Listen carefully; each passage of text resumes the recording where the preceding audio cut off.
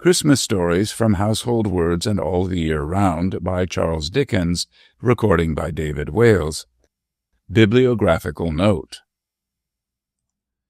The first collected edition of Dickens' contributions to the Christmas numbers of Household Words and All the Year Round was issued as a volume in the Charles Dickens edition of his works in 1871 under the general title of Christmas Stories from Household Words and All the Year Round.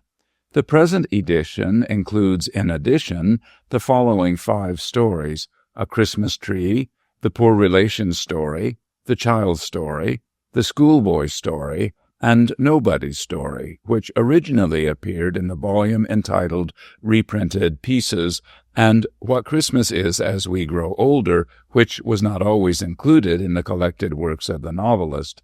The story entitled No Thoroughfare was written in collaboration with Wilkie Collins and is here printed in its complete form, as it is not possible to separate the works of the two writers. Story 1. A Christmas Tree. I have been looking on this evening at a merry company of children assembled round that pretty German toy, a Christmas tree.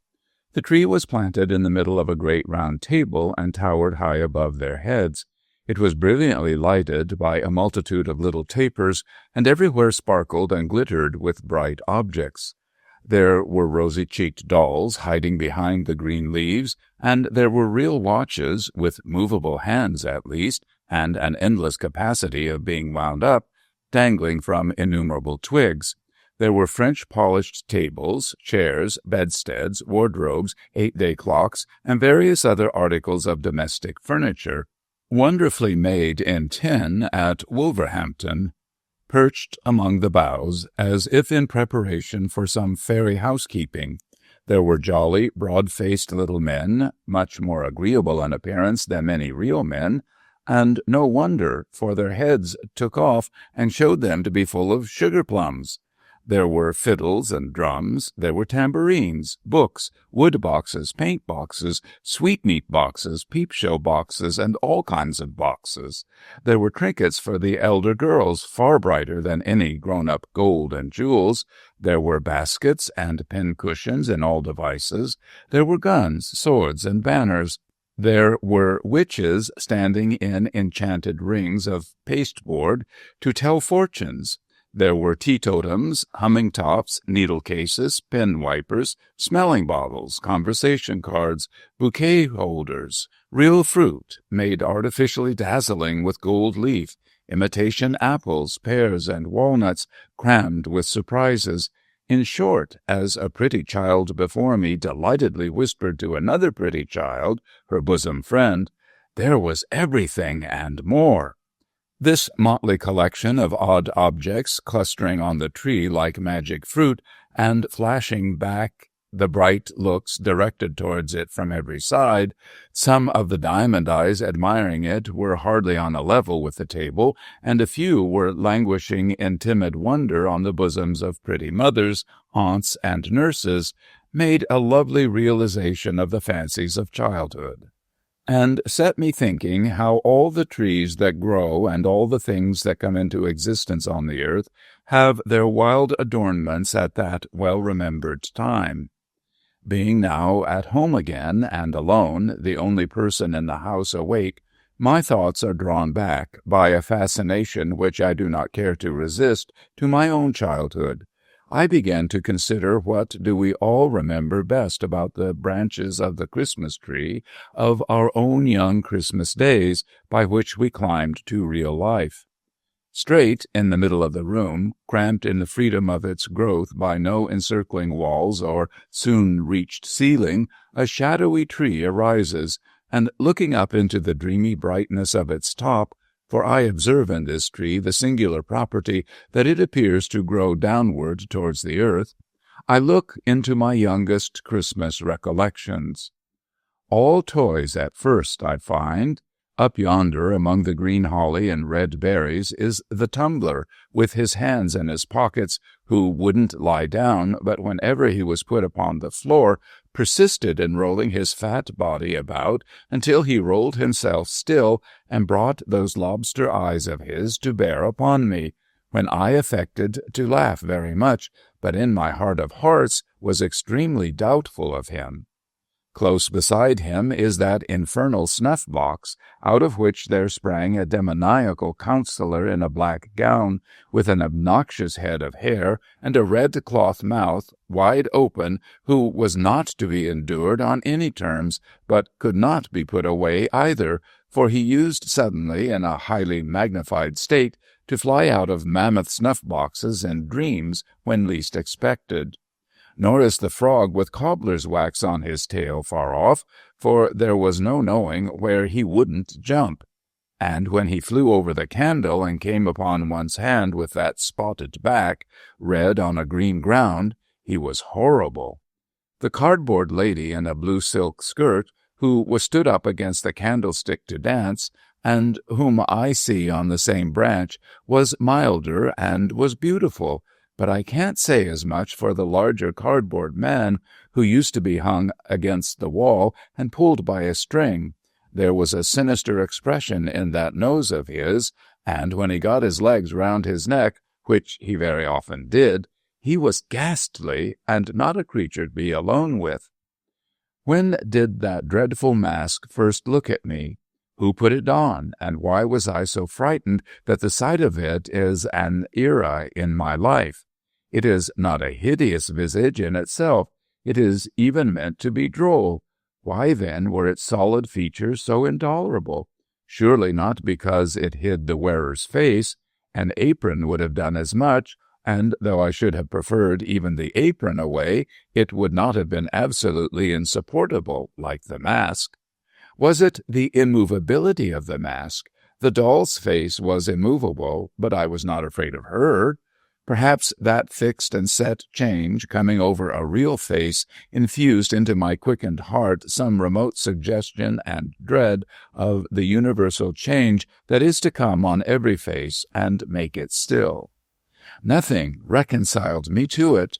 No drummers from whom proceeded a melancholy chirping on the turning of a handle, no regiment of soldiers with a mute band taken out of a box and fitted one by one upon a stiff and lazy little set of lazy tongs, no old woman made of wires and a brown paper composition cutting up a pie for 2 small children, could give me a permanent comfort for a long time. Nor was it any satisfaction to be shown the mask and see that it was made of paper, or to have it locked up and be assured that no one wore it. The mere recollection of that fixed face, the mere knowledge of its existence anywhere, was sufficient to awake me in the night, all perspiration and horror, with, "Oh, I know it's coming! Oh, the mask!" I never wondered what the dear old donkey with the panniers, there he is, was made of then. His hide was real to the touch, I recollect, and the great black horse with the round red spots all over him, the horse that I could even get upon, I never wondered what had brought him to that strange condition, or thought that such a horse was not commonly seen at Newmarket. The 4 horses of no color next to him that went into the wagon of cheeses and could be taken out and stabled under the piano appear to have bits of fur tippet for their tails and other bits for their manes, and to stand on pegs instead of legs. But it was not so when they were brought home for a Christmas present. They were all right then, neither was their harness unceremoniously nailed into their chests, as appears to be the case now.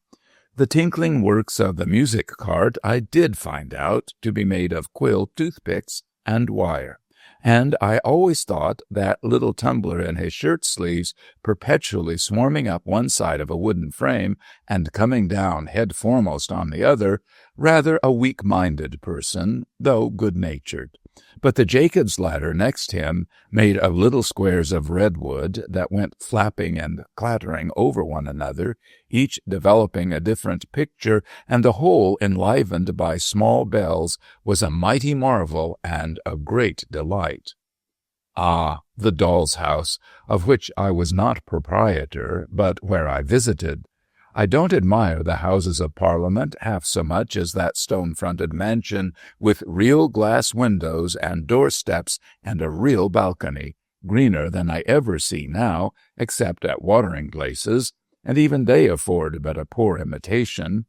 And though it did open all at once the entire house front, which was a blow, I admit, as cancelling the fiction of a staircase, it was but to shut it up again, and I could believe. Even open, there were 3 distinct rooms in it, a sitting-room and bedroom, elegantly furnished, and best of all, a kitchen, with uncommonly soft fire-irons, a plentiful assortment of diminutive utensils, oh, the warming-pan, and a tin man-cook in profile who was always going to fry 2 fish.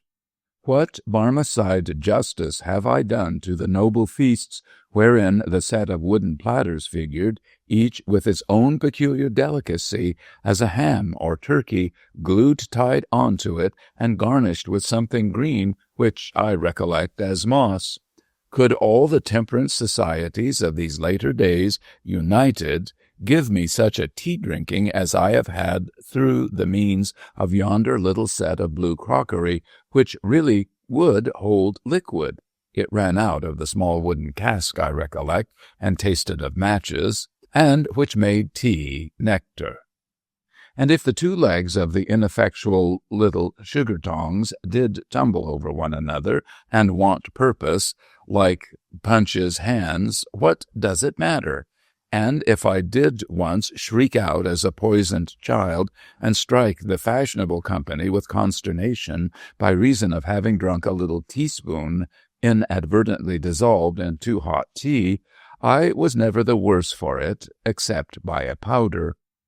Upon the next branches of the tree, lower down, hard by the green roller and miniature gardening tools, how thick the books began to hang. Thin books in themselves at first, but many of them, and with deliciously smooth covers of bright red or green, with fat black letters to begin with exclamation. A was an archer and shot at a frog. Of course he was. He was an apple pie also, and there he is. He was a good many things in his time, was A, and so were most of his friends, except X, who had so little versatility that I never knew him to get beyond Xerxes or Xantippe, like Y, who was always confined to a yacht or a yew tree, and Z, condemned forever to be a zebra or a zany. But now the very tree itself changes and becomes a beanstalk, the marvelous beanstalk up which Jack climbed to the giant's house. And now those dreadfully interesting double-headed giants, with their clubs over their shoulders, began to stride along the boughs in a perfect throng, dragging knights and ladies home for dinner by the hair of their heads. And Jack, how noble, with his sword of sharpness and his shoes of swiftness! Again those old meditations come upon me as I gaze up at him, and I debate within myself whether there was more than one Jack, which I am loath to believe possible, or only one genuine, original, admirable Jack, who achieved all the recorded exploits. Good for Christmas time is the ruddy color of the cloak in which, the tree making a forest of itself for her to trip through with her basket, Little Red Riding Hood comes to me one Christmas Eve to give me information of the cruelty and treachery of that dissembling wolf who ate her grandmother without making any impression on his appetite, and then ate her after making that ferocious joke about his teeth. She was my first love. I felt that if I could have married Little Red Riding Hood, I should have known perfect bliss.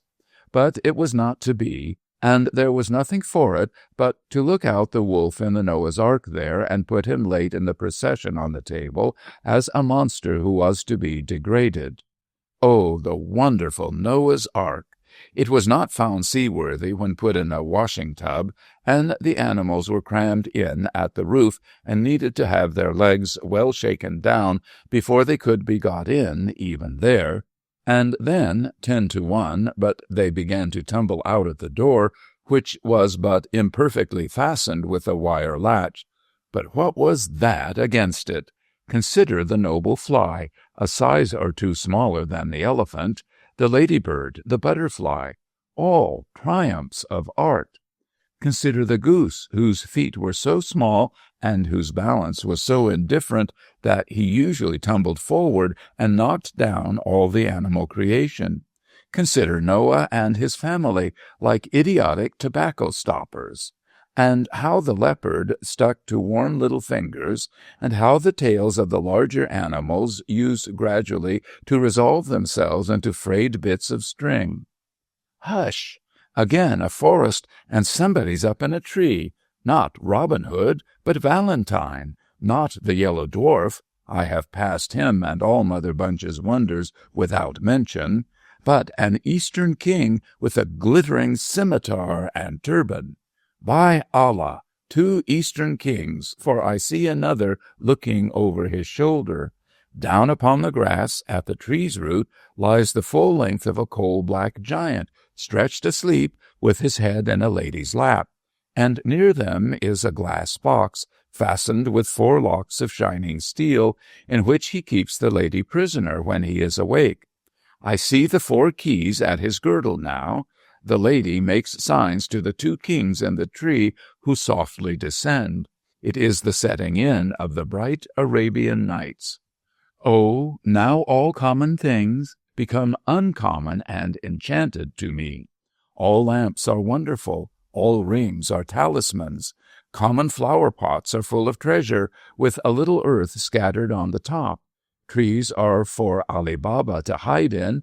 Beefsteaks are to throw down into the valley of diamonds, that the precious stones may stick to them, and be carried by the eagles to their nests, whence the traders, with loud cries, will scare them.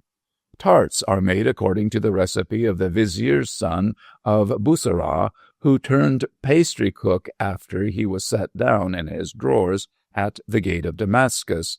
Cobblers are all Mustafas, and in the habit of sewing up people cut into 4 pieces, to whom they are taken blindfold. Any iron ring set into stone is the entrance to a cave, which only waits for the magician and the little fire, and the necromancy that will make the earth shake. All the dates imported come from the same tree as that unlucky date with whose shell the merchant knocked out the eye of the genie's invisible son. All olives are of the stock of that fresh fruit, concerning which the commander of the faithful overheard the boy conduct the fictitious trial of the fraudulent olive merchant. All apples are akin to the apple purchased, with 2 others, from the Sultan's garden for 3 sequins, and which the tall black slave stole from the child. All dogs are associated with the dog, really a transformed man, who jumped upon the baker's counter and put his paw on the piece of bad money.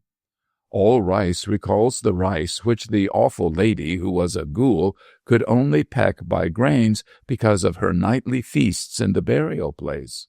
My very rocking horse, there he is, with his nostrils turned completely inside out, indicative of blood, should have a peg in his neck, by virtue thereof to fly away with me, as the wooden horse did with the Prince of Persia, in the sight of all his father's court. Yes, on every object that I recognize among those upper branches of my Christmas tree, I see this fairy light. When I wake in bed at daybreak on the cold, dark winter mornings, the white snow dimly beheld outside, through the frost on the window-pane, I hear Denazarid, "Sister, sister, if you are yet awake, I pray you finish the history of the young king of the Black Islands." Scheherazade replies, "If my lord the Sultan will suffer me to live another day, sister, I will not only finish that, but tell you a more wonderful story yet." Then the gracious Sultan goes out, giving no orders for the execution, and we all 3 breathe again. At this height of my tree, I begin to see, cowering among the leaves, it may be born of turkey or of pudding or mince pie, or of these many fancies jumbled with Robinson Crusoe on his desert island, Philip Quarrel among the monkeys, Sandford and Merton, with Mr. Barlow, Mother Bunch, and the mask, or it may be the result of indigestion assisted by imagination and over-doctoring, a prodigious nightmare. It is so exceedingly indistinct that I don't know why it's frightful, but I know it is. I can only make out that it is an immense array of shapeless things, which appear to be planted on a vast exaggeration of the lazy tongs that used to bear the toy soldiers, and to be slowly coming close to my eyes and receding to an immeasurable distance. When it comes closest, it is worse. In connection with it, I descry resemblances of winter nights, incredibly long, of being sent early to bed as a punishment for some small offense, and waking in 2 hours with a sensation of having been asleep 2 nights, of the laden hopelessness of morning ever dawning, and the oppression of a weight of remorse. And now I see a wonderful row of little lights rise smoothly out of the ground before a vast green curtain. Now a bell rings, a magic bell, which still sounds in my ears unlike all other bells, and music plays amidst a buzz of voices and a fragrant smell of orange peel and oil. Anon the magic bell commands the music to cease, and the great green curtain rolls itself up majestically, and the play begins. The devoted dog of Montargis avenges the death of his master, foully murdered in the forest of Bondy, and a humorous peasant with a red nose and a very little hat, whom I take from this hour forth to my bosom as a friend, I think he was a waiter or an hostler at a village inn, but many years have passed since he and I have met, remarks that the sagacity of that dog is indeed surprising. And evermore this jocular conceit will live in my remembrance, fresh and unfading, overtopping all possible jokes unto the end of time. Or now I learn with bitter tears how poor Jane Shore, dressed all in white and with her brown hair hanging down, went starving through the streets, or how George Barnwell killed the worthiest uncle that ever man had, and was afterwards so sorry for it that he ought to have been let off. Comes swift to comfort me the pantomime, stupendous phenomenon, when clowns are shot from loaded mortars into the great chandelier, bright constellation that it is, when harlequins, covered all over with scales of pure gold, twist and sparkle like amazing fish, when Pantaloon, whom I deem it no irreverence to compare in my own mind to my grandfather, puts red-hot pokers in his pocket and cries, "Here's somebody coming," or taxes the clown with petty larceny by saying, "Now I saw'd you do it," when everything is capable with the greatest ease of being changed into anything, and nothing is but thinking makes it so. Now, too, I perceive my first experience of the dreary sensation, often to return in after life, of being unable next day to get back to the dull, settled world, of wanting to live forever in the bright atmosphere I have quitted, of doting on the little fairy with the wand like a celestial barber's pole, and pining for a fairy immortality along with her. Ah, she comes back in many shapes as my eye wanders down the branches of my Christmas tree, and goes as often and has never yet stayed by me. Out of this delight springs the toy theatre.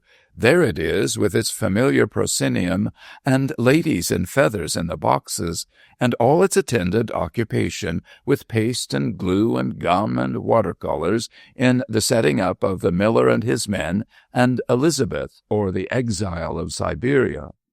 In spite of a few besetting accidents and failures, particularly an unreasonable disposition in the respectable Kelmar, and some others, to become faint in the legs and double up at exciting points of the drama, a teeming world of fancy so suggestive and all-embracing that far below it, on my Christmas tree, I see dark, dirty, real theaters in the daytime, adorned with these associations as with the freshest garlands of the rarest flowers, and charming me yet.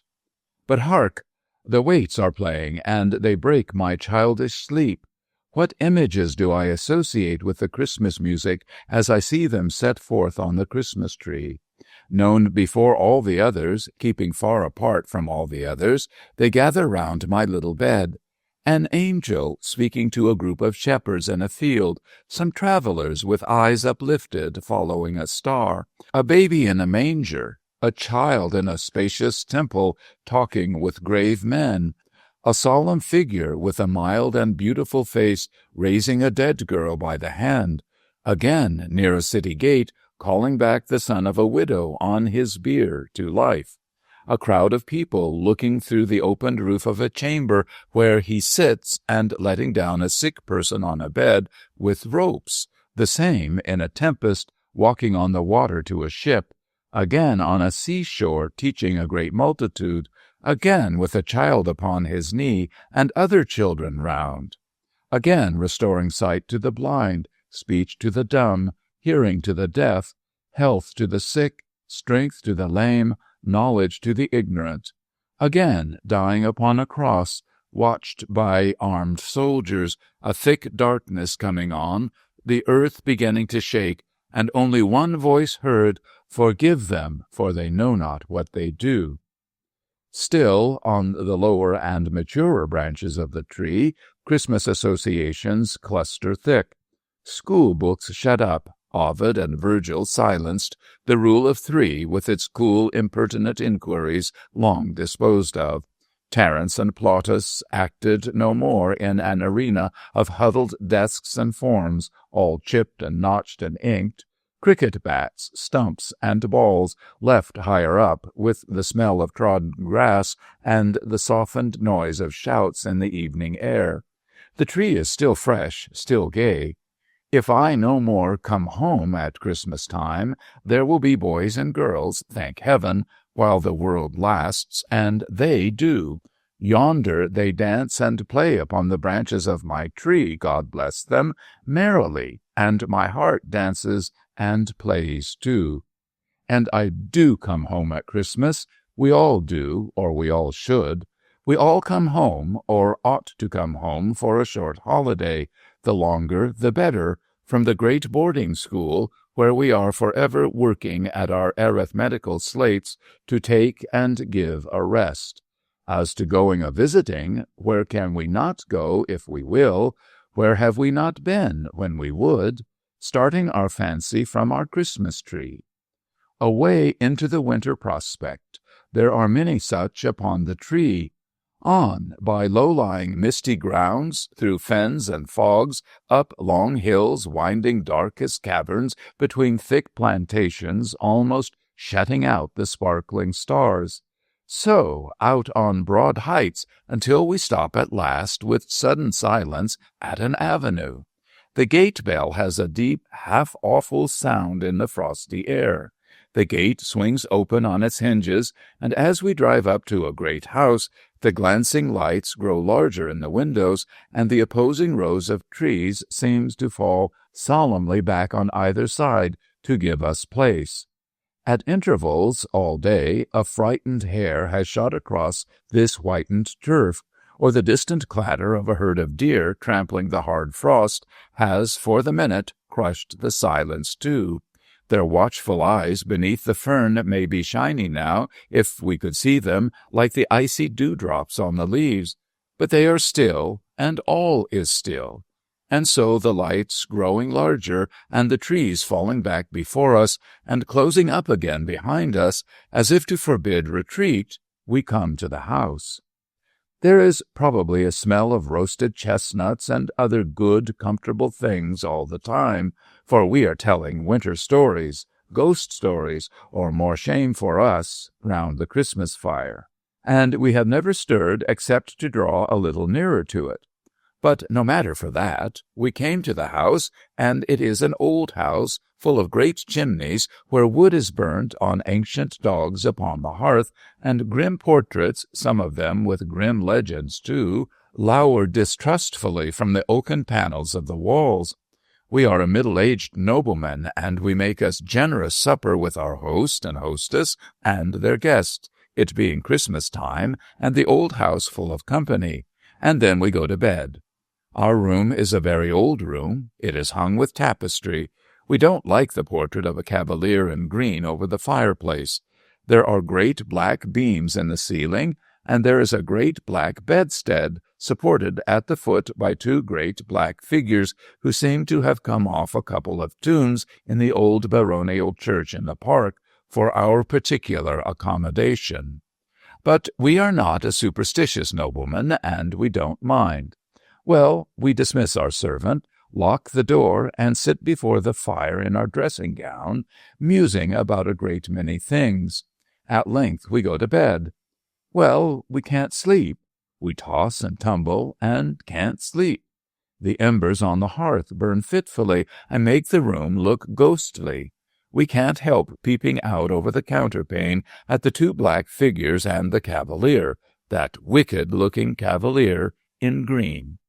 In the flickering light they seem to advance and retire, which, though we are not by any means a superstitious nobleman, is not agreeable. Well, we get nervous, more and more nervous. We say, this is very foolish, but we can't stand this. We'll pretend to be ill and knock up somebody. Well, we are just going to do it, when the locked door opens, and there comes in a young woman, deadly pale, and with long fair hair, who glides to the fire and sits down in the chair we have left there, wringing her hands. Then we notice that her clothes are wet. Our tongue cleaves to the roof of our mouth, and we can't speak. But we observe her accurately. Her clothes are wet, her long hair is dabbled with moist mud, she is dressed in the fashion of 200 years ago, and she has at her girdle a bunch of rusty keys. Well, there she sits, and we can't even faint, we are in such a state about it. Presently she gets up and tries all the locks in the room with the rusty keys, which don't fit one of them. Then she fixes her eyes on the portrait of the cavalier in green, and says in a low, terrible voice, "The stags know it." After that she wrings her hands again, passes the bedside, and goes out at the door. We hurry on our dressing-gown, seize our pistols, we always travel with pistols, and are following when we find the door locked. We turn the key, look out into the dark gallery. No one there. We wander away and try to find our servant. Can't be done. We pace the gallery till daybreak, then return to our deserted room, fall asleep, and are awakened by our servant. Nothing ever haunts him, and the shining sun. Well, we make a wretched breakfast, and all the company say we look queer. After breakfast, we go over the house with our host, and then we take him to the portrait of the cavalier in green, and then it all comes out.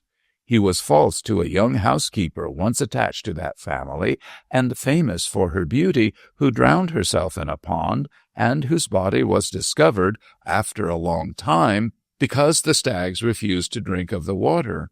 Since which it has been whispered that she traverses the house at midnight, but goes especially to that room where the cavalier in green was wont to sleep, trying the old locks with the rusty keys. Well, we tell our host of what we have seen, and a shade comes over his features, and he begs it may be hushed up. And so it is. But it's all true, and we said so before we died, we are dead now, to many responsible people. There is no end to the old houses with resounding galleries and dismal state bedchambers and haunted wings shut up for many years, through which we may ramble with an agreeable creeping up our back and encounter any number of ghosts, but, it is worthy of remark perhaps, reducible to a very few general types and classes. For ghosts have little originality and walk in a beaten track.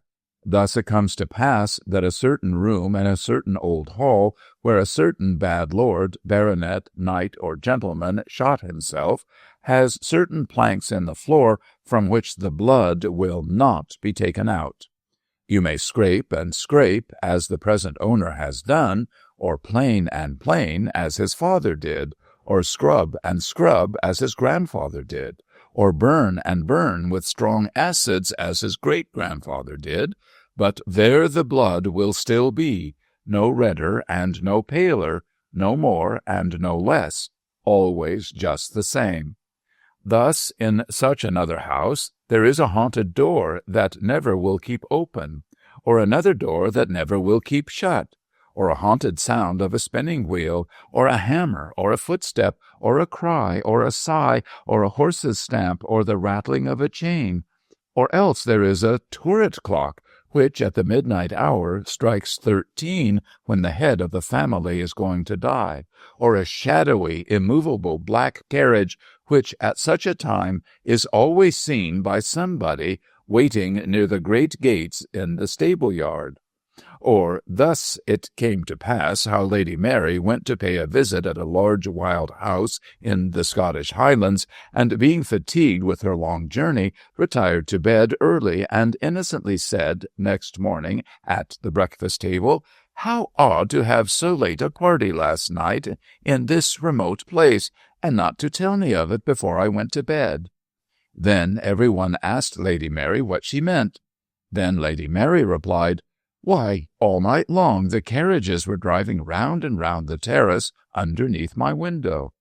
Then the owner of the house turned pale, and so did his lady, and Charles Macdoodle of Macdoodle signed to Lady Mary to say no more, and every one was silent.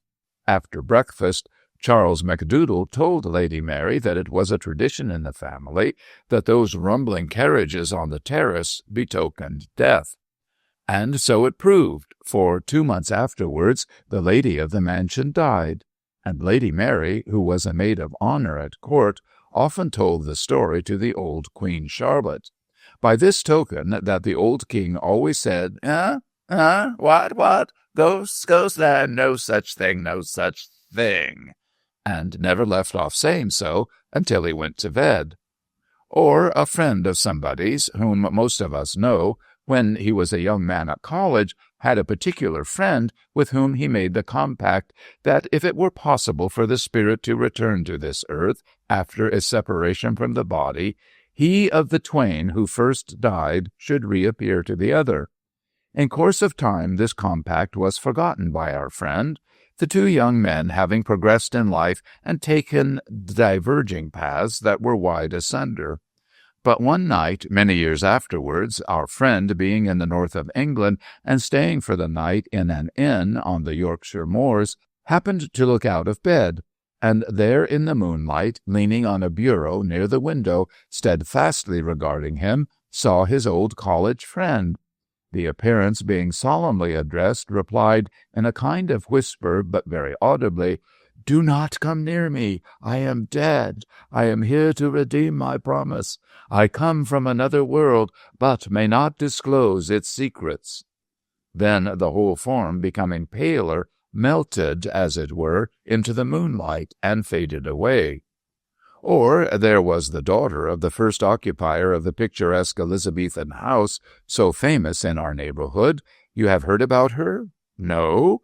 Why, she went out one summer evening at twilight, when she was a beautiful girl, just 17 years of age, to gather flowers in the garden, and presently came running terrified into the hall to her father, saying, "Oh, dear father, I have met myself." He took her in his arms and told her it was a fancy, but she said, "Oh, no, I met myself in the broad walk, and I was pale and gathering withered flowers, and I turned my head and held them up." And that night she died, and a picture of her story was begun, though never finished, and they say it is somewhere in the house to this day, with its face to the wall. Or the uncle of my brother's wife was riding home on horseback one mellow evening at sunset, when in a green lane close to his own house he saw a man standing before him in the very center of a narrow way. "Why does that man in the cloak stand there?" he thought. "Does he want me to ride over him?" But the figure never moved. He felt a strange sensation at seeing it so still, but slackened his trot and rode forward. When he was so close to it as almost to touch it with his stirrup, his horse shied, and the figure glided up the bank in a curious, unearthly manner, backward and without seeming to use its feet, and was gone. The uncle of my brother's wife, exclaiming, "Good heavens, it's my cousin Harry from Bombay," put spurs to his horse, which was suddenly in a profuse sweat, and, wondering at such strange behavior, dashed round to the front of his house. There he saw the same figure just passing in at the long French window of the drawing-room opening on the ground. He threw his bridle to a servant and hastened in after it. His sister was sitting there alone. "Alice, where's my cousin Harry?" "Your cousin Harry, John?" "Yes, from Bombay. I met him in the lane just now, and saw him enter here this instant." Not a creature had been seen by anyone, and in that hour and minute, as it afterwards appeared, this cousin died in India. Or it was a certain sensible old maiden lady who died at 99 and retained her faculties to the last, who really did see the orphan boy, a story which has often been incorrectly told, but of which the real truth is this, because it is, in fact, a story belonging to our family, and she was a connection to our family.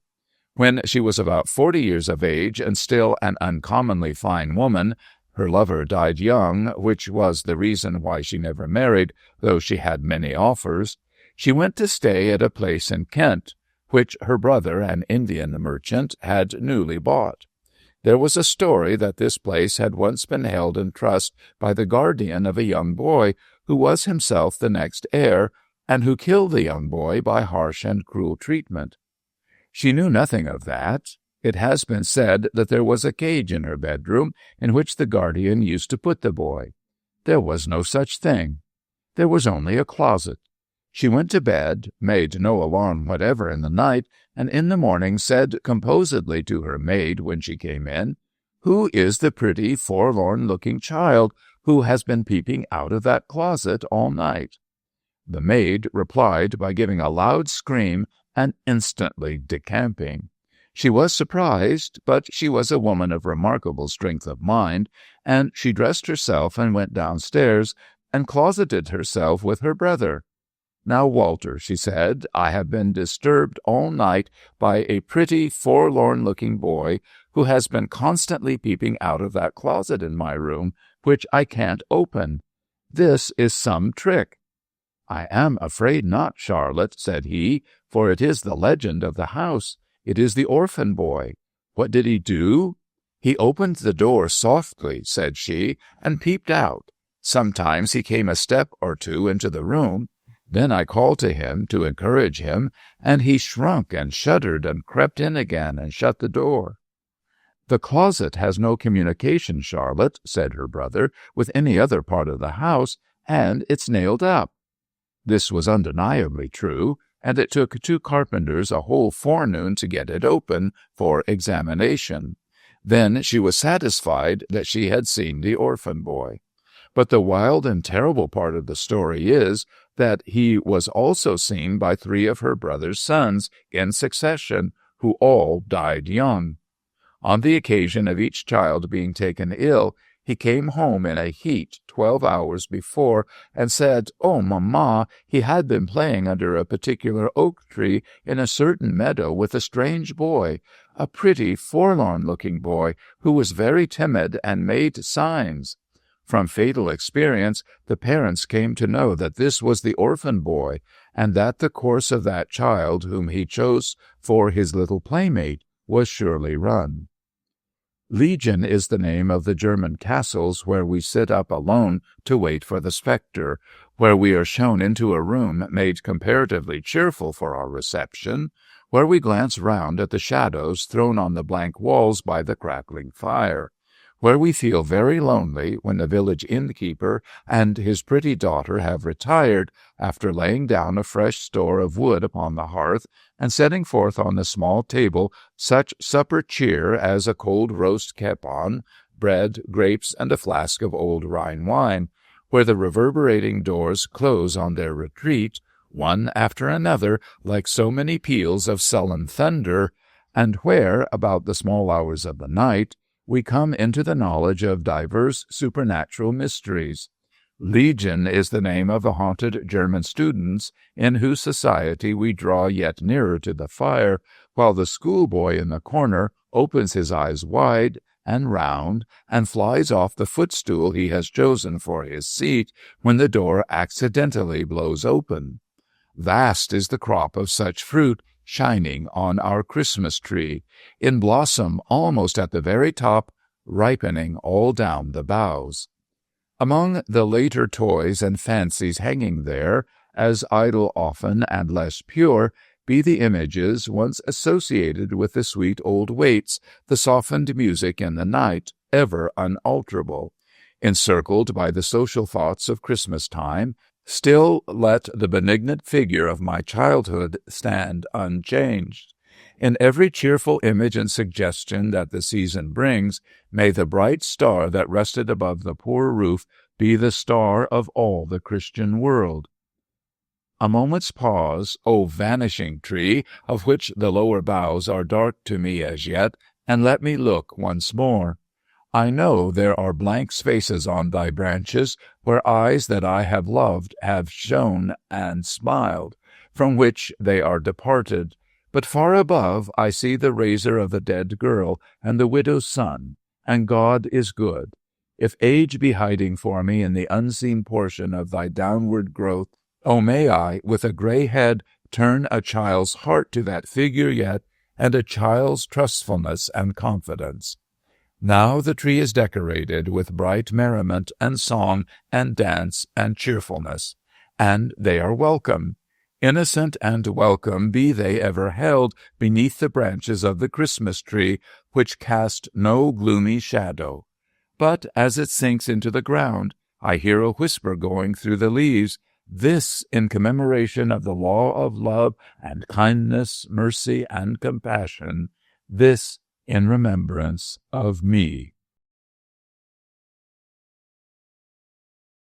Story 2. What Christmas Is as We Grow Older. Time was, with most of us, when Christmas Day, encircling all our limited world like a magic ring, left nothing out for us to miss or seek, bound together all our home enjoyments, affections, and hopes, grouped everything and everyone around the Christmas fire, and made the little picture shining in our bright young eyes complete.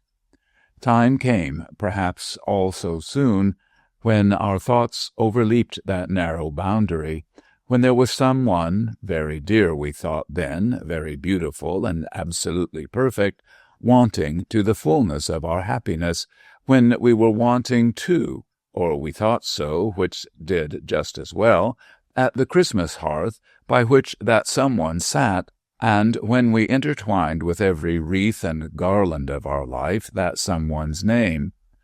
That was the time for the bright visionary Christmases which have long arisen from us to show faintly, after summer rain, in the palest edges of the rainbow. That was the time for the beatified enjoyment of the things that were to be, and never were, and yet the things that were so real in our resolute hope that it would be hard to say now what realities achieved since have been stronger. What? Did that Christmas never really come when we and the priceless Peril, who was our young choice, were received, after the happiest of totally impossible marriages, by the two united families previously at daggers drawn on our account? When brothers and sisters-in-law, who had always been rather cool to us before our relationship was effected, perfectly doted on us, and when fathers and mothers overwhelmed us with unlimited incomes. Was that Christmas dinner ever really eaten, after which we arose and generously and eloquently rendered honor to our late rival, present in the company, then and there exchanging friendship and forgiveness, and founding an attachment not to be surpassed in Greek or Roman story, which subsisted until death? Has that same rival long ceased to care for that same priceless Pearl, and married for money and become usurious? Above all, do we really know now that we should probably have been miserable if we had won and worn the pearl, and that we are better without her? That Christmas, when we had recently achieved so much fame, when we had been carried in triumph somewhere for doing something great and good, when we had won an honored and ennobled name, and arrived and were received at home in a shower of tears of joy, is it possible that that Christmas has not come yet?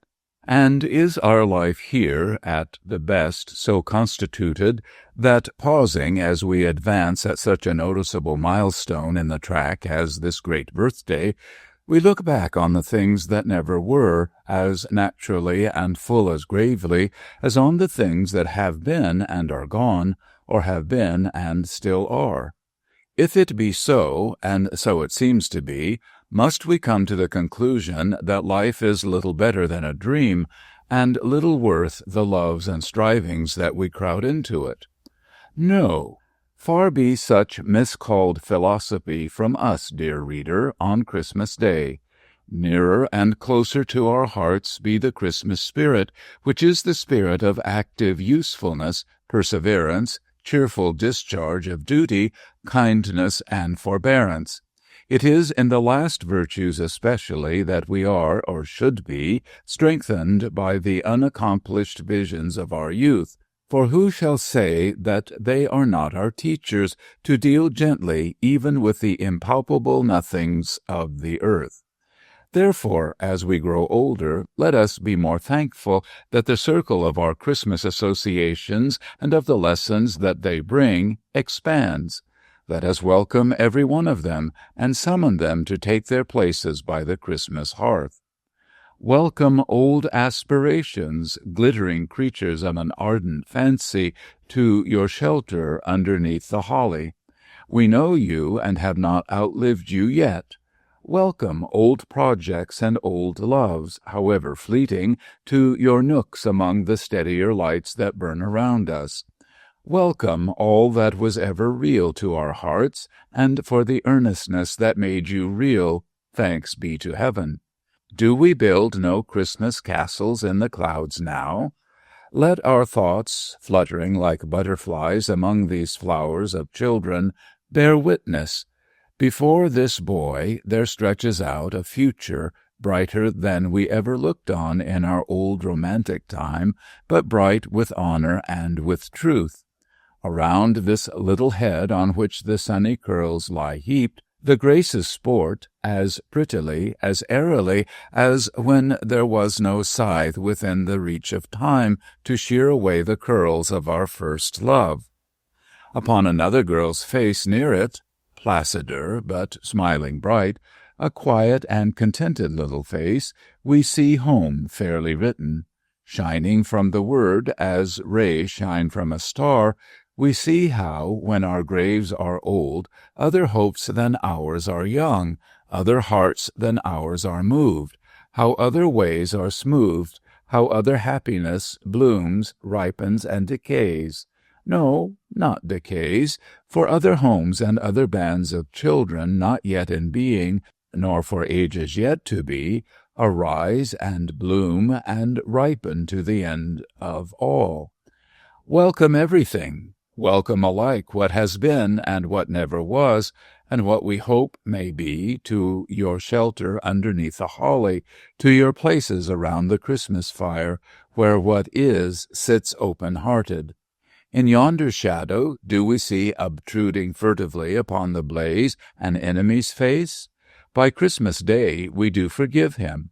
If the injury he has done us may admit of such companionship, let him come here and take his place.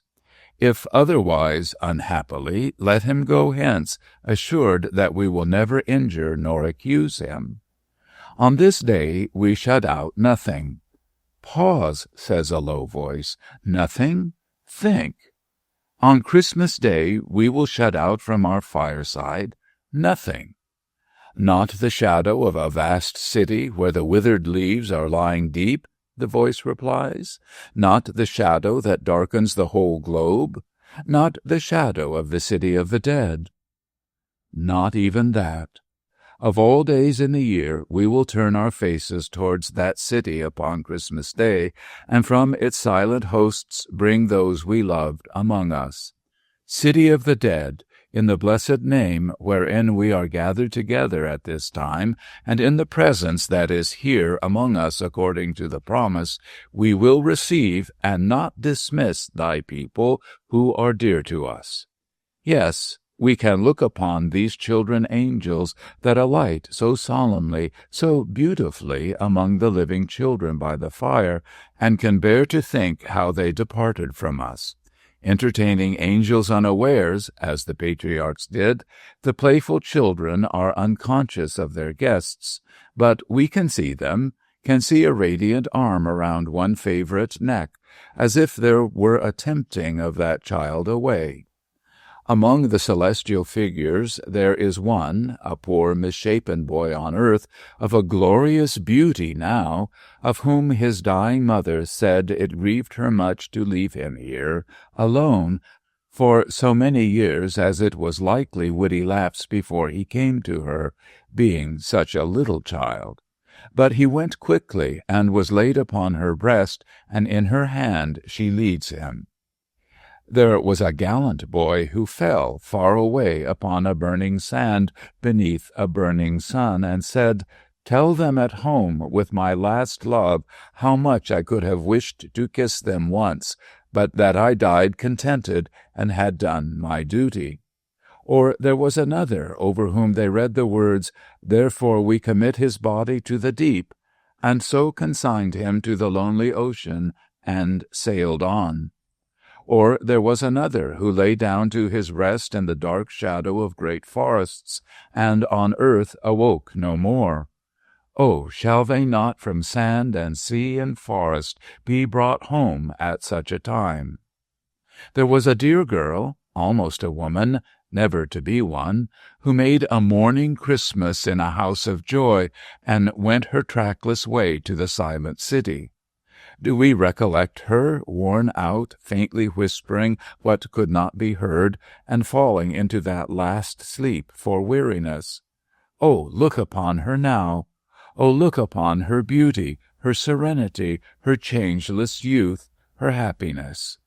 The daughter of Jairus was recalled to life, to die.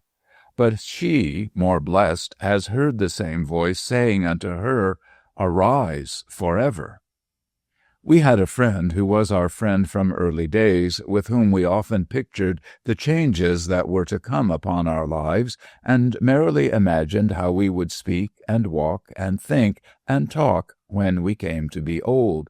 His destined habitation in the city of the dead received him in his prime. Shall he be shut out from our Christmas remembrance? Would his love have so excluded us? Lost friend, lost child, lost parent, sister, brother, husband, wife, we will not so discard you. You shall hold your cherished places in our Christmas hearts and by our Christmas fires, and in the season of immortal hope and on the birthday of immortal mercy, we will shut out nothing. The winter sun goes down over town and village. On the sea it makes a rosy path, as if the sacred tread were fresh upon the water. A few more moments, and it sinks, and night comes on, and lights begin to sparkle in the prospect. On the hillside, beyond the shapelessly diffused town, and in the quiet keeping of the trees that gird the village steeple, remembrances are cut in stone, planted in common flowers, growing in grass entwined with lowly brambles around many a mound of earth. In town and village there are doors and windows closed against the weather. There are flaming logs heaped high. There are joyful faces. There is healthy music of voices. Be all ungentleness and harm excluded from the temples of the household gods, but be those remembrances admitted with tender encouragement. They are of the time and all its comforting and peaceful reassurances, and of the history that reunited even upon earth the living and the dead. and of the broad beneficence and goodness that too many men have tried to tear to narrow shreds. Story 3. The Poor Relation's Story. He was very reluctant to take precedence of so many respected members of the family by beginning the round of stories they were to relate as they sat in a goodly circle by the Christmas fire, and he modestly suggested that it would be more correct if John, our esteemed host, whose health he begged to drink, would have the kindness to begin. For as to himself, he said, he was so little used to lead the way that really— But as they all cried out here that he must begin, and agree with one voice that he might, could, would, and should begin, he left off rubbing his hands and took his legs out from under his armchair and did begin. "I have no doubt," said the poor relation, "that I shall surprise the assembled members of our family, and particularly John, our esteemed host, to whom we are so much indebted for the great hospitality with which he has this day entertained us, by the confession I am going to make. But if you do me the honor to be surprised at anything that falls from a person so unimportant in the family as I am, I can only say that I shall be scrupulously accurate in all I relate. I am not what I am supposed to be. I am quite another thing. Perhaps before I go further, I had better glance at what I am supposed to be. It is supposed, unless I mistake, the assembled members of our family will correct me if I do, which is very likely," here the poor relation looked mildly about him for contradiction, "that I am nobody's enemy but my own, that I never met with any particular success in anything, that I failed in business because I was unbusinesslike and credulous, in not being prepared for the interested designs of my partner, that I failed in love because I was ridiculously trustful in thinking it impossible that Christiana could deceive me, that I failed in my expectations from my Uncle Chill on account of not being as sharp as he could have wished in worldly matters, that through life I have been rather put upon and disappointed in a general way, that I am at present a bachelor of between 59 and 60 years of age, living on a limited income in the form of a quarterly allowance, to which I see that John, our esteemed host, wishes me to make no further allusion. The supposition as to my present pursuits and habits is to the following effect. I live in a lodging in the Clapham Road, a very clean back room in a very respectable house, where I am expected not to be at home in the daytime unless poorly, and which I usually leave in the morning at 9 o'clock on pretence of going to business. I take my breakfast, my roll and butter, and my half-pint of coffee at the old established coffee shop near Westminster Bridge, and then I go into the city, I don't know why, and sit in a Garraway's coffee-house and on 'change, and walk about and look into a few offices and counting-houses where some of my relations or acquaintances are so good as to tolerate me, and where I stand by the fire if the weather happens to be cold. I get through the day in this way until 5 o'clock, and then I dine, at a cost on the average of 1 and 3 pence. Having still a little money to spend on my evening's entertainment, I look into the old established coffee shop as I go home and take my cup of tea and perhaps my bit of toast. So, as the large hand of the clock makes its way round to the morning hour again, I make my way round to the Clapham Road again, and go to bed when I get to my lodging, fire being expensive and being objected to by the family on account of its giving trouble and making a dirt. Sometimes one of my relations or acquaintances is so obliging as to ask me to dinner. Those are holiday occasions, and then I generally walk in the park. I am a solitary man, and seldom walk with anybody. Not that I am avoided because I am shabby, for I am not at all shabby, having always a very good suit of black on, or rather Oxford mixture, which has the appearance of black and wears much better. But I have got into the habit of speaking low and being rather silent, and my spirits are not high, and I am sensible that I am not an attractive companion. The only exception to this general rule is the child of my first cousin, little Frank. I have a particular affection for that child, and he takes very kindly to me. He is a diffident boy by nature, and in a crowd he is soon run over, as I may say, and forgotten. He and I, however, get on exceedingly well. I have a fancy that the poor child will in time succeed to my peculiar position in the family. We talk but little, still we understand each other. We walk about hand in hand, and without much speaking, he knows what I mean, and I know what he means. When he was very little indeed, I used to take him to the windows of the toy shops and show him the toys inside. It is surprising how soon he found out that I would have made him a great many presents if I had been in circumstances to do it. Little Frank and I go and look at the outside of the monument. He is very fond of the monument, and at the bridges, and at all the sights that are free. On 2 of my birthdays we have dined on à la mode beef, and gone at half price to the play, and been deeply interested. I was once walking with him in Lombard Street, which we often visit on account of my having mentioned to him that there are great riches there. He is very fond of Lombard Street, when a gentleman said to me, as he passed by, "Sir, your little son has dropped his glove." I assure you, if you will excuse my remarking on so trivial a circumstance, this accidental mention of the child as mine quite touched my heart, and brought the foolish tears into my eyes. When little Frank is sent to school in the country, I shall be very much at a loss what to do with myself, but I have the intention of walking down there once a month and seeing him on a half-holiday. I am told he will then be at play upon the heath, and if my visit should be objected to as unsettling the child, I can see him from a distance without his seeing me, and walk back again. His mother comes of a highly genteel family, and rather disapproves, I am aware, of our being too much together.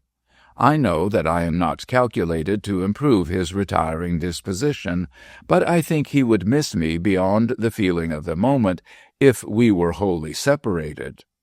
When I die in the Clapham Road, I shall not leave much more in this world than I shall take out of it, but I happen to have a miniature of a bright-faced boy with a curling head and an open shirt frill waving down his bosom. My mother had it taken for me, but I can't believe that it was ever like, which will be worth nothing to sell, and which I shall beg may be given to Frank. I have written my dear boy a little letter with it, in which I have told him that I felt very sorry to part from him, though bound to confess that I knew no reason why I should remain here. I have given him some short advice, the best in my power, to take warning of the consequences of being nobody's enemy but his own, and I have endeavored to comfort him for what I fear he will consider a bereavement, by pointing out to him that I was only a superfluous something to every one but him, and that having by some means failed to find a place in this great assembly, I am better out of it. Such, said the poor relation, clearing his throat and beginning to speak a little louder, is the general impression about me. Now, it is a remarkable circumstance, which forms the aim and purpose of my story, that this is all wrong. This is not my life, and these are not my habits. I do not even live in the Clapham Road. Comparatively speaking, I am very seldom there. I reside mostly in I'm almost ashamed to say the word, it sounds so full of pretension, in a castle. I do not mean that it is an old baronial habitation, but still it is a building always known to everyone by the name of a castle. In it I preserve the particulars of my history. They run thus. It was when I first took John Spotter, who had been my clerk, into partnership, and when I was still a young man of not more than 25, residing in the house of my Uncle Chill, from whom I had considerable expectations, that I ventured to propose to Christiana. I had loved Christiana a long time. She was very beautiful and very winning in all respects. I rather mistrusted her widowed mother, who I feared was of a plotting and mercenary turn of mind, but I thought as well of her as I could for Christiana's sake. I never had loved anyone but Christiana, and she had been all the world, and oh, far more than all the world, to me from our childhood. Christiana accepted me with her mother's consent, and I was rendered very happy indeed.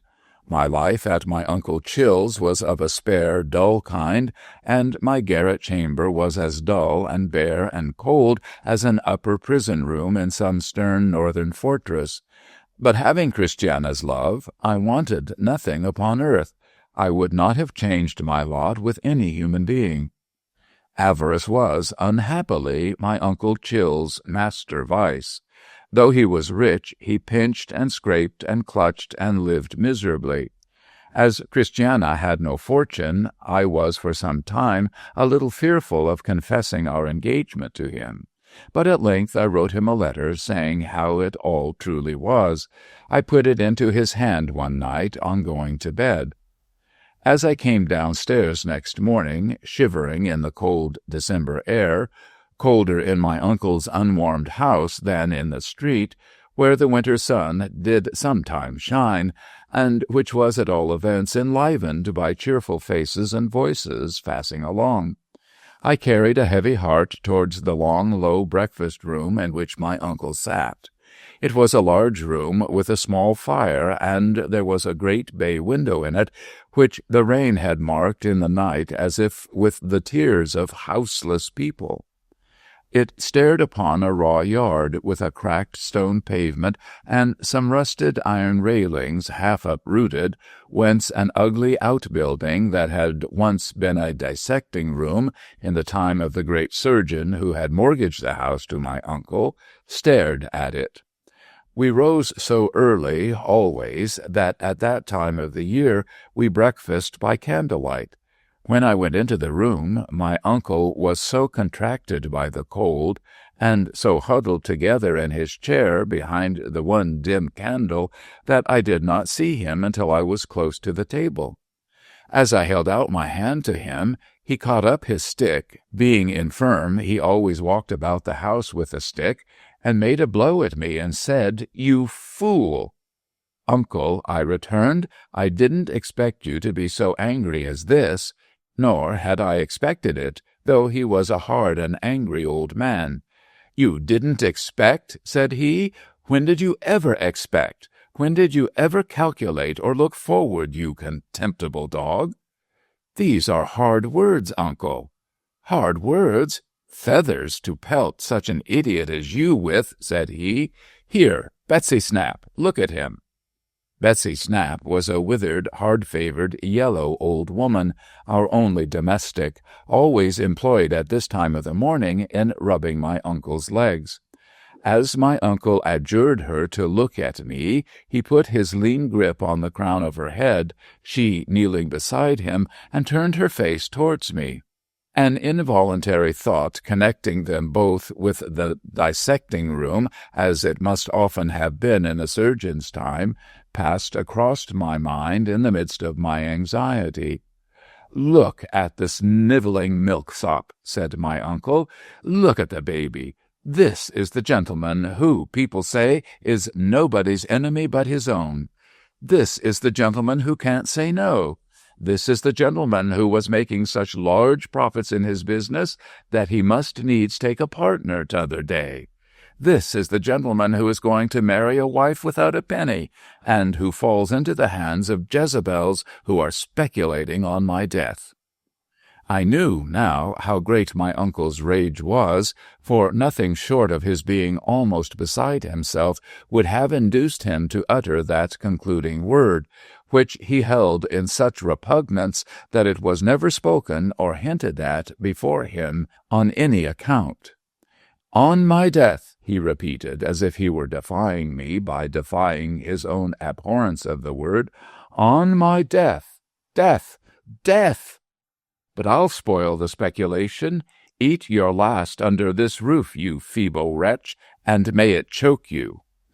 You may suppose that I had not much appetite for the breakfast to which I was bidden in these terms, but I took my accustomed seat. I saw that I was repudiated henceforth by my uncle.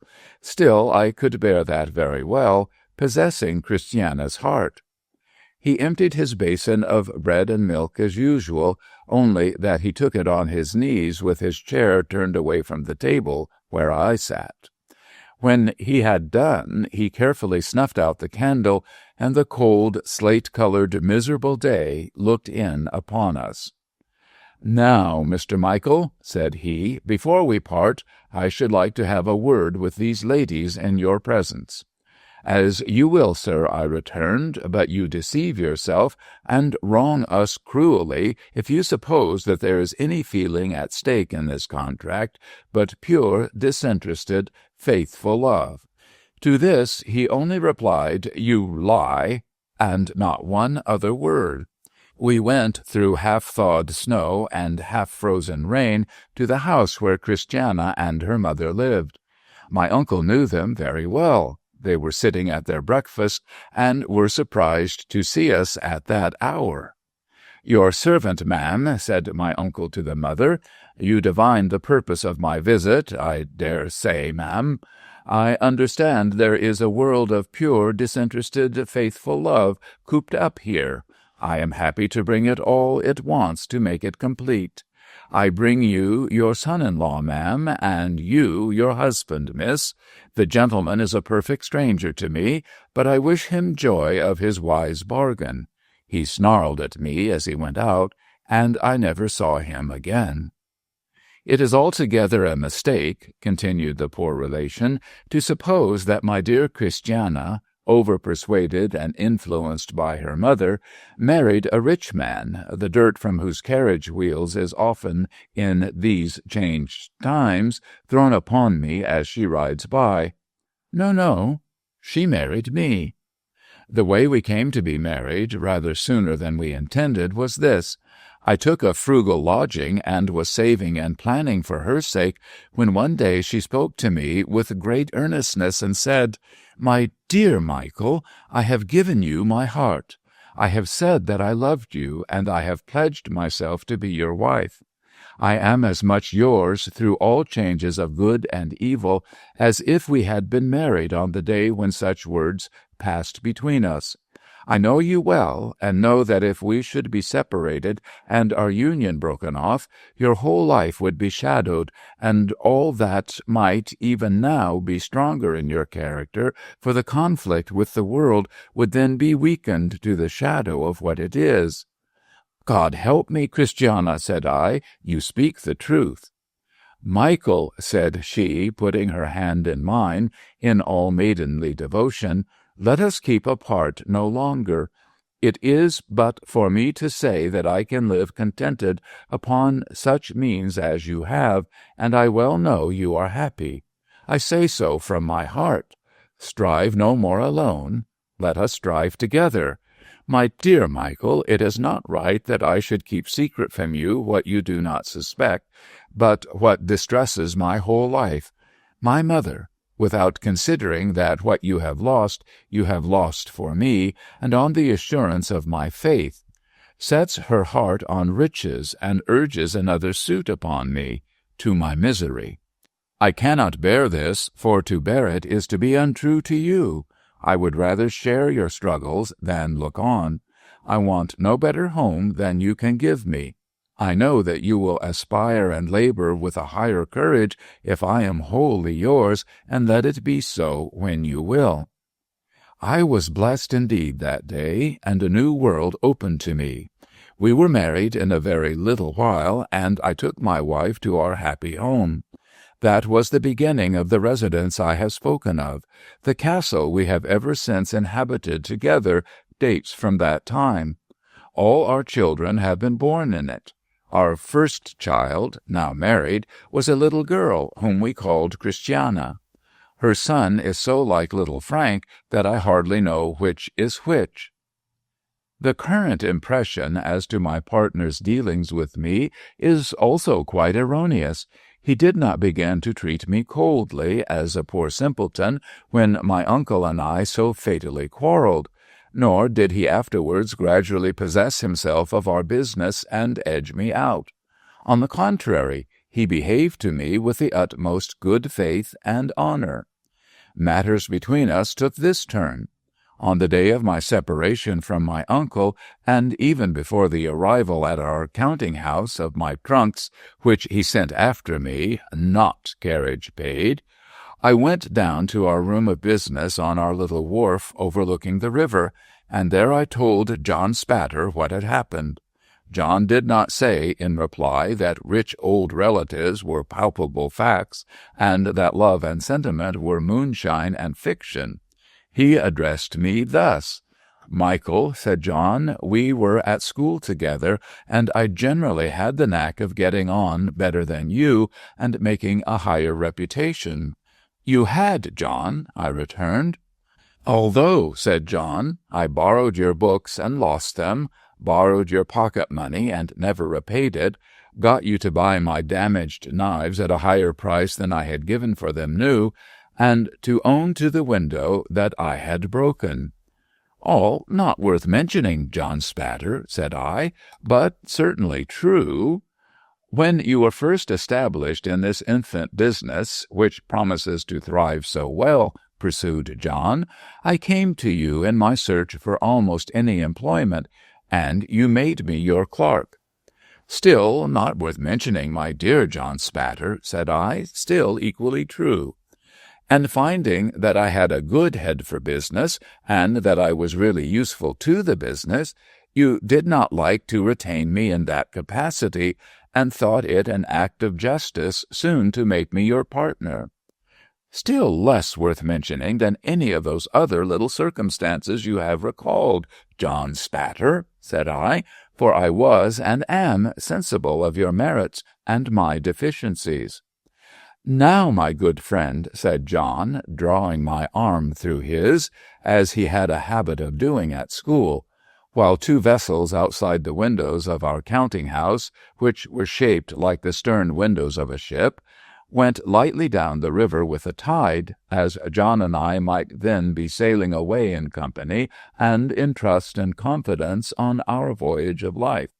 "Let there, under these friendly circumstances, be a right understanding between us. You are too easy, Michael. You are nobody's enemy but your own. If I were to give you that damaging character among our connection, with a shrug and a shake of the head and a sigh, and if I were further to abuse the trust you placed in me—" "But you never will abuse it at all, John," I observed.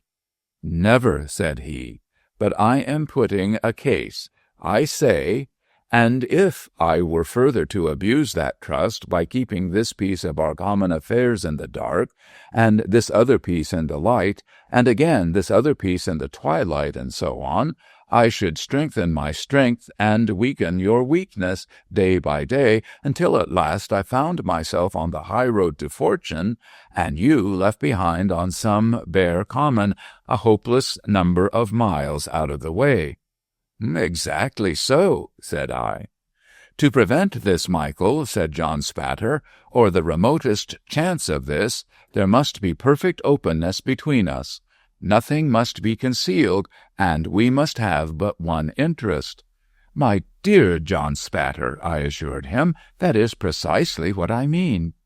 "And when you are too easy," pursued John, his face glowing with friendship, "you must allow me to prevent that imperfection in your nature from being taken advantage of by any one. You must not expect me to humor it." "My dear John Spatter," I interrupted, "I don't expect you to humor it. I want to correct it." "And I, too," said John. "Exactly so," cried I. "We both have the same end in view, and honorably seeking it, and fully trusting one another, and having but one interest, ours will be a prosperous and happy partnership." "I am sure of it," returned John Spatter, and we shook hands most affectionately. I took John home to my castle, and we had a very happy day. Our partnership throve well. My friend and partner supplied what I wanted, as I had foreseen that he would, and by improving both the business and myself, amply acknowledged any little rise in life to which I had helped him.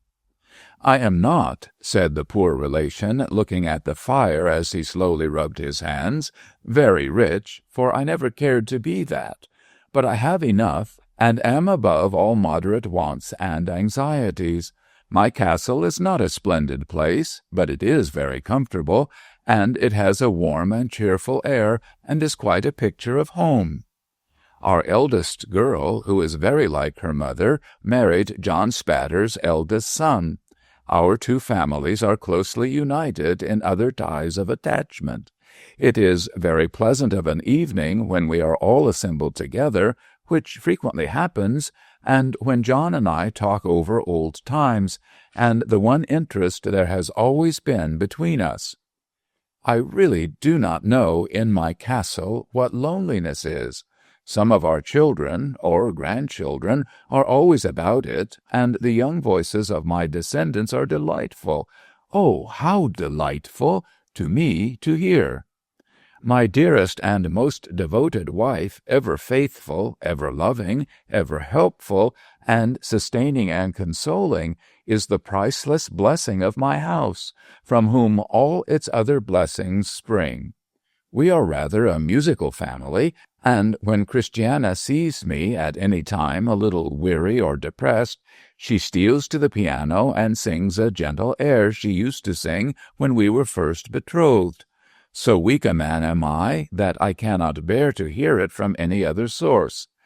They played it once at the theatre when I was there with little Frank, and the child said, wondering, "Cousin Michael, whose hot tears are these that have fallen on my hand?" Such is my castle, and such are the real particulars of my life therein preserved. I often take little Frank home there. He is very welcome to my grandchildren, and they play together.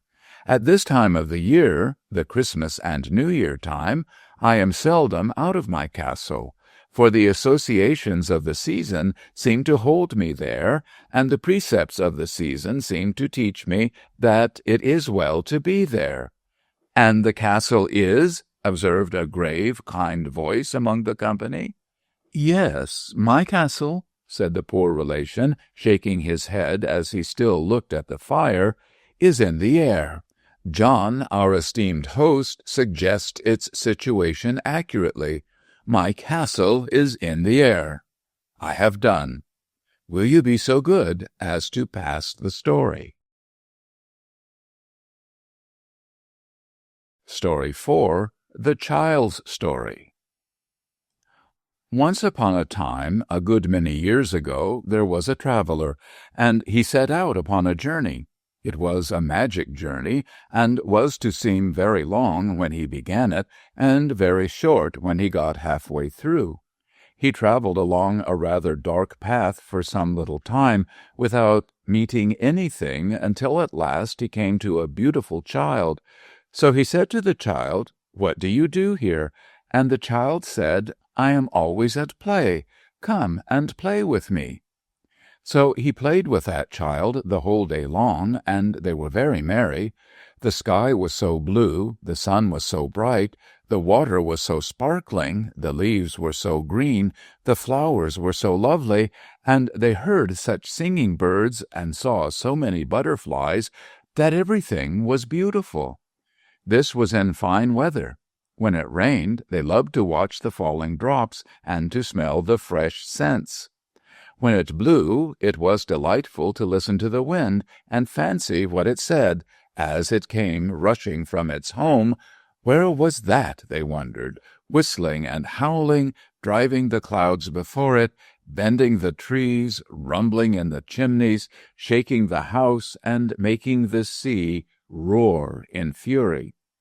But when it snowed, that was best of all, for they liked nothing so well as to look up at the white flakes falling fast and thick, like down from the breasts of millions of white birds, and to see how smooth and deep the drift was, and to listen to the hush upon the paths and roads. They had plenty of the finest toys in the world, and the most astonishing picture books, all about scimitars and slippers and turbans and dwarfs and giants and genii and fairies and bluebeards and beanstalks and riches and caverns and forests and valentines and orsons, and all new and all true. But one day, of a sudden, the traveler lost the child. He called to him over and over again, but got no answer. So he went upon his road and went on for a little while, without meeting anything, until at last he came to a handsome boy. So he said to the boy, "What do you do here?" And the boy said, "I am always learning. Come and learn with me." So he learned with that boy about Jupiter and Juno and the Greeks and the Romans, and I don't know what, and learned more than I could tell, or he either, for he soon forgot a great deal of it. But they were not always learning. They had the merriest games that ever were played.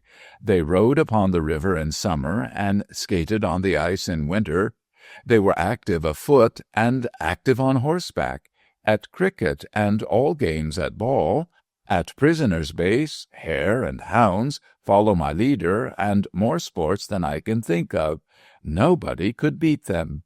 They had holidays, too, and 12th cakes, and parties where they danced till midnight, and real theatres where they saw palaces of real gold and silver rise out of the real earth, and saw all the wonders of the world at once. As to friends, they had such dear friends, and so many of them, that I want the time to reckon them up. They were all young like the handsome boy, and were never to be strange to one another all their lives through. Still, one day, in the midst of all these pleasures, the traveler lost the boy as he had lost the child, and after calling to him in vain, went on upon his journey. So he went on for a little while without seeing anything, until at last he came to a young man. So he said to the young man, "What do you do here?" And the young man said, "I am always in love. Come and love with me." So he went away with that young man, and presently they came to one of the prettiest girls that ever was seen, just like Fanny in the corner there, and she had eyes like Fanny, and hair like Fanny, and dimples like Fanny's, and she laughed and colored just as Fanny does while I am talking about her. So the young man fell in love directly, just as somebody I won't mention, the first time he came here, did with Fanny. Well, he was teased sometimes, just as somebody used to be by Fanny, and they quarreled sometimes, just as somebody and Fanny used to quarrel. And they made it up, and sat in the dark, and wrote letters every day, and never were happy asunder, and were always looking out for one another, and pretending not to, and were engaged at Christmas time, and sat close to one another by the fire, and were going to be married very soon, all exactly like somebody I won't mention, and Fanny. But the traveler lost them one day, as he had lost the rest of his friends, and after calling to them to come back, which they never did, went on upon his journey. So he went on for a little while, without seeing anything, until at last he came to a middle-aged gentleman. So he said to the gentleman, "What are you doing here?" And his answer was, "I am always busy. Come and be busy with me." So he began to be very busy with that gentleman, and they went on through the wood together. The whole journey was through a wood, only it had been open and green at first, like a wood in spring, and now began to be thick and dark, like a wood in summer. Some of the little trees that had come out earliest were even turning brown. The gentleman was not alone, but had a lady of about the same age with him, who was his wife, and they had children who were with them too. So they all went on together through the wood, cutting down the trees and making a path through the branches and the fallen leaves, and carrying burdens and working hard. Sometimes they came to a long green avenue that opened into deeper woods.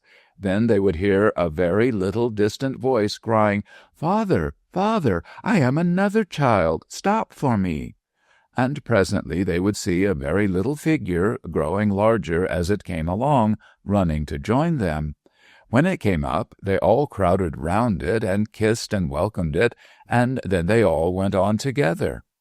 Sometimes they came to several avenues at once, and then they all stood still, and one of the children said, "Father, I am going to sea," and another said, "Father, I am going to India," and another, "Father, I am going to seek my fortune where I can," and another, "Father, I am going to heaven." So with many tears at parting they went, solitary, down those avenues, each child upon its way, and the child who went to heaven rose into the golden air and vanished. Whenever these partings happened, the traveler looked at the gentleman and saw him glance up at the sky above the trees, where the day was beginning to decline and the sunset to come on. He saw, too, that his hair was turning gray, but they never could rest long, for they had their journey to perform, and it was necessary for them to be always busy. At last there had been so many partings that there were no children left, and only the traveler, the gentleman, and the lady went upon their way in company. And now the wood was yellow, and now brown, and the leaves even of the forest trees began to fall. So they came to an avenue that was darker than the rest, and were pressing forward on their journey without looking down it, when the lady stopped. "My husband," said the lady, "I am called." They listened, and they heard a voice a long way down the avenue say, "Mother, mother!" It was the voice of the first child who had said, "I am going to heaven." And the father said, "I pray, not yet. The sunset is very near. I pray, not yet." But the voice cried, "Mother, mother!" without minding him, though his hair was now quite white, and tears were on his face. Then the mother, who was already drawn into the shade of the dark avenue, and moving away with her arms still around his neck, kissed him and said, "My dearest, I am summoned, and I go." And she was gone, and the traveler and he were left alone together. And they went on and on together, until they came to very near the end of the wood, so near that they could see the sunset shining red before them through the trees. Yet once more, while he broke his way among the branches, the traveler lost his friend. He called and called, but there was no reply, and when he passed out of the wood and saw the peaceful sun going down upon a wide purple prospect, he came to an old man sitting on a fallen tree. So he said to the old man, "What do you do here?" And the old man said with a calm smile, "I am always remembering. Come and remember with me." So the traveler sat down by the side of that old man, face to face with the serene sunset, and all his friends came softly back and stood around him. The beautiful child, the handsome boy, the young man in love, the father, mother, and children, every one of them was there, and he had lost nothing. So he loved them all, and was kind and forbearing with them all, and was always pleased to watch them all, and they all honored and loved him. And I think the traveler must be yourself, dear grandfather, because this is what you do to us, and what we do to you. Story 5, The Schoolboy Story. Being rather young at present, I am getting on in years, but still I am rather young, I have no particular adventures of my own to fall back upon. It wouldn't much interest anybody here, I suppose, to know what a screw the Reverend is, or what a griffin she is, or how they do stick it into parents, particularly hair-cutting and medical attendants. One of our fellows was charged in his half's account 12 and 6 for 2 pills, tolerably profitable at 6 and 3 apiece, I should think, and he never took them either, but put them in the sleeve of his jacket. As to the beef, it's shameful. It's not beef. Regular beef isn't veins. You can chew regular beef.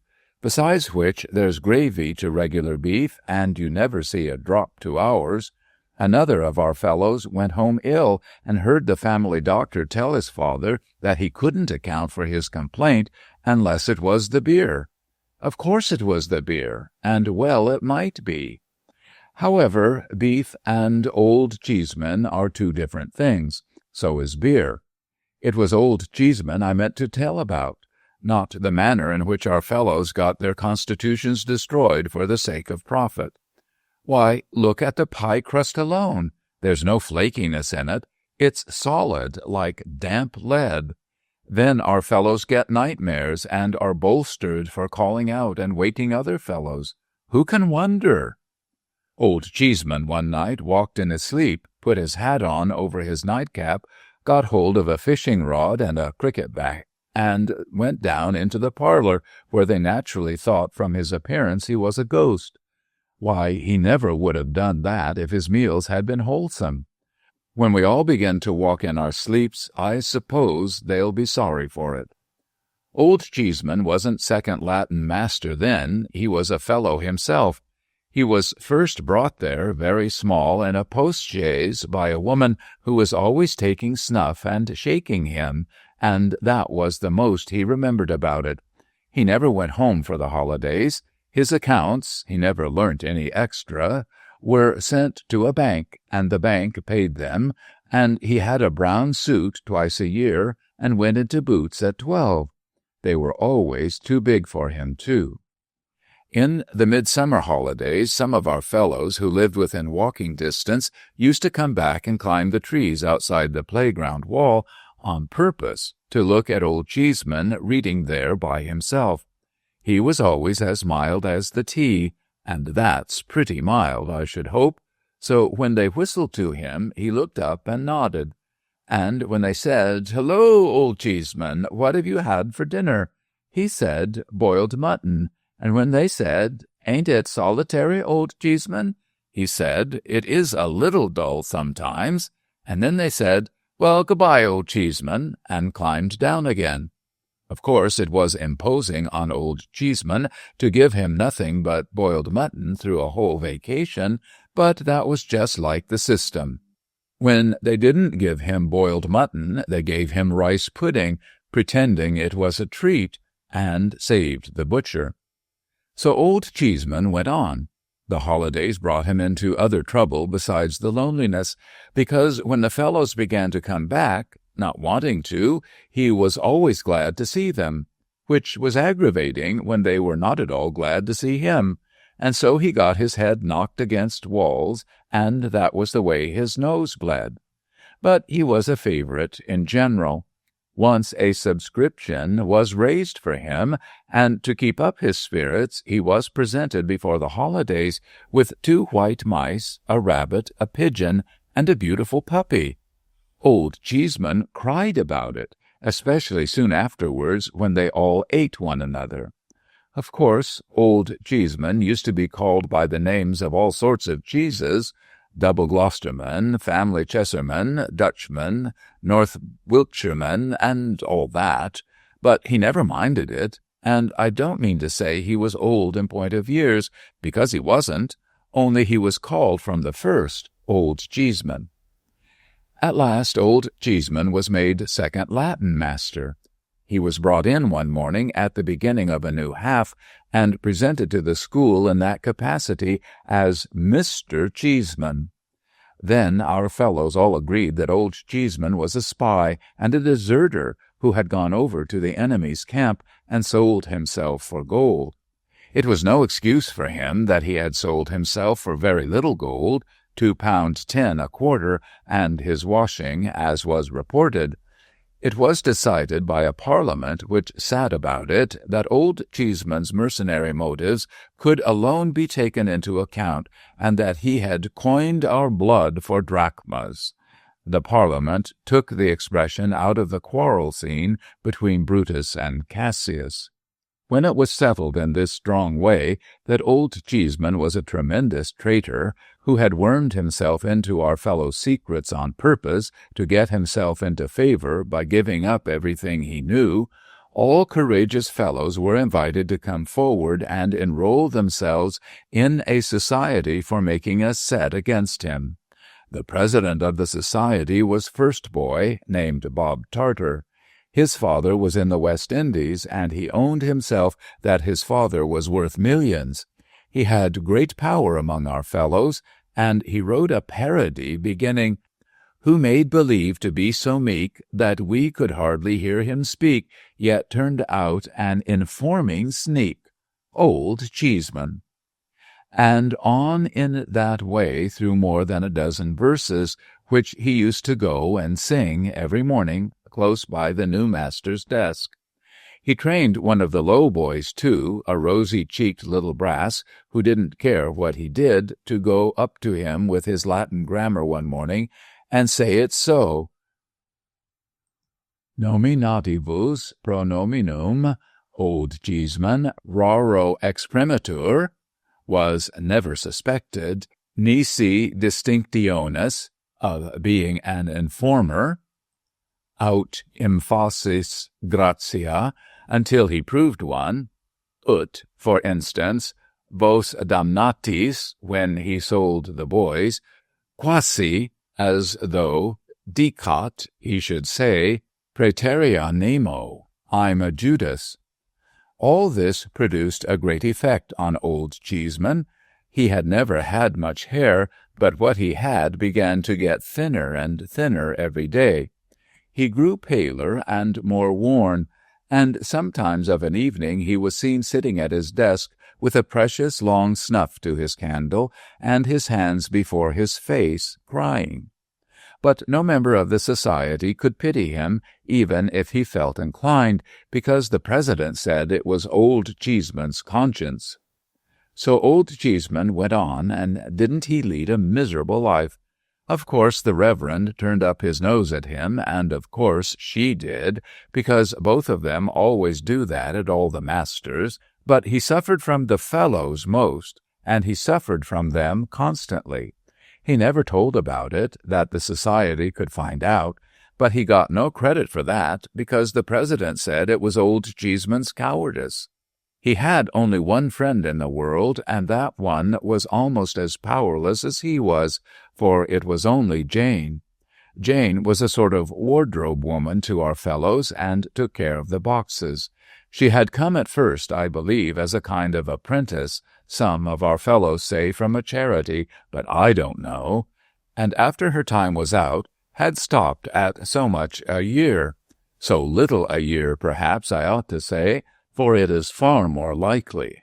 However, she had put some pounds in the savings bank, and she was a very nice young woman.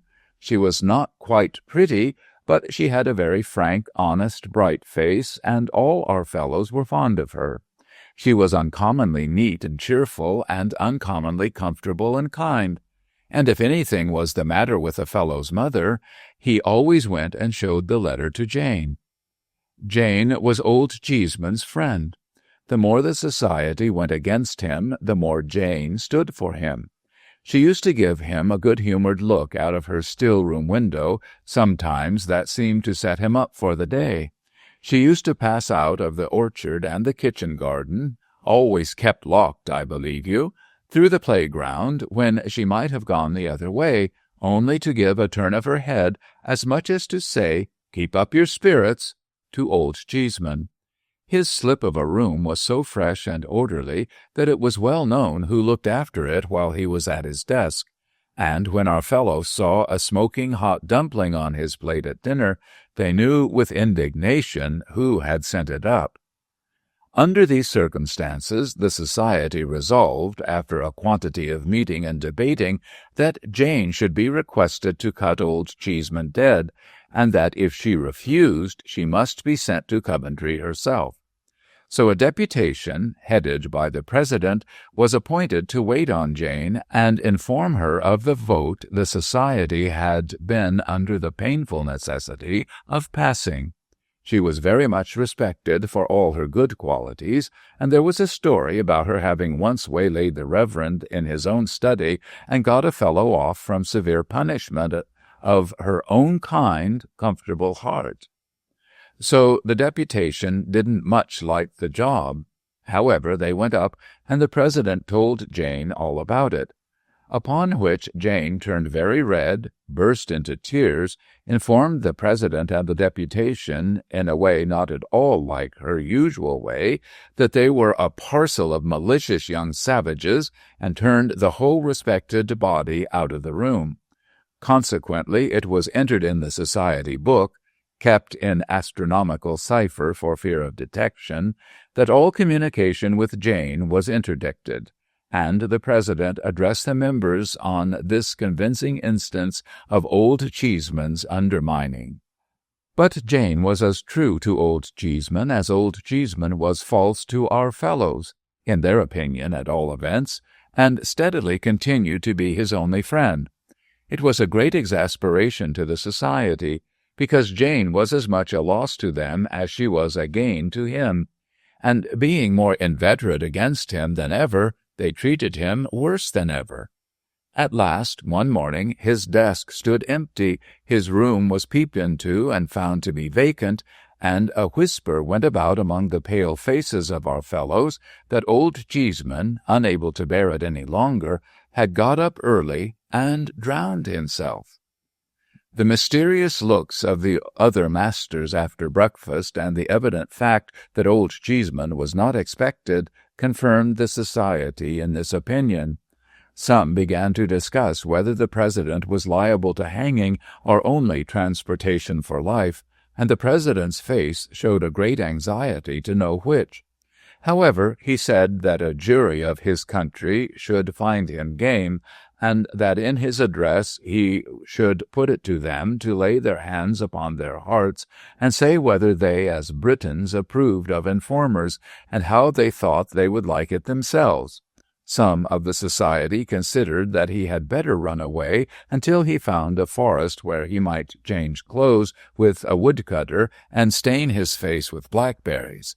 But the majority believed that if he stood his ground, his father, belonging as he did to the West Indies and being worth millions, could buy him off. All our fellows' hearts beat fast when the Reverend came in and made a sort of a Roman or a field marshal of himself with the ruler, as he always did before delivering an address. But their fears were nothing to their astonishment when he came out with the story that Old Cheeseman, so long our respected friend and fellow pilgrim in the pleasant plains of knowledge, he called him, oh yes, I dare say, much of that, was the orphan child of a disinherited young lady who had married against her father's wish, and whose young husband had died, and who had died of sorrow herself, and whose unfortunate baby, Old Cheeseman, had been brought up at the cost of a grandfather who would never consent to see it, baby, boy, or man, which grandfather was now dead, and serve him right, that's my putting in, and which grandfather's large property, there being no will, was now and all of a sudden and forever Old Cheeseman's. Our so long respected friend and fellow pilgrim in the pleasant plains of knowledge, the Reverend wound up a lot of bothering quotations by saying, would come among us once more that day fortnight when he desired to take leave of us himself in a more particular manner. With these words he stared severely round at our fellows and went solemnly out. There was precious consternation among the members of the society now. Lots of them wanted to resign, and lots more began to try to make out that they had never belonged to it. However, the president stuck up and said that they must stand or fall together, and that if a breach was made, it should be over his body, which was meant to encourage the society, but it didn't. The president further said he would consider the position in which they stood and would give them his best opinion and advice in a few days. This was eagerly looked for, as he knew a good deal of the world on account of his father being in the West Indies. After days and days of hard thinking and drawing armies all over his slate, the president called our fellows together and made the matter clear. He said it was plain that when Old Cheeseman came on the appointed day, his first revenge would be to impeach the society and have it flogged all round. After witnessing with joy the torture of his enemies and gloating over the cries which agony would extort from them, the probability was that he would invite the reverend, on pretense of conversation, into a private room, say the parlor into which parents were shown where the two great globes were, which were never used, and would there reproach him with the various frauds and oppressions he had endured at his hands. At the close of his observations, he would make a signal to a prize-fighter concealed in the passage, who would then appear and pitch into the reverend till he was left insensible. Old Cheeseman would then make Jane a present of from £5 to £10, and would leave the establishment in fiendish triumph. The president explained that against the parlor part, or the Jane part, of these arrangements he had nothing to say, but on the part of the society he counseled deadly resistance. With this view he recommended that all available desks should be filled with stones, and that the first word of the complaint should be the signal to every fellow to let fly at Old Cheeseman. The bold advice put the society in better spirits, and was unanimously taken. A post about Old Cheeseman's size was put up in the playground, and all our fellows practised at it till it was dented all over. When the day came and places were called, every fellow sat down in a tremble.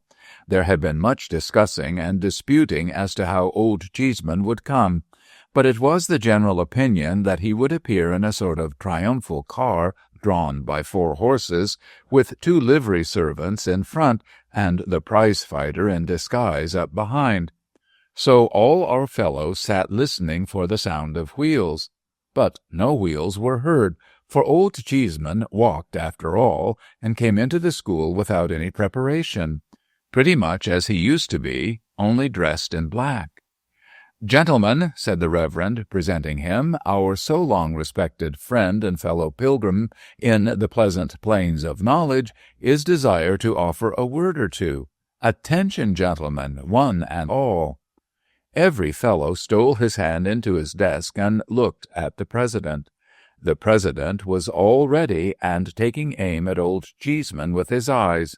What did Old Cheeseman then but walk up to his old desk, look round him with a queer smile as if there was a tear in his eye, and begin in a quavering mild voice, "My dear companions and old friends."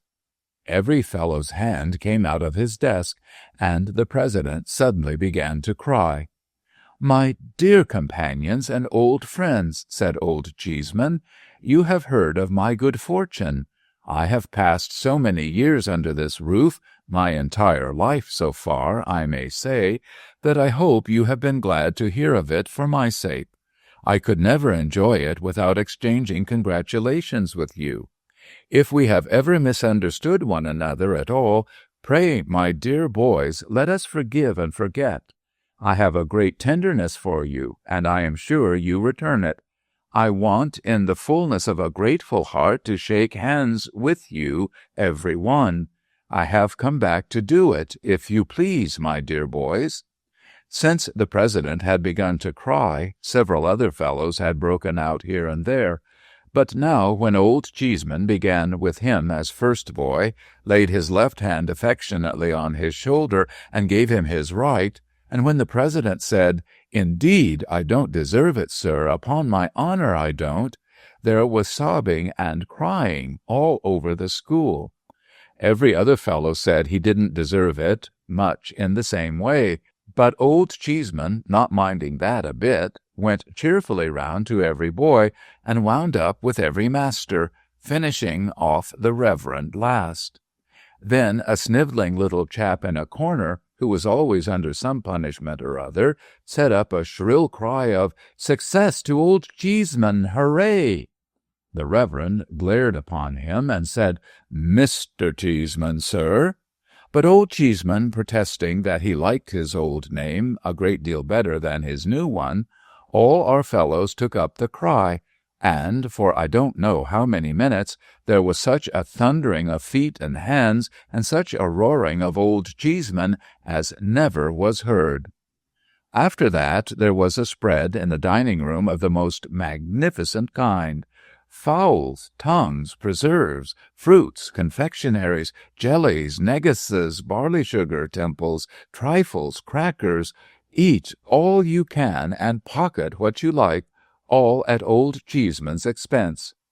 After that, speeches, whole holiday, double and treble sets of all manners of things for all manners of games, donkeys, pony-chaises, and drive yourself, dinner for all the masters at the 7 Bells, £20 a head our fellows estimated it at, an annual holiday and feast fixed for that day every year, and another on Old Cheeseman's birthday, Reverend bound down before the fellows to allow it, so that he could never back out, all at Old Cheeseman's expense.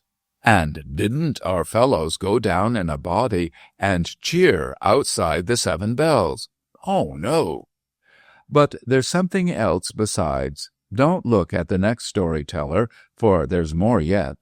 Next day it was resolved that the society should make it up with Jane, and then be dissolved. What do you think of Jane being gone, though? What? Gone forever? Said our fellows with long faces. Yes, to be sure, was all the answer they could get. None of the people about the house could say anything more. At length the first boy took upon himself to ask the Reverend whether our old friend Jane was really gone. The Reverend, he has got a daughter at home, turn-up nose and red, replied severely, "Yes, sir, Miss Pitt is gone." The idea of calling Jane Miss Pitt! Some said she had been sent away in disgrace for taking money from Old Cheeseman. Others said she had gone into Old Cheeseman's service at a rise of £10 a year. All that our fellows knew was she was gone. It was 2 or 3 months afterwards when one afternoon an open carriage stopped at the cricket field just outside bounds with a lady and gentleman in it who looked at the game a long time and stood up to see it played. Nobody thought much about them until the same little snivelling chap came in, against all rules, from the post where he was scout, and said, "It's Jane." Both Elevenses forgot the game directly and ran crowding round the carriage. It was Jane, in such a bonnet. And if you believe me, Jane was married to Old Cheeseman. It soon became quite a regular thing when our fellows were hard at it in the playground, to see a carriage at the low part of the wall where it joins the high part, and a lady and gentleman standing up in it, looking over. The gentleman was always Old Cheeseman, and the lady was always Jane. The first time I ever saw them in that way. There had been a good many changes among our fellows then, and it had turned out that Bob Tarter's father wasn't worth millions. He wasn't worth anything. Bob had gone for a soldier, and Old Cheeseman had purchased his discharge. But that's not the carriage. The carriage stopped, and all our fellows stopped as soon as it was seen. "So you have never sent me to Coventry after all," said the lady, laughing, as our fellows swarmed up the wall to shake hands with her. "Are you never going to do it?" "Never, never, never," on all sides. I didn't understand what she meant then, but of course I do now. I was very much pleased with her face, though, and with her good way, and I couldn't help looking at her, and at him, too, with all our fellows clustering so joyfully about them. They soon took notice of me as a new boy, so I thought I might as well swarm up the wall myself and shake hands with them as the rest did. I was quite as glad to see them as the rest were, and was quite as familiar with them in a moment. "Only a fortnight now," said Old Cheeseman, "to the holidays. Who stops? Anybody?" A good many fingers pointed at me, and a good many voices cried, "He does!" For it was the year when you were all away, and rather low I was about it, I can tell you. "Oh," said Old Cheeseman, "but it's solitary here in the holiday time. He had better come to us." So I went to their delightful house, and was as happy as I could possibly be. They understand how to conduct themselves towards boys, they do. When they take a boy to the play, for instance, they do take him. They don't go in after it's begun, or come out before it's over. They know how to bring a boy up, too. Look at their own. Though he is very little as yet, what a capital boy he is! Why, my next favorite to Mrs. Cheeseman and Old Cheeseman is young Cheeseman. So now I have told you all I know about Old Cheeseman, and it's not much after all, I am afraid, is it? Story 6. Nobody's Story. He lived on the bank of a mighty river, broad and deep, which was always silently rolling on to a vast undiscovered ocean. It had rolled on ever since the world began. It had changed its course sometimes, and turned into new channels, leaving its old ways dry and barren. But it had ever been upon the flow, and ever was to flow until time should be no more. Against its strong, unfathomable stream nothing made head. No living creature, no flower, no leaf, no particle of animate or inanimate existence ever strayed back from the undiscovered ocean. The tide of the river set restlessly towards it, and the tide never stopped, any more than the earth stops in its circling round the sun. He lived in a busy place, and he worked very hard to live.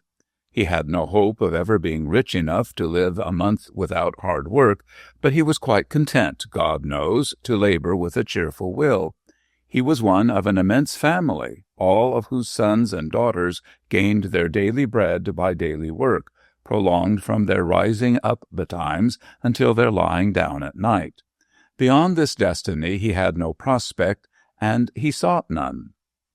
There was overmuch drumming, trumpeting, and speech-making in the neighborhood where he dwelt, but he had nothing to do with that. Such clash and uproar came from the Bigwig family, at the unaccountable proceedings of which race he marveled much. They set up the strangest statues in iron, marble, bronze, and brass before his door, and darkened his house with the legs and tails of uncouth images of horses. He wondered what it all meant, smiled in a rough, good-humored way he had, and kept at his hard work. The Bigwig family, composed of all the stateliest people thereabouts and all the noisiest, had undertaken to save him the trouble of thinking for himself, and to manage him and his affairs. "Why, truly," said he, "I have little time upon my hands, and if you will be so good as to take care of me in return for the money I pay over," for the Bigwig family were not above his money, "I shall be relieved and much obliged, considering that you know best." Hence the drumming, trumpeting, and speech-making, and the ugly images of horses which he was expected to fall down and worship. "I don't understand all this," said he, rubbing his furrowed brow confusedly, "but it has a meaning, maybe, if I could find it out." "It means," returned the Bigwig family, suspecting something of what he said, "honor and glory in the highest, to the highest merit." "Oh," said he, and he was glad to hear that. But when he looked among the images in iron, marble, bronze, and brass, he failed to find a rather meritorious countryman of his, once the son of a Warwickshire wool-dealer, or any single countryman whomsoever of that kind. He could find none of the men whose knowledge had rescued him and his children from terrific and disfiguring disease, whose boldness had raised his forefathers from the condition of serfs, whose wise fancy had opened a new and high existence to the humblest, whose skill had filled the working man's world with accumulated wonders. Whereas he did find others whom he knew no good of, and even others whom he knew much ill of. Said he, I don't quite understand it. So he went home and sat down by his fireside to get it out of his mind. Now his fireside was a bare one, all hemmed in by blackened streets, but it was a precious place to him. The hands of his wife were hardened with toil, and she was old before her time, but she was dear to him. His children, stunted in their growth, bore traces of unwholesome nurture, but they had beauty in his sight. Above all other things, it was an earnest desire of this man's soul that his children should be taught. If I am sometimes misled, said he, for want of knowledge, at least let them know better, and avoid my mistakes. If it is hard to me to reap the harvest of pleasure and instruction that is stored in books, let it be easier to them. But the Bigwig family broke out into violent family quarrels concerning what it was lawful to teach to this man's children. Some of the family insisted on such a thing being primary and indispensable above all other things, and others of the family insisted on such another thing being primary and indispensable above all other things.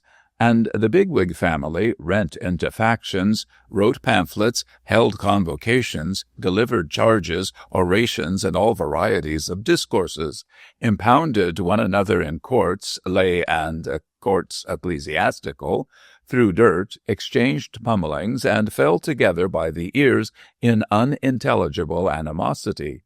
Meanwhile, this man, in his short evening snatches at his fireside, saw the demon ignorance arise there and take his children to itself.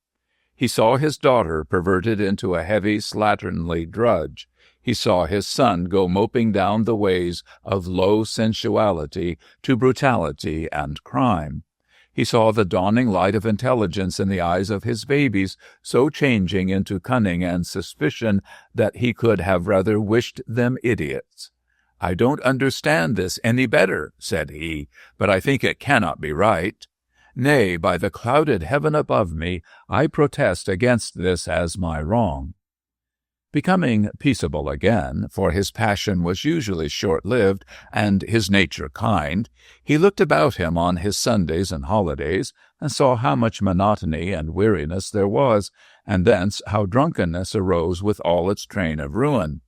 Then he appeared to the Bigwig family and said, We are a laboring people, and I have a glimmering suspicion in me that laboring people of whatever condition were made, by a higher intelligence than yours, as I poorly understand it, to be in need of mental refreshment and recreation. See what we fall into when we rest without it. Come, amuse me harmlessly, show me something, give me an escape.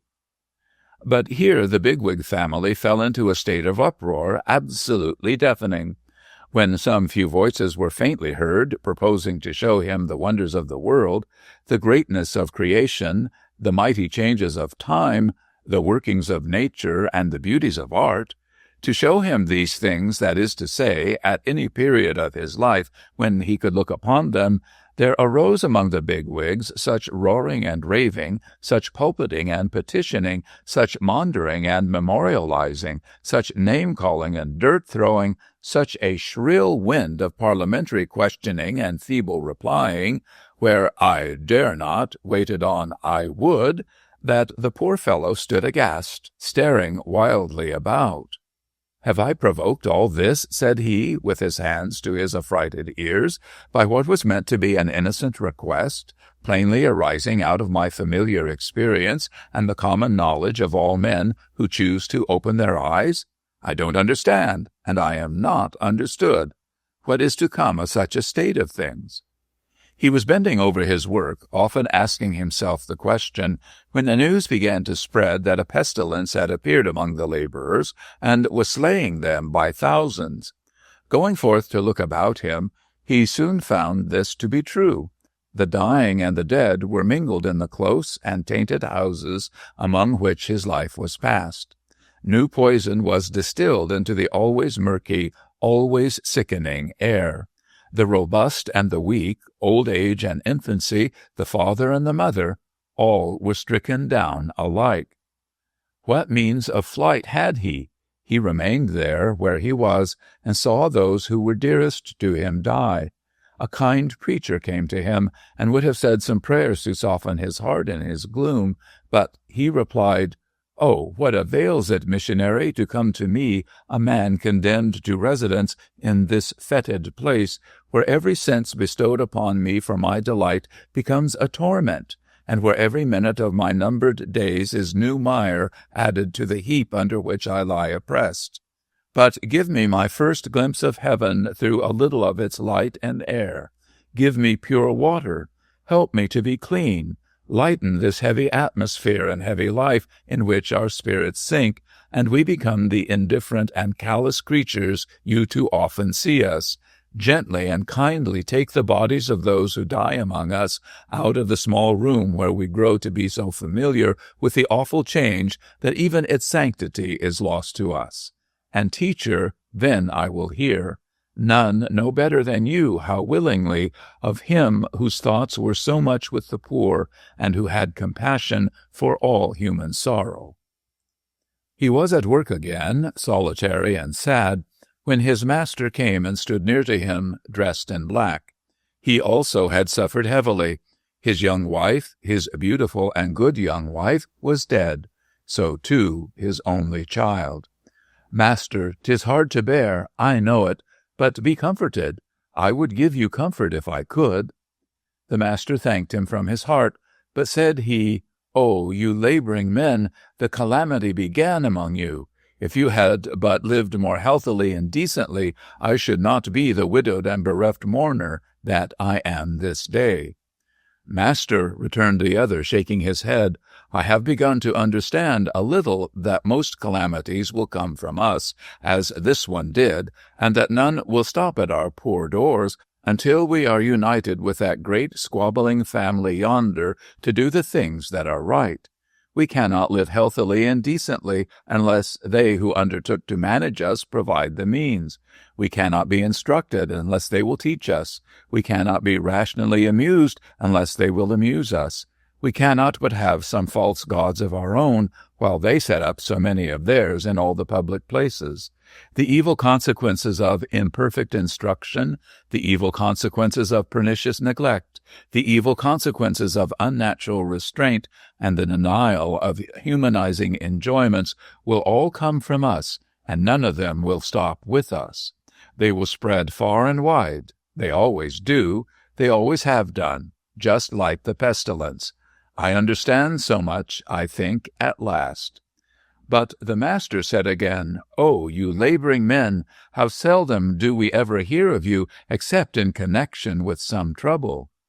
"Master," he replied, "I am nobody, and little likely to be heard of, nor yet much wanted to be heard of, perhaps, except when there is some trouble. But it never begins with me, and it never can end with me. As sure as death, it comes down to me, and it goes up from me." There was so much reason in what he said that the Bigwig family, getting wind of it, and being horribly frightened by the late desolation, resolved to unite with him to do the things that were right, at all events so far as the said things were associated with the direct prevention, humanly speaking, of another pestilence. But as their fear wore off, which it soon began to do, they resumed their falling out among themselves, and did nothing.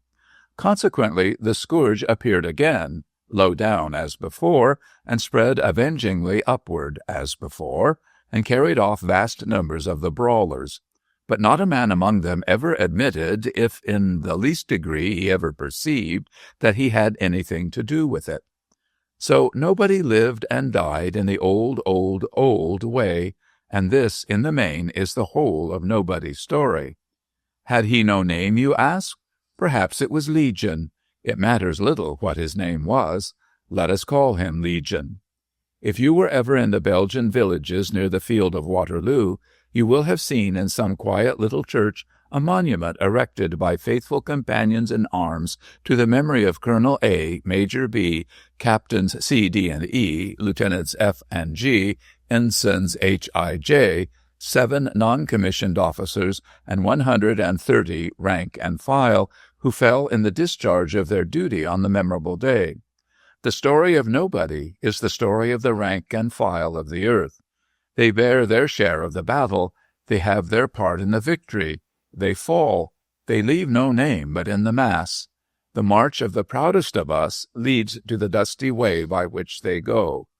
Oh, let us think of them this year at the Christmas fire, and not forget them when it is burnt out. Story 7. The 7 Poor Travelers, in 3 chapters. Chapter 1. In the Old City of Rochester. Strictly speaking, there were only 6 poor travelers, but being a traveler myself, though an idle one, and being withal as poor as I hoped to be, I brought the number up to 7. This word of explanation is due at once, for what says the inscription over the quaint old door? Richard Watts, Esquire, by his will, dated 22 August 1579, founded this charity for 6 poor travelers, who, not being rogues or proctors, may receive gratis for 1 night lodging, entertainment, and 4 pence each. It was in the ancient little city of Rochester in Kent, of all the good days in the year, upon a Christmas Eve, that I stood reading this inscription over the quaint old door in question. I had been wandering about the neighboring cathedral, and had seen the tomb of Richard Watts, with the effigy of worthy Master Richard starting out of it like a ship's figurehead, and I had felt that I could do no less, as I gave the verger his fee, than inquire the way to Watts's charity. The way being very short and very plain, I had come prosperously to the inscription and the quaint old door. Now, said I to myself, as I looked at the knocker, I know I am not a proctor. I wonder whether I am a rogue. Upon the whole, though, conscience reproduced 2 or 3 pretty faces which might have had smaller attraction for a moral Goliath than they had had for me, who am but a Tom Thumb in that way, I came to the conclusion that I was not a rogue. So beginning to regard the establishment as in some sort my property, bequeathed to me and divers co-legatees, share and share alike, by the worshipful Master Richard Watts, I stepped backward into the road to survey my inheritance.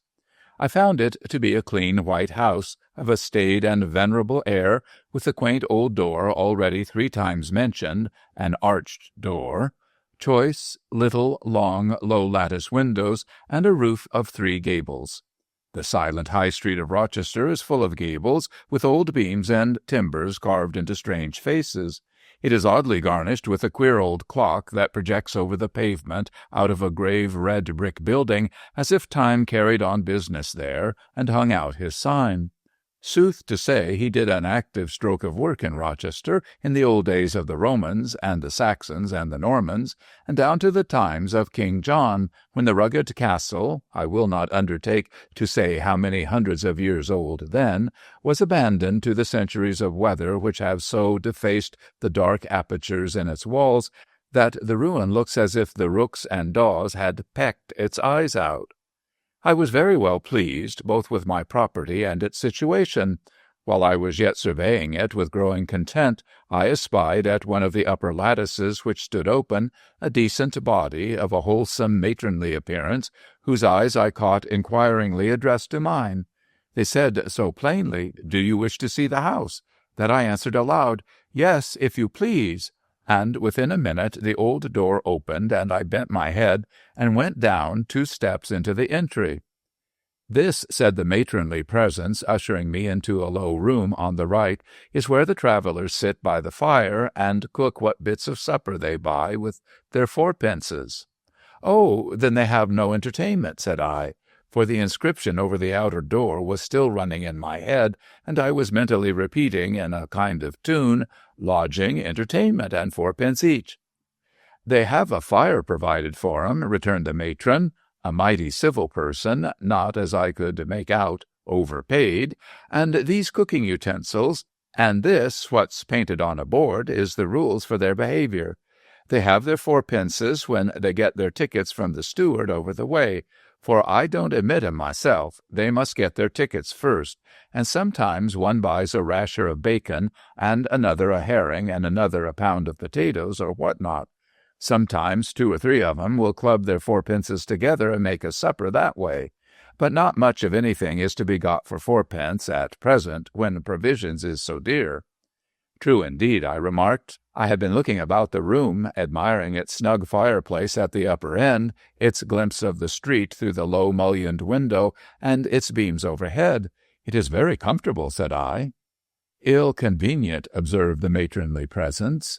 I liked to hear her say so, for it showed a commendable anxiety to execute in no niggardly spirit the intentions of Master Richard Watts. But the room was really so well adapted to its purpose that I protested, quite enthusiastically, against her disparagement. Nay, ma'am, said I am sure it is warm in winter and cool in summer. It has a look of homely welcome and soothing rest.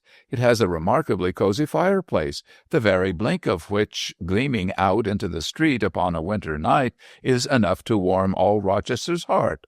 And as to the convenience of the 6 poor travellers, I don't mean them, returned the presence. I speak of its being an ill convenience to myself and my daughter, having no other room to sit in of a night. This was true enough, but there was another quaint room of corresponding dimensions on the opposite side of the entry. So I stepped across to it, through the open doors of both rooms, and asked what this chamber was for. This, returned the presence, is the board-room, where the gentlemen meet when they come here. Let me see. I had counted from the street 6 upper windows besides these on the ground story. Making a perplexed calculation in my mind, I rejoined, Then the 6 poor travellers sleep upstairs. My new friend shook her head. They sleep, she answered, in 2 little outer galleries in the back, where their beds has always been, ever since the charity was founded. It being so very ill convenient to me as things is at present, the gentlemen are going to take off a bit of the backyard and make a slip of a room for 'em there to sit in before they go to bed. And then the 6 poor travellers, said I, will be entirely out of the house. Entirely out of the house, assented the presence, comfortably smoothing her hands, which is considered much better for all parties and much more convenient. I had been a little startled at the cathedral by the emphasis with which the effigy of Master Richard Watts was bursting out of his tomb, but I began to think now that it might be expected to come across the High Street some stormy night and make a disturbance here. Howbeit, I kept my thoughts to myself and accompanied the presence to the little galleries at the back. I found them on a tiny scale, like the galleries in old inn-yards, and they were very clean. While I was looking at them, the matron gave me to understand that the prescribed number of poor travellers were forthcoming every night from year's end to year's end, and that the beds were always occupied. My questions upon this and her replies brought us back to the board-room, so essential to the dignity of the gentleman, where she showed me the printed accounts of the charity hanging up by the window.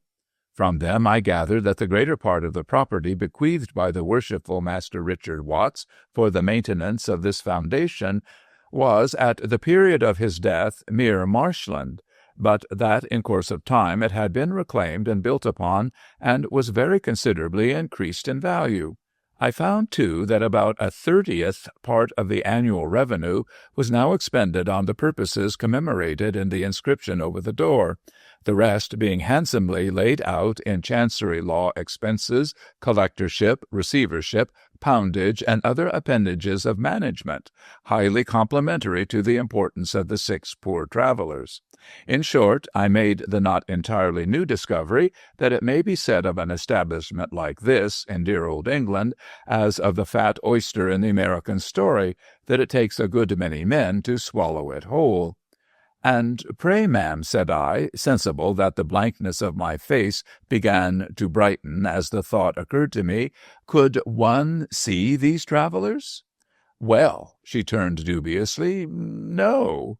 Not tonight, for instance, said I. "Well," she returned more positively, "no, nobody ever asked to see them, and nobody ever did see them."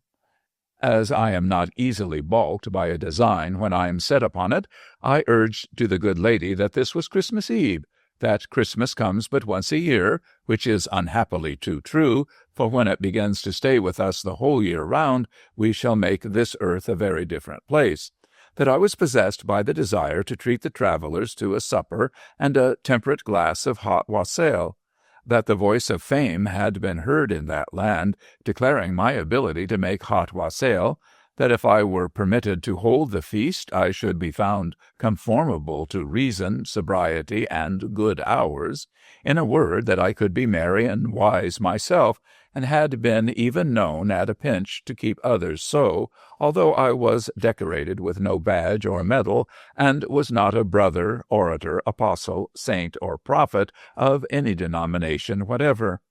In the end I prevailed to my great joy. It was settled that at 9 o'clock that night a turkey and a piece of roast beef should smoke upon the board, and that I, faint and unworthy minister for once of Master Richard Watts, should preside as the Christmas supper host of the 6 poor travelers. I went back to my inn to give the necessary direction for the turkey and roast beef, and during the remainder of the day could settle to nothing for thinking of the poor travelers. When the wind blew hard against the windows, it was a cold day, with dark gusts of sleet alternating with periods of wild brightness, as if the year were dying fitfully. I pictured them advancing towards their resting place along various cold roads, and felt delighted to think how little they foresaw the supper that awaited them. I painted their portraits in my mind, and indulged in little heightening touches. I made them footsore, I made them weary, I made them carry packs and bundles, I made them stop by finger-posts and milestones, leaning on their bent sticks, and looking wistfully at what was written there. I made them lose their way, and filled their 5 wits with apprehensions of lying out all night and being frozen to death. I took up my hat and went out, climbed to the top of the old castle, and looked over the windy hills that sloped down to the Medway, almost believing that I could descry some of my travelers in the distance. After it fell dark, and the cathedral bell was heard in the invisible steeple, quite a bower of frosty rime when I had last seen it, striking 5, 6, 7, I became so full of my travelers that I could eat no dinner, and felt constrained to watch them still in the red coals of my fire. They were all arrived by this time, I thought, had got their tickets, and were gone in. There my pleasure was dashed by the reflection that probably some travelers had come too late and were shut out. After the cathedral bell had struck 8, I could smell a delicious savor of turkey and roast beef rising to the window of my adjoining bedroom, which looked down into the inn-yard just where the lights of the kitchen reddened a massive fragment of the castle wall. It was high time to make the wassail now. Therefore I had up the materials, which, together with their proportions and combinations, I must decline to impart, as the only secret of my own I was ever known to keep, and made a glorious jorum. Not in a bowl, for a bowl anywhere but on a shelf is a low superstition, fraught with cooling and slopping, but in a brown earthenware pitcher, tenderly suffocated, when full, with a coarse cloth. It being now upon the stroke of 9, I set out for Watts's Charity, carrying my brown beauty in my arms.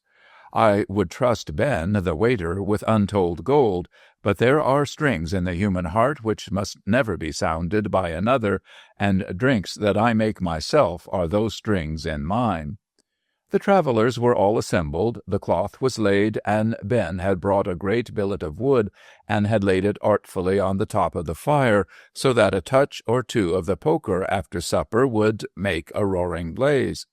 Having deposited my brown beauty in a red nook of the hearth inside the fender, where she soon began to sing like an ethereal cricket, diffusing at the same time odors as of ripe vineyards, spice forests, and orange groves, I say, having stationed my beauty in a place of security and improvement, I introduced myself to my guests by shaking hands all round and giving them a hearty welcome.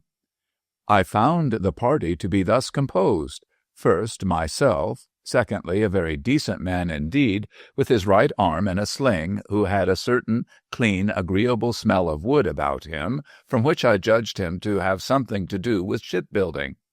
Thirdly, a little sailor boy, a mere child, with a profusion of rich dark brown hair and deep womanly-looking eyes. Fourthly, a shabby genteel personage in a threadbare black suit, and apparently in very bad circumstances, with a dry, suspicious look, the absent buttons on his waistcoat eked out with red tape, and a bundle of extraordinarily tattered papers sticking out of an inner breast pocket. Fifthly, a foreigner by birth, but an Englishman in speech, who carried his pipe in the band of his hat, and lost no time in telling me, in an easy, simple, engaging way, that he was a watchmaker from Geneva, and travelled all about the continent, mostly on foot, working as a journeyman, and seeing new countries, possibly, I thought, also smuggling a watch or so now and then. Sixthly, a little widow who had been very pretty and was still very young, but whose beauty had been wrecked in some great misfortune, and whose manner was remarkably timid, scared, and solitary. Seventhly, and lastly, a traveller of a kind familiar to my boyhood, but now almost obsolete, a book peddler who had a quantity of pamphlets and numbers with him, who presently boasted that he could repeat more verses in an evening than he could sell in a 12-month. All these I have mentioned in the order in which they sat at table. I presided, and the matronly presence faced me. We were not long in taking our places, for the supper had arrived with me in the following procession: myself with the pitcher, Ben with beer, inattentive boy with hot plates, inattentive boy with hot plates, the turkey, the female carrying sauces to be heated on the spot, the beef, man with tray on his head containing vegetables and sundries, volunteer hostler from hotel, grinning, and rendering no assistance. As we passed along the High Street, comet-like, we left a long tail of fragrance behind us, which caused the public to stop, sniffing in wonder. We had previously left at the corner of the inn-yard a wall-eyed young man connected with the fly department, and well accustomed to the sound of a railway whistle, which Ben always carries in his pocket, whose instructions were so soon as he should hear the whistle blown, to dash into the kitchen, seize the hot plum pudding and mince pies, and speed with them to Watts's Charity, where they would be received, he was further instructed, by the sauce female, who would be provided with brandy in a blue state of combustion. All these arrangements were executed in the most exact and punctual manner.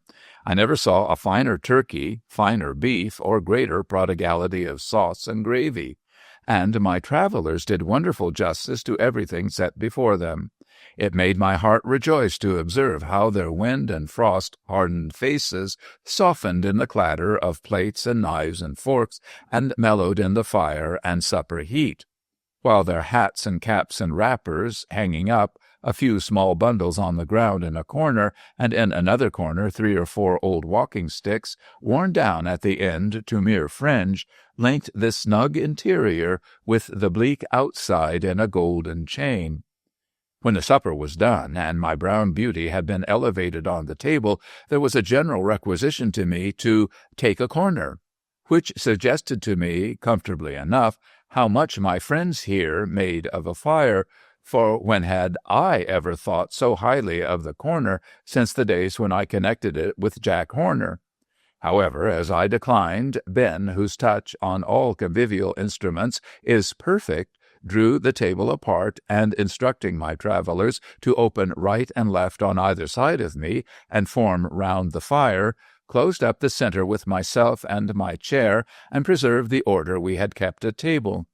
He had already, in a tranquil manner, boxed the ears of the inattentive boys until they had been, by imperceptible degrees, boxed out of the room, and he now rapidly skirmished the sauce female into the High Street, disappeared, and softly closed the door.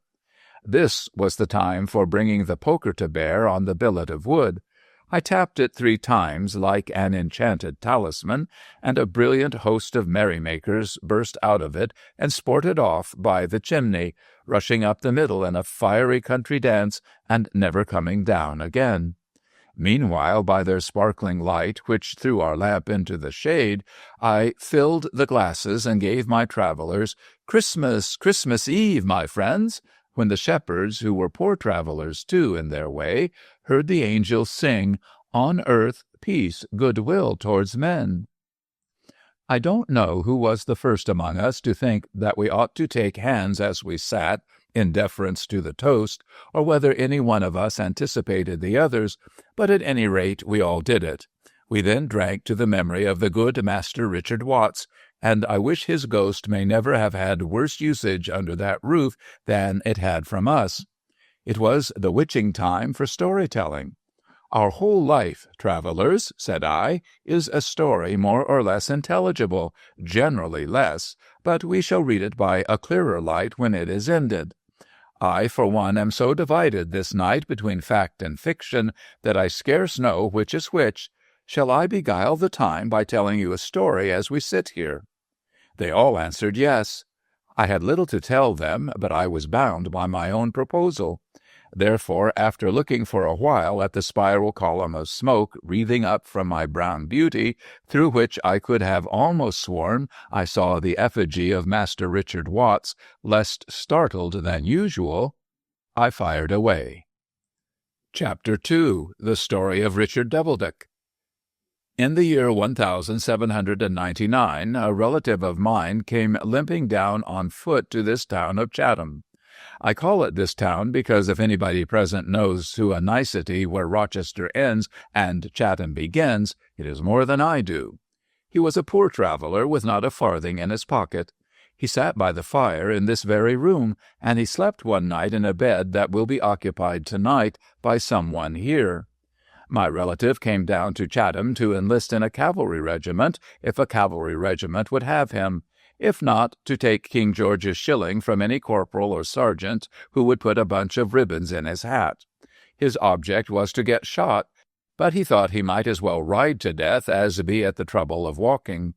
My relative's Christian name was Richard, but he was better known as Dick. He dropped his own surname on the road down and took up that of Doubledick. He was passed as Richard Doubledick, age 22, height 5'10", native place Exmouth, which he had never been near in his life. There was no cavalry at Chatham when he limped over the bridge, here with half a shoe to his dusty feet, so he enlisted into a regiment of the line, and was glad to get drunk and forget all about it. You are to know that this relative of mine had gone wrong and run wild. His heart was in the right place, but it was sealed up. He had been betrothed to a good and beautiful girl whom he had loved better than she, or perhaps even he, believed. But in an evil hour he had given her cause to say to him solemnly, "Richard, I will never marry another man. I will live single for your sake. But Mary Marshall's lips," her name was Mary Marshall, "never address another word to you on earth. Go, Richard, heaven forgive you." This finished him. This brought him down to Chatham. This made him Private Richard Doubledick, with a determination to be shot. There was not a more dissipated and reckless soldier in Chatham barracks in the year 1799 than Private Richard Doubledick. He associated with the dregs of every regiment, he was as seldom sober as he could be, and was constantly under punishment. It became clear to the whole barracks that Private Richard Doubledick would very soon be flogged.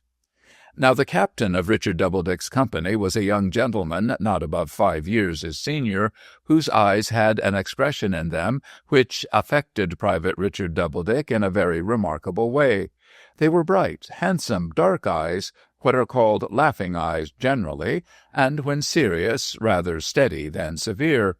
But they were the only eyes now left in his narrowed world that Private Richard Doubledick could not stand.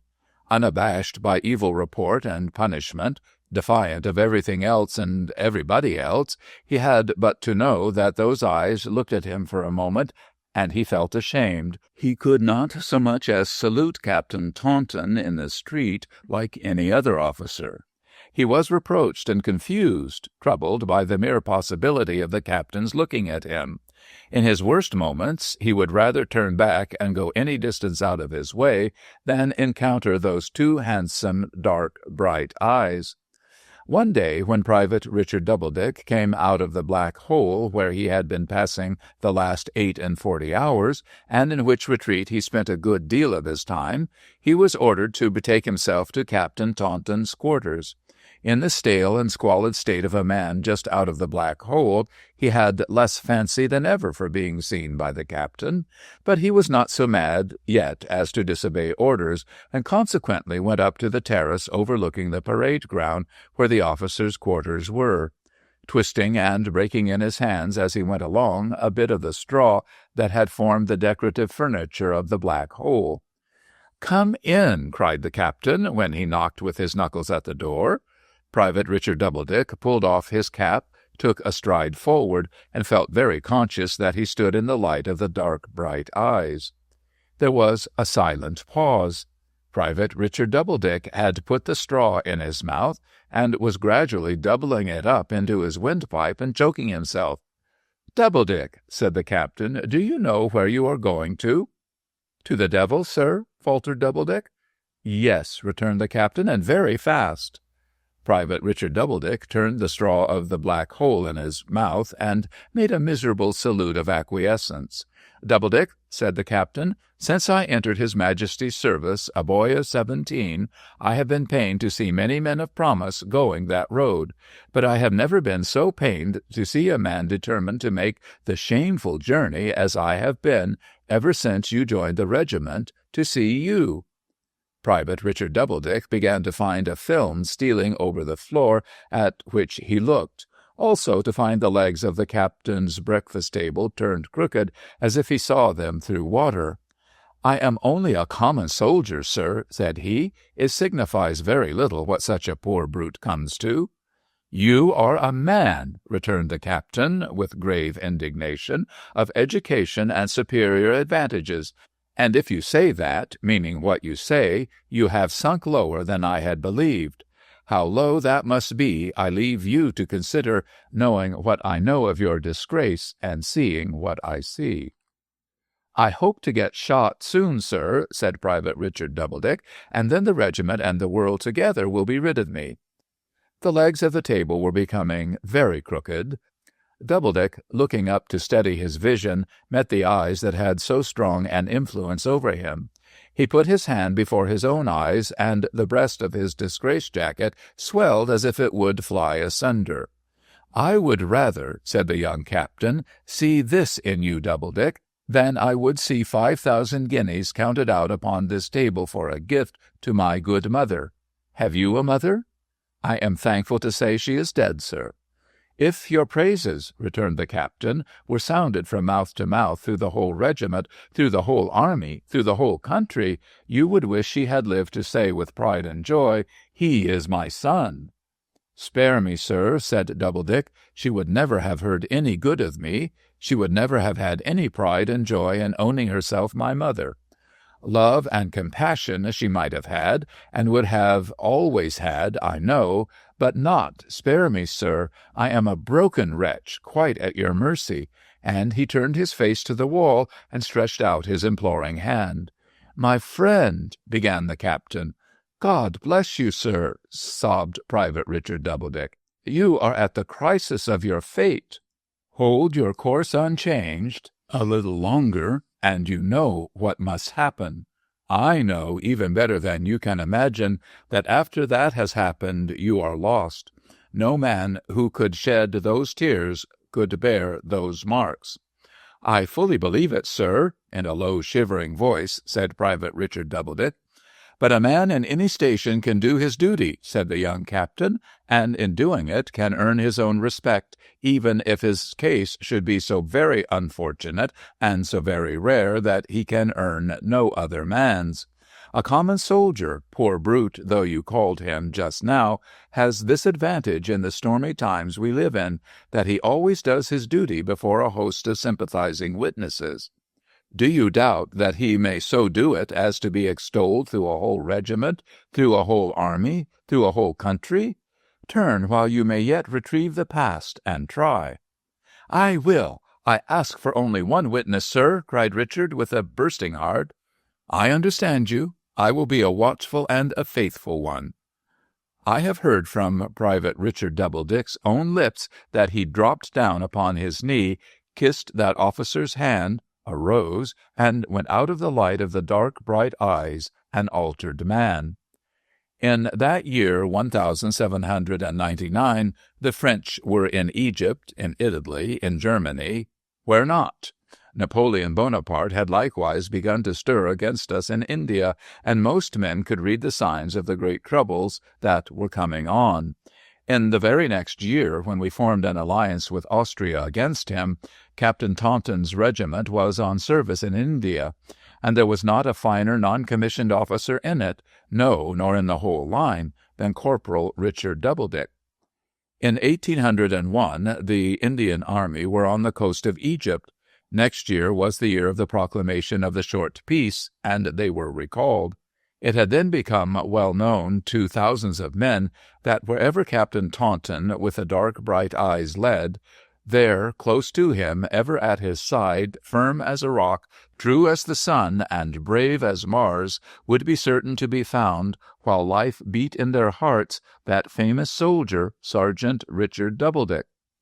1805, besides being the great year of Trafalgar, was a year of hard fighting in India.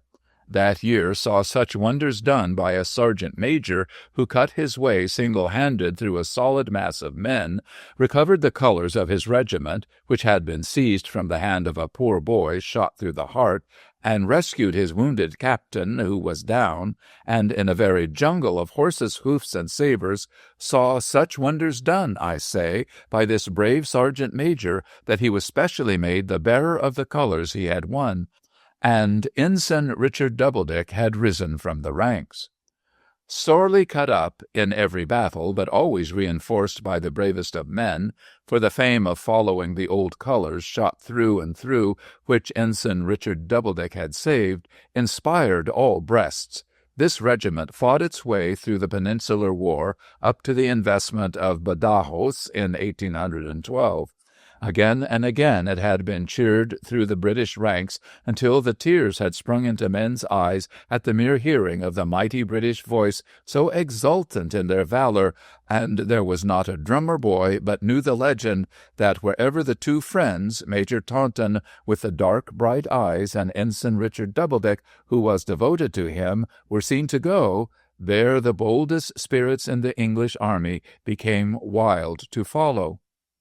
One day at Badajoz, not in the great storming, but in repelling a hot sally of the besieged upon our men at work in the trenches, who had given away, the two officers found themselves hurrying forward, face to face, against a party of French infantry, who made a stand. There was an officer at their head, encouraging his men, a courageous, handsome, gallant officer of 35, whom Doubledick saw hurriedly, almost momentarily, but saw well.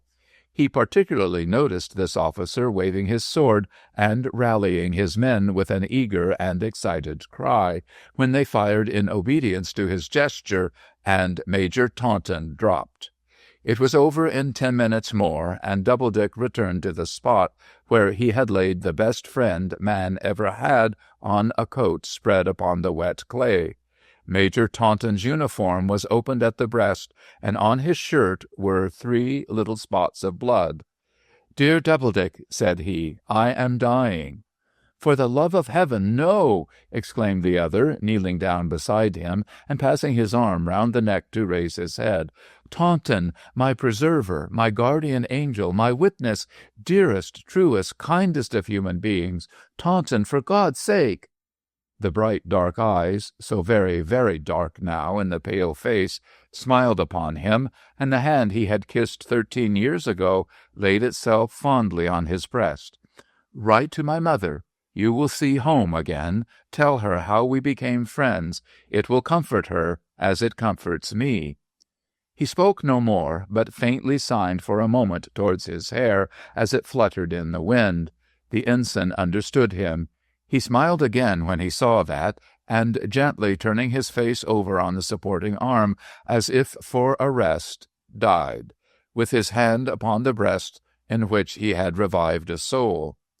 No dry eye looked on Ensign Richard Doubledick that melancholy day. He buried his friend on the field and became a lone, bereaved man. Beyond his duty, he appeared to have but two remaining cares in life, one to preserve the little packet of hair he was to give to Taunton's mother, the other to encounter that French officer who had rallied the men under whose fire Taunton fell. A new legend now began to circulate among our troops, and it was that when he and the French officer came face to face once more, there would be weeping in France. The war went on, and through it went the exact picture of the French officer on the one side and the bodily reality upon the other, until the Battle of Toulouse was fought. In the returns sent home appeared these words, "Severely wounded, but not dangerously, Lieutenant Richard Doubledick." At midsummer time, in the year 1814, Lieutenant Richard Doubledick, now a brown soldier, 37 years of age, came home to England invalided. He brought the hair with him near his heart. Many a French officer had he seen since that day, many a dreadful night in searching with men and lanterns for his wounded had he relieved French officers lying disabled, but the mental picture and the reality had never come together. Though he was weak and suffered pain, he lost not an hour in getting down to Frome in Somersetshire, where Taunton's mother lived. In the sweet, compassionate words that naturally present themselves to the mind tonight, he was the only son of his mother, and she was a widow. It was a Sunday evening, and the lady sat at her quiet garden window reading the Bible, reading to herself in a trembling voice that very passage in it, as I have heard him tell. He heard the words, "Young man, I say unto thee, arise." He had to pass the window, and the bright, dark eyes of his debased time seemed to look at him. Her heart told her who he was. She came to the door quickly and fell upon his neck. "He saved me from ruin, made me a human creature, won me from infamy and shame. O God, forever bless him. As he will, he will." "He will," the lady answered. "I know he is in heaven." Then she piteously cried, "But, oh, my darling boy, my darling boy!" Never from the hour when Private Richard Doubledick enlisted at Chatham had the private, corporal, sergeant, sergeant-major, ensign, or lieutenant breathed his right name or the name of Mary Marshall or a word of the story of his life into any ear except his reclaimers. That previous scene in his existence was closed. He had firmly resolved that his expiation should be to live unknown, to disturb no more the peace that had long grown over his old offenses, to let it be revealed when he was dead that he had striven and suffered and had never forgotten. And then, if they could forgive him and believe him, well, it would be time enough. But that night, remembering the words he had cherished for 2 years, "Tell her how we became friends, it will comfort her as it comforts me," he related everything. It gradually seemed to him as if in his maturity he had recovered a mother. It gradually seemed to her as if in her bereavement she had found a son. During his stay in England, the quiet garden into which he had slowly and painfully crept a stranger became the boundary of his home. When he was able to rejoin his regiment in the spring, he left the garden, thinking was this indeed the first time he had ever turned his face towards the old colors with a woman's blessing. He followed them, so ragged, so scarred and pierced now that they would scarcely hold together, to Quatre Bras and Ligny. He stood beside them in an awful stillness of many men, shadowy through the mist and drivel of a wet June afternoon on the field of Waterloo, and down to that hour the picture in his mind of the French officer had never been compared with the reality. The famous regiment was in action early in the battle, and received its first check in many an eventful year when he was seen to fall. But it swept on to avenge him, and left behind it no such creature in the world of consciousness as Lieutenant Richard Doubledick.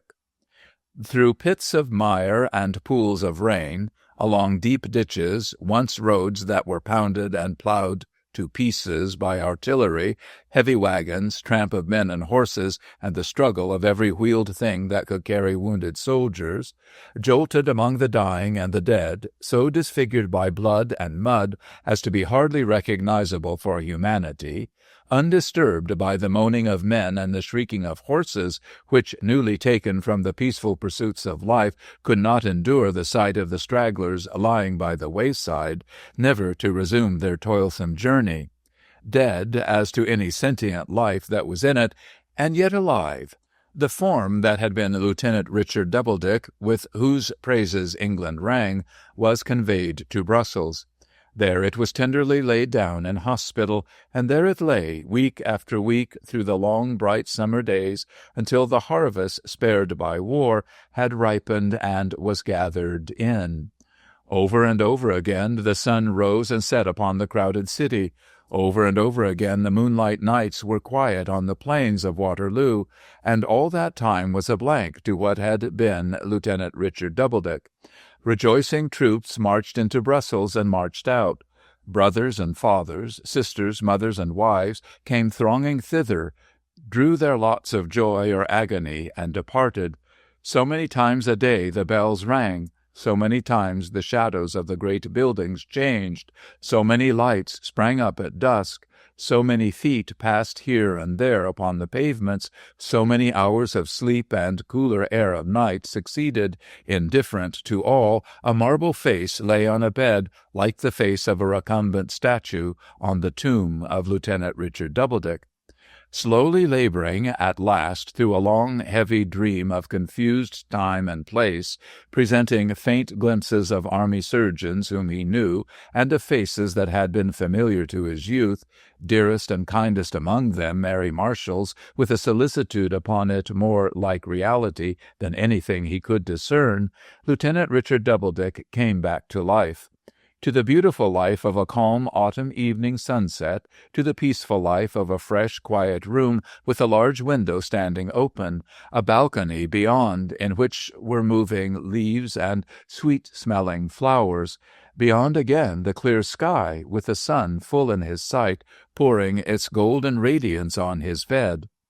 It was so tranquil and so lovely that he thought he had passed into another world, and he said in a faint voice, "Taunton, are you near me?"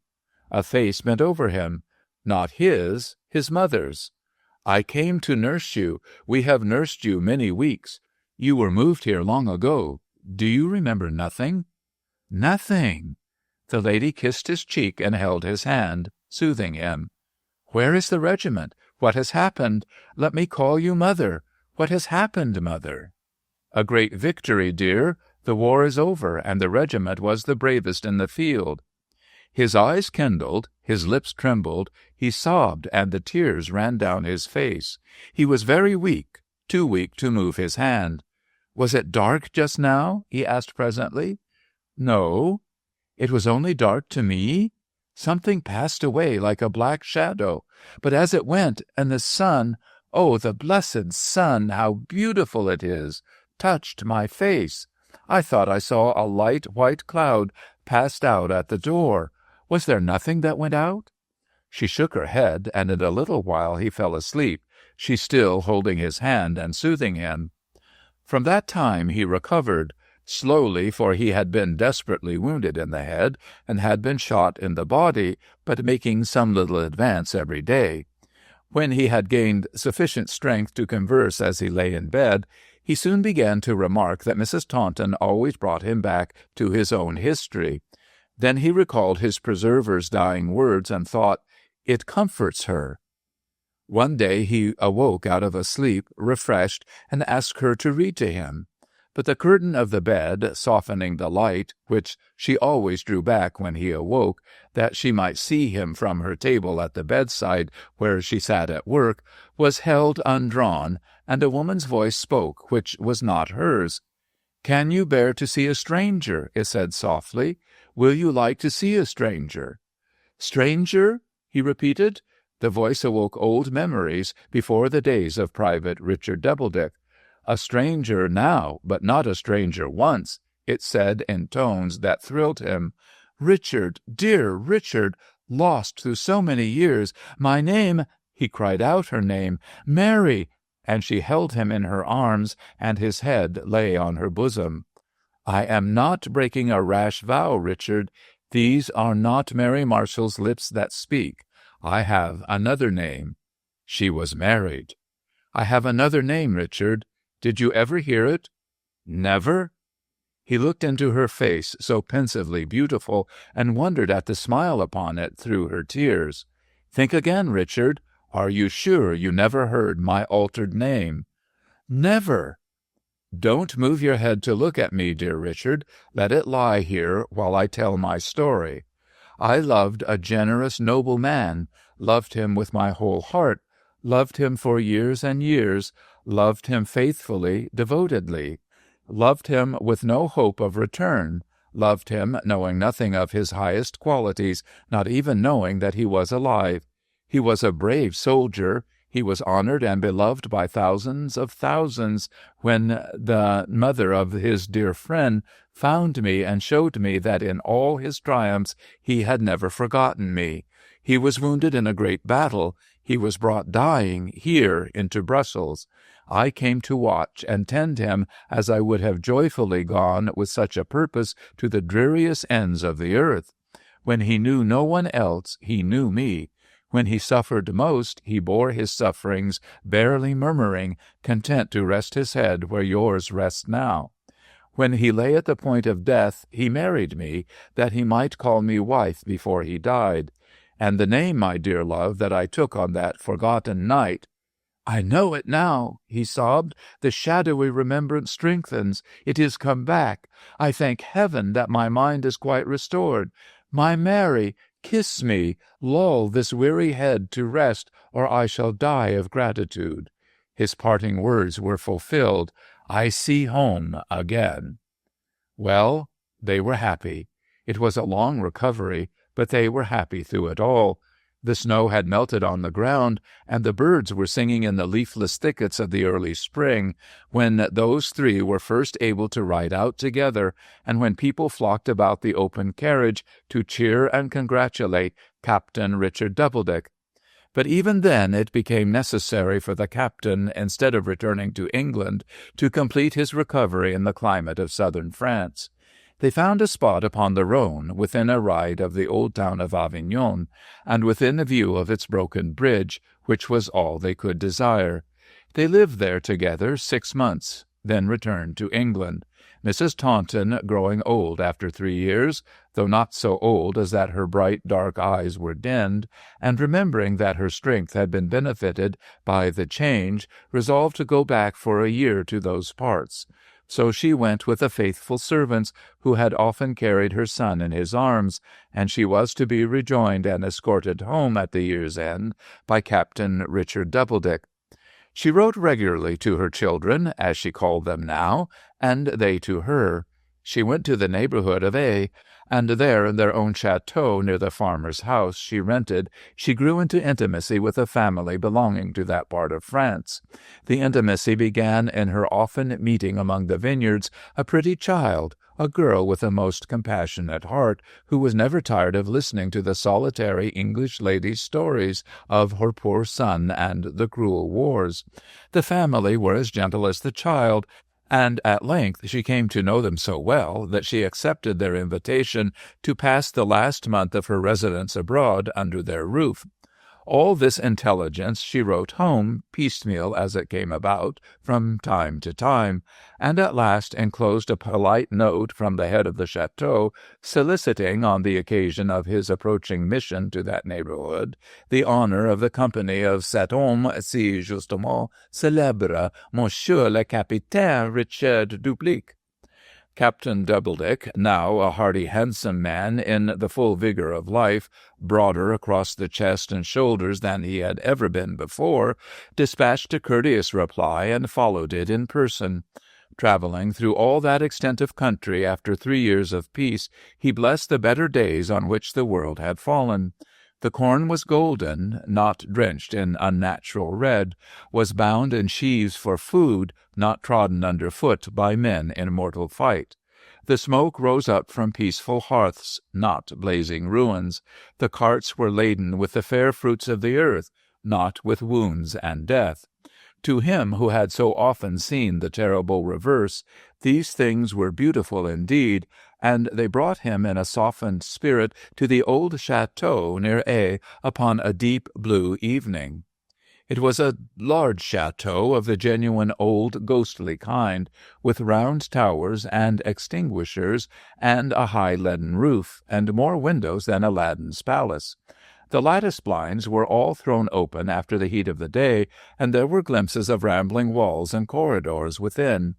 Then there were immense outbuildings fallen into partial decay, masses of dark trees, terrace gardens, balustrades, tanks of water, too weak to play and too dirty to work, statues, weeds, and thickets of iron railing that seemed to have overgrown themselves like the shrubberies and to have branched out in all manner of wild shapes.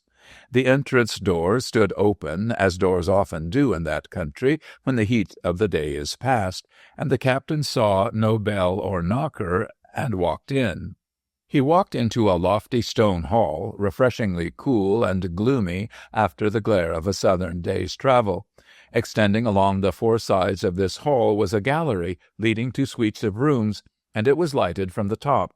Still no bell was to be seen. "Faith," said the captain, halting, ashamed of the clanking of his boots, "this is a ghostly beginning." He started back and felt his face turn white.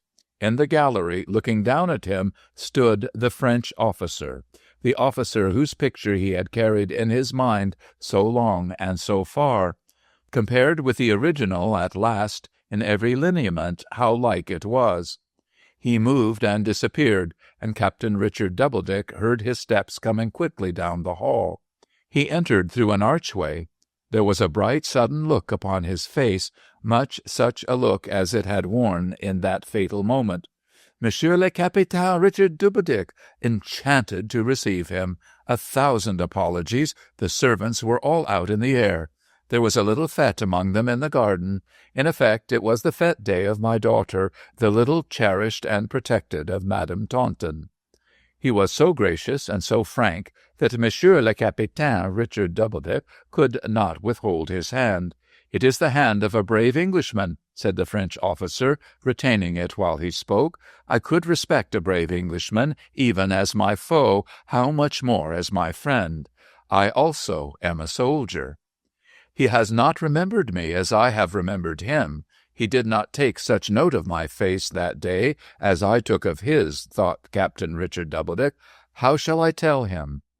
The French officer conducted his guest into a garden and presented him to his wife, an engaging and beautiful woman, sitting with Mrs. Taunton in a whimsical, old-fashioned pavilion.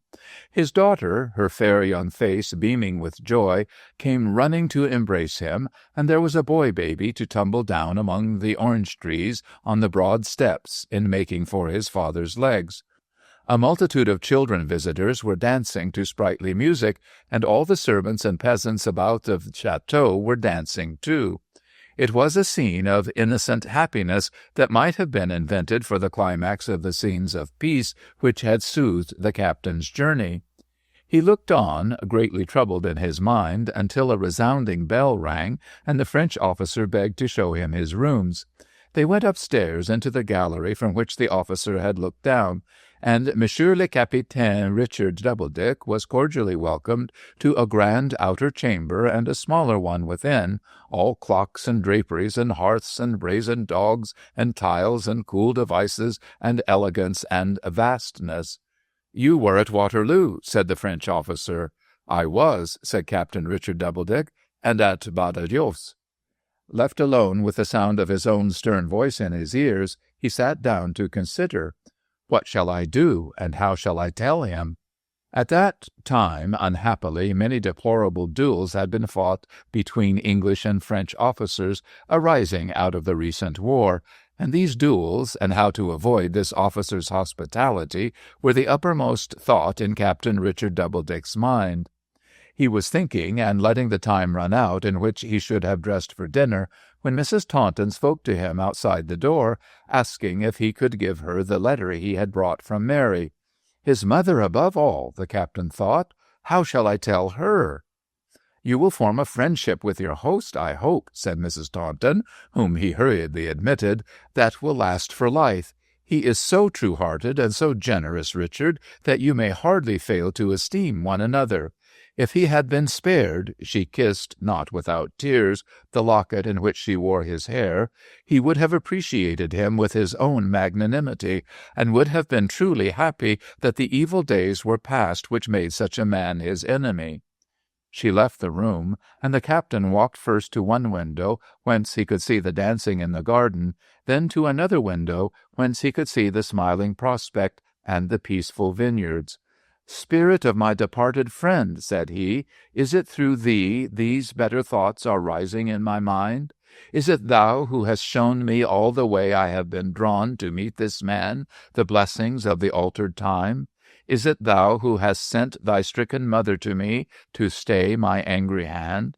Is it from thee the whisper comes that this man did his duty as thou didst, and as I did, through thy guidance, which has wholly saved me here on earth, and that he did no more?"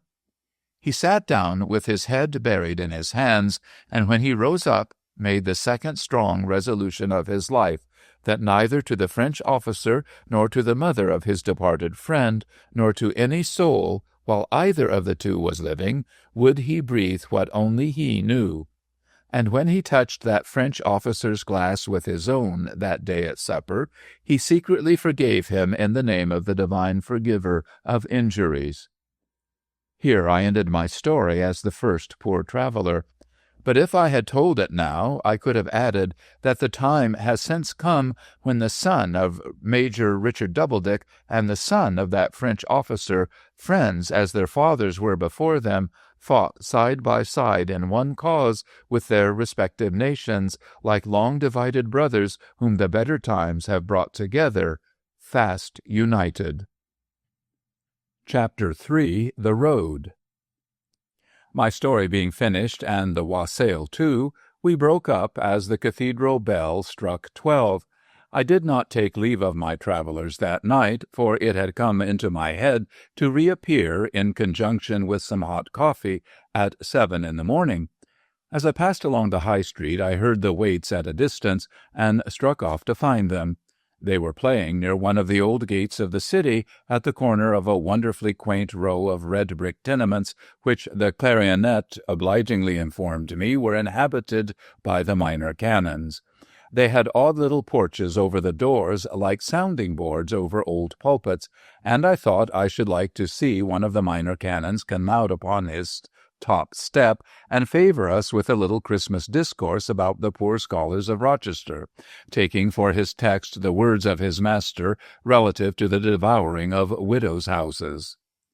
The clarionet was so communicative, and my inclinations were, as they generally are, of so vagabond a tendency, that I accompanied the waits across an open green called the Vines, and assisted, in the French sense, at the performance of 2 waltzes, 2 polkas, and 3 Irish melodies, before I thought of my inn any more. However, I returned to it then, and found a fiddle in the kitchen, and Ben, the wall-eyed young man, and 2 chambermaids circling round the great deal table with the utmost animation. I had a very bad night. It cannot have been owing to the turkey or the beef, and the wassail is out of the question, but in every endeavor that I made to get to sleep, I failed most dismally. I was never asleep, and in whatsoever unreasonable direction my mind rambled, the effigy of Master Richard Watts perpetually embarrassed it. In a word, I only got out of the worshipful Master Richard Watts's way by getting out of bed in the dark at 6 o'clock, and tumbling, as my custom is, into all the cold water that could be accumulated for the purpose. The outer air was dull and cold enough in the street when I came down there, and the one candle in our supper-room at Watts's Charity looked as pale in the burning as if it had had a bad night too. But my travellers had all slept soundly, and they took to the hot coffee and the piles of bread and butter which Ben had arranged like deals in a timber yard as kindly as I could desire. While it was yet scarcely daylight, we all came out into the street together, and there shook hands. The widow took the little sailor towards Chatham, where he was to find a steamboat for Sheerness. The lawyer, with an extremely knowing look, went his own way without committing himself by announcing his intentions.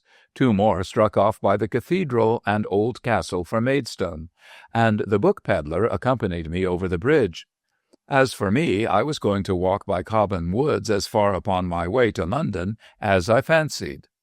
When I came to the stile and footpath by which I was to diverge from the main road, I bade farewell to my last remaining poor traveller, and pursued my way alone. And now the mists began to rise in the most beautiful manner, and the sun to shine, and as I went on through the bracing air, seeing the hoarfrost sparkle everywhere, I felt as if all nature shared in the joy of the great birthday. Going through the woods, the softness of my tread upon the mossy ground and upon the brown leaves enhanced the Christmas sacredness by which I felt surrounded. As the whitened stem environed me, I thought how the founder of the time had never raised his benignant hand save to bless and heal, except in the case of one unconscious tree. By Cobham Hall I came to the village and the churchyard where the dead had been quietly buried, in the sure and certain hope which Christmas-time inspired. What children could I see at play and not be loving of, recalling who had loved them? No garden that I passed was out of unison with the day, for I remembered that the tomb was in a garden, and that she, supposing him to be the gardener, had said, "Sir, if thou have borne him hence, tell me where thou hast laid him, and I will take him away." In time the distant river with the ships came full in view, and with it pictures of the poor fishermen mending their nets who arose and followed him, of the teaching of the people from a ship pushed off a little way from shore by reason of the multitude, of a majestic figure walking on the water in the loneliness of night. My very shadow on the ground was eloquent of Christmas, for did not the people lay their sick where the mere shadows of the men who had heard and seen him might fall as they passed along? Thus Christmas begirt me far and near, until I had come to Blackheath, and had walked down the long vista of gnarled old trees in Greenwich Park, and was being steam-rattled through the mists now closing in once more towards the lights of London. Brightly they shone, but not so brightly as my own fire, and the brighter faces around it, when we came together to celebrate the day. And there I told of worthy Master Richard Watts, and of my supper with the 6 poor travellers, who were neither rogues nor proctors, and from that hour to this I have never seen one of them again. Story 8. The Holly Tree, 3 Branches. Part 1. First Branch, Myself. I have kept one secret in the course of my life. I am a bashful man.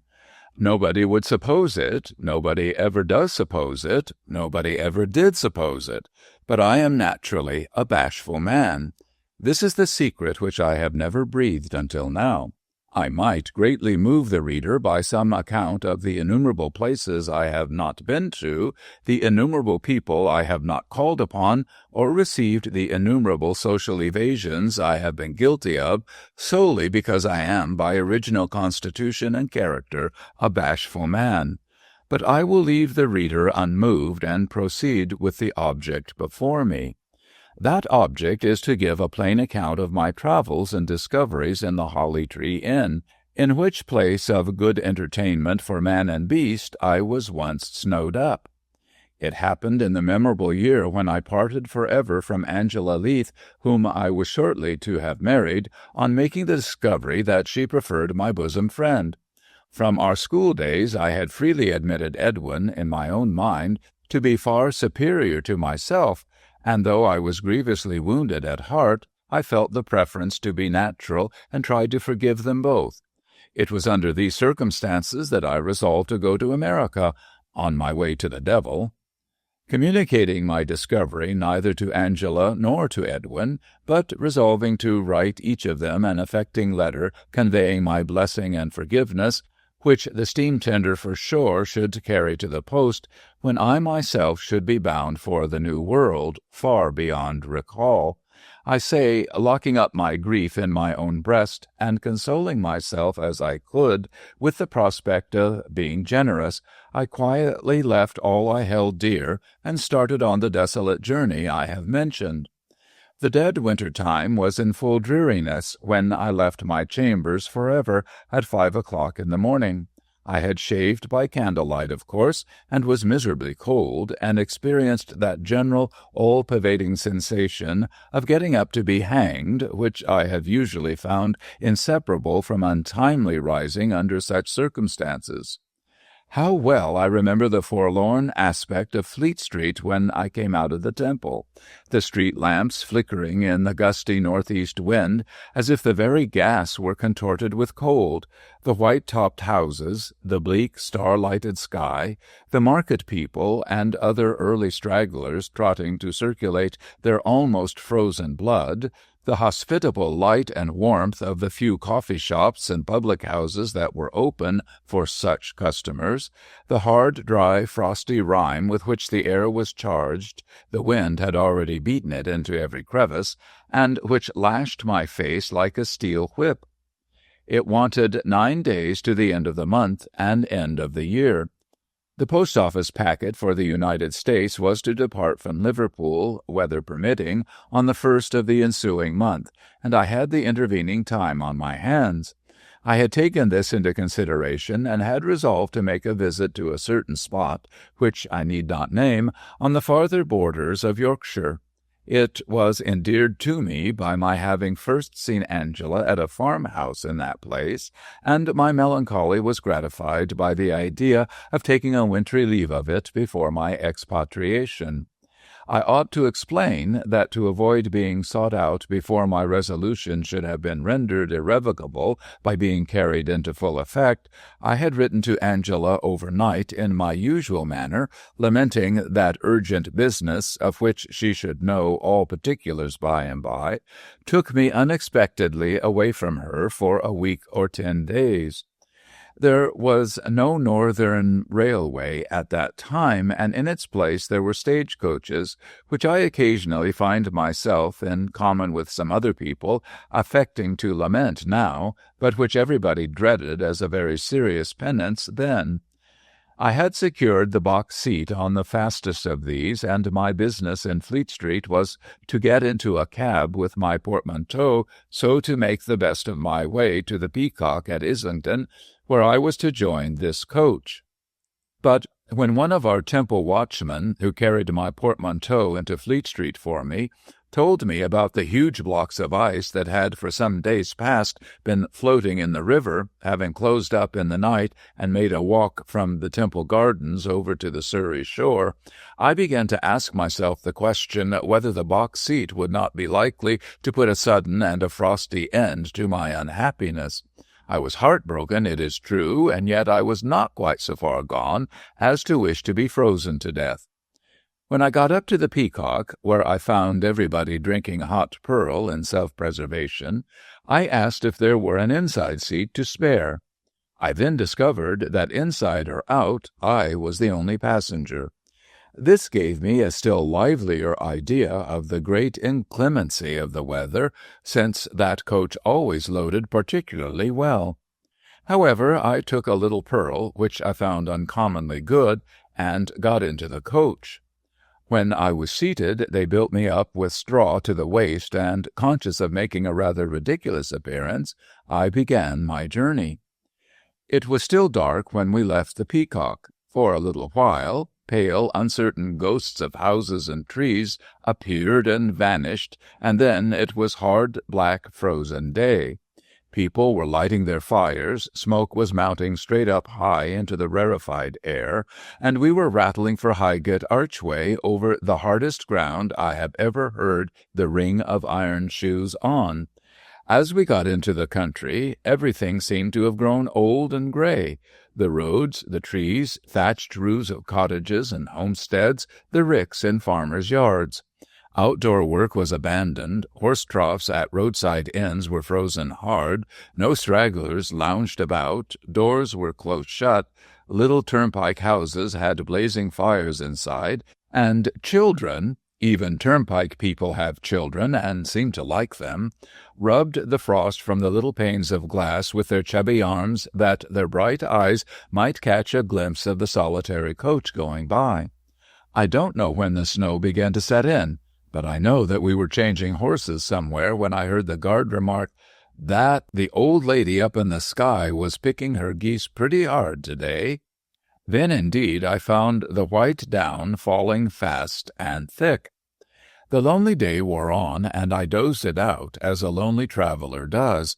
I was warm and valiant after eating and drinking, particularly after dinner, cold and depressed at all other times. I was always bewildered as to time and place, and always more or less out of my senses.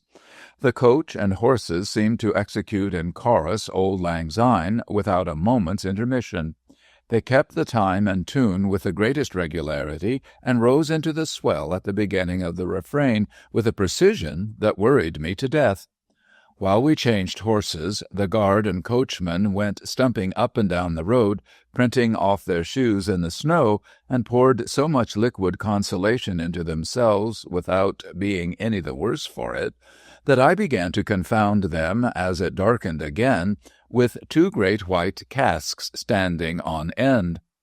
Our horses tumbled down in solitary places, and we got them up, which was the pleasantest variety I had, for it warmed me, and it snowed, and still it snowed, and never left off snowing. All night long we went on in this manner. Thus we came round the clock upon the Great North Road to the performance of Auld Lang Syne all day again, and it snowed, and still it snowed, and never left off snowing. I forget now where we were at noon on the second day, and where we ought to have been. But I know that we were scores of miles behindhand, and that our case was growing worse every hour. The drift was becoming prodigiously deep, landmarks were getting snowed out, the road and the fields were all one. Instead of having fences and hedgerows to guide us, we went crunching on over an unbroken surface of ghastly white that might sink beneath us at any moment and drop us down a whole hillside. Still, the coachman and guard, who kept together on the box, always in council and looking well about them, made out the track with astonishing sagacity. When we came in sight of the town, it looked to my fancy like a large drawing on a slate, with abundance of slate pencil expended on the churches and houses where the snow lay thickest. When we came within a town and found the church clock all stopped, the dial faces choked with snow, and the inn signs blotted out, it seemed as if the whole place were overgrown with white moss. As to the coach, it was a mere snowball. Similarly, the men and boys who ran along beside us to the town's end, turning our clogged wheels and encouraging our horses, were men and boys of snow, and the bleak, wild solitude to which they at last dismissed us was a snowy Sahara. One would have thought this enough, notwithstanding which I pledge my word that it snowed, and still it snowed, and never left off snowing. We performed Auld Lang Syne the whole day, seeing nothing out of towns and villages but the track of stoats, hares, and foxes, and sometimes of birds. At 9 o'clock at night on a Yorkshire moor, a cheerful burst from our horn, and a welcome sound of talking, with a glimmering and moving about of lanterns, roused me from my drowsy state. I found that we were going to change.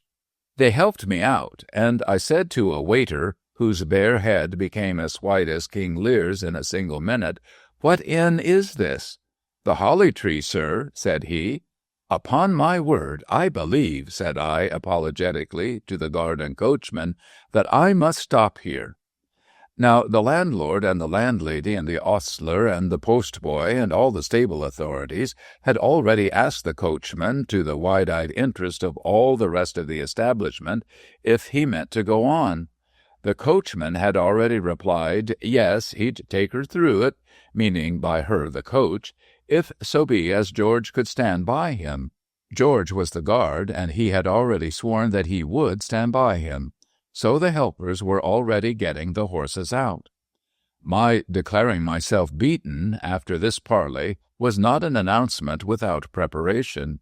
Indeed, but for the way to the announcement being smoothed by the parley, I more than doubt whether, as an innately bashful man, I should have had the confidence to make it.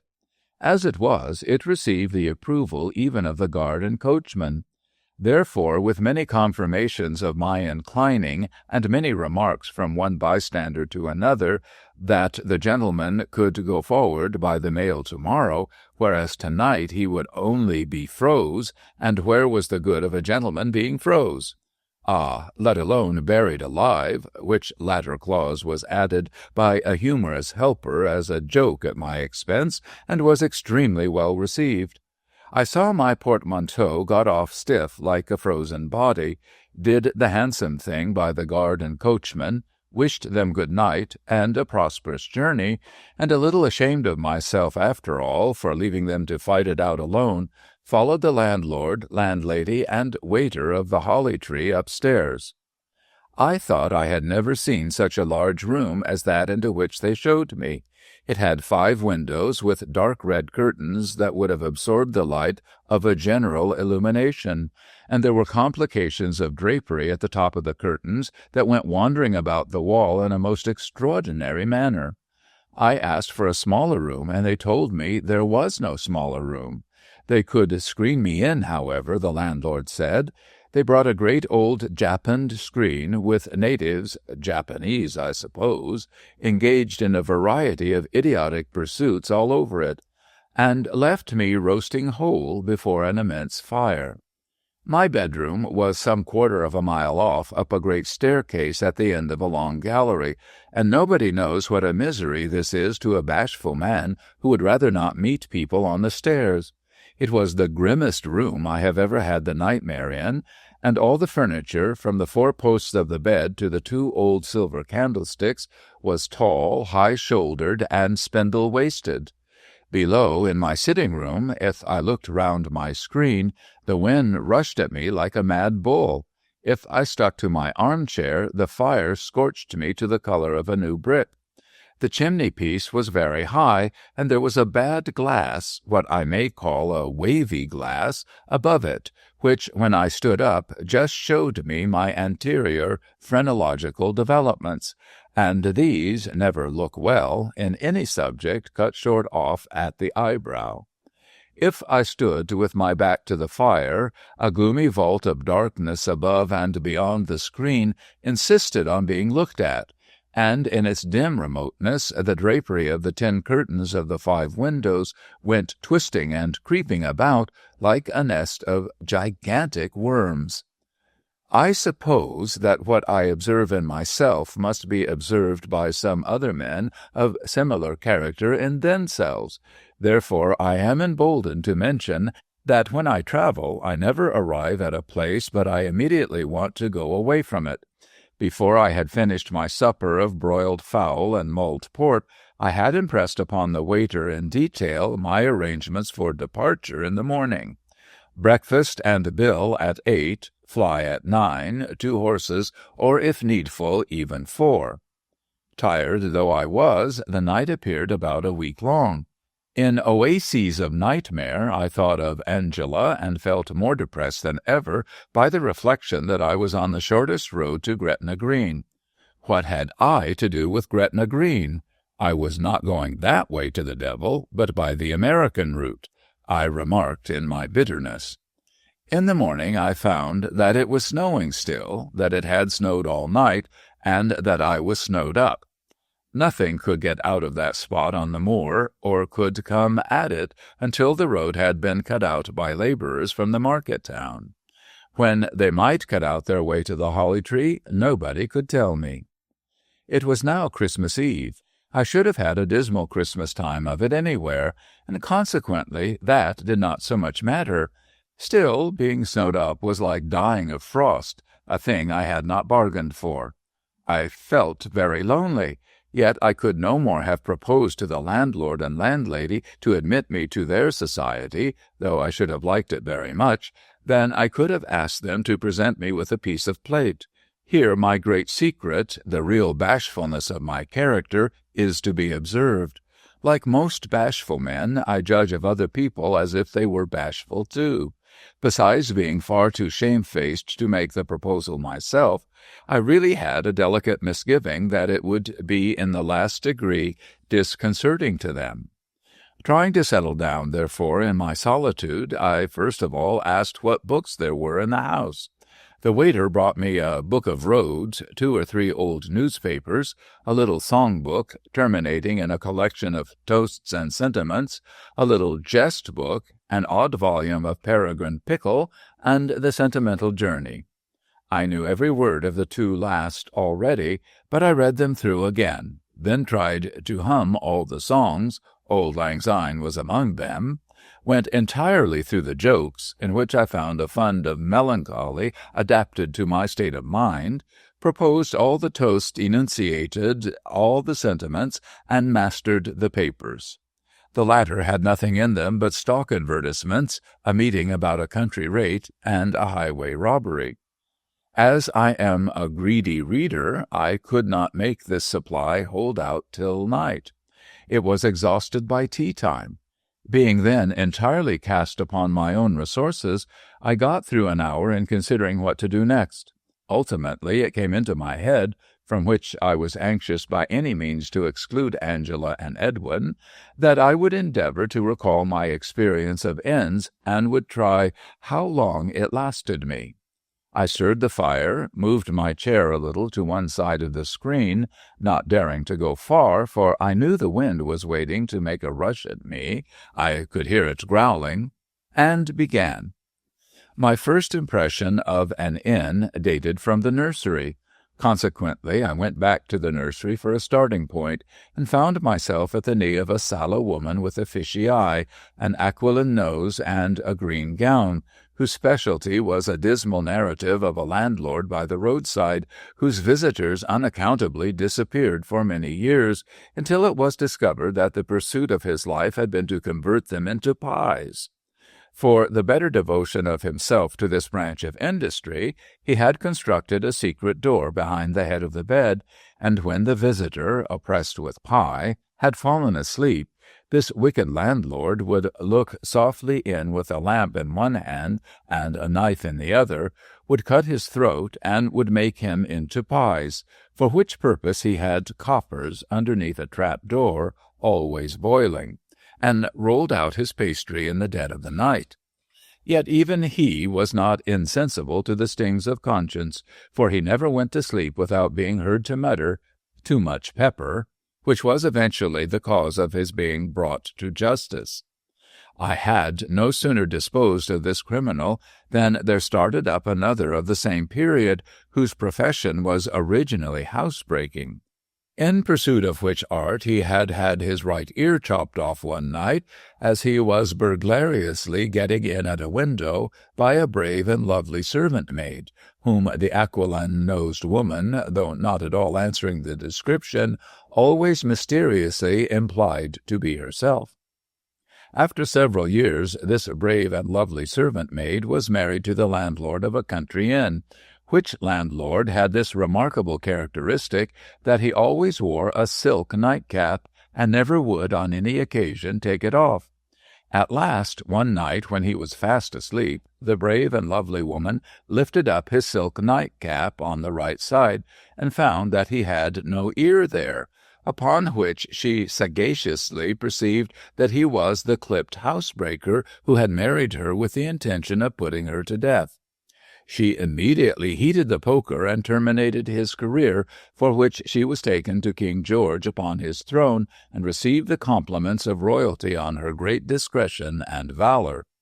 This same narrator, who had a ghoulish pleasure, I have long been persuaded, in terrifying me to the utmost confines of my reason, had another authentic anecdote within her own experience, founded, I now believe, upon Raymond and Agnes, or the Bleeding Nun.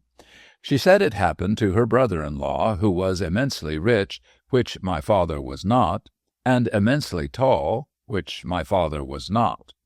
It was always a point with this ghoul to present my dearest relations and friends to my youthful mind under circumstances of disparaging contrast.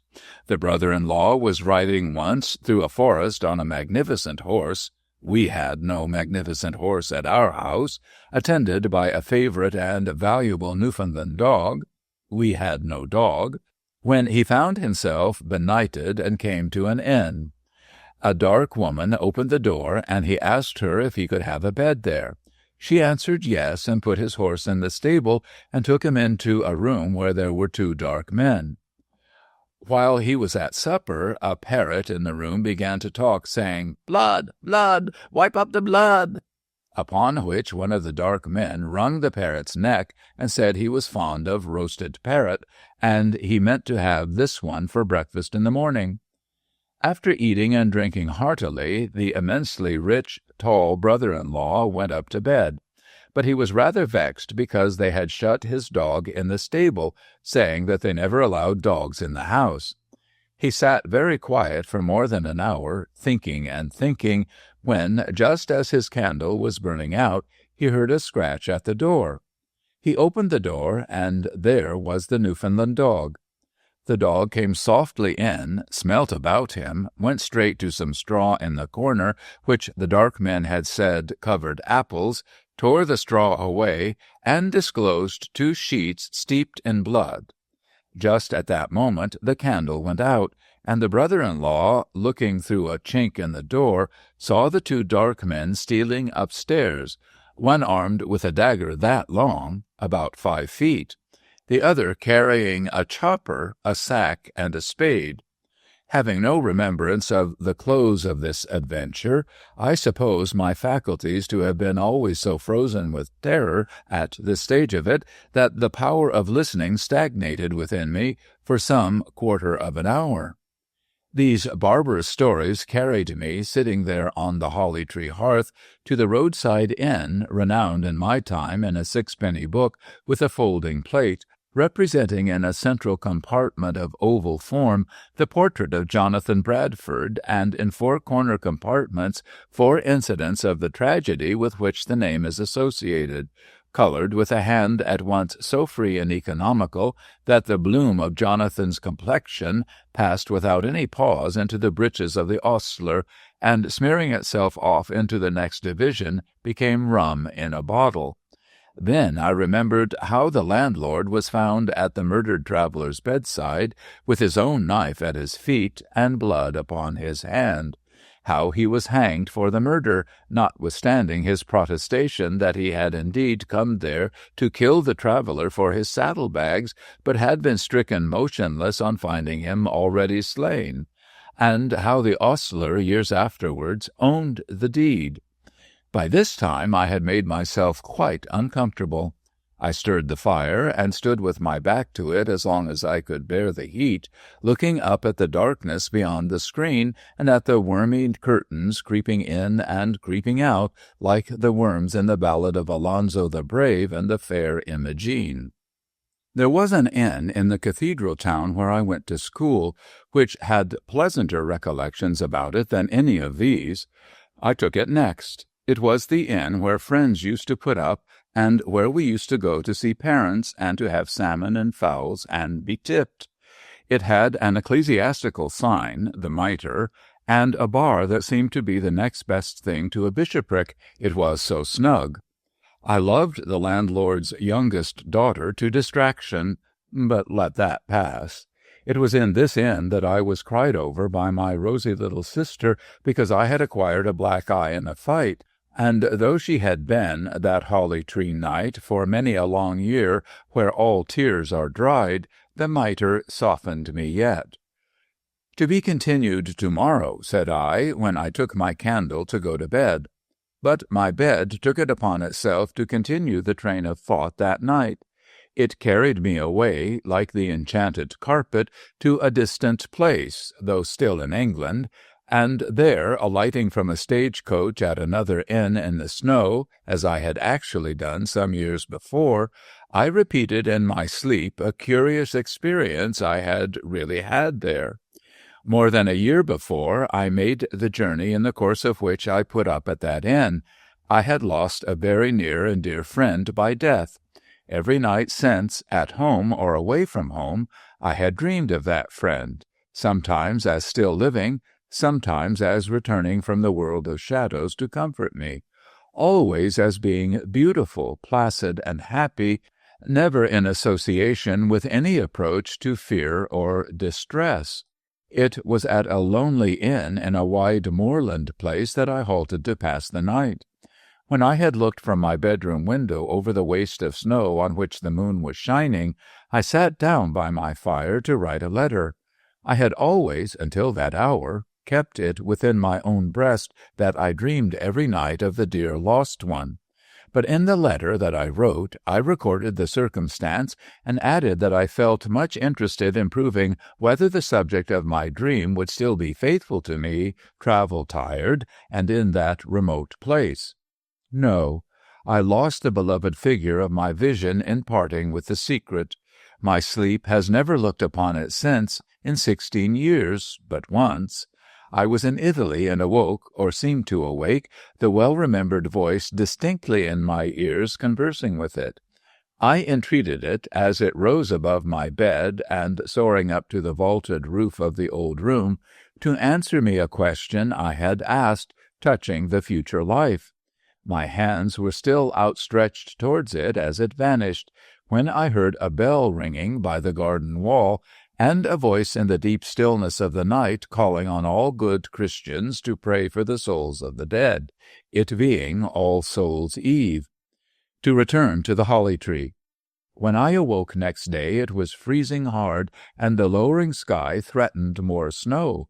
My breakfast cleared away, I drew my chair into its former place, and with the fire getting so much the better of the landscape that I sat in twilight, resumed my inn remembrances. That was a good inn down in Wiltshire, where I put up once in the days of the hard Wiltshire ale, and before all beer was bitterness.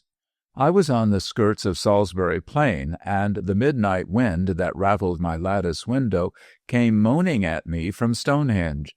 There was a hanger-on at that establishment, a supernaturally preserved druid I believe him to have been, and to be still, with long white hair and of flinty blue eyes, always looking afar off, who claimed to have been a shepherd, and who seemed to be ever watching for the reappearance on the verge of the horizon of some ghostly flock of sheep that had been mutton for many ages. He was a man with a weird belief in him that no one could count the stones of Stonehenge twice and make the same number of them. Likewise, that anyone who counted them 3 times, 9 times, and then stood in the center and said, "I dare," would behold a tremendous apparition and be stricken dead. He pretended to have seen a bustard, I suspect him to have been familiar with the dodo, in manner following. He was out upon the plain at the close of a late autumn day, when he dimly discerned, going on before him at a curious, fitfully bounding pace, what he at first supposed to be a gig umbrella that had been blown from some conveyance, but what he presently believed to be a lean dwarf man upon a little pony. Having followed this object for some distance without gaining on it, and having called to it many times without receiving any answer, he pursued it for miles and miles, when at length, coming up with it, he discovered it to be the last bustard in Great Britain, degenerated into a wingless state and running along the ground. Resolved to capture him or perish in the attempt, he closed with the bustard, but the bustard, who had formed a counter-resolution that he should do neither, threw him, stunned him, and was last seen making due west. This weird man, at that stage of metempsychosis, may have been a sleepwalker or an enthusiast or a robber, but I awoke one night to find him in the dark at my bedside, repeating the Athanasian Creed in a terrific voice. I paid my bill next day and retired from the county with all possible precipitation. That was not a commonplace story which worked itself out at a little inn in Switzerland while I was staying there. It was a very homely place, in a village of one narrow zigzag street among mountains, and you went in at the main door through the cow-house, and among the mules and dogs and fowls, before ascending a great bare staircase to the rooms, which were all of unpainted wood, without plastering or papering, like rough packing-cases. Outside there was nothing but the straggling street, a little toy church with a copper-colored steeple, a pine forest, a torrent, mists, and mountainsides. A young man belonging to this inn had disappeared 8 weeks before, it was winter-time, and was supposed to have had some undiscovered love affair and to have gone for a soldier. He had got up in the night and dropped into the village street from the loft in which he slept, with another man, and he had done it so quietly that his companion and fellow laborer had heard no movement when he was awakened in the morning, and they said, "Louis, where is Henri?" They looked for him high and low in vain and gave him up. Now, outside this inn there stood, as there stood outside every dwelling in the village, a stack of firewood. But the stack belonging to the inn was higher than any of the rest, because the inn was the richest house and burnt the most fuel. It began to be noticed, while they were looking high and low, that a bantam cock, part of the livestock of the inn, put himself wonderfully out of his way to get to the top of this wood stack, and that he would stay there for hours and hours, crowing, until he appeared in danger of splitting himself. 5 weeks went on, 6 weeks, and still this terrible bantam, neglecting his domestic affairs, was always on the top of the woodstack, crowing the very eyes out of his head.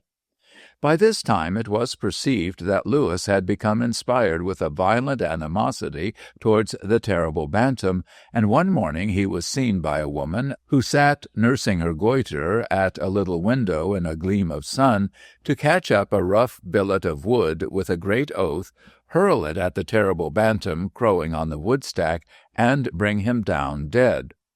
Hereupon the woman, with a sudden light in her mind, stole round to the back of the woodstack, and, being a good climber, as all those women are, climbed up, and soon was seen upon the summit, screaming, looking down the hollow within, and crying, "Seize Louis the murderer! Ring the church bell! Here is the body!" I saw the murderer that day, and I saw him as I sat by my fire at the Holly Tree Inn, and I see him now, lying shackled with cords on the stable litter, among the mild eyes and the smoking breath of the cows, waiting to be taken away by the police and stared at by the fearful village. A heavy animal, the dullest animal in the stables, with a stupid head and a lumpish face, devoid of any trace of sensibility, who had been, within the knowledge of the murdered youth, an embezzler of certain small moneys belonging to his master, and who had taken this hopeful mode of putting a possible accuser out of his way. All of which he confessed next day, like a sulky wretch who couldn't be troubled any more, now that they had got hold of him, and meant to make an end of him. I saw him once again on the day of my departure from the inn. In that canton the headsman still does his office with a sword, and I came upon this murderer sitting bound to a chair, with his eyes bandaged, on a scaffold in a little market-place. In that instant a great sword, loaded with quicksilver in the thick part of the blade, swept round him like a gust of wind or fire, and there was no such creature in the world. My wonder was, not that he was so suddenly dispatched, but that any head was left unreaped within a radius of 50 yards of that tremendous sickle. That was a good inn, too, with the kind, cheerful landlady and the honest landlord, where I lived in the shadow of Mont Blanc, and where one of the apartments was a zoological papering on the walls, not so accurately joined, but that the elephant occasionally rejoices in a tiger's hind legs and tail, while the lion puts on a trunk and tusks, and the bear, molting as it were, appears as to portions of himself like a leopard.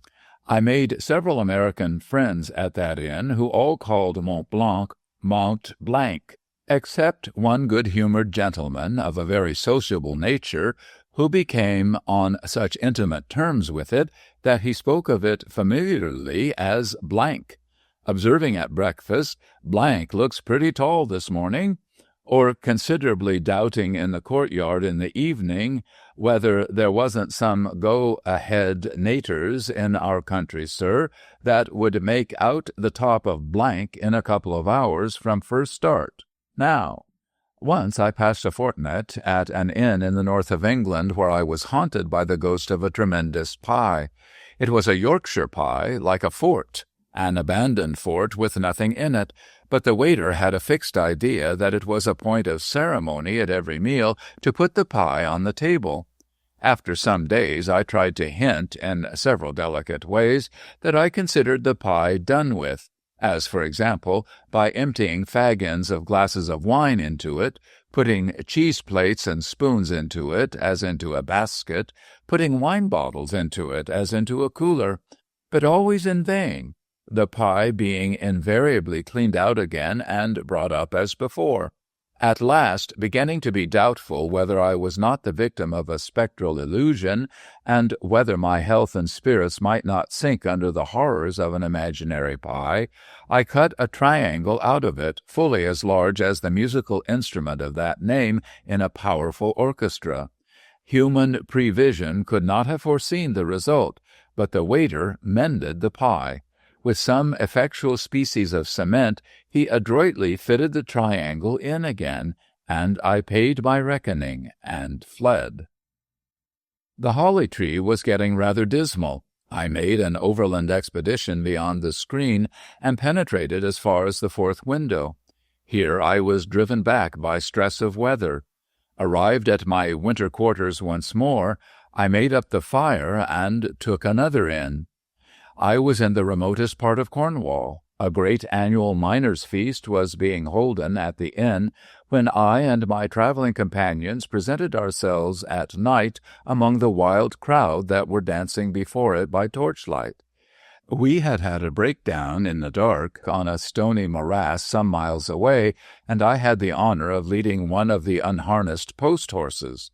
If any lady or gentleman on perusal of the present lines will take any very tall post-horse with his traces hanging about his legs, and will conduct him by the bearing-rein into the heart of a country dance of 150 couples, that lady or gentleman will then, and only then, form an adequate idea of the extent to which that post-horse will tread on his conductor's toes, over and above which the post-horse, finding 300 people whirling about him, will probably rear and also lash out with his hind legs in a manner incompatible with dignity or self-respect on his conductor's part.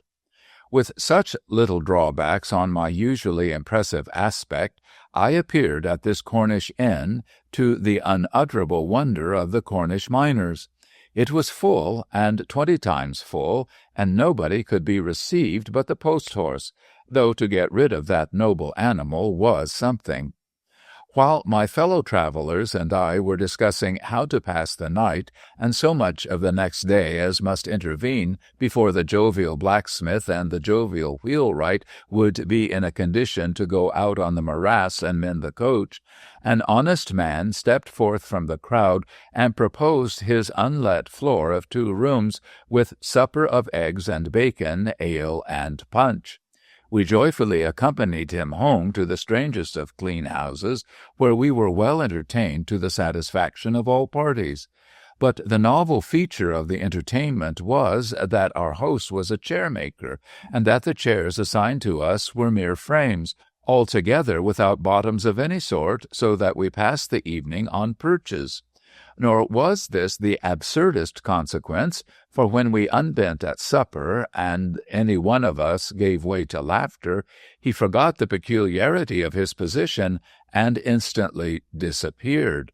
I myself, doubled up into an attitude from which self-extrication was impossible, was taken out of my frame like a clown in a comic pantomime who has tumbled into a tub 5 times by the taper's light during the eggs and bacon.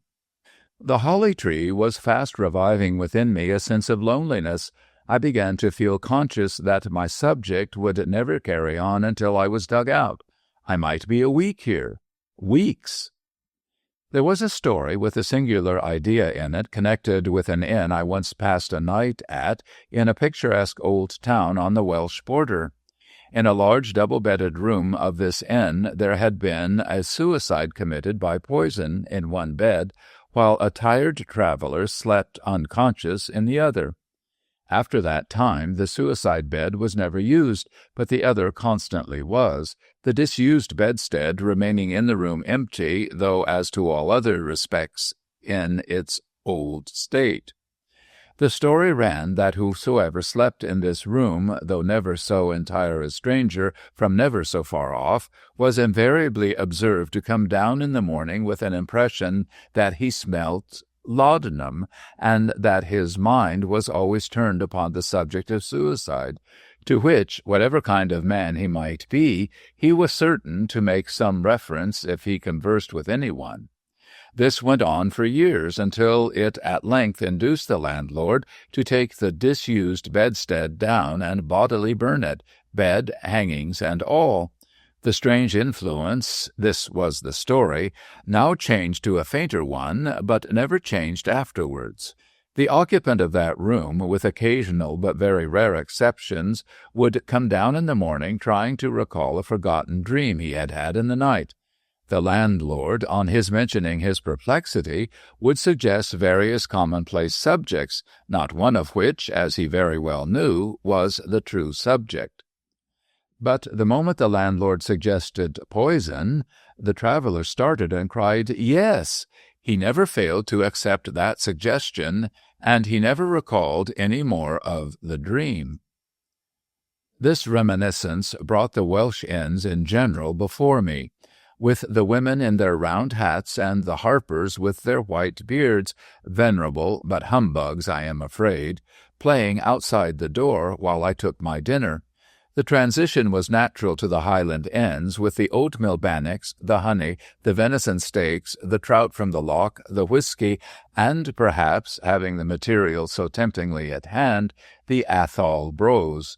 Once was I coming south from the Scottish Highlands in hot haste, hoping to change quickly at the station at the bottom of a certain wild historical glen, when these eyes did with mortification see the landlord come out with a telescope and sweep the whole prospect for the horses, which horses were away, picking up their own living, and did not heave in sight under 4 hours.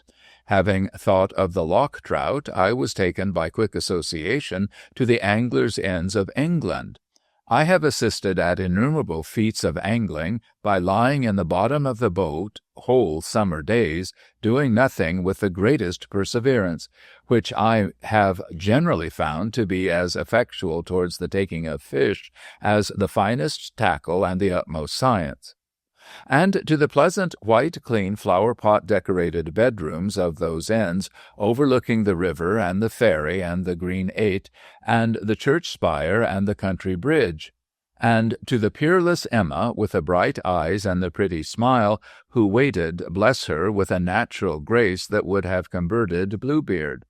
Casting my eyes upon my holly-tree fire, I next discerned among the glowing coals the pictures of a score or more of those wonderful English posting inns which we are all so sorry to have lost, which were so large and so comfortable, and which were such monuments of British submission to rapacity and extortion. He who would see these houses pining away, let him walk from Basingstoke or even Windsor to London by way of Hounslow, and moralize on their perishing remains. The stables crumbling to dust, unsettled laborers and wanderers bivouacking in the outhouses, grass growing in the yards, the rooms where erst so many hundred beds of down were made up, let off to Irish lodgers at 18 pence a week, a little ill-looking beer-shop shrinking in the tap of former days, burning coach-house gates for firewood, having one of its 2 windows bunged up as if it had received punishment in a fight with the railroad, a low, bandy-legged, brick-making bulldog standing in the doorway. What could I next see in my fire so naturally as the new railway house of these times near the dismal country station, with nothing particular on draught but cold air and damp, nothing worth mentioning in the larder but new mortar, and no business doing beyond a conceited affectation of luggage in the hall? Then I came to the inns of Paris, with a pretty apartment of 4 pieces up 175 wax stairs. The privilege of ringing the bell all day long without influencing anybody's mind or body but your own, and the not too much for dinner, considering the price. Next to the provincial inns of France, with the great church tower rising above the courtyard, the horse bells jingling merrily up and down the street beyond, and the clocks of all descriptions in all the rooms, which are never right, unless taken at the precise minute when, by getting exactly 12 hours too fast or too slow, they unintentionally become so. Away I went, next to the lesser roadside inns of Italy, where all the dirty clothes in the house, not in wear, are always lying in your anteroom, where the mosquitoes make a raisin pudding of your face in summer, and the cold bites it blue in winter, where you get what you can and forget what you can't, where I should again like to be boiling my tea in a pocket-handkerchief dumpling for want of a teapot.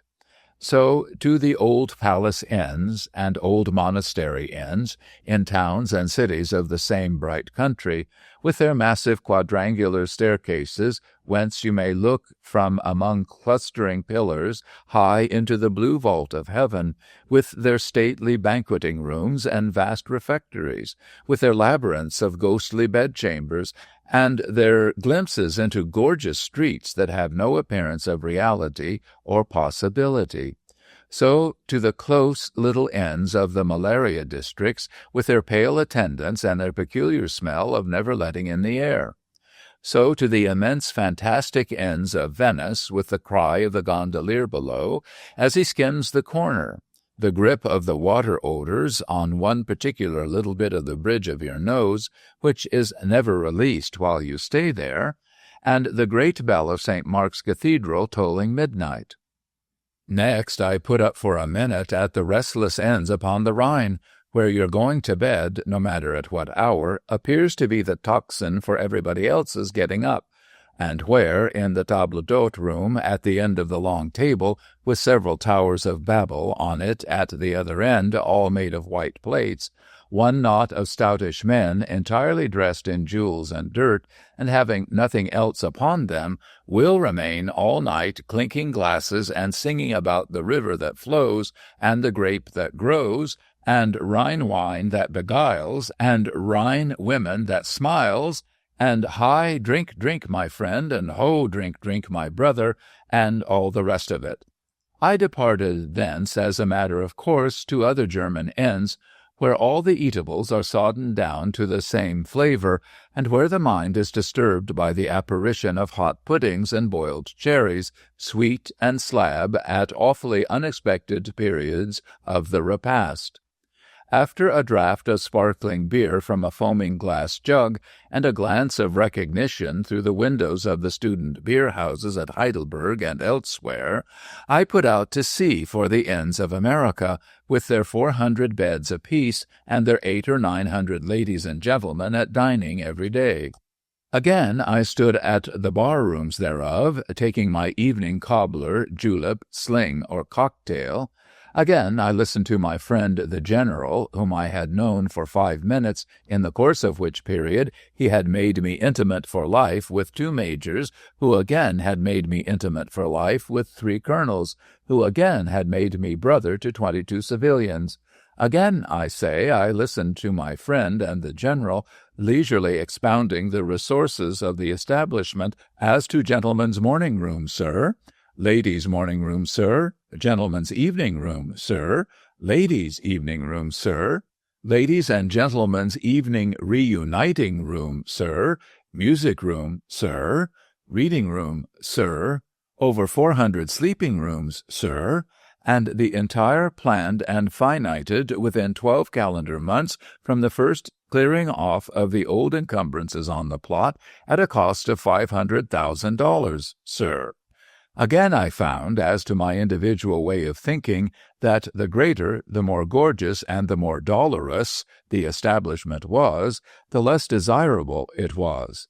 Nevertheless, again I drank my cobbler, julep, sling, or cocktail in all good will to my friend the general and my friends the majors, colonels, and civilians all, full well knowing that whatever little motes my beamy eyes may have descried in theirs, they belong to a kind, generous, large-hearted, and great people. I had been going on lately at a quick pace to keep my solitude out of my mind, but here I broke down for good and gave up the subject. What was I to do? What was to become of me? Into what extremity was I submissively to sink? Supposing that, like Baron Trenck, I looked out for a mouse or spider and found one and beguiled my imprisonment by training it. Even that might be dangerous with a view to the future. I might be so far gone when the road did come to be cut through the snow that on my way forth I might burst into tears and beseech, like the prisoner who was released in his old age from the Bastille, to be taken back again to the 5 windows, the 10 curtains, and the sinuous drapery. A desperate idea came into my head. Under any other circumstances I should have rejected it, but in the strait at which I was, I held it fast. Could I so far overcome the inherent bashfulness which withheld me from the landlord's table and the company I might find there, as to call up the Boots and ask him to take a chair and something in a liquid form and talk to me? I could. I would. I did. Story 8, The Holly Tree, 3 Branches, Part 2. Second branch, the Boots. Where had he been in his time? He repeated when I asked him the question. Lord, he had been everywhere. And what had he been? Bless you, he had been everything you could mention almost. Seen a good deal? Why, of course he had. I should say so, he could assure me, if I only knew about a 20th part of what had come in his way. Why, it would be easier for him, he expected, to tell what he hadn't seen than what he had. Ah, a deal it would.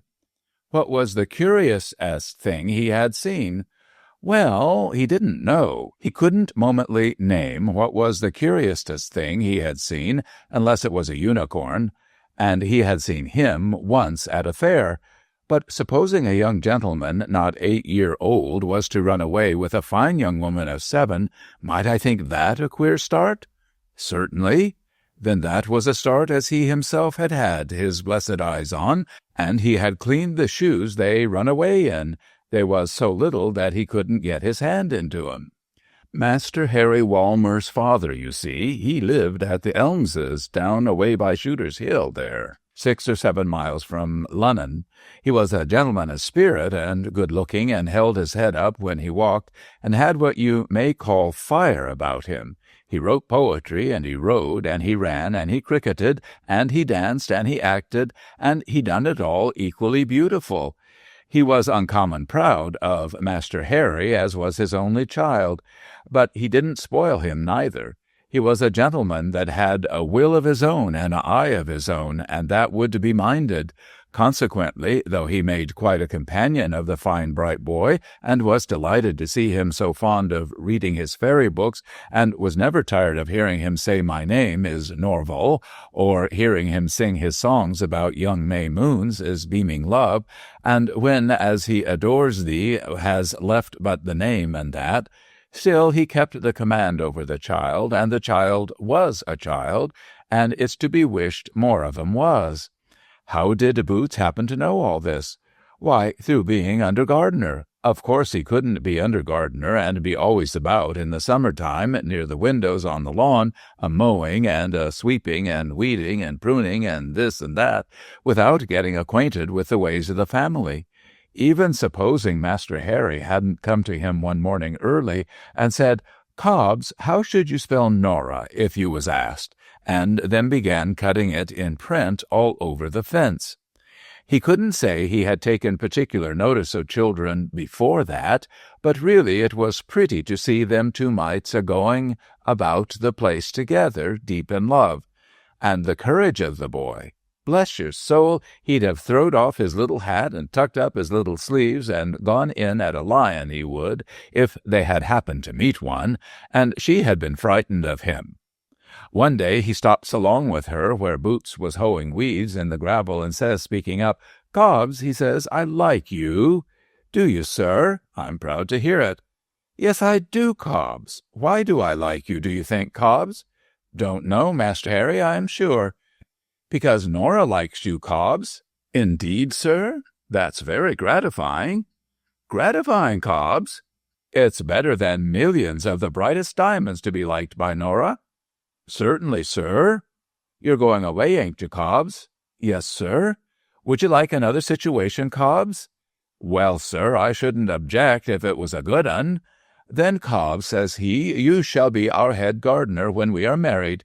And he tucks her in her little sky-blue mantle under his arm and walks away. Boots could assure me that it was better than a picter and equal to a play to see them babies with their long, bright, curling hair, their sparkling eyes, and their beautiful light tread a-ramblin' about the garden deep in love. Boots was of opinion that the birds believed they was birds and kept up with 'em, singin' to please 'em. Sometimes they would creep under the tulip-tree and would sit there with their arms round one another's necks and their soft cheeks touching, reading about the prince and the dragon and the good and bad enchanters and the king's fair daughter. Sometimes he would hear them planning about having a house in a forest, keeping bees and a cow, and living entirely on milk and honey. Once he came upon them by the pond and heard Master Harry say, "Adorable Nora, kiss me and say you love me to distraction, or I'll jump in head foremost." And Boots made no question he would have done it if she hadn't complied. On the whole, Boots said it had a tendency to make him feel as if he was in love himself, only he didn't exactly know who with.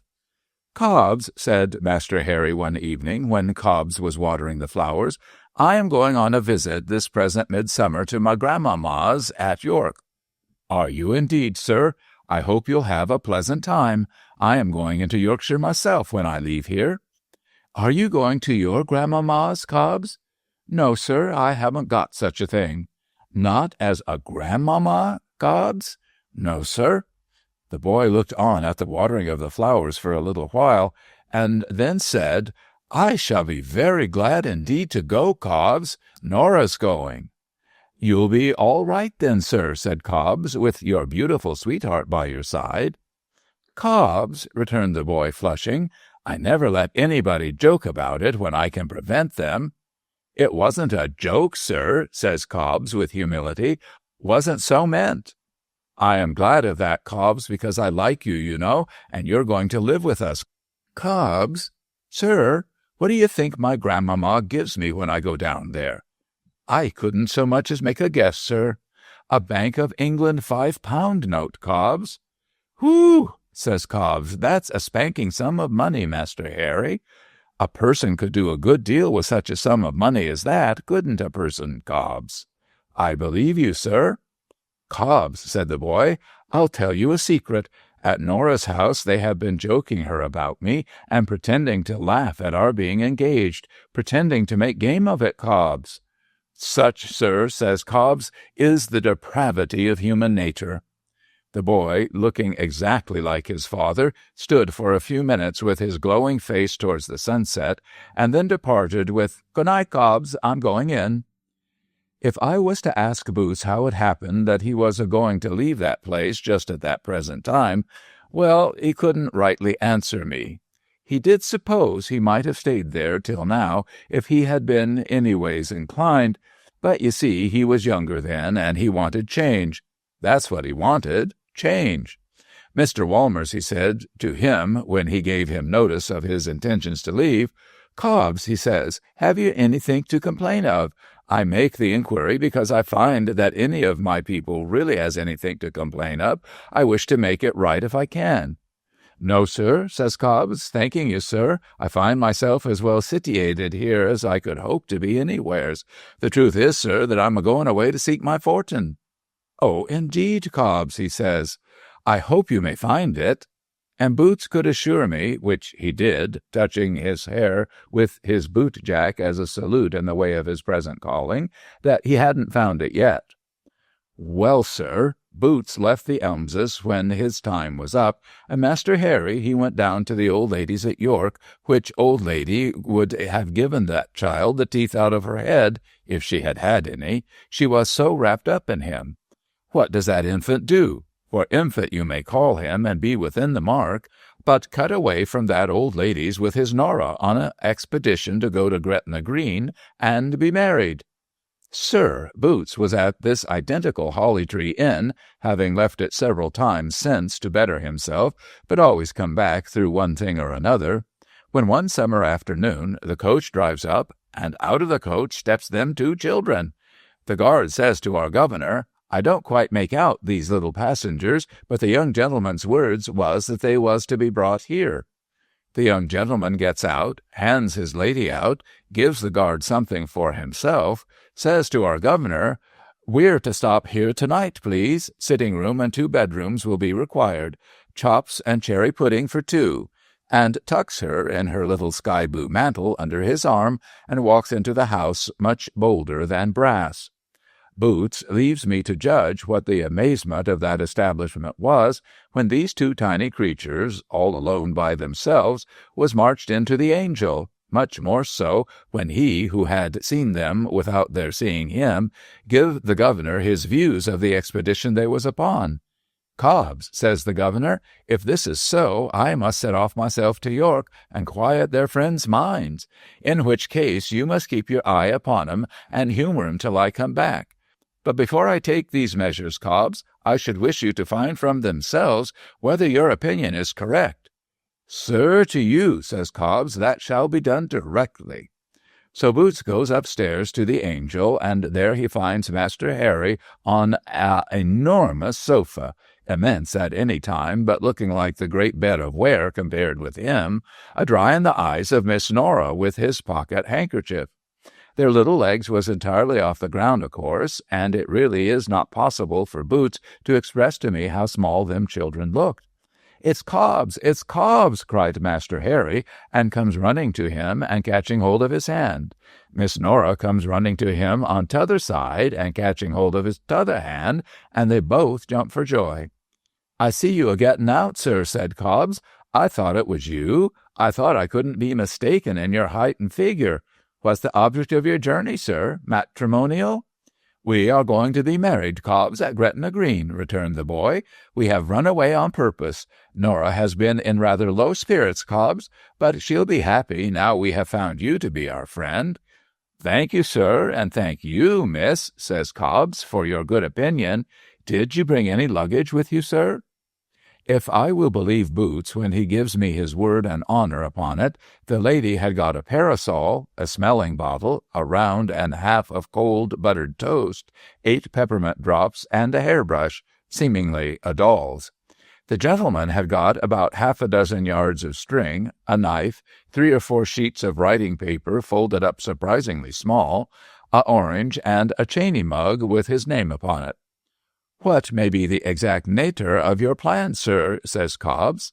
"To go on," replied the boy, which the courage of that boy was something wonderful, "in the morning, and be married to-morrow." "Just so, sir," says Cobbs. "Would it meet your views, sir, if I was to accompany you?" When Cobbs said this, they both jumped for joy again, and cried out, "Oh, yes, yes, Cobbs, yes." "Well, sir," says Cobbs, If you will excuse my having the freedom to give an opinion, what I should recommend would be this. I'm acquainted with a pony, sir, which, put in a phaeton that I could borrow, would take you and Mrs. Harry Walmers, Jr., myself driving if you approved, to the end of your journey in a very short space of time.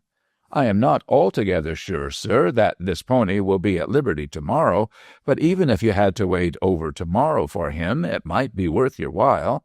As to the small account here, sir, in case you was to find yourself running at all short, that don't signify, because I'm part a proprietor of this inn, and it could stand over.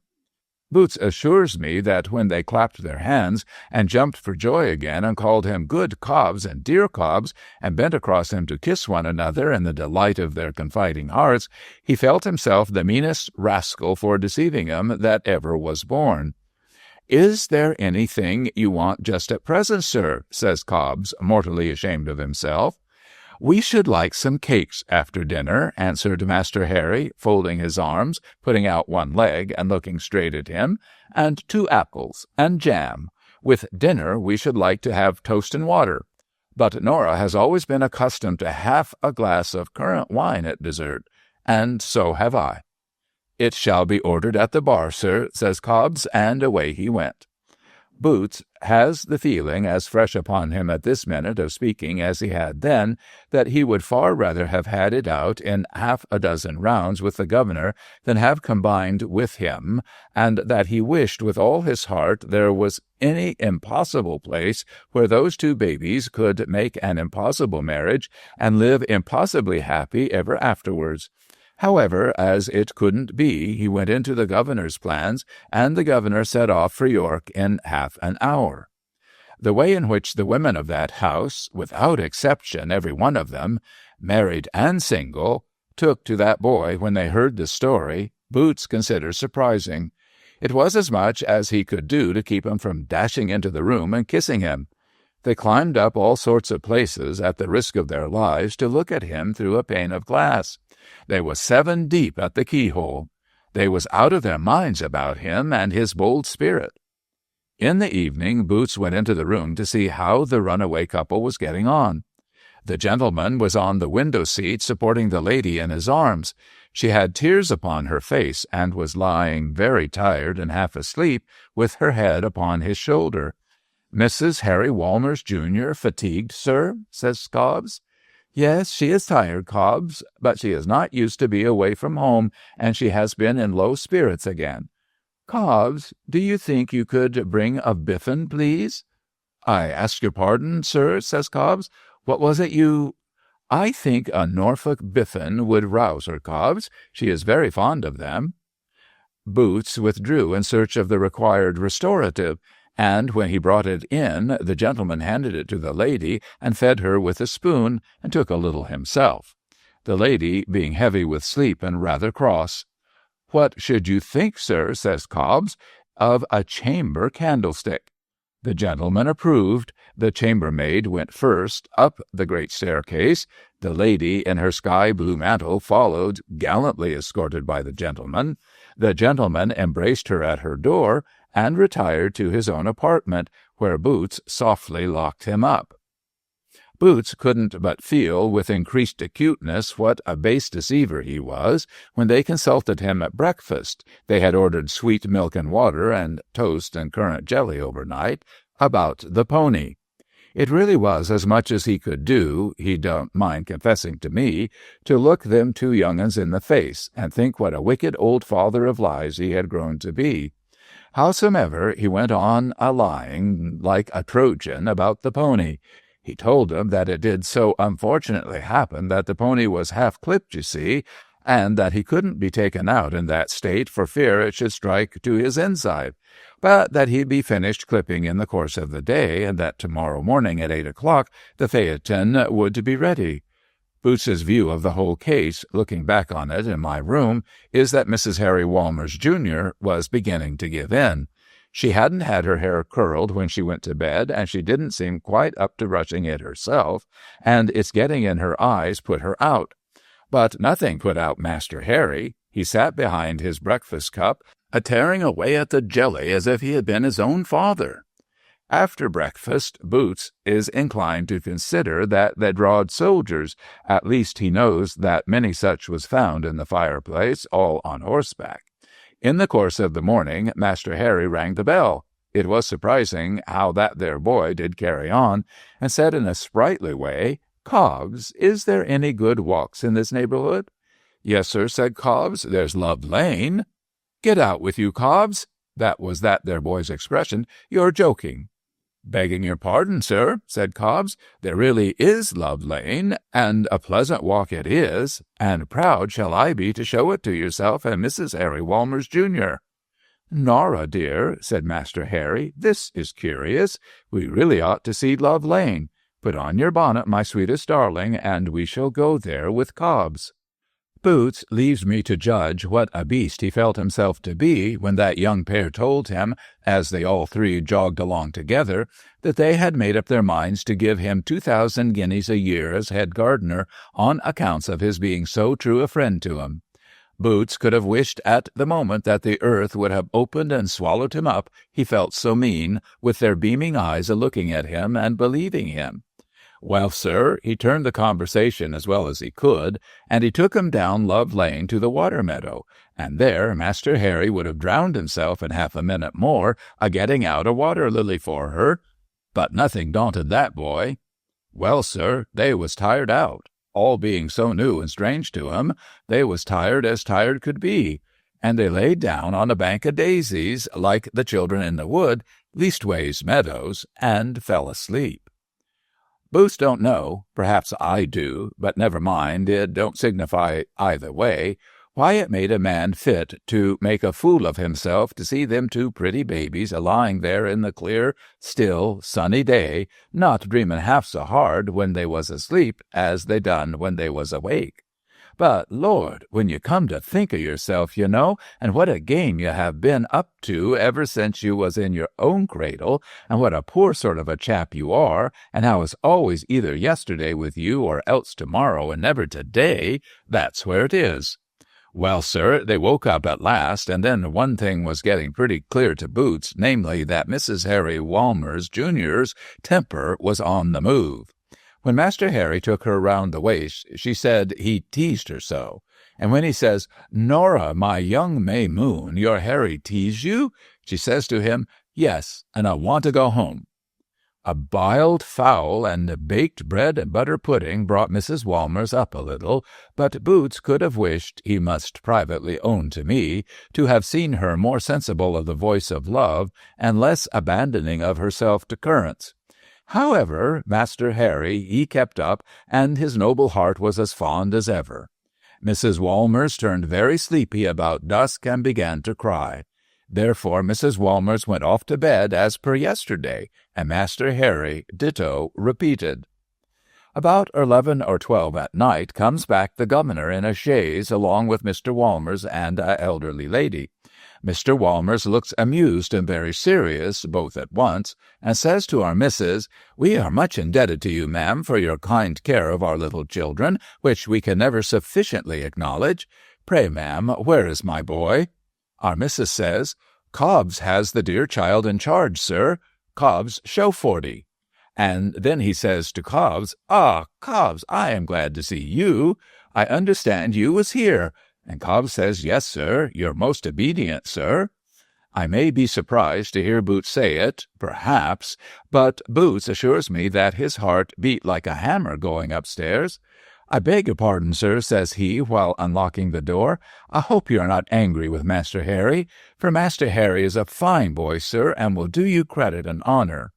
And Boots signifies to me that if the fine boy's father had contradicted him in the daring state of mind in which he then was, he thinks he should have fetched him a crack and taken the consequences. But Mr. Walmers only says, "No, Cobbs, no, my good fellow, thank you," and the door being opened, goes in. Boots goes in too, holding the light, and he sees Mr. Walmers go up to the bedside, bend gently down, and kiss the little sleeping face. Then he stands looking at it for a minute, looking wonderfully like it. They do say he ran away with Mrs. Walmers, and then he gently shakes the little shoulder. "Harry, my dear boy, Harry!" Master Harry starts up and looks at him. Looks at Cobbs, too. Such is the honor of that mite that he looks at Cobbs to see whether he has brought him into trouble. I am not angry, my child. I only want you to dress yourself and come home. Yes, Pa. Master Harry dresses himself quickly. His breast begins to swell when he has nearly finished, and it swells more and more as he stands, at last, a-looking at his father. His father standing a-looking at him, the quiet image of him. Please, may I? The spirit of that little creature and the way he kept his rising tears down. Please, dear Pa, may I kiss Nora before I go? You may, my child. So he takes Master Harry in his hand, and Boots leads the way with the candle, and they come to that other bedroom where the elderly lady is seated by the bed, and poor little Mrs. Harry Walmers, Jr. is fast asleep. There the father lifts the child up to the pillow, and he lays his little face down for an instant by the little warm face of poor unconscious little Mrs. Harry Walmers, Jr., and gently draws it to him, a sight so touching to the chambermaids who are peeping through the door that one of them calls out, "It's a shame to part 'em." But this chambermaid was always, as Boots informs me, a soft-hearted one. Not that there was any harm in that girl. Far from it.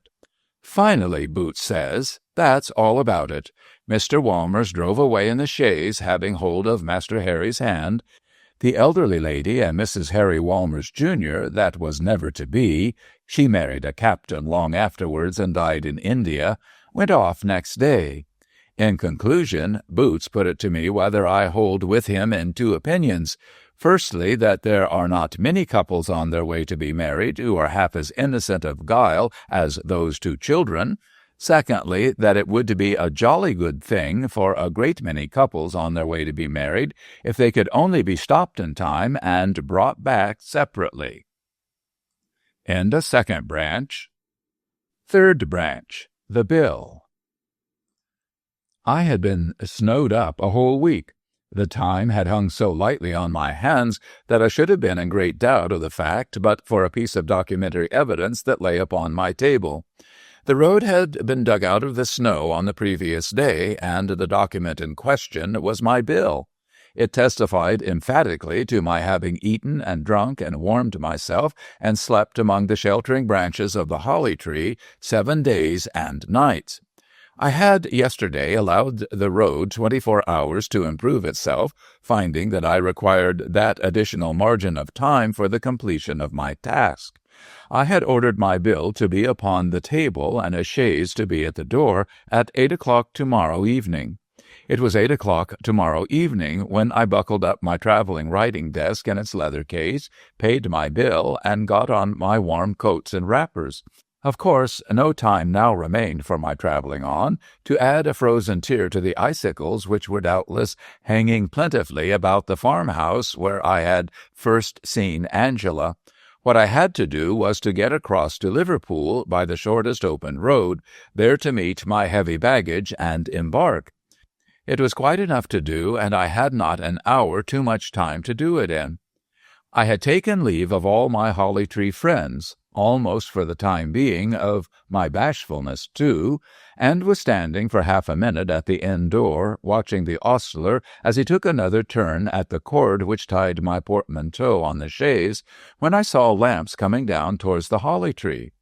The road was so padded with snow that no wheels were audible, but all of us who were standing at the inn door saw lamps coming on, and at a lively rate, too, between the walls of snow that had been heaped up on either side of the track. The chambermaid instantly divined how the case stood, and called to the ostler, "Tom, this is a Gretna job."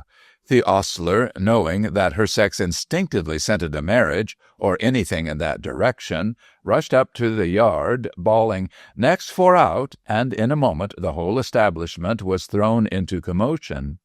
I had a melancholy interest in seeing the happy man who loved and was beloved, and therefore, instead of driving off at once, I remained at the inn door when the fugitives drove up.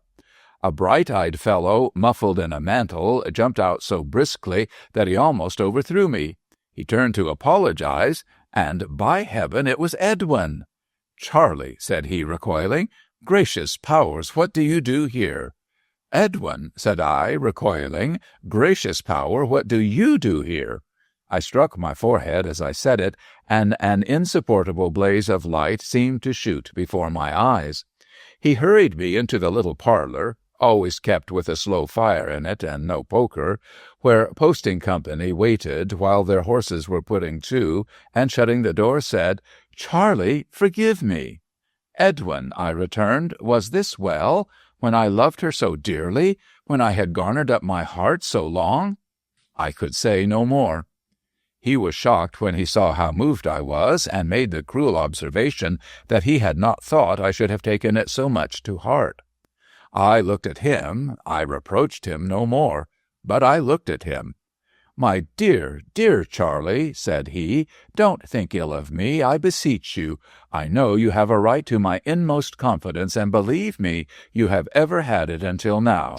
I abhor secrecy. Its meanness is intolerable to me.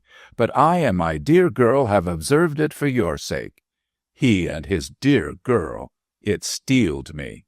"You have observed it for my sake, sir?" said I, wondering how his frank face could face it out so. "Yes, and Angela's," said he.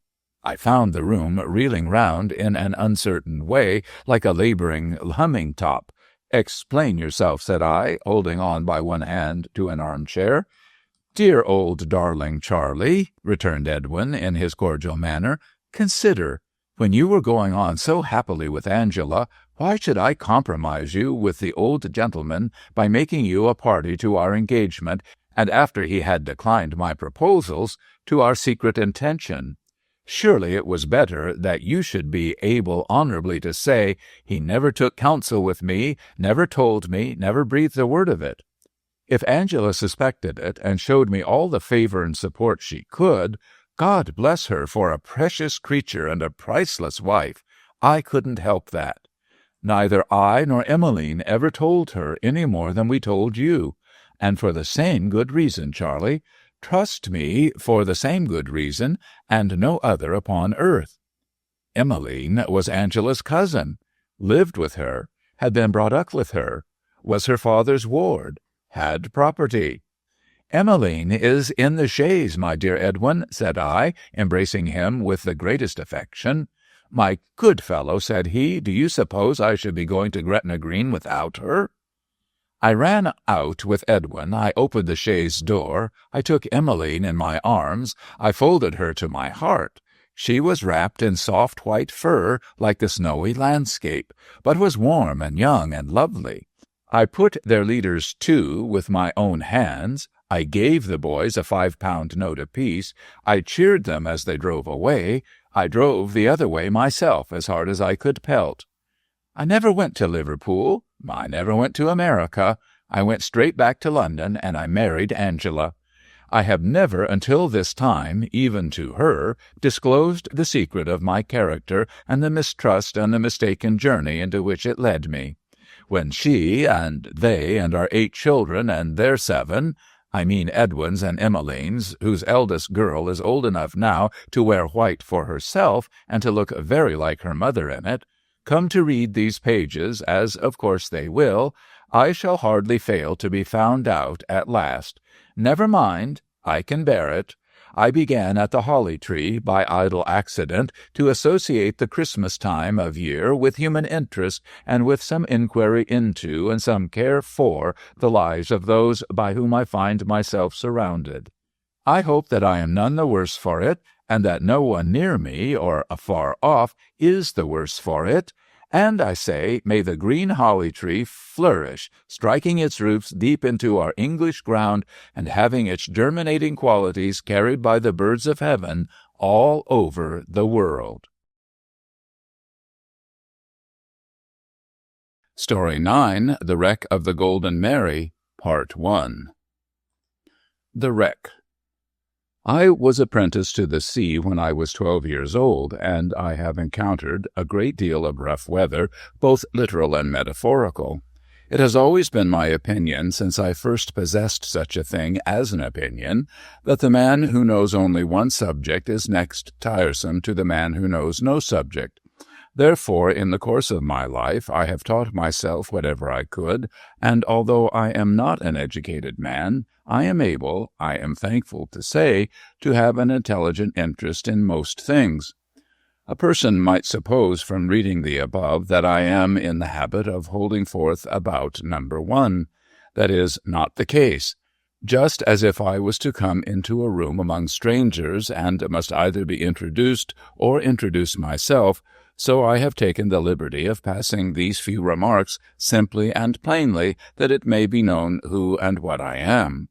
I will add no more of the sort than that my name is William George Ravender, that I was born at Penrith half a year after my own father was drowned, and that I am on the 2nd day of this present blessed Christmas week of 1856, 56 years of age. When the rumor first went flying up and down that there was gold in California, which, as most people know, was before it was discovered in the British colony of Australia, I was in the West Indies, trading among the islands. Being in command and likewise part owner of a smart schooner, I had my work cut out for me, and I was doing it. Consequently, gold in California was no business of mine. But by the time when I came home to England again, the thing was as clear as your hand held up before you at noonday.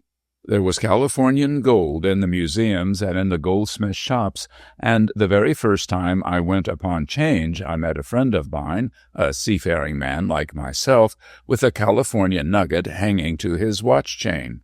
I handled it. It was like a peeled walnut, with bits unevenly broken off here and there, and then electrotyped all over, as ever I saw anything in my life.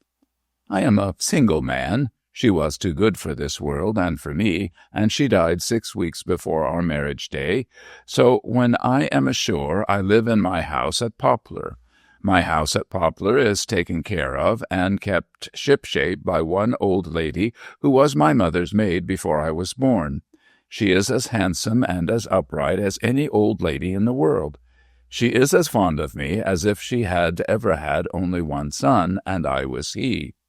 Well do I know, wherever I sail, that she never lays down her head at night without having said, "Merciful Lord, bless and preserve William George Ravender, and send him safe home, through Christ our Saviour." I have thought of it many a dangerous moment, when it has done me no harm, I am sure. In my house at Poplar, along with this old lady, I lived quiet for best part of a year, having had a long spell of it among the islands, and having, which was very uncommon in me, taken the fever rather badly. At last, being strong and hearty, and having read every book I could lay hold of, right out, I was walking down Leadenhall Street in the city of London, thinking of turning to again, when I met what I call Smithick and Waterby of Liverpool. I chanced to lift up my eyes from looking in at a ship's chronometer in a window, and I saw him bearing down upon me head on. It is, personally, neither Smithick nor Watersby that I here mention, nor was I ever acquainted with any man of either of those names, nor do I think that there has been any one of either of those names in that Liverpool house for years back. But it is in reality the house itself that I refer to, and a wiser merchant or a truer gentleman never stepped. "My dear Captain Ravender," says he, "of all the men on earth, I want to see you most. I was on my way to you." "Well," says I, "that looks as if you were to see me, don't it?" With that, I put my arm in his, and we walked on towards the Royal Exchange, and when we got there, walked up and down at the back of it where the clock tower is. We walked an hour and more, for he had much to say to me. He had a scheme for chartering a new ship of their own to take out cargo to the diggers and immigrants in California, and to buy and bring back gold. Into the particulars of that scheme I will not enter, and I have no right to enter. All I say of it is that it was a very original one, a very fine one, a very sound one, and a very lucrative one, beyond doubt. He imparted it to me as freely as if I had been a part of himself, After doing so, he made me the handsomest sharing offer that ever was made to me, boy or man, or I believe to any other captain in the merchant navy, and he took this round turn to finish with. Ravender, you are well aware that the lawlessness of that coast and country at present is as special as the circumstances in which it is placed. Crews of vessels outward bound desert as soon as they make the land. Crews of vessels homeward bound ship at enormous wages with the express intention of murdering the captain and seizing the gold freight. No man can trust another, and the devil seems let loose. Now, says he, you know my opinion of you, and you know I am only expressing it, and with no singularity, when I tell you that you are almost the only man on whose integrity, discretion, and energy, and so on, and so on, and so on. For I don't want to repeat what he said, though I was and am sensible of it. Notwithstanding my being, as I have mentioned, quite ready for a voyage, still I had some doubts of this voyage. Of course, I knew without being told that there were peculiar difficulties and dangers in it, a long way over and above those which attend all voyages. It must not be supposed that I was afraid to face them, but in my opinion a man has no manly motive or sustainment in his own breast for facing dangers unless he has well considered what they are, and is able quietly to say to himself, none of these perils can now take me by surprise. I shall know what to do for the best in any of them. All the rest lies in the higher and greater hands to which I humbly commit myself. On this principle, I have so attentively considered, regarding it as my duty, all the hazards I have ever been able to think of in the ordinary way of storm, shipwreck, and fire at sea, that I hope I should be prepared to do, in any of those cases, whatever could be done to save the lives entrusted to my charge.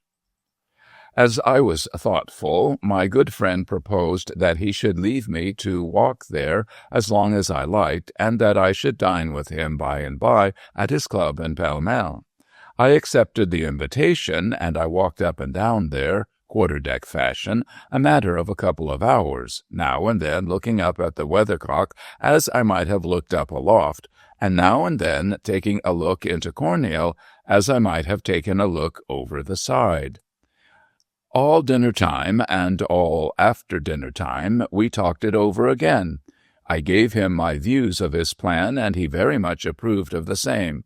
I told him I had nearly decided, but not quite. Well, well, says he, come down to Liverpool tomorrow with me, and see the Golden Mary. I liked the name. Her name was Mary, and she was golden, if golden stands for good, so I began to feel that it was almost done when I said I would go to Liverpool. On the next morning but one we were on board the Golden Mary. I might have known from his asking me to come down and see her what she was. I declare her to have been the completest and most exquisite beauty that ever I set my eyes upon. We had inspected every timber in her, and had come back to the gangway to go ashore from the dock basin, when I put my hand out to my friend. Touch upon it, says I, and touch heartily. I take command of this ship, and I am hers and yours, if I can get John Stedman for my chief mate. John Stedman had sailed with me 4 voyages. The first voyage, John was third mate out to China, and came home second. The other 3 voyages he was my first officer. At this time of chartering the Golden Mary, he was aged 32.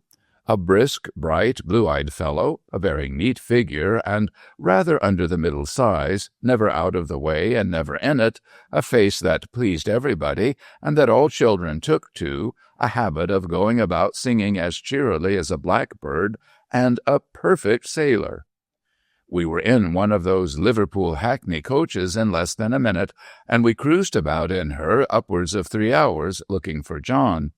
John had come home from Van Diemen's Land barely a month before, and I had heard of him as taking a frisk in Liverpool.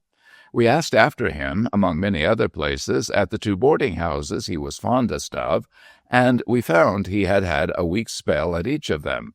But he had gone here and gone there, and had set off to lay out on the main topgallant guard of the highest Welsh mountain. So he had told the people of the house, and where he might be then, or when he might come back, nobody could tell us. But it was surprising, to be sure, to see how every face brightened the moment there was mention made of the name of Mr. Stedman. We were taken aback at meeting with no better luck, and we had wore ship and put her head for my friends, when, as we were jogging through the streets, I clapped my eyes on John himself coming out of a toy shop.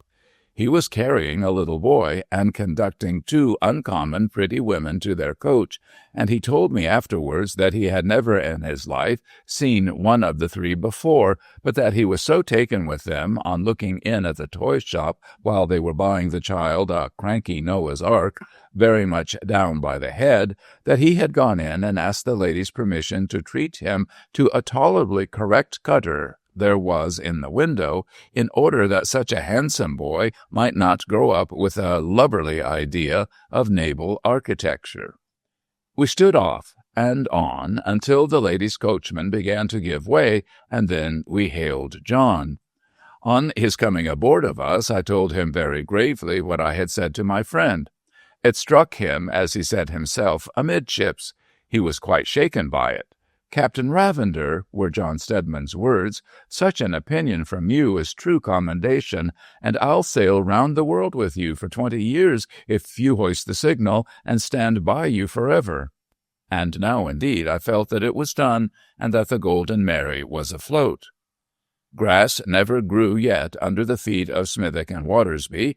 The riggers were out of that ship in a fortnight's time, and we had begun taking in cargo. John was always aboard, seeing everything stowed with his own eyes, and whenever I went aboard myself, early or late, whether he was below in the hold, or on deck at the hatchway, or overhauling his cabin, nailing up pictures in it of the blush roses of England, the bluebells of Scotland, and the female shamrock of Ireland, of a certainty I heard John singing like a blackbird. We had room for 20 passengers. Our sailing advertisement was no longer out than we might have taken these 20 times over. In entering our men, I and John, both together, picked them, and we entered none but good hands, as good as were to be found in that port. And so, in a good ship of the best build, well owned, well arranged, well officered, well manned, well found in all respect, we parted with our pilot at 4:15 o'clock in the afternoon of the 7th of March, 1851, and stood with a fair wind out to sea. It may be easily believed that up to that time I had had no leisure to be intimate with my passengers. The most of them were then in their berths seasick. However, in going among them, telling them what was good for them, persuading them not to be there, but to come up on deck and feel the breeze, and in rousing them with a joke or a comfortable word, I made acquaintance with them, perhaps in a more friendly and confidential way from the first than I might have done at the cabin table. Of my passengers, I need only particularize, just at present, a bright-eyed, blooming young wife who was going out to join her husband in California, taking with her their only child, a little girl of 3 years old, whom he had never seen. A sedate young woman in black, some 5 years older, about 30, as I should say, who was going out to join a brother. And an old gentleman, a good deal like a hawk if his eyes had been better and not so red, who was always talking, morning, noon, and night, about the gold discovery. But whether he was making the voyage thinking his old arms could dig for gold, or whether his speculation was to buy it, or to barter for it, or to cheat for it, or to snatch it anyhow from other people, was his secret. He kept his secret. These 3 and the child were the soonest well. The child was a most engaging child, to be sure, and very fond of me, though I am bound to admit that John Stedman and I were born on her pretty little books in reverse order, and that he was captain there, and I was mate. It was beautiful to watch her with John, and it was beautiful to watch John with her. Few would have thought it possible to see John playing at Bo Peep round the mast that he was the man who had caught up an iron bar and struck a Malay and a Maltese dead as they were gliding with their knives down the cabin stair aboard the bark Old England when the captain lay ill in his cot off Sugar Point. But he was, and give him his back against a bulwark, he would have done the same by half a dozen of them. The name of the young mother was Mrs. Atherfield, the name of the young lady in black was Miss Coleshaw, and the name of the old gentleman was Mr. Rarks. As the child had a quantity of shining fair hair clustering in curls all about her face, and as her name was Lucy, Stedman gave her the name of the Golden Lucy. So we had the Golden Lucy and the Golden Mary, and John kept up the idea to that extent as he and the child went playing about the decks, that I believe she used to think the ship was alive somehow, a sister or companion going to the same place as herself. She liked to be by the wheel, and in fine weather I have often stood by the man whose trick it was at the wheel, only to hear her, sitting near my feet, talking to the ship. Never had a child such a doll before, I suppose, but she made a doll of the Golden Mary, and used to dress her up by tying ribbons and little bits of finery to the belaying pins, and nobody ever moved them unless it was to save them from being blown away. Of course, I took charge of the two young women, and I called them my dear, and they never minded, knowing that whatever I said was said in a fatherly and protecting spirit. I gave them their places on each side of me at dinner, Mrs. Atherfield on my right and Miss Coleshaw on my left, and I directed the unmarried lady to serve out the breakfast and the married lady to serve out the tea. Likewise, I said to my black steward in their presence, "Tom Snow, these two ladies are equally the mistresses of this house, and do you obey their orders equally?" At which Tom laughed, and they all laughed. Old Mr. Rarks was not a pleasant man to look at, nor yet to talk to, or to be with, for no one could help seeing that he was a sordid and selfish character, and that he had warped further and further out of the straight with time. Not but what he was on his best behavior with us, as everybody was, for we had no bickering among us, forward or aft. I only mean to say he was not the man one would have chosen for a messmate. If choice there had been, one might have gone a few points out of one's course to say, no, not him. But there was one curious inconsistency in Mr. Rarks, that was, that he took an astonishing interest in the child. He looked, and I may add he was, one of the last of men to care at all for a child, or to care much for any human creature. Still, he went so far as to be habitually uneasy if the child was long on deck out of his sight. He was always afraid of her falling overboard, or falling down a hatchway, or of a block, or what not, coming down upon her from the rigging in the working of the ship, or of her getting some hurt or other. He used to look at her and touch her as if she was something precious to him.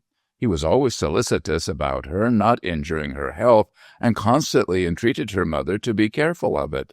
This was so much the more curious because the child did not like him, but used to shrink away from him, and would not even put out her hand to him without coaxing from others. I believe that every soul on board frequently noticed this, and not one of us understood it. However, it was such a plain fact that John Stedman said more than once, when old Mr. Rarks was not within earshot, that if the Golden Mary felt a tenderness for the dear old gentleman she carried in her lap, she must be bitterly jealous of the Golden Lucy. Before I go any further with this narrative, I will state that our ship was a bark of 300 tons, carrying a crew of 18 men, a second mate in addition to John, a carpenter, an armorer or smith, and 2 apprentices, one a Scotch boy, poor little fellow. We had 3 boats, the long-boat, capable of carrying 25 men, the cutter, capable of carrying 15, and the surf-boat, capable of carrying 10. I put down the capacity of these boats according to the numbers they were really meant to hold. We had tastes of bad weather and headwinds, of course, but on the whole we had as fine a run as any reasonable man could expect for 60 days. I then began to enter 2 remarks in the ship's log and in my journal. First, that there was an unusual and amazing quantity of ice. Second, that the nights were most wonderfully dark in spite of the ice. For 5 days and a half it seemed quite useless and hopeless to alter the ship's course so as to stand out of the way of this ice. I made what southing I could, but all that time we were beset by it. Mrs. Atherfield, after standing by me on deck once, looking for some time in an awed manner at the great bergs that surrounded us, said in a whisper, "Oh, Captain Ravender, it looks as if the whole solid earth had changed into ice and broken up." I said to her, laughing, "I don't wonder that it does to your inexperienced eyes, my dear." But I had never seen a 20th part of the quantity, and in reality I was pretty much of her opinion. However, at 2 p.m. on the afternoon of the 6th day, that is to say, when we were 66 days out, John Stedman, who had gone aloft, sang out from the top that the sea was clear ahead. Before 4 p.m., a strong breeze springing up right astern, we were in open water at sunset. The breeze then freshening into half a gale of wind, and the Golden Mary being a very fast sailer, we went before the wind merrily all night. I had thought it impossible that it would be darker than it had been until the sun, moon, and stars should fall out of the heavens, and time should be destroyed, but it had been next to light in comparison with what it was now. The darkness was so profound that looking into it was painful and oppressive, like looking without a ray of light into a dense black bandage put as close before the eyes as it could be without touching them. I doubled the lookout, and John and I stood in the bow side by side, never leaving it all night. Yet I should no more have known that he was near me when he was silent, without putting out my arm and touching him, than I should if he had turned in and been fast asleep below. We were not so much looking out, all of us, as listening to the utmost, both with our eyes and ears. Next day I found that the mercury in the barometer, which had risen steadily since we cleared the ice, remained steady. I had had very good observations, with now and then the interruption of a day or so since our departure. I got the sun at noon and found that we were at latitude 58 south, longitude 60 west, off New South Shetland, in the neighborhood of Cape Horn. We were 67 days out that day. The ship's reckoning was accurately worked and made up. The ship did her duty admirably, all on board were well, and all hands were as smart, efficient, and contented as it was possible to be. When the night came on again, as dark as before, it was the 8th night I had been on deck, nor had I taken more than a very little sleep in the daytime, my station being always near the helm, and often at it while we were among the ice. Few but those who have tried it can imagine the difficulty and pain of only keeping the eyes open, physically open, under such circumstances in such darkness. They got struck by the darkness and blinded by the darkness. They make patterns in it, and they flash in it as if they had gone out of your head to look at you. On the turn of midnight, John Stedman, who was alert and fresh, for I had always made him turn in by day, said to me, "Captain Ravender, I entreat of you to go below. I am sure you can hardly stand, and your voice is getting weak, sir. Go below and take a little rest. I'll call you if a block chafes." I said to John in answer, "Well, well, John, let us wait till the turn of 1 o'clock before we talk about that." I had just had one of the ship's lanterns held up that I might see how the night went by my watch, and it was then 20 minutes after 12. At 5 minutes before 1, John sang out to the boy to bring the lantern again, and when I told him once more what the time was, entreated and prayed of me to go below. "Captain Ravender," says he, "all's well. We can't afford to have you laid up for a single hour, and I respectfully and earnestly beg of you to go below." The end of it was that I agreed to do so on the understanding that if I failed to come up of my own accord within 3 hours, I was to be punctually called. Having settled that, I left John in charge, but I called him to me once afterwards to ask him a question.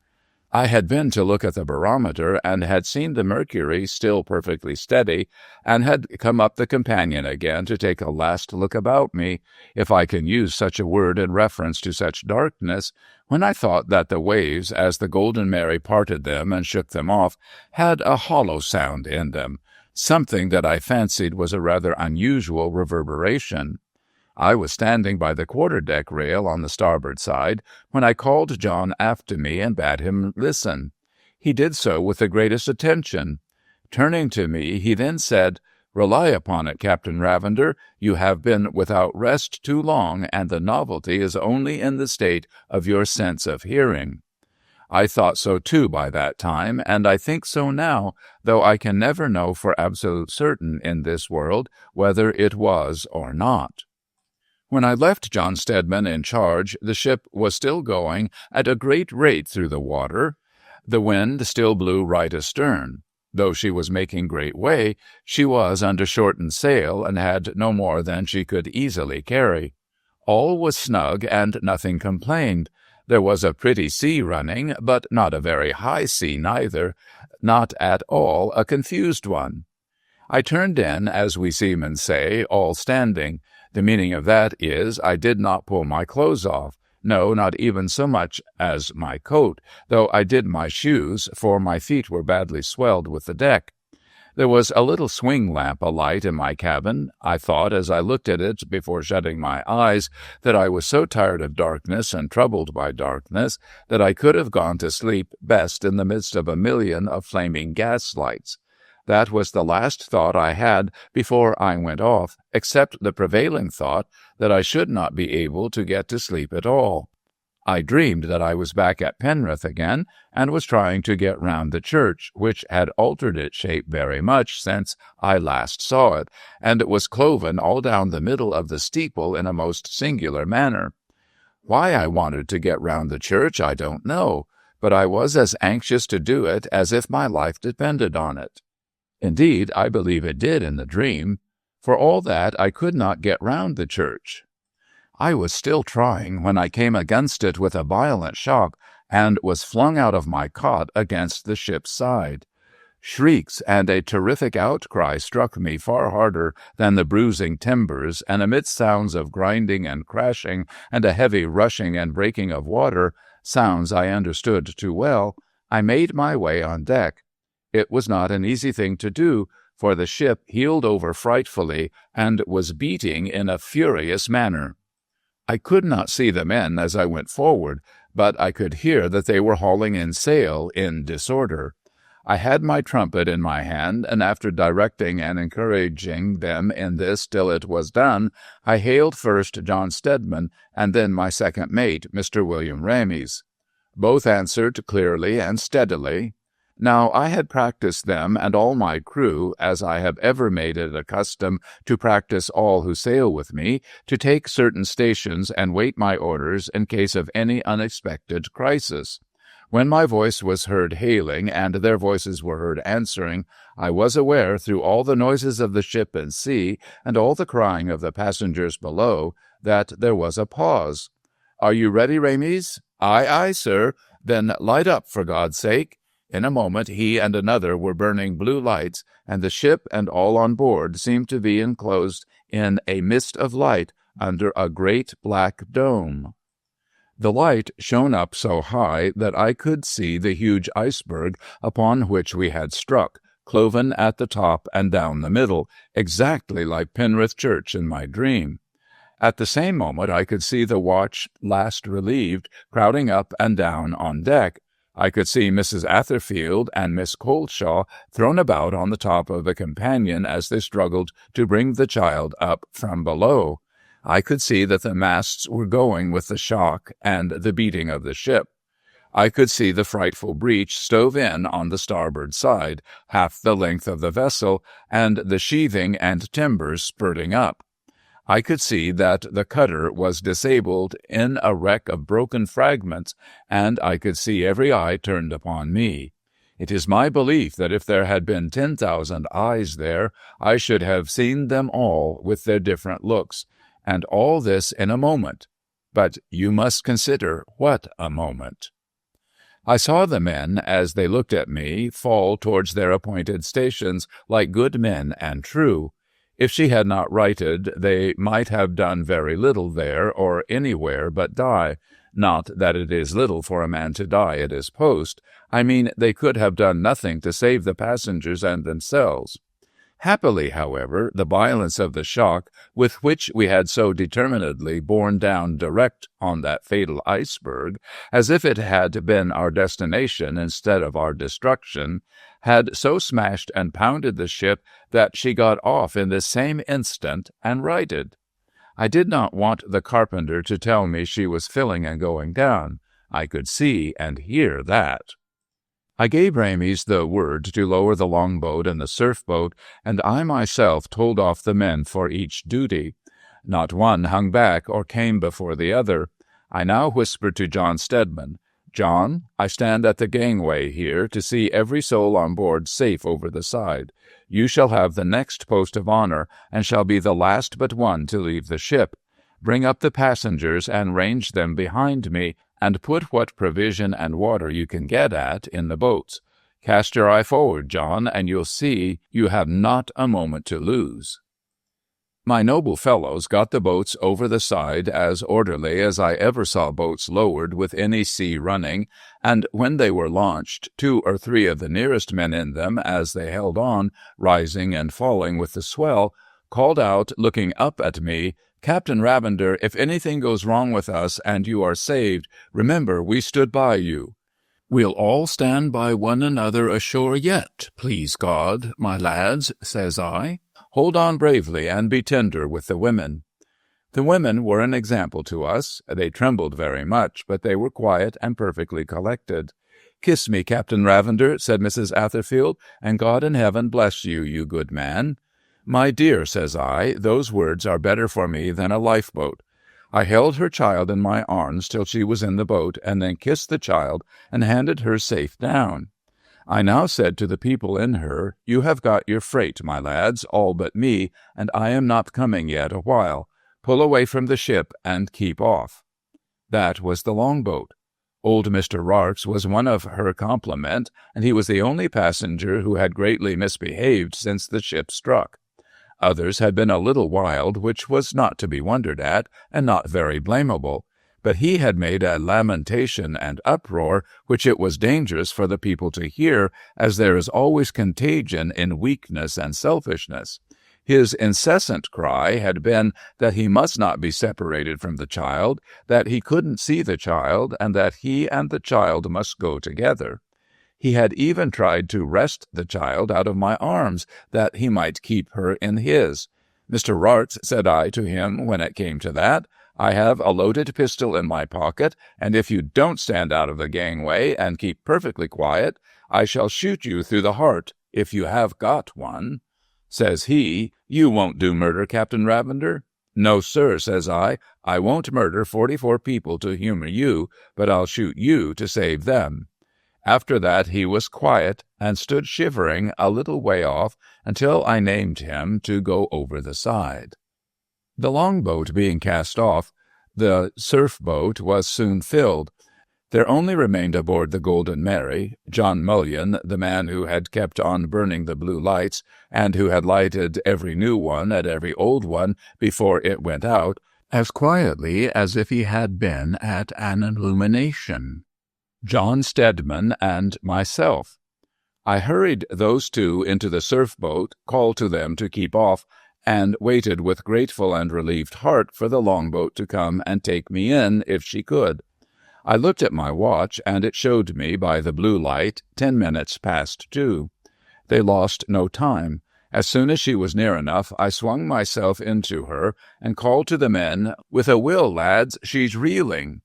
We were not an inch too far out of the inner vortex of her going down, when, by the blue light which John Mullion still burnt in the bow of the surf-boat, we saw her lurch and plunge to the bottom, head foremost. The child cried, weeping wildly, Oh, the dear Golden Mary! Oh, look at her! Save her! Save the poor Golden Mary!" And then the light burnt out, and the black dome seemed to come down upon us. Story 9, The Wreck of the Golden Mary, Part 2. I suppose if we had all stood atop of a mountain and seen the whole remainder of the world sink away from under us, we could hardly have felt more shocked and solitary than we did when we knew we were alone on the wide ocean, and that the beautiful ship in which most of us had been securely asleep within half an hour was gone forever. There was an awful silence in our boat, and such a kind of palsy on the rowers and the man at the rudder that I felt they were scarcely keeping her before the sea. I spoke out then and said, "Let every one here thank the Lord for our preservation." All the voices answered, even the child's, "We thank the Lord." I then said the Lord's Prayer, and all hands said it after me with a solemn murmuring. Then I gave the word, "Cheerily, O men, cheerily," and I felt that they were handling the boat again as a boat ought to be handled. The surf boat now burnt another blue light to show us where they were, and we made for her and laid ourselves as nearly alongside of her as we dared. I had always kept my boats with a coil or two of good stout stuff in each of them, so both boats had a rope at hand. We made a shift with much labor and trouble to get near enough to one another, to divide the blue lights — they were no use after that night, for the sea-water soon got at them — and to get a tow-rope out between us. All night long we kept together, sometimes obliged to cast off the rope, and sometimes getting it out again, and all of us wearying for the morning, which appeared so long in coming that old Mr. Rark screamed out, in spite of his fears of me, "The world is drawing to an end, and the sun will never rise any more." When the day broke, I found that we were all huddled together in a miserable manner. We were deep in the water, being, as I found on mustering, 31 in number, or at least 6 too many. In the surf boat they were 14 in number, being at least 4 too many. The first thing I did was to get myself passed to the rudder, which I took from that time, and to get Mrs. Atherfield, her child, and Miss Coleshaw passed on to sit next me. As to old Mr. Rarks, I put him in the bow as far from us as I could, and I put some of the best men near us in order that if I should drop, there might be a skillful hand ready to take the helm. The sea moderating as the sun came up, though the sky was cloudy and wild, we spoke the other boat to know what stores they had and to overhaul what we had. I had a compass in my pocket, a small telescope, a double-barreled pistol, a knife, and a firebox and matches. Most of my men had knives, and some had a little tobacco, some a pipe as well. We had a mug among us and an iron spoon. As to provisions, there were in my coat 2 bags of biscuit, 1 piece of raw beef, 1 piece of raw pork, a bag of coffee, roasted but not ground, thrown in, I imagine, by mistake for something else, 2 small casks of water, and about half a gallon of rum in a keg. The surf boat, having rather more rum than we, and fewer to drink it, gave us, as I estimated, another quart into our keg. In return, we gave them 3 double handfuls of coffee tied up in a piece of a handkerchief. They reported that they had aboard, besides, a bag of biscuit, a piece of beef, a small cask of water, a small box of lemons, and a Dutch cheese. It took a long time to make these exchanges, and they were not made without risk to both parties, the sea running quite high enough to make our approaching near to one another very hazardous. In the bundle with the coffee, I conveyed to John Steadiman, who had a ship's compass with him, a paper written in pencil and torn from my pocketbook, containing the course I meant to steer in the hope of making land or being picked up by some vessel. I say in the hope, though I had little hope of either deliverance. I then sang out to him, so as all might hear, that if we 2 boats could live or die together, we would, but that if we would be parted by the weather and join company no more, they should have their prayers and blessings, and we asked for theirs. We then gave them 3 cheers, which they returned, and I saw the men's heads droop in both boats as they fell to their oars again. These arrangements had occupied the general attention advantageously for all, though, as I expressed in the last sentence, they ended in a sorrowful feeling.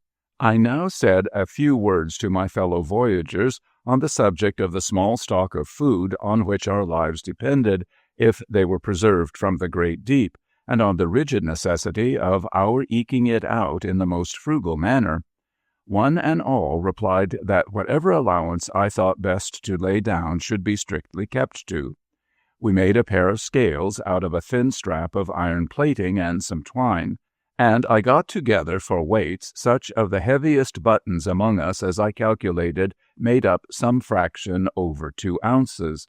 This was the allowance of solid food served out once a day to each from that time to the end, with the addition of a coffee berry, or sometimes half a one, when the weather was very fair, for breakfast.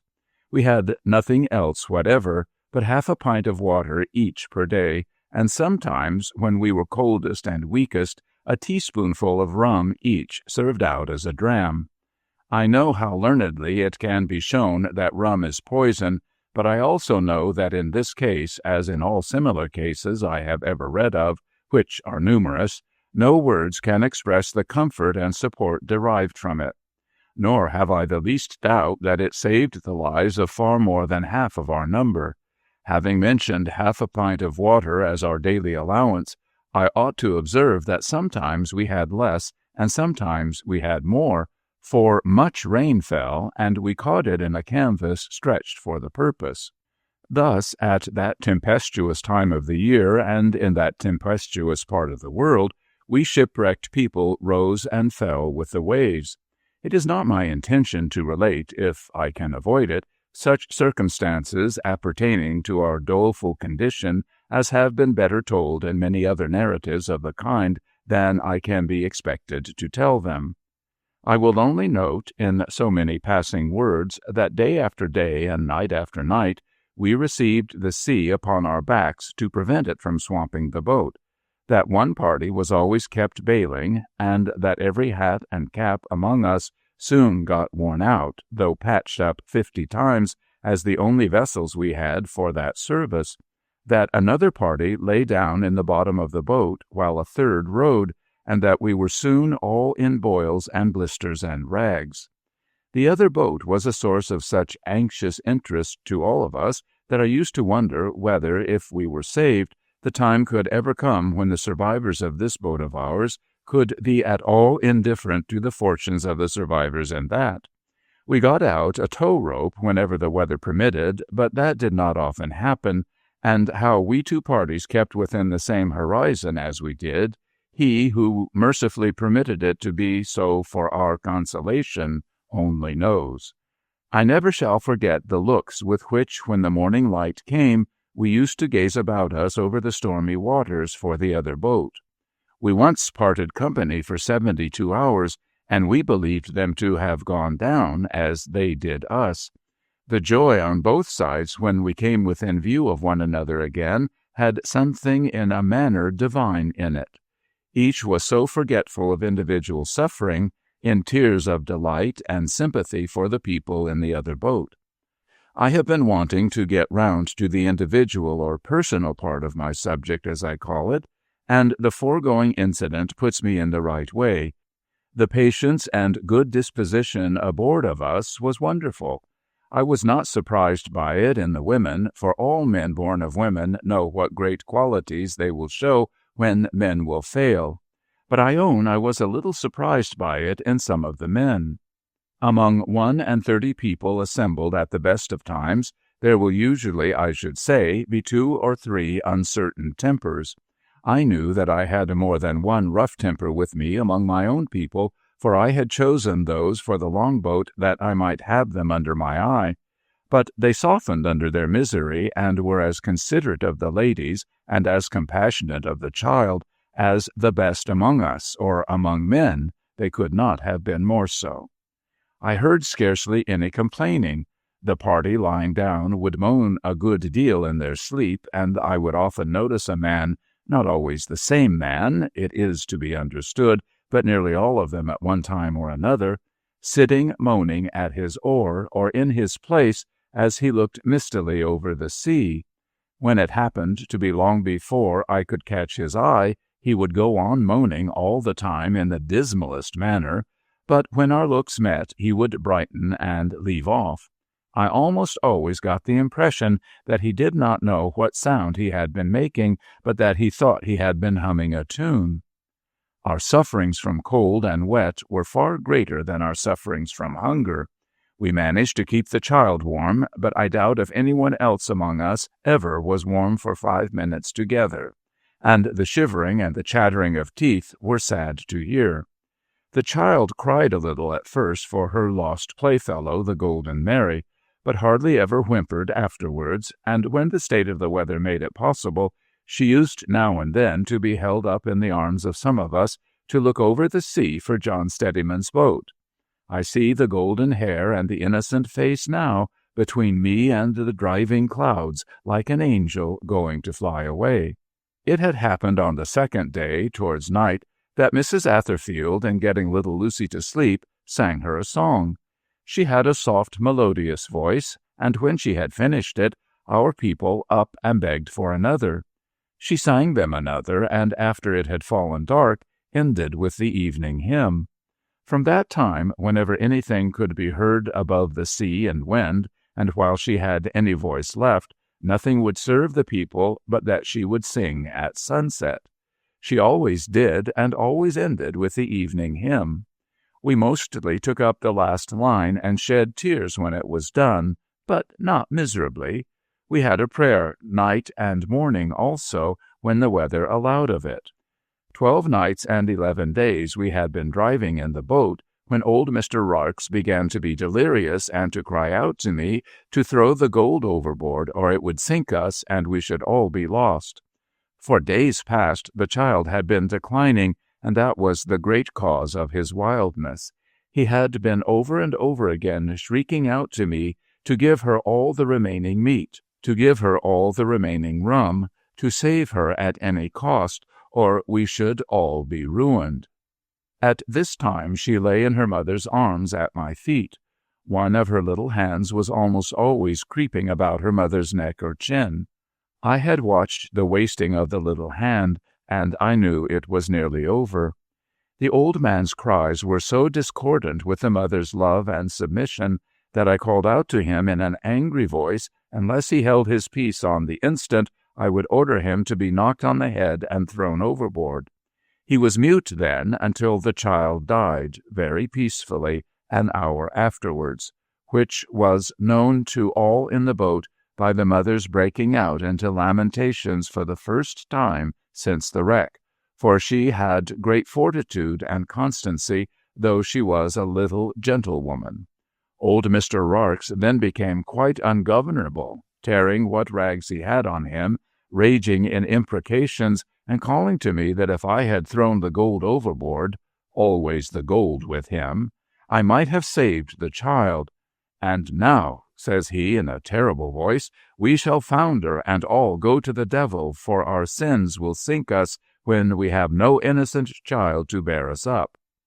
We so discovered with amazement that this old wretch had only cared for the life of the pretty little creature dear to all of us because of the influence he superstitiously hoped she might have in preserving him. Altogether it was too much for the smith or armorer, who was sitting next the old man, to bear. He took him by the throat and rolled him under the thwarts, where he lay still enough for hours afterwards. All that 13th night, Miss Coleshaw, lying across my knees as I kept the helm, comforted and supported the poor mother. Her child, covered with a pea-jacket of mine, lay in her lap. It troubled me all night to think that there was no prayer book among us, and that I could remember but very few of the exact words of the burial service.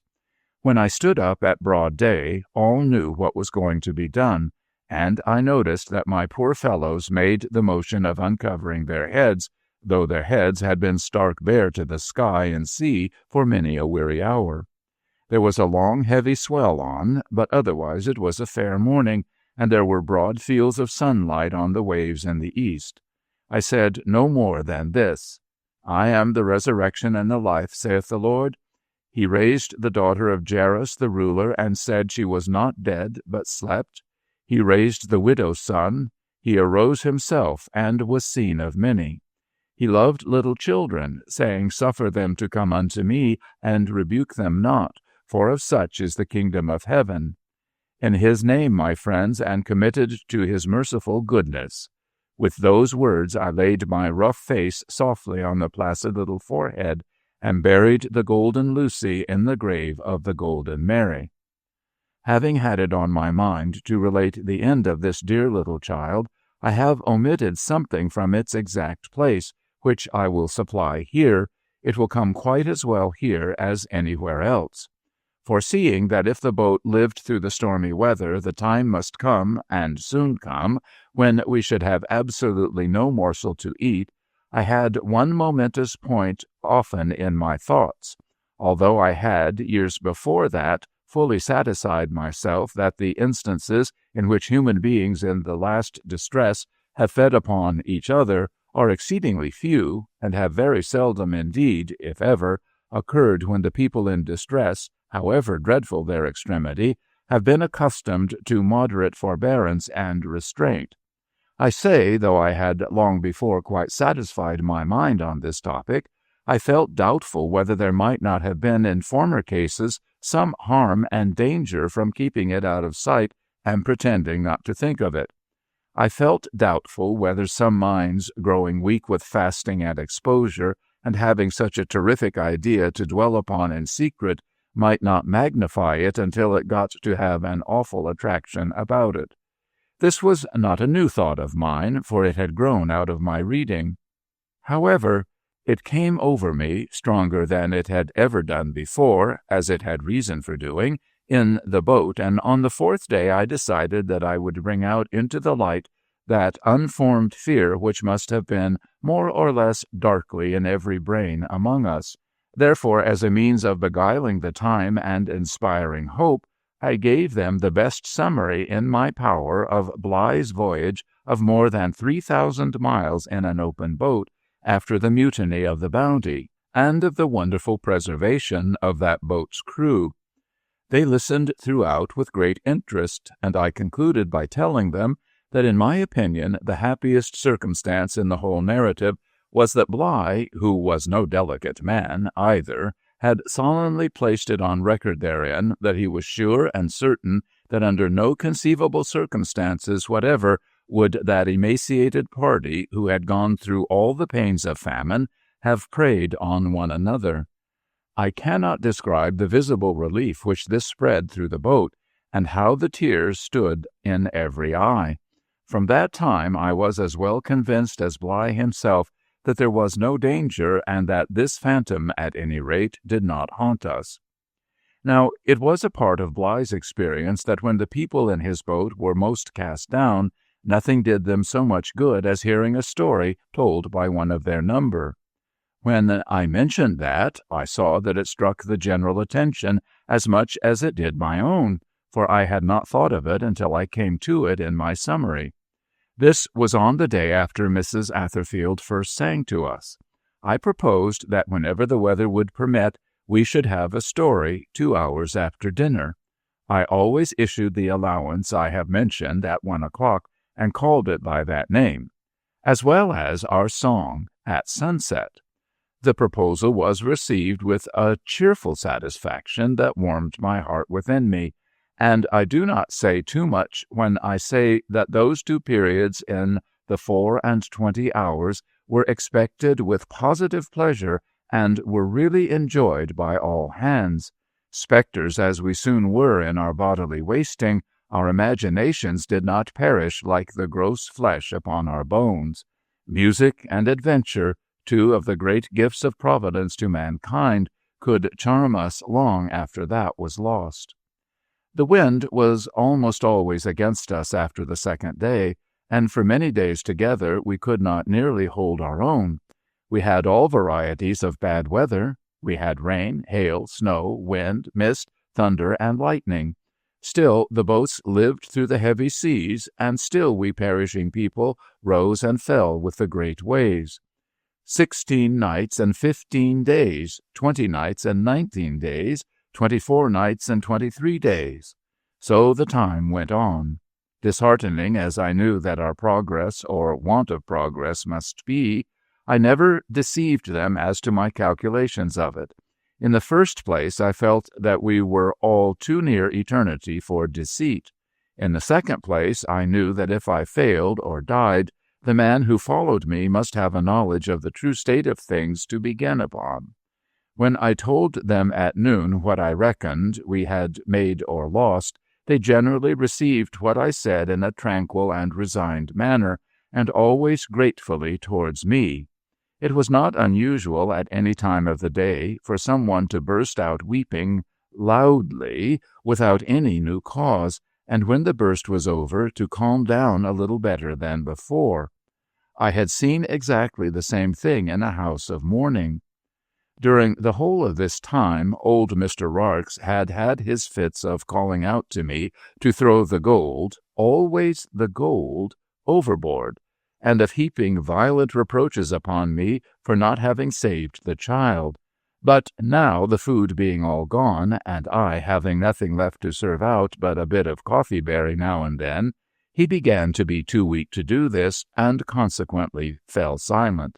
Mrs. Atherfield and Miss Coleshaw generally lay, each with an arm across one of my knees, and her head upon it. They never complained at all.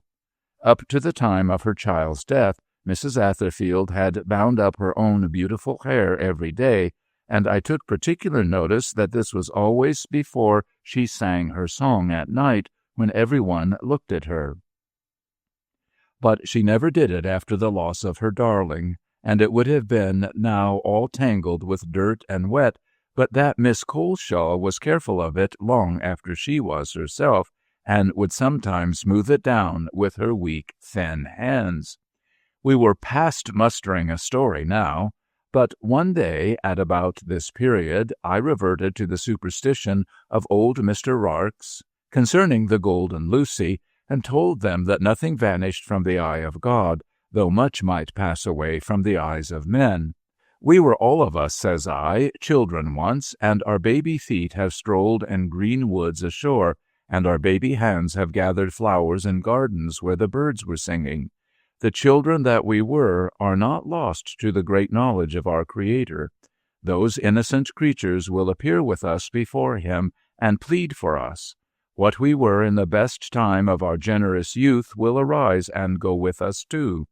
The purest part of our lives will not desert us at the pass to which all of us here present are gliding. What we were then will be as much in existence before Him as what we are now. They were no less comforted by this consideration than I was myself, and Miss Coleshaw, drawing my ear nearer to her lips, said, "Captain Ravender, I was on my way to marry a disgraced and broken man whom I dearly loved when he was honorable and good. Your words seem to have come out of my own poor heart." She pressed my hand upon it, smiling. 27 nights and 26 days. We were in no want of rainwater, but we had nothing else. And yet, even now, I never turned my eyes upon a waking face, but it tried to brighten before mine. Oh, what a thing it is, in a time of danger and in the presence of death, the shining of a face upon a face. I have heard it broached that orders should be given in great new ships by electric telegraph. I admire machinery as much as any man, and am as thankful to it as any man can be for what it does for us. But it will never be a substitute for the face of a man, with his soul in it, encouraging another man to be brave and true. Never try it for that. It will break down like a straw. I now began to remark certain changes in myself which I did not like. They caused me much disquiet. I often saw the Golden Lucy in the air above the boat. I often saw her I have spoken of before, sitting beside me. I saw the Golden Mary go down, as she really had gone down, 20 times in a day. And yet the sea was mostly, to my thinking, not sea neither, but moving country and extraordinary mountainous regions, the like of which have never been beheld. I felt it time to leave my last words regarding John Steadiman, in case any lips should last out to repeat them to any living ears. I said that John had told me, as he had on deck, that he had sung out "Breakers ahead" the instant they were audible, and had tried to wear ship, but she struck before it could be done. His cry, I dare say, had made my dream. I said that the circumstances were altogether without warning and out of any course that could have been guarded against, that the same loss would have happened if I had been in charge, and that John was not to blame, but from first to last had done his duty nobly, like the man he was. I tried to write it down in my pocket-book, but I could make no words, though I knew what the words were that I wanted to make. When it had come to that, her hands, though she was dead so long, laid me down gently in the bottom of the boat, and she and the Golden Lucy swung me to sleep. All that follows was written by John Steadiman, chief mate. On the 26th day after the foundering of the Golden Mary at sea, I, John Steadiman, was sitting in my place in the stern sheets of the surf-boat, with just sense enough left in me to steer, that is to say, with my eyes strained wide awake over the bows of the boat, and my brains fast asleep and dreaming, when I was roused upon a sudden by our second mate, Mr. William Rames. "Let me take a spell in your place," said he, "and look you out for the longboat astern. The last time she rose on the crest of a wave, I thought I made out a signal flying aboard her." We shifted our places clumsily and slowly enough, for we were both of us weak and dazed with wet, cold, and hunger. I waited some time, watching the heavy rollers astern, before the longboat rose atop of one of them at the same time with us. At last she was heaved up for a moment well in view, and there, sure enough, was the signal flying aboard of her, a strip of rag of some sort, rigged to an oar and hoisted in her bows. "What does it mean?" says Rames to me in a quavering, trembling sort of voice. "Do they signal a sail in sight?" "Hush, for God's sake," says I, clapping my hand over his mouth. "Don't let the people hear you. They'll all go mad together if we mislead them about that signal. Wait a bit till I have another look at it." I held on by him, for he had set me all of a tremble with his notion of a sail in sight, and watched for the longboat again. Up she rose on the top of another roller. I made out the signal clearly that second time, and saw that it was rigged half-mast high. "Rames," said I, "it's a signal of distress. Pass the word forward to keep her before the sea, and no more. We must get the longboat within hailing distance of us as soon as possible." I dropped down into my old place at the tiller without another word, for the thought went through me like a knife that something had happened to Captain Ravender. I should consider myself unworthy to write another line of this statement if I had not made up my mind to speak the truth, the whole truth, and nothing but the truth, and I must therefore confess plainly that now for the first time my heart sank within me.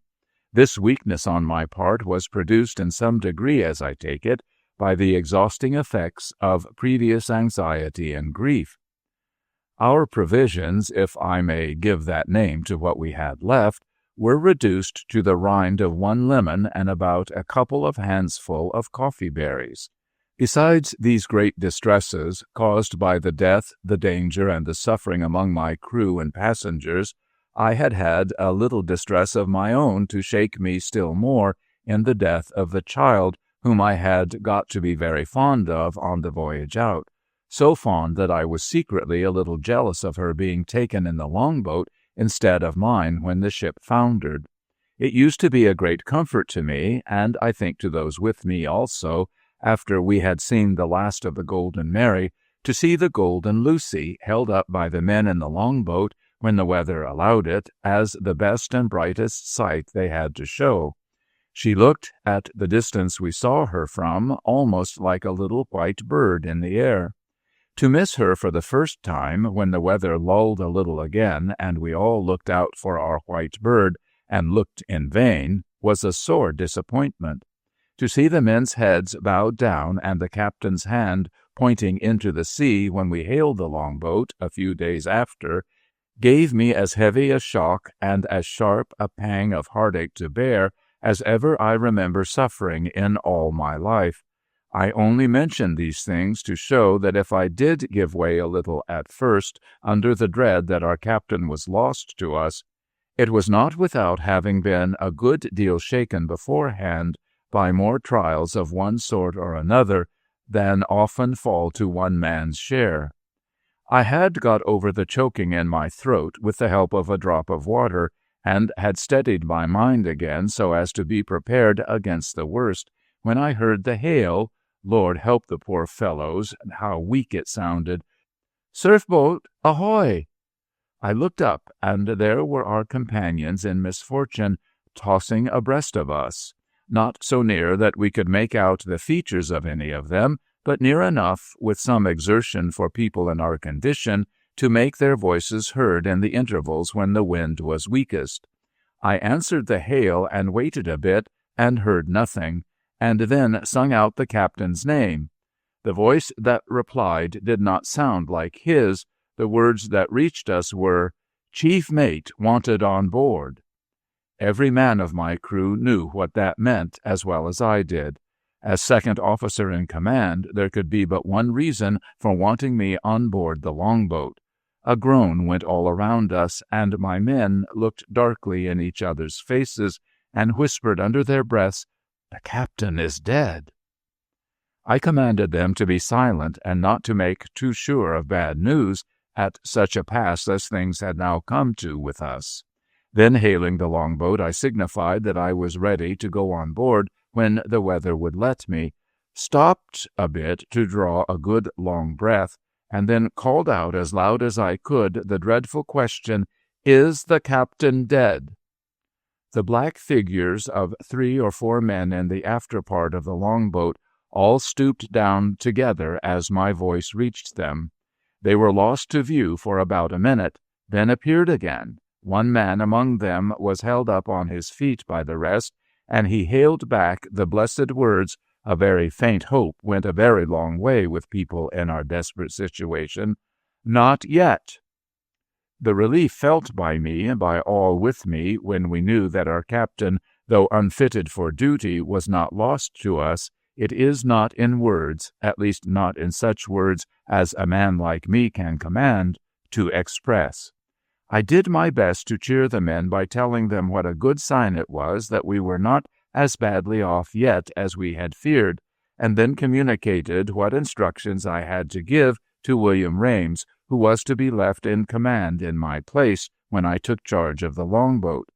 After that there was nothing to be done but to wait for the chance of the wind dropping at sunset and the sea going down afterwards, so as to enable our weak crews to lay the 2 boats alongside of each other without undue risk, or, to put it plainer, without saddling ourselves with the necessity for any extraordinary exertion of strength or skill. Both the one and the other had now been starved out of us for days and days together. At sunset the wind suddenly dropped, but the sea, which had been running high for so long a time past, took hours after that before it showed any signs of getting to rest. The moon was shining, the sky was wonderfully clear, and it could not have been, according to my calculations, far off midnight, when the long, slow, regular swell of the calming ocean fairly set in, and I took the responsibility of lessening the distance between the longboat and ourselves. It was, I dare say, a delusion of mine, but I thought I had never seen the moon shine so white and ghastly anywhere, either at sea or on land, as she shone that night while we were approaching our companions in misery. When there was not much more than a boat's length between us, and the white light streamed cold and clear over all our faces, both crews rested on their oars with one great shudder, and stared over the gunwale of either boat, panic-stricken at the first sight of each other. "Any lives lost among you?" I asked in the midst of that frightful silence. The men in the longboat huddled together like sheep at the sound of my voice. "Not yet, but the child, thanks be to God," answered one among them. And at the sound of his voice, all my men shrank together like the men in the longboat. I was afraid to let the horror produced by our first meeting at close quarters after the dreadful changes that wet, cold, and famine had produced last one moment longer than could be helped. So without giving time for any more questions and answers, I commanded the men to lay the two boats close alongside of each other. When I rose up and committed the tiller to the hands of Rames, all my poor fellows raised their white faces imploringly to mine. "Don't leave us, sir," they said. "Don't leave us." "I leave you," says I, "under the command and the guidance of Mr. William Rames, as good a sailor as I am, and as trusty and kind a man as ever stepped.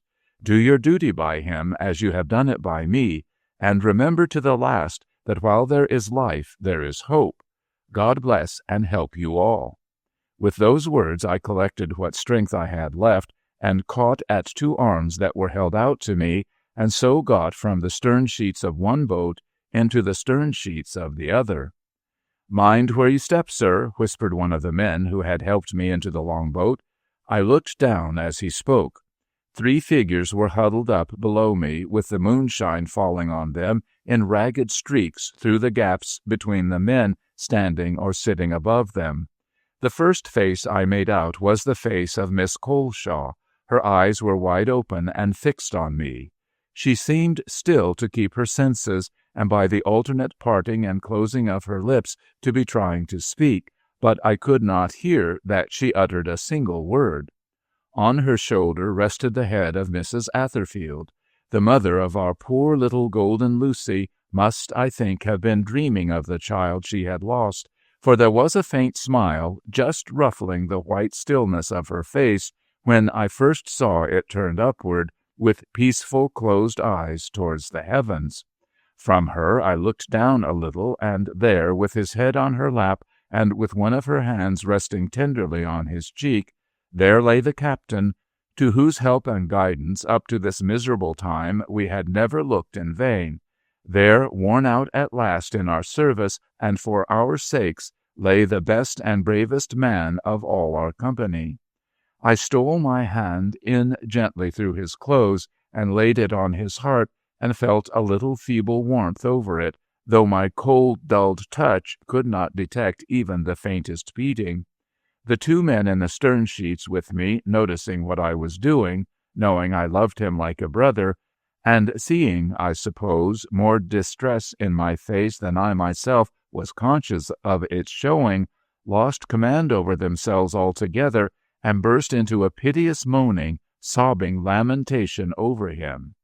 One of the 2 drew aside a jacket from his feet and showed me that they were bare, except where a wet, ragged strip of stocking still clung to one of them. When the ship struck the iceberg, he had run on deck, leaving his shoes in his cabin. All through the voyage in the boat his feet had been unprotected, and not a soul had discovered it until he dropped. As long as he could keep his eyes open, the very look of them had cheered the men and comforted and upheld the women. Not one living creature in the boat with any sense about him but had felt the good influence of that brave man in one way or another.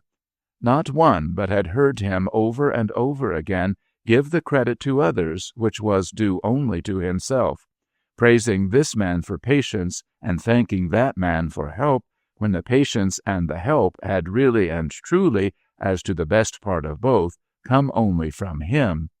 All this and much more I heard pouring confusedly from the men's lips, while they crouched down, sobbing and crying over their commander, and wrapping the jacket as warmly and tenderly as they could over his cold feet.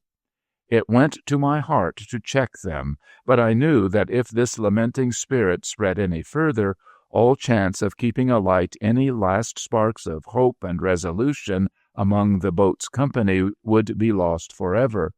Accordingly, I sent them to their places, spoke a few encouraging words to the men forward, promising to serve out, when the morning came, as much as I dared of any eatable thing left in the lockers, called 2 Rames in my old boat to keep as near us as he safely could, drew the garments and coverings of the 2 poor suffering women more closely about them, and, with a secret prayer to be directed for the best in bearing the awful responsibility now laid on my shoulders, took my captain's vacant place at the helm of the longboat.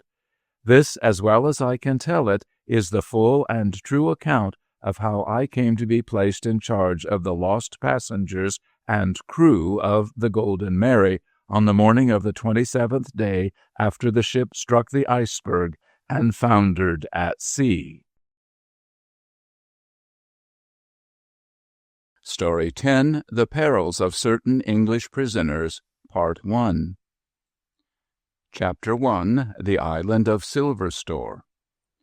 It was in the year of our Lord 1744 that I, Gill Davis, to command, his Mark having then the honor to be a private in the Royal Marines, stood a-leaning over the bulwarks of the armed sloop Christopher Columbus in the South American waters of the Mosquito Shore.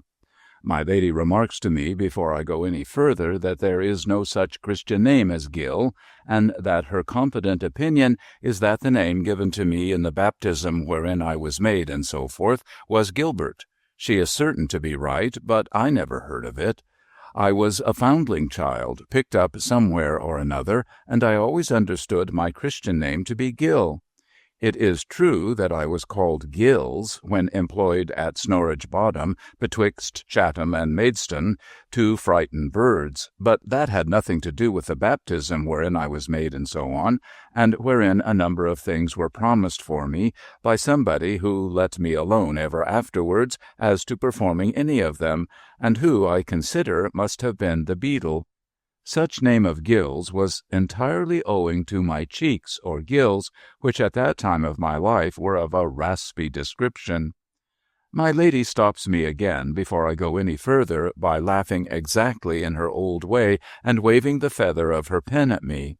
That action on her part calls to my mind as I look at her hand, with the rings on it.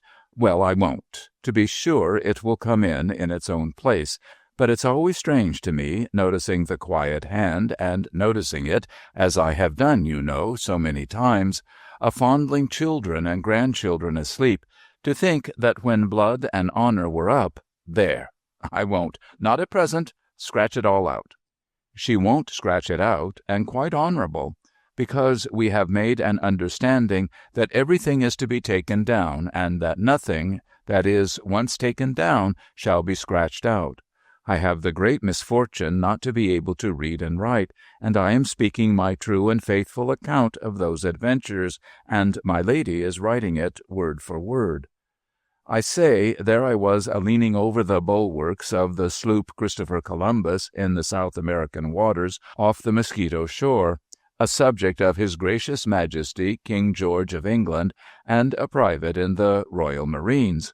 In these climates you don't want to do much. I was doing nothing. I was thinking of the shepherd, my father, I wonder, on the hillsides by Snorridge Bottoms, with a long staff and with a rough white coat in all weathers, all the year round, who used to let me lie in a corner of his hut by night, and who used to let me go about with him and his sheep by day, when I could get nothing else to do, and who used to give me so little of his victuals and so much of his staff that I ran away from him, which was what he wanted all along, I expect, to be knocked about the world in preference to Snorridge Bottom.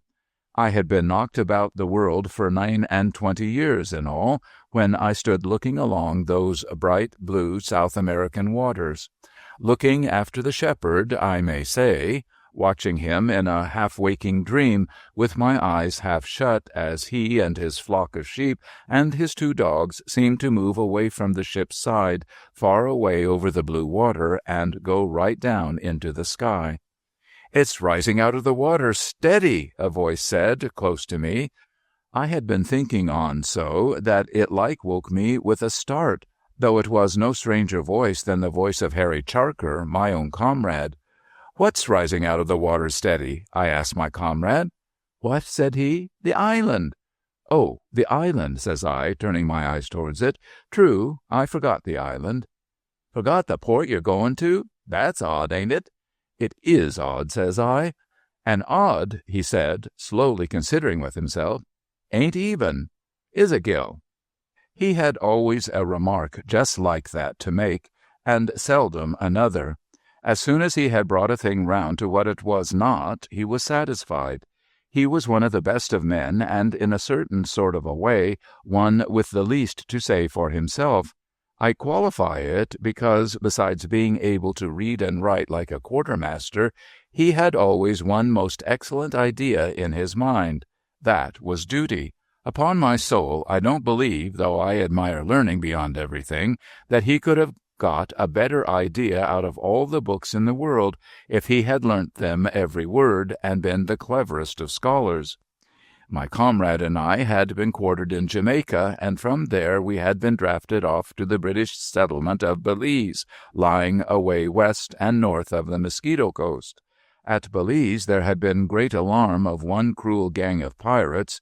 There were always more pirates than enough in those Caribbean seas, and as they got the better of our English cruisers by running into out-of-the-way creeks and shallows and taking the land when they were hotly pressed, the governor of Belize had received orders from home to keep a sharp lookout for them along-shore.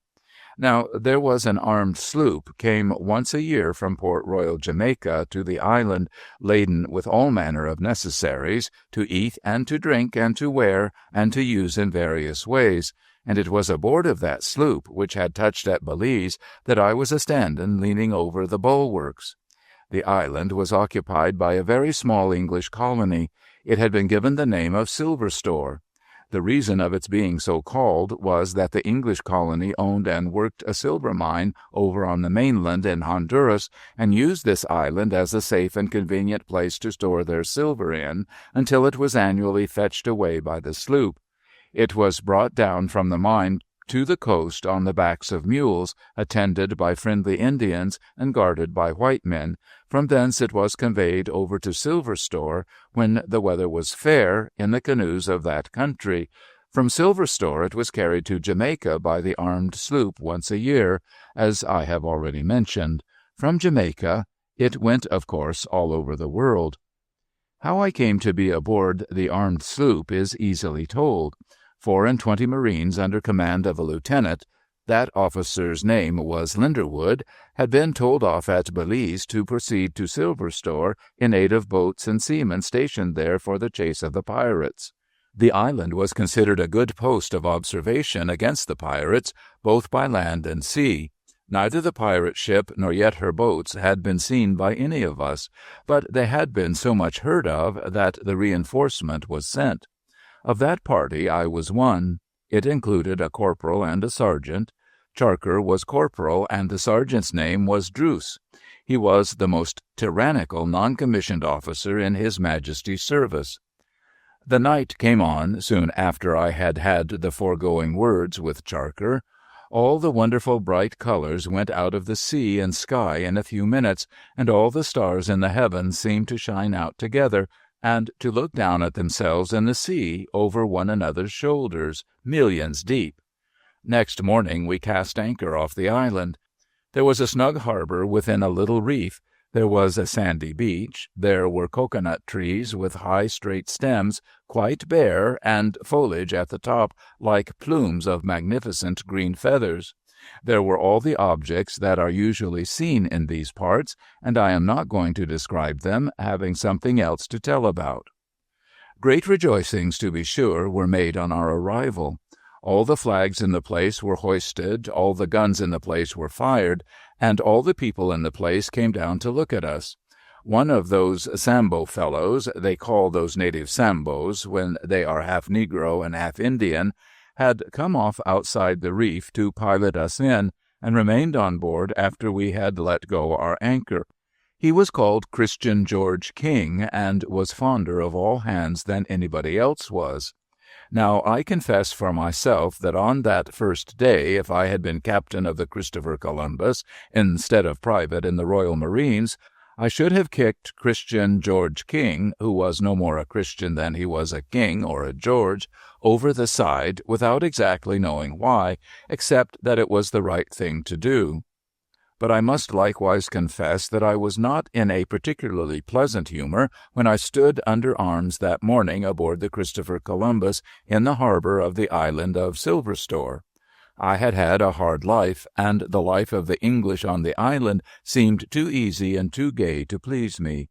Here you are, I thought to myself, good scholars and good livers, able to read what you like, able to write what you like, able to eat and drink what you like, and spend what you like, and do what you like, and much you care for a poor ignorant private in the Royal Marines. Yet it's hard, too, I think, that you should have all the halfpence, and I all the kicks, you all the smooth, and I all the rough, you all the oil, and I all the vinegar. It was as envious a thing to think as might be, let alone its being nonsensical, but I thought it. I took it so much amiss that when a very beautiful young English lady came aboard, I grunted to myself, "Ah, you have got a lover, I'll be bound," as if there was any new offense to me in that, if she had. She was sister to the captain of our sloop, who had been in a poor way for some time, and who was so ill then that he was obliged to be carried ashore. She was the child of a military officer, and had come out there with her sister, who was married to one of the owners of the silver mine, and who had 3 children with her. It was easy to see that she was the light and spirit of the island. After I had got a good look at her, I grunted to myself again, in an even worse state of mind than before, "I'll be damned if I don't hate him, whoever he is." My officer, Lieutenant Linderwood, was as ill as the captain of the sloop, and was carried ashore too. They were both young men of about my age, who had been delicate in the West India climate. I even took that in bad part.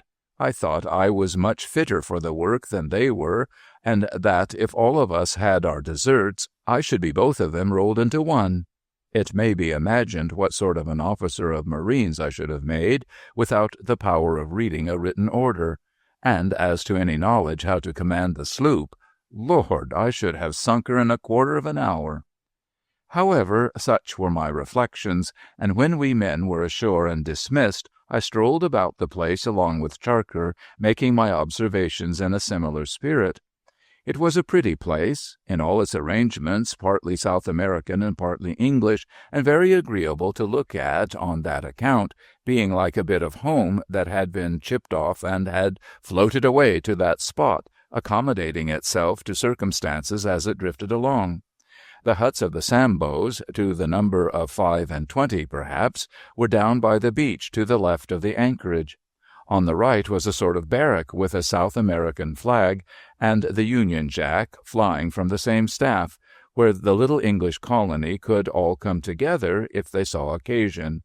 It was a walled square of building with a sort of pleasure ground inside, and inside that again a sunken block like a powder magazine, with a little square trench around it and steps down to the door.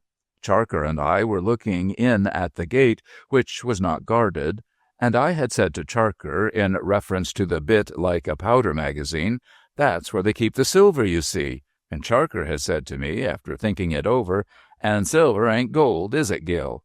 When the beautiful young English lady I had been so bilious about looked out of a door or a window, at all events looked out from under a bright awning. She no sooner saw us two in uniform than she came out so quickly that she was still putting on her broad Mexican hat of plaited straw when we saluted. "Would you like to come in," she said, "and see the place? It is rather a curious place." We thanked the young lady and said we didn't wish to be troublesome, but she said it could be no trouble to an English soldier's daughter to show English soldiers how their countrymen and countrywomen fared so far away from England, and consequently we saluted again and went in. Then, as we stood in the shade, she showed us, being as affable as beautiful, how the different families lived in their separate houses, and how there was a general house for stores, and a general reading room, and a general room for music and dancing, and a room for church, and how there were other houses on the rising ground called the Signal Hill, where they lived in the hotter weather. Your officer has been carried up there, she said, and my brother, too, for the better air.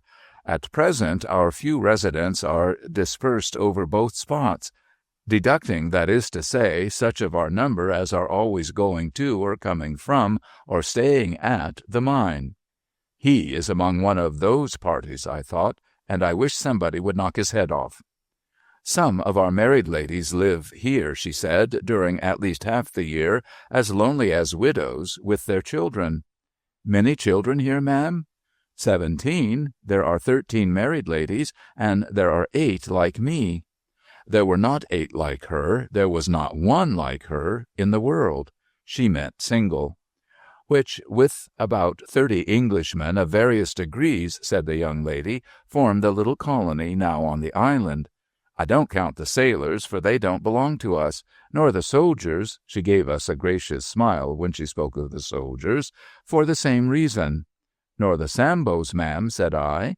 No. Under your favor and with your leave, ma'am, said I, are they trustworthy? Perfectly. We are all very kind to them, and they are all very grateful to us. Indeed, ma'am? Now, Christian George King, very much attached to us all, would die for us. She was, as in my uneducated way I have observed very beautiful women almost always to be, so composed that her composure gave great weight to what she said, and I believed it. Then she pointed out to us the building like a powder magazine, and explained to us in what manner the silver was brought from the mine, and was brought over from the mainland, and was stored there. The Christopher Columbus would have a rich lading, she said, for there had been a great yield that year, a much richer yield than usual, and there was a chest of jewels besides the silver. When we had looked about us and were getting sheepish through fearing we were troublesome, she turned us over to a young woman, English-born but West India bred, who served her as her maid. This young woman was the widow of a non-commissioned officer in a regiment of the line. She had got married and widowed at St. Vincent, with only a few months between the two events. She was a little saucy woman with a bright pair of eyes, rather a neat little foot and figure, and rather a neat little turned-up nose. The sort of young woman I considered at the time who appeared to invite you to give her a kiss, and would have slapped your face if you accepted the invitation. I couldn't make out her name at first, for when she gave it in answer to my inquiry, it sounded like Beltot, which didn't sound right. But when we became better acquainted, which was while Charker and I were drinking sugar-cane sangaree, which she made in a most excellent manner, I found that her Christian name was Isabella, which they shortened into Belle, and that the name of the deceased non-commissioned officer was Tot. Being the kind of neat little woman it was natural to make a toy of, I never saw a woman so like a toy in my life, she had got the plaything name of Beltot. In short, she had no other name on the island. Even Mr. Commissioner Pordage, and he was a grave one, formerly addressed her as Mrs. Beltot. But I shall come to Mr. Commissioner Pordage presently. The name of the captain of the sloop was Captain Marion, and therefore it was no news to hear from Mrs. Beltot that his sister, the beautiful unmarried young English lady, was Miss Marion. The novelty was that her Christian name was Marion, too. Marion. Many a time I have run off those two names in my thoughts like a bit of verse. Oh, many and many and many a time. We saw out all the drink that was produced like good men and true, and then took our leaves and went down to the beach. The weather was beautiful, the wind steady, low and gentle, the island a picture, the sea a picture, the sky a picture. In that country there are 2 rainy seasons in the year. One sets in at about our English midsummer, the other about a fortnight after our English Michaelmas. It was the beginning of August at that time. The first of these rainy seasons was well over, and everything was in its most beautiful growth and had its loveliest look about it. They enjoy themselves here, I says to Charker, turning surly again. This is better than private soldiering. We had come down to the beach to be friendly with the boat's crew, who were camped and hutted there, and we were approaching towards their quarters over the sand, when Christian George King comes up from the landing place at a wolf's trot, crying, "Yup, soldier," which was that Sambo pilot's barbarous way of saying, "Hello, soldier." I have stated myself to be a man of no learning, and if I entertain prejudices, I hope allowance may be made. I will now confess to one. It may be a right one, or it may be a wrong one, but I never did like natives, except in the form of oysters. So when Christian George King, who was individually unpleasant to me besides, comes a-trotting along the sand, clucking, "Yup, so dear," I had a thundering good mind to let fly at him with my right. I certainly should have done it, but that it would have exposed me to reprimand. "Yup, so dear," says he, "bad job." "What do you mean?" says I. "Yup, so dear," says he, "ship leaky." "Ship leaky?" says I. "Is," says he, with a nod that looked as if it was jerked out of him by a most violent hiccup, which is the way with those savages. I cast my eyes at Charker, and we both heard the pumps going aboard the sloop, and saw the signal run up, "Come on board, hands wanted from the shore." In no time some of the sloop's liberty men were already running down to the water's edge, and the party of seamen, under orders against the pirates, were putting off to the Columbus in 2 boats. "Oh, Christian George Kings are very sorry," says that Sambo vagabond then. "Christian George King cry English fashion." His English fashion of crying was to screw up his black knuckles into his eyes, howl like a dog, and roll himself on his back on the sand. It was trying not to kick him, but I gave Charker the word, "Double quick, Harry," and we got down to the water's edge and got on board the sloop.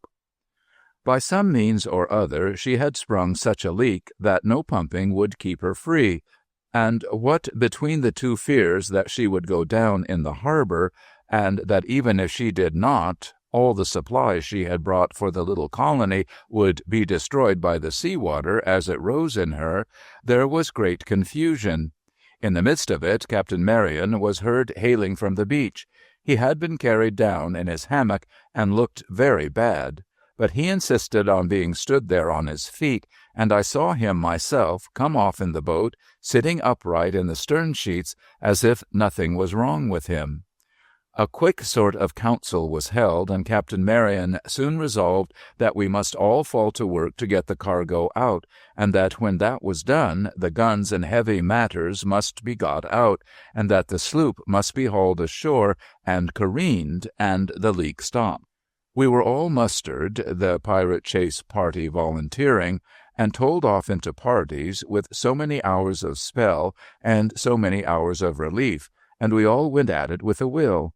Christian George King was entered one of the party in which I worked at his own request, and he went at it with as good a will as any of the rest.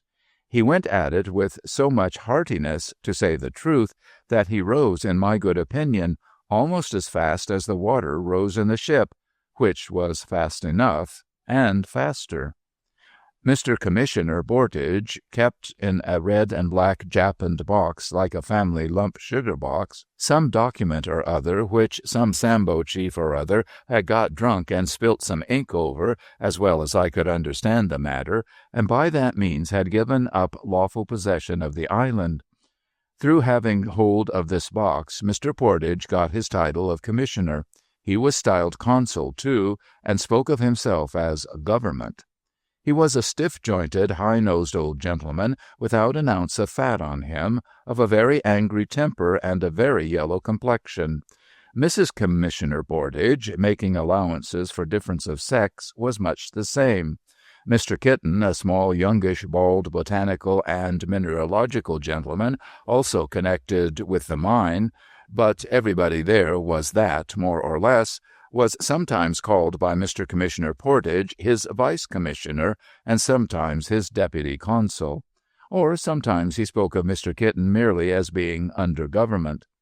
The beach was beginning to be a lively scene with the preparations for careening the sloop, and with cargo and spars and rigging and water casks dotted about, and with temporary quarters for the men rising up there out of such sails and odds and ends as could be best set on one side to make them, when Mr. Commissioner Portage comes down in a high fluster and asks for Captain Marion.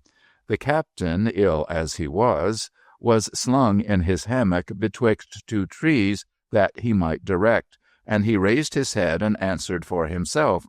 "Captain Marion," cries Mr. Commissioner Portage, "this is not official, this is not regular." "Sir," says the captain, "it hath been arranged with the clerk and supercargo that you should be communicated with, and requested to render any little assistance that may lie in your power. I am quite certain that hath been duly done." "Captain Marion," replies Mr. Commissioner Portage, "there hath been no written correspondence, no documents have passed, no memoranda have been made, no minutes have been made, no entries and counter-entries appear in the official muniments. This is indecent. I call upon you, sir, to desist until all is regular, or government will take this up." "Sir," says Captain Marion, chafing a little as he looked out of his hammock, "between the chances of government taking this up and my ship taking herself down, I must prefer to trust myself to the former." "You do, sir?" cries Mr. Commissioner Portage. "I do, sir," says Captain Marion, lying down again. "Then, Mr. Kitten," says the commissioner, "send up instantly for my diplomatic coat." He was dressed in a linen suit at that moment, but Mr. Kitten started off himself and brought down the diplomatic coat, which was a blue cloth one, gold-laced, and with a crown on the button. "Now, Mr. Kitten," says Portage, "I instruct you as vice commissioner and deputy consul of this place to demand of Captain Marion of the sloop Christopher Columbus whether he drives me to the act of putting this coat on." "Mr. Portage," says Captain Marion, looking out of his hammock again, "as I can hear what you say, I can answer it without troubling the gentleman. I should be sorry that you should be at the pains of putting on too hot a coat on my account. But otherwise you may put it on hindside before, or inside out, or with your legs in the sleeves, or your head in the skirts, for any objection that I have to offer to your thoroughly pleasing yourself." "Very good, Captain Marion," says Portage in a tremendous passion. "Very good, sir.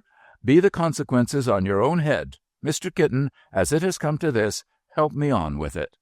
When he had given that order, he walked off in the coat, and all our names were taken, and I was afterwards told that Mr. Kitten wrote from his dictation more than a bushel of large paper on the subject, which cost more before it was done with than ever could be calculated, and which only got done with after all by being lost. Our work went on merrily, nevertheless, and the Christopher Columbus, hauled up, lay helpless on her side like a great fish out of water. While she was in that state, there was a feast, or a ball, or an entertainment, or more properly all three together, given us in honor of the ship and the ship's company and the other visitors. At that assembly, I believe, I saw all the inhabitants then upon the island, without any exception. I took no particular notice of more than a few, but I found it very agreeable in that little corner of the world to see the children, who were of all ages and mostly very pretty, as they mostly are. There was one handsome elderly lady with very dark eyes and gray hair that I inquired about. I was told that her name was Mrs. Venning, and her married daughter, a fair, slight thing, was pointed out to me by the name of Fanny Fisher.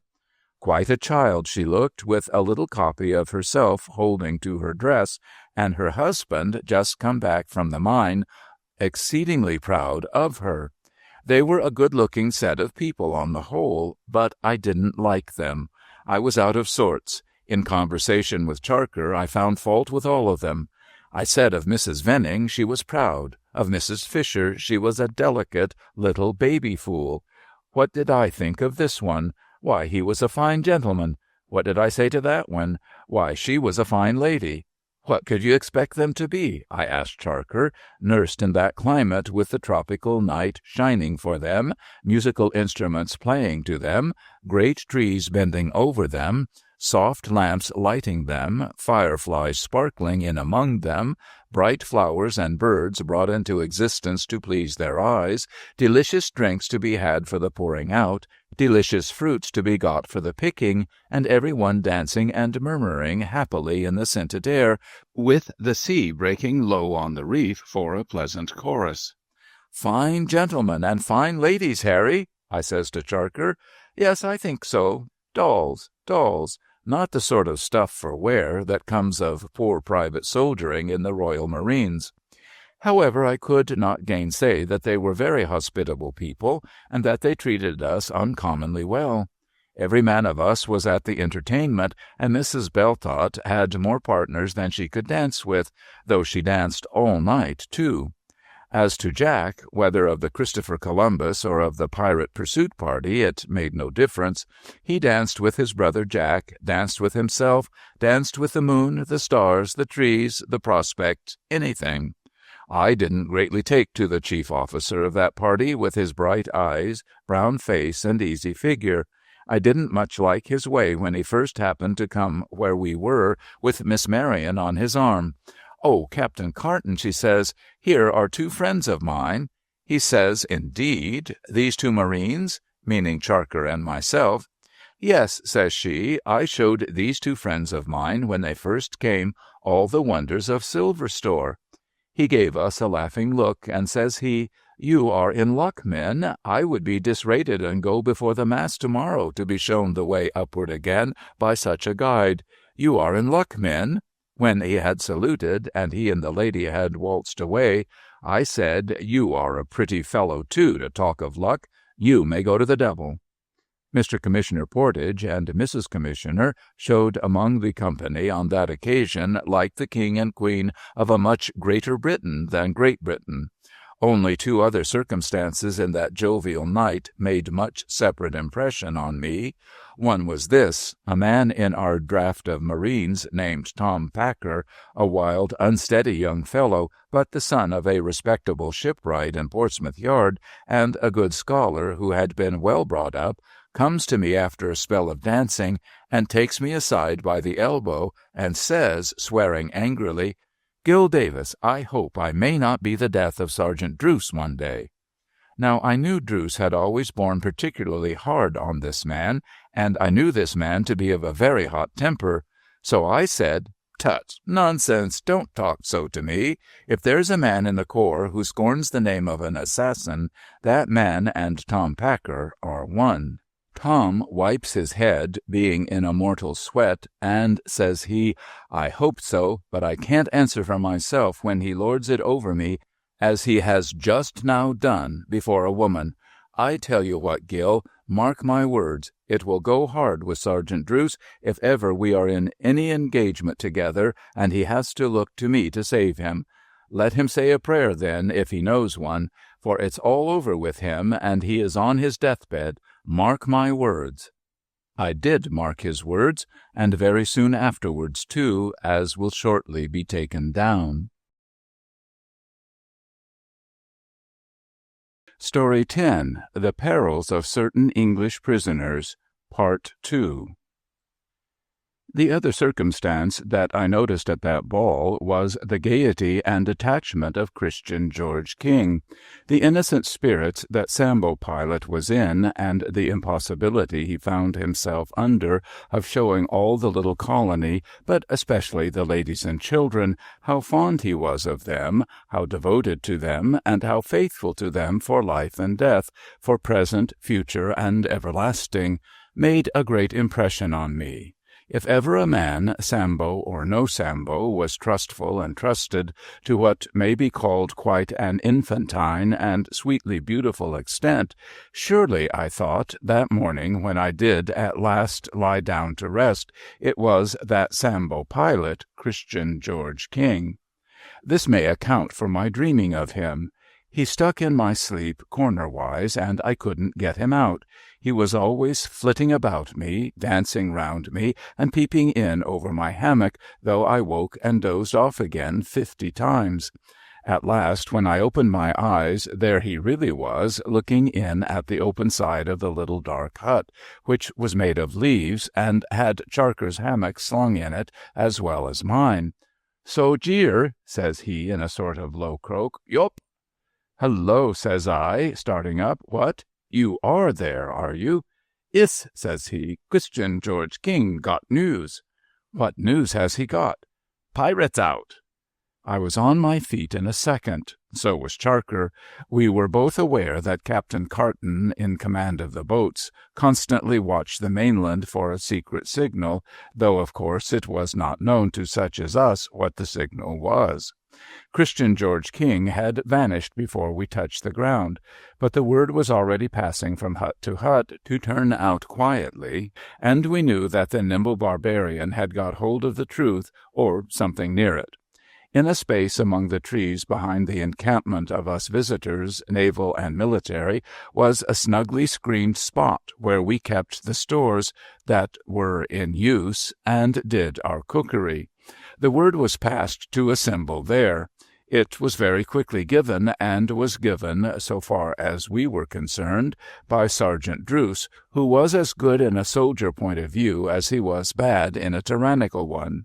We were ordered to drop into this space, quietly, behind the trees, one by one.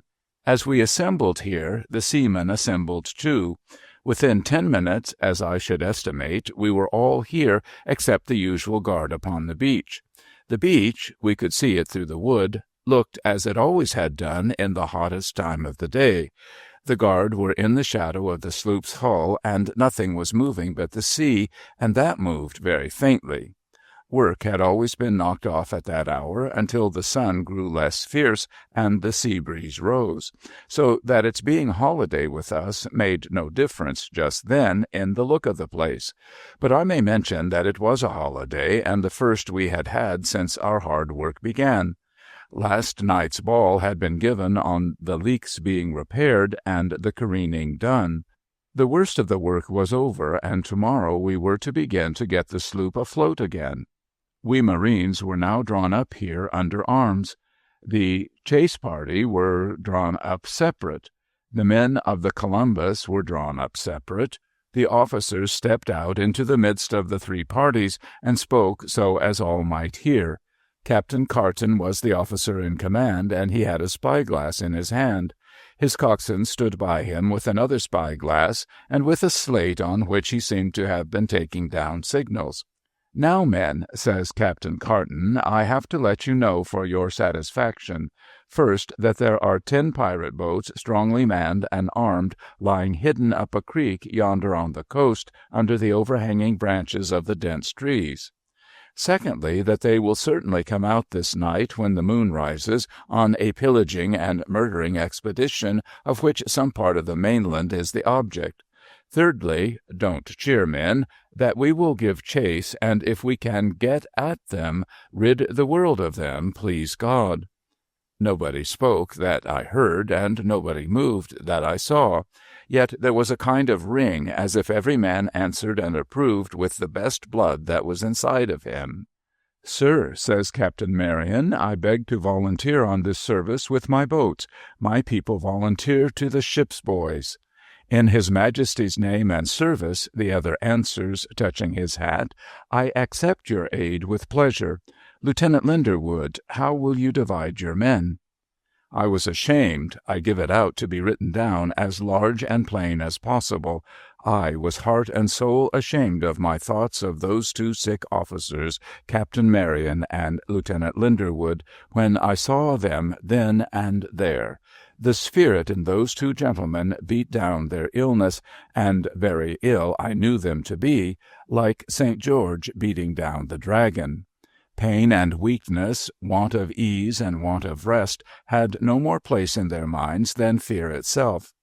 Meaning now to express for my lady to write down exactly what I felt then and there, I felt this: You two brave fellows that I had been so grudgeful of, I know that if you were dying, you would put it off to get up and do your best, and then you would be so modest that in lying down again to die, you would hardly say, I did it. It did me good. It really did me good.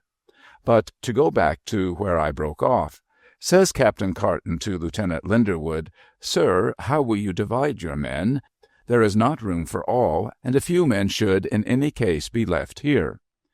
There was some debate about it. At last it was resolved to leave 8 marines and 4 seamen on the island, besides the sloop's 2 boys, and because it was considered that the friendly Sambos would only want to be commanded in case of any danger, though none at all was apprehended there, the officers were in favor of leaving the 2 non-commissioned officers, Druce and Charker.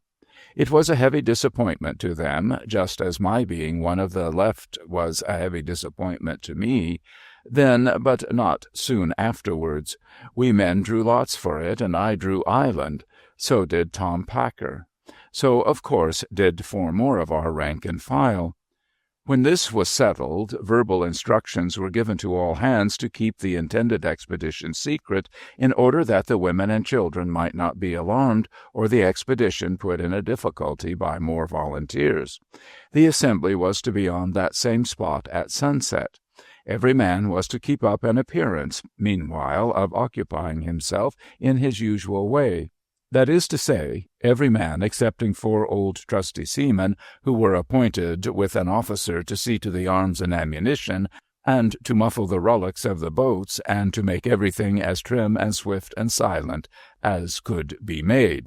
The Sambo pilot had been present all the while, in case of his being wanted, and had said to the officer in command, 500 times over if he had said it once, that Christian George King would stay with the Sojirs and take care of the Boofer ladies and the Boofer childs, Boofer being that native's expression for beautiful. He was now asked a few questions concerning the putting off of the boats, and in particular whether there was any way of embarking at the back of the island, which Captain Carton would have half liked to do, and then have dropped round in its shadow and slanted across to the main. But no, says Christian George King, no, I told you so 10 times, no, all reef, all rock, all swim, all drown. Striking out as he said it like a swimmer gone mad, and turning over on his back on dry land, and spluttering himself to death in a manner that made him quite an exhibition. The sun went down, after appearing to be a long time about it, and the assembly was called. Every man answered to his name, of course, and was at his post. It was not yet black dark, and the roll was only just gone through, when up comes Mr. Commissioner Pordage with his diplomatic coat on. Captain Carton, says he, Sir, what is this? This, Mr. Commissioner, he was very short with him, is an expedition against the pirates. It is a secret expedition, so please to keep it a secret. Sir, says Commissioner Portage, I trust there is going to be no unnecessary cruelty committed. Sir, returns the officer, I trust not. That is not enough, sir, cries Commissioner Pordage, getting wroth. Captain Carton, I give you notice. Government requires you to treat the enemy with great delicacy, consideration, clemency, and forbearance. Sir, says Captain Carton, I am an English officer, commanding English men, and I hope I am not likely to disappoint the government's just expectations. But I presume you know that these villains under their black flag have despoiled our countrymen of their property, burnt their homes, barbarously murdered them and their little children, and worse than murdered their wives and daughters. Perhaps I do, Captain Carton, answered Pordage, waving his hands with dignity. Perhaps I do not. It is not customary, sir, for government to commit itself. It matters very little, Mr. Pordage, whether or no. Believing that I hold my commission by the allowance of God, and not that I have received it directly from the devil, I shall certainly use it with all avoidance of unnecessary suffering, and with all merciful swiftness of execution, to exterminate these people from the face of the earth. Let me recommend you to go home, sir, and to keep out of the night air. Never another syllable did that officer say to the commissioner, but turned away to his men. The commissioner buttoned his diplomatic coat to the chin. said, "Mr. Kitten, attend me," gasped, half-choked himself, and took himself off. It now fell very dark indeed. I have seldom, if ever, seen it darker, nor yet so dark. The moon was not due until 1 in the morning, and it was but a little after 9 when our men lay down where they were mustered. It was pretended that they were to take a nap, but everybody knew that no nap was to be got under the circumstances. Though all were very quiet, there was a restlessness among the people, much what I have seen among the people on a race-course when the bell has rung for the saddling for a great race with large stakes on it. At 10 they put off, only one boat putting off at a time, another following in 5 minutes, both then lying on their oars until another followed. Ahead of it all, paddling his own outlandish little canoe without a sound, went the Sambo pilot to take them safely outside the reef. No light was shown but once, and that was in the commanding officer's own hand. I lighted the dark lantern for him, and he took it from me when he embarked. They had blue lights and such like with them, but kept themselves as dark as murder. The expedition got away with wonderful quietness, and Christian George King soon came back dancing with joy. "Yup, so jeer," says he to himself, in a very objectionable kind of convulsions. "Christian George King sar very glad. Pirates all be blown a pieces, yup, yup." My reply to that cannibal was, "However glad you may be, hold your noise and don't dance jigs and slap your knees about it, for I can't abear to see you do it."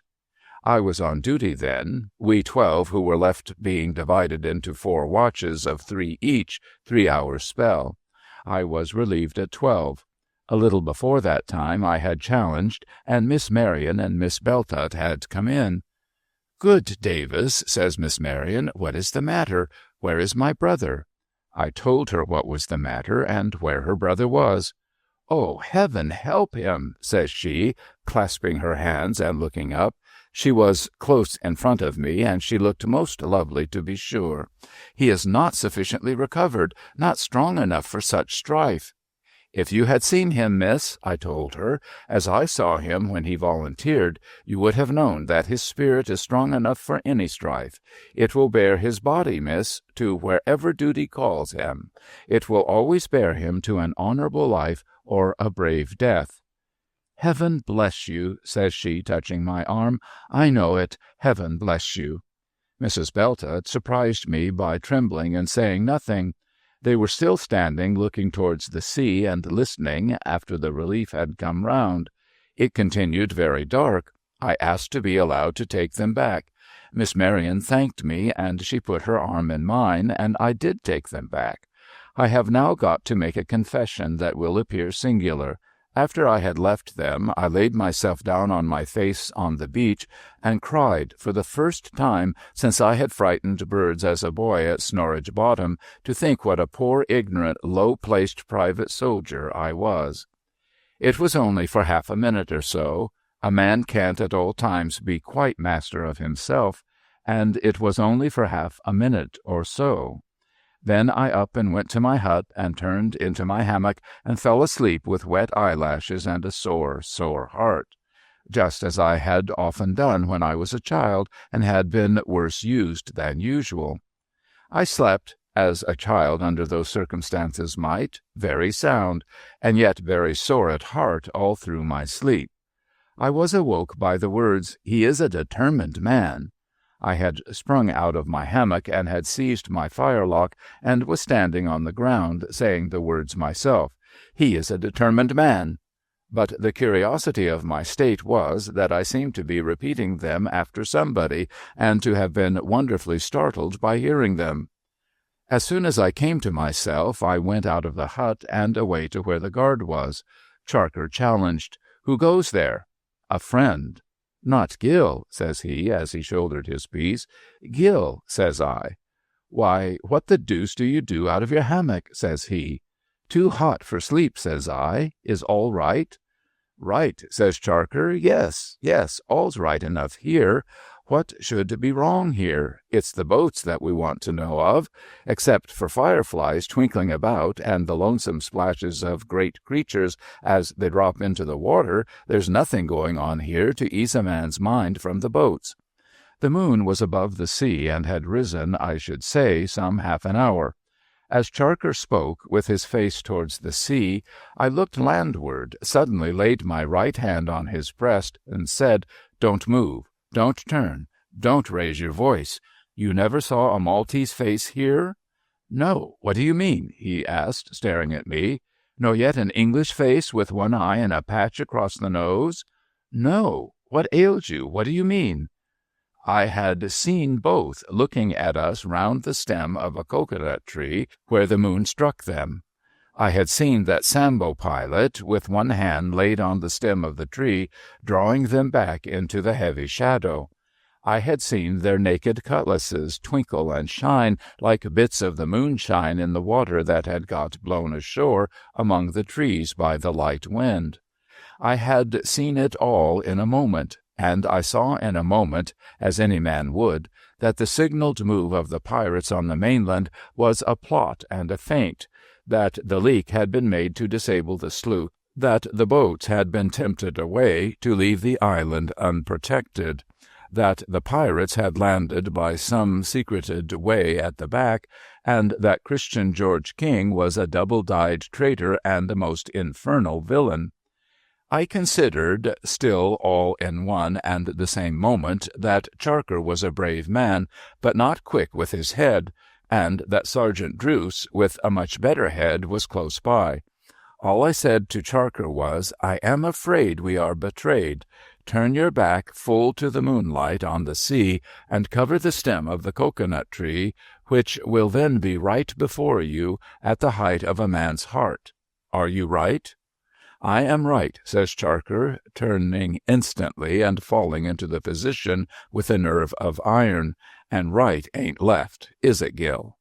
A few seconds brought me to Sergeant Druce's hut. He was fast asleep, and being a heavy sleeper, I had to lay my hand upon him to rouse him. The instant I touched him, he came rolling out of his hammock and upon me like a tiger, and a tiger he was, except that he knew what he was up to in his utmost heat as well as any man. I had to struggle with him pretty hard to bring him to his senses, panting all the while, for he gave me a breather. "Sergeant, I am Gil Davis. Treachery. Pirates on the island." The last words brought him round, and he took his hands off. "I have seen 2 of them within this minute," said I, and so I told him what I had told Harry Charker. His soldierly, though tyrannical head was clear in an instant. He didn't waste one word, even of surprise. "Order the guard," says he, "to draw off quietly into the fort." They call the enclosure I have before mentioned the fort, though it was not much of that. "Then get you to the fort as quickly as you can, rouse up every soul there, and fasten the gate. I will bring in all those who are up at the Signal Hill. If we are surrounded before we can join you, you must make a sally and cut us out if you can. The word among our men is, women and children." He burst away like fire going before the wind over dry reeds. He roused up the 7 men who were off duty and had them bursting away with him before they knew they were not asleep. I reported orders to Charker and ran to the fort as I have never run at any other time in all my life, no, not even in a dream. The gate was not fast and had no good fastening, only a double wooden bar, a poor chain, and a bad lock. Those I secured as well as they could be secured in a few seconds by one pair of hands, and so ran to that part of the building where Miss Marion lived. I called to her loudly by her name until she answered. I then called loudly all the names I knew: Mrs. Macy, Miss Marion's married sister, Mr. Macy, Mrs. Vinning, Mr. and Mrs. Fisher, even Mr. and Mrs. Portage. Then I called out, "All you gentlemen here, get up and defend the place. We are caught in a trap. Pirates have landed. We are attacked." At the terrible word pirates, for those villains had done such deeds in those seas as never can be told in writing, and can scarcely be so much as thought of, cries and screams rose up from every part of the place. Quickly lights moved about from window to window, and the cries moved about with them, and men, women, and children came flying down into the square. I remarked to myself even then what a number of things I seemed to see at once. I noticed Mrs. Macy coming towards me, carrying all her 3 children together. I noticed Mr. Portage in the greatest terror, in vain trying to get on his diplomatic coat, and Mr. Kitten respectfully tying his pocket-handkerchief over Mrs. Portage's nightcap. I noticed Mrs. Beltot run out screaming and shrink upon the ground near me, and cover her face in her hands, and lie all of a bundle, shivering. But what I noticed with the greatest pleasure was the determined eyes with which those men of the mine that I had thought fine gentlemen came round me with what arms they had, to the full as cool and resolute as I could be for my life, ay, and for my soul too, into the bargain. The chief person being Mr. Macy, I told him how the 3 men of the guard would be at the gate directly, if they were not already there, and how Sergeant Druce and the other 7 were gone to bring in the outlying part of the people of Silverstore. I next urged him, for the love of all who were dear to him, to trust no Sambo, and above all, if he could get any good chance at Christian George King, not to lose it, but to put him out of the world. "I will follow your advice to the letter, Davis," says he. "What next?"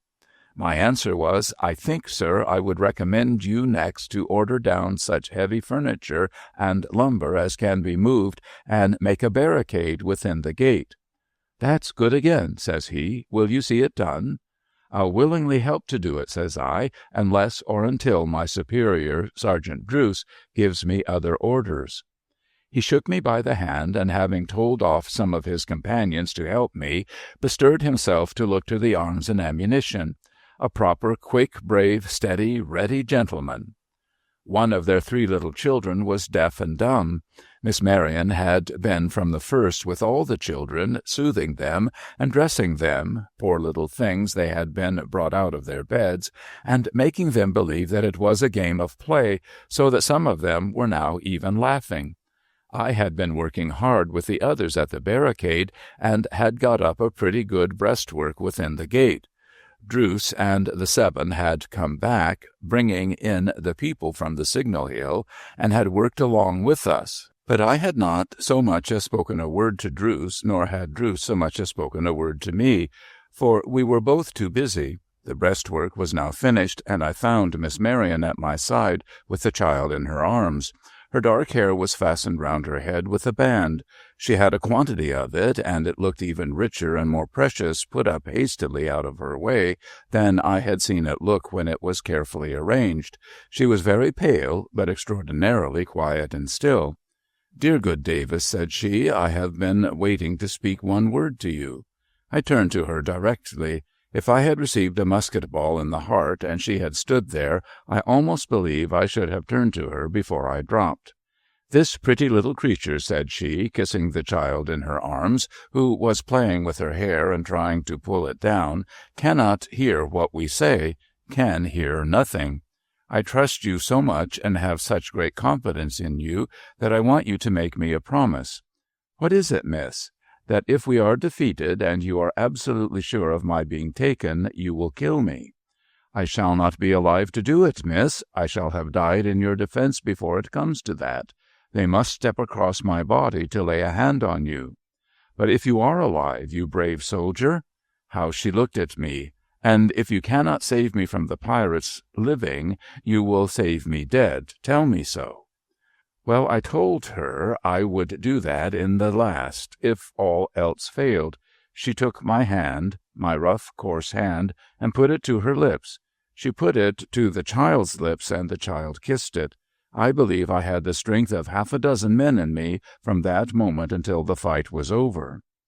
All this time Mr. Commissioner Portage had been wanting to make a proclamation to the pirates to lay down their arms and go away, and everybody had been hustling him about and tumbling over him while he was calling for pen and ink to write it with.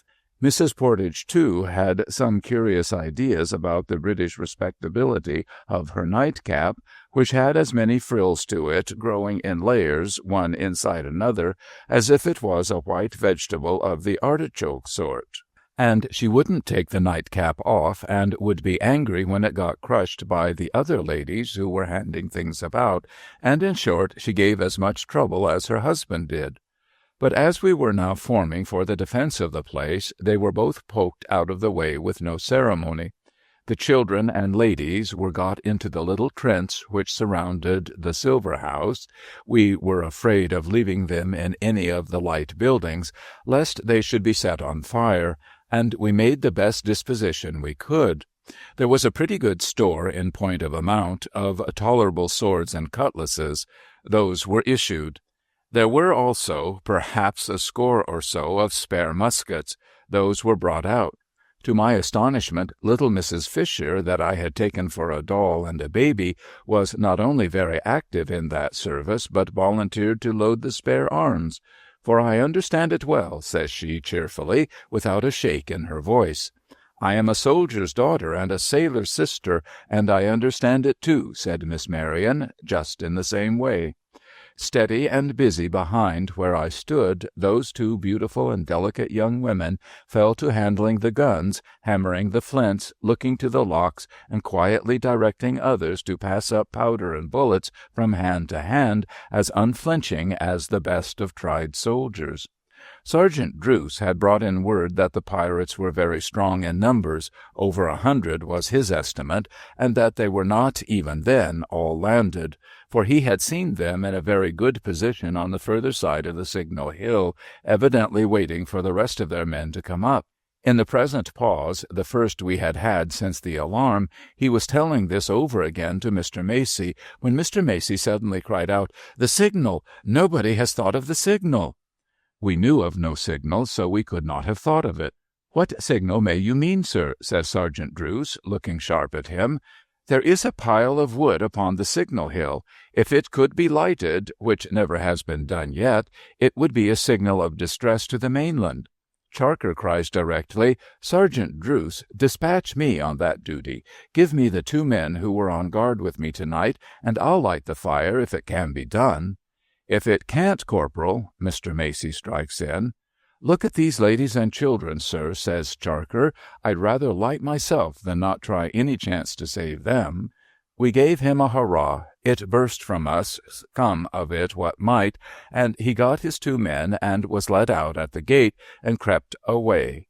I had no sooner come back to my place from being one of the party to handle the gate than Miss Marion said in a low voice behind me, "Davis, will you look at this powder? This is not right." I turned my head. Christian George King again, and treachery again. Sea-water had been conveyed into the magazine, and every grain of powder was spoiled. "Stay a moment," said Sergeant Druce, when I had told him, without causing a movement in a muscle of his face. "Look to your pouch, my lad. You, Tom Packer, look to your pouch, confound you. Look to your pouches, all you Marines." The same artful savage had got at them, somehow or other, and the cartridges were all unserviceable. Says the sergeant, "look to your loading, men. You are right so far?" Yes, we were right so far. "Well, my lads, and gentlemen all," says the sergeant, "this will be a hand-to-hand affair, and so much the better." He treated himself to a pinch of snuff, and stood up, square-shouldered and broad-chested, in the light of the moon, which was now very bright, as cool as if he was waiting for a play to begin. He stood quiet, and we all stood quiet, for a matter of something like half an hour. I took notice from such whispered talk as there was, how little we that the silver did not belong to thought about it, and how much the people that it did belong to thought about it. At the end of the half-hour, it was reported from the gate that Charker and the 2 were falling back on us, pursued by about a dozen. "Sally, gate party under Gil Davis," says the sergeant, "and bring 'em in, like men now." We were not long about it, and we brought them in. "Don't take me," says Charker, holding me around the neck and stumbling down at my feet when the gate was fast. "Don't take me near the ladies or the children, Gil. They had better not see death till it can't be helped. They'll see it soon enough." "Harry," I answered, holding up his head, "comrade." He was cut to pieces. The signal had been secured by the first pirate party that landed. His hair was all singed off, and his face was blackened with the running pitch from a torch. He made no complaint of pain or of anything. "Goodbye, old chap," was all he said with a smile. "I've got my death, and death ain't life, is it, Gil?" Having helped to lay his poor body on one side, I went back to my post. Sergeant Druce looked at me with his eyebrows a little lifted. I nodded. "Close up there, men and gentlemen all," said the sergeant. "A place too many in the line." The pirates were so close upon us at this time that the foremost of them were already before the gate. More and more came up with a great noise and shouted loudly. When we believed from the sound that they were all there, we gave 3 English cheers. The poor little children joined and were so fully convinced of our being at play that they enjoyed the noise and were heard clapping their hands in the silence that followed. Story 10. The Perils of Certain English Prisoners, Part 3. Our disposition was this, beginning with the rear. Mrs. Venning, holding her daughter's hand in her arms, sat on the steps of the little square trench surrounding the Silver House, encouraging and directing those women and children as she might have done in the happiest and easiest time of her life. Then there was an armed line under Mr. Macy across the width of the enclosure, facing that way and having their backs towards the gate in order that they might watch the walls and prevent our being taken by surprise. Then there was a space of 8 or 10 feet deep in which the spare arms were, and in which Miss Marion and Mrs. Fisher, their hands and dresses blackened with the spoilt gunpowder, worked on their knees, tying such things as knives, old bayonets, and spearheads to the muzzles of the useless muskets. Then there was a second armed line under Sergeant Druce, also across the width of the enclosure, but facing to the gate. Then came the breastwork we had made, with a zigzag way through it for me and my little party to hold good in retreating as long as we could, when we were driven from the gate. We all knew that it was impossible to hold the place long, and that our only hope was in the timely discovery of the plot by the boats and in their coming back. I and my men were now thrown forward to the gate. From a spy-hole I could see the whole crowd of pirates. There were Malays among them, Dutch, Maltese, Greeks, Sambos, Negroes, and convict Englishmen from the West India Islands. Among the last, him with the one eye and the patch across the nose. There were some Portuguese, too, and a few Spaniards. The captain was a Portuguese, a little man with very large earrings under a very broad hat, and a great bright shawl twisted about his shoulders. They were all strongly armed, but like a boarding party, with pikes, swords, cutlasses, and axes. I noticed a good many pistols, but not a gun of any kind among them. This gave me to understand that they had considered that a continued roll of musketry might perhaps have been heard on the mainland, also that for the reason that fire would be seen from the mainland, they would not set the fort in flames and roast us alive, which was one of their favorite ways of carrying on. I looked about for Christian George King, and if I had seen him, I am much mistaken if he would not have received my 1 round of ball cartridge in his head. But no Christian George King was visible.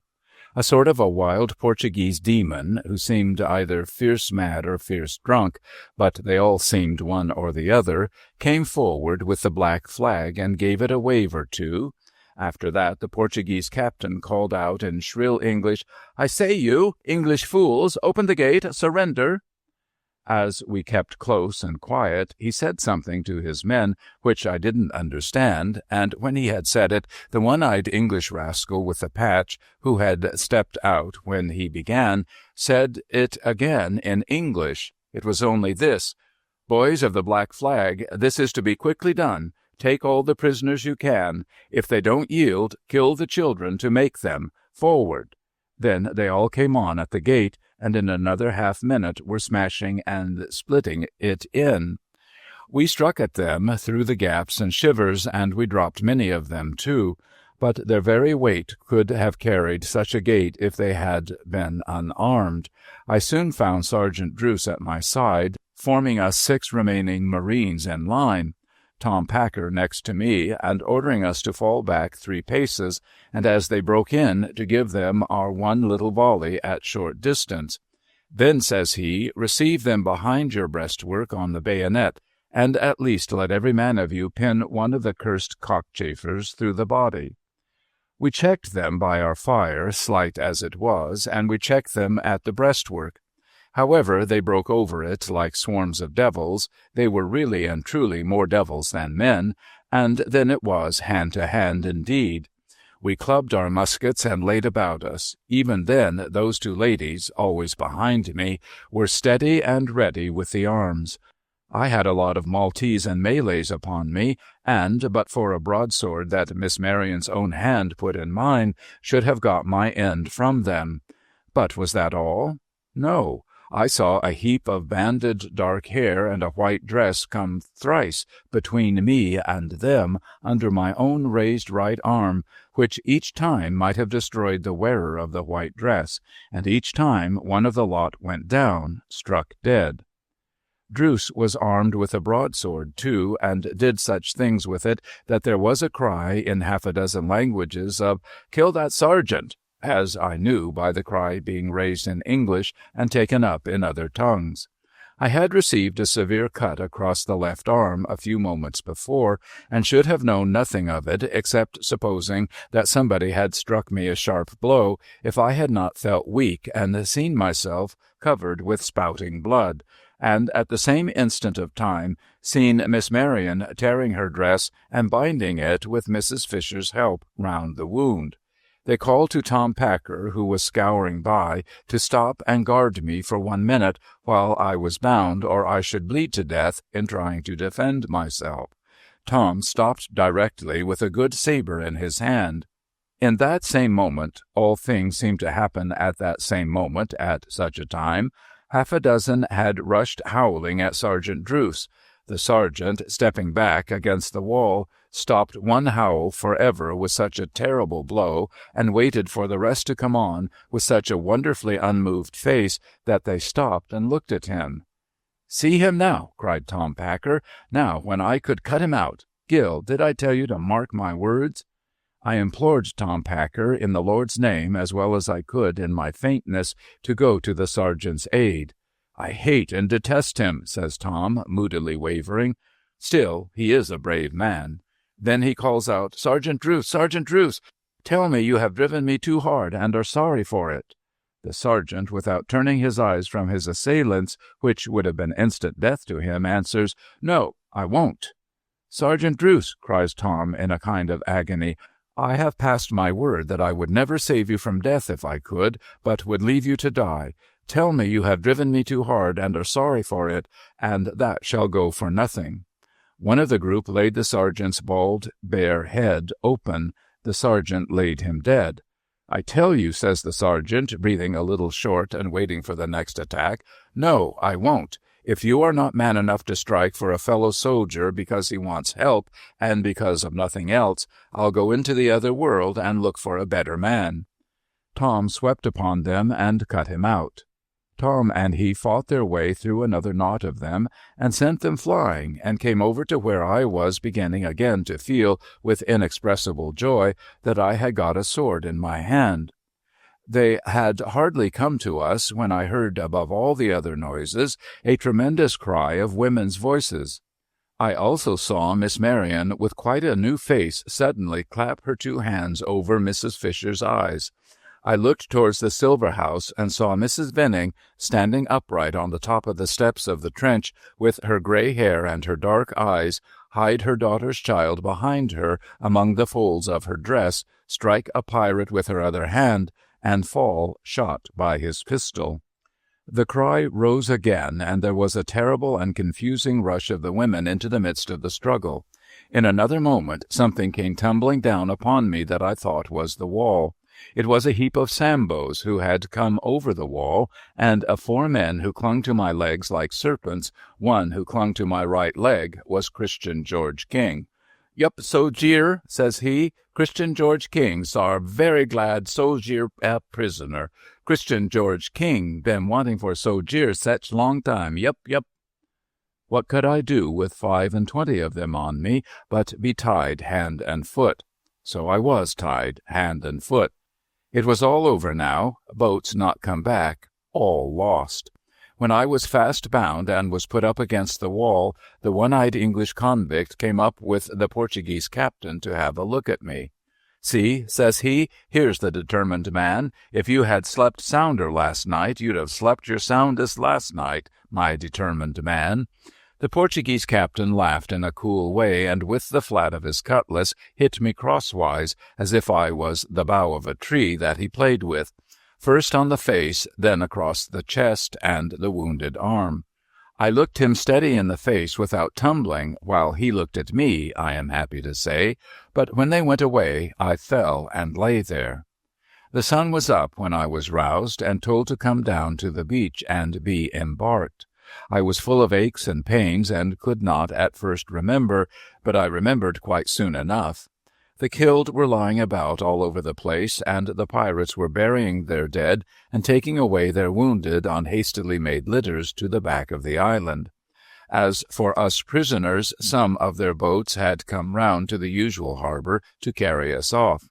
We looked a wretched few, I thought, when I got down there. Still, it was another sign that we had fought well and made the enemy suffer.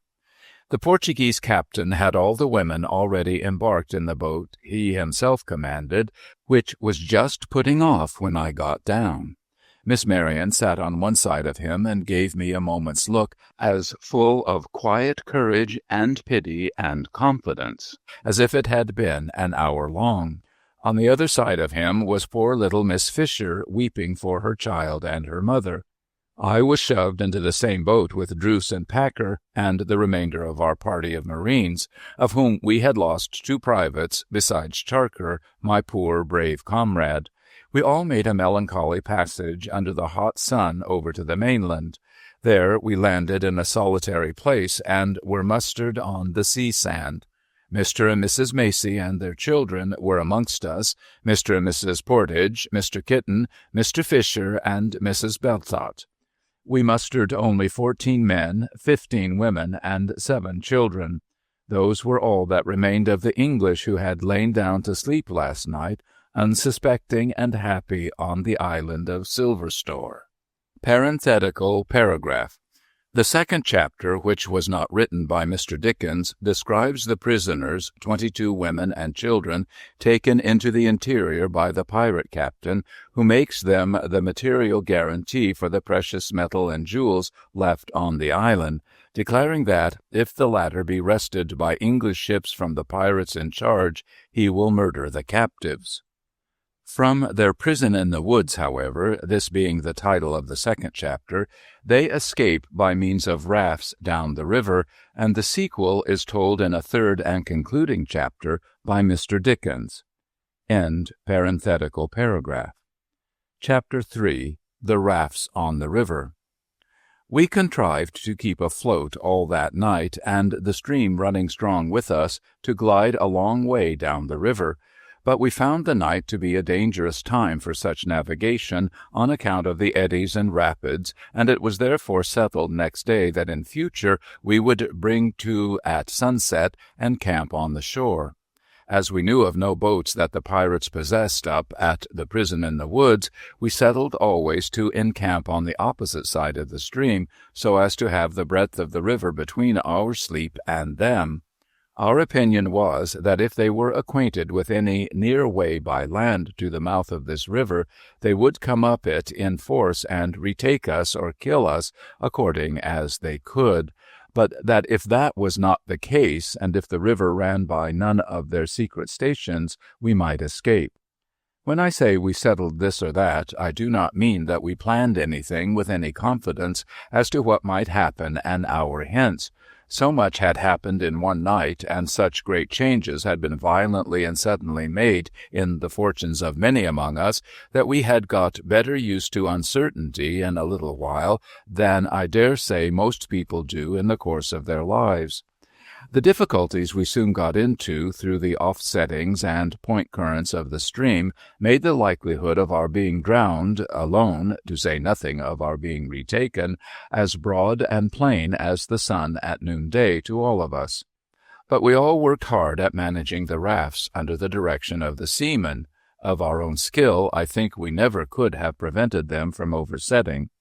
And we also worked hard at making good the defects of their first hasty construction, which the water soon found out. While we humbly resigned ourselves to going down, if it was the will of our Father that was in heaven, we humbly made up our minds that we would all do the best that was in us. And so we held on, gliding with the stream. It drove us to this bank, and it drove us to that bank, and it turned us and whirled us, but yet it carried us on. Sometimes much too slowly, sometimes much too fast, but yet it carried us on. My little deaf and dumb boy slumbered a good deal now, and that was the case with all of the children. They caused very little trouble to anyone. They seemed, in my eyes, to get more like one another, not only in quiet manner, but in the face, too. The motion of the raft was usually so much the same, the scene was usually so much the same, the sound of the soft wash and ripple of the water was usually so much the same, that they were made drowsy, as they might have been, by the constant playing of one tune. Even on the grown people, who worked hard and felt anxiety, the same thing produced something of the same effect. Every day was so like the other that I soon lost count of the days myself, and had to ask Miss Marion, for instance, whether this was the third or fourth. Miss Marion had a pocket-book and pencil, and she kept the log. That is to say, she entered up a clear little journal of the time and of the distances our seamen thought we had made each night. So, as I say, we kept afloat and glided on. All day long and every day, the water and the woods and sky. All day long and every day, the constant watching of both sides of the river, and far ahead at every bold turn and sweep it made for any signs of pirate boats or pirate dwellings. So, as I say, we kept afloat and glided on, the days melting themselves together to that degree that I could hardly believe my ears when I asked, "How many now, miss?" and she answered, 7. To be sure, poor Mr. Portage had by about now got his diplomatic coat into such a state as never was seen. What with the mud of the river, what with the water of the river, what with the sun and the dews and the tearing boughs and the thickets, it hung about him in discolored shreds like a mop. The sun had touched him a bit. He had taken to always polishing one particular button, which just held on to his left wrist, and to always calling for stationery. I suppose that man called for pens, ink, and paper, tape, and sealing wax upwards of 1,000 times in 24 hours.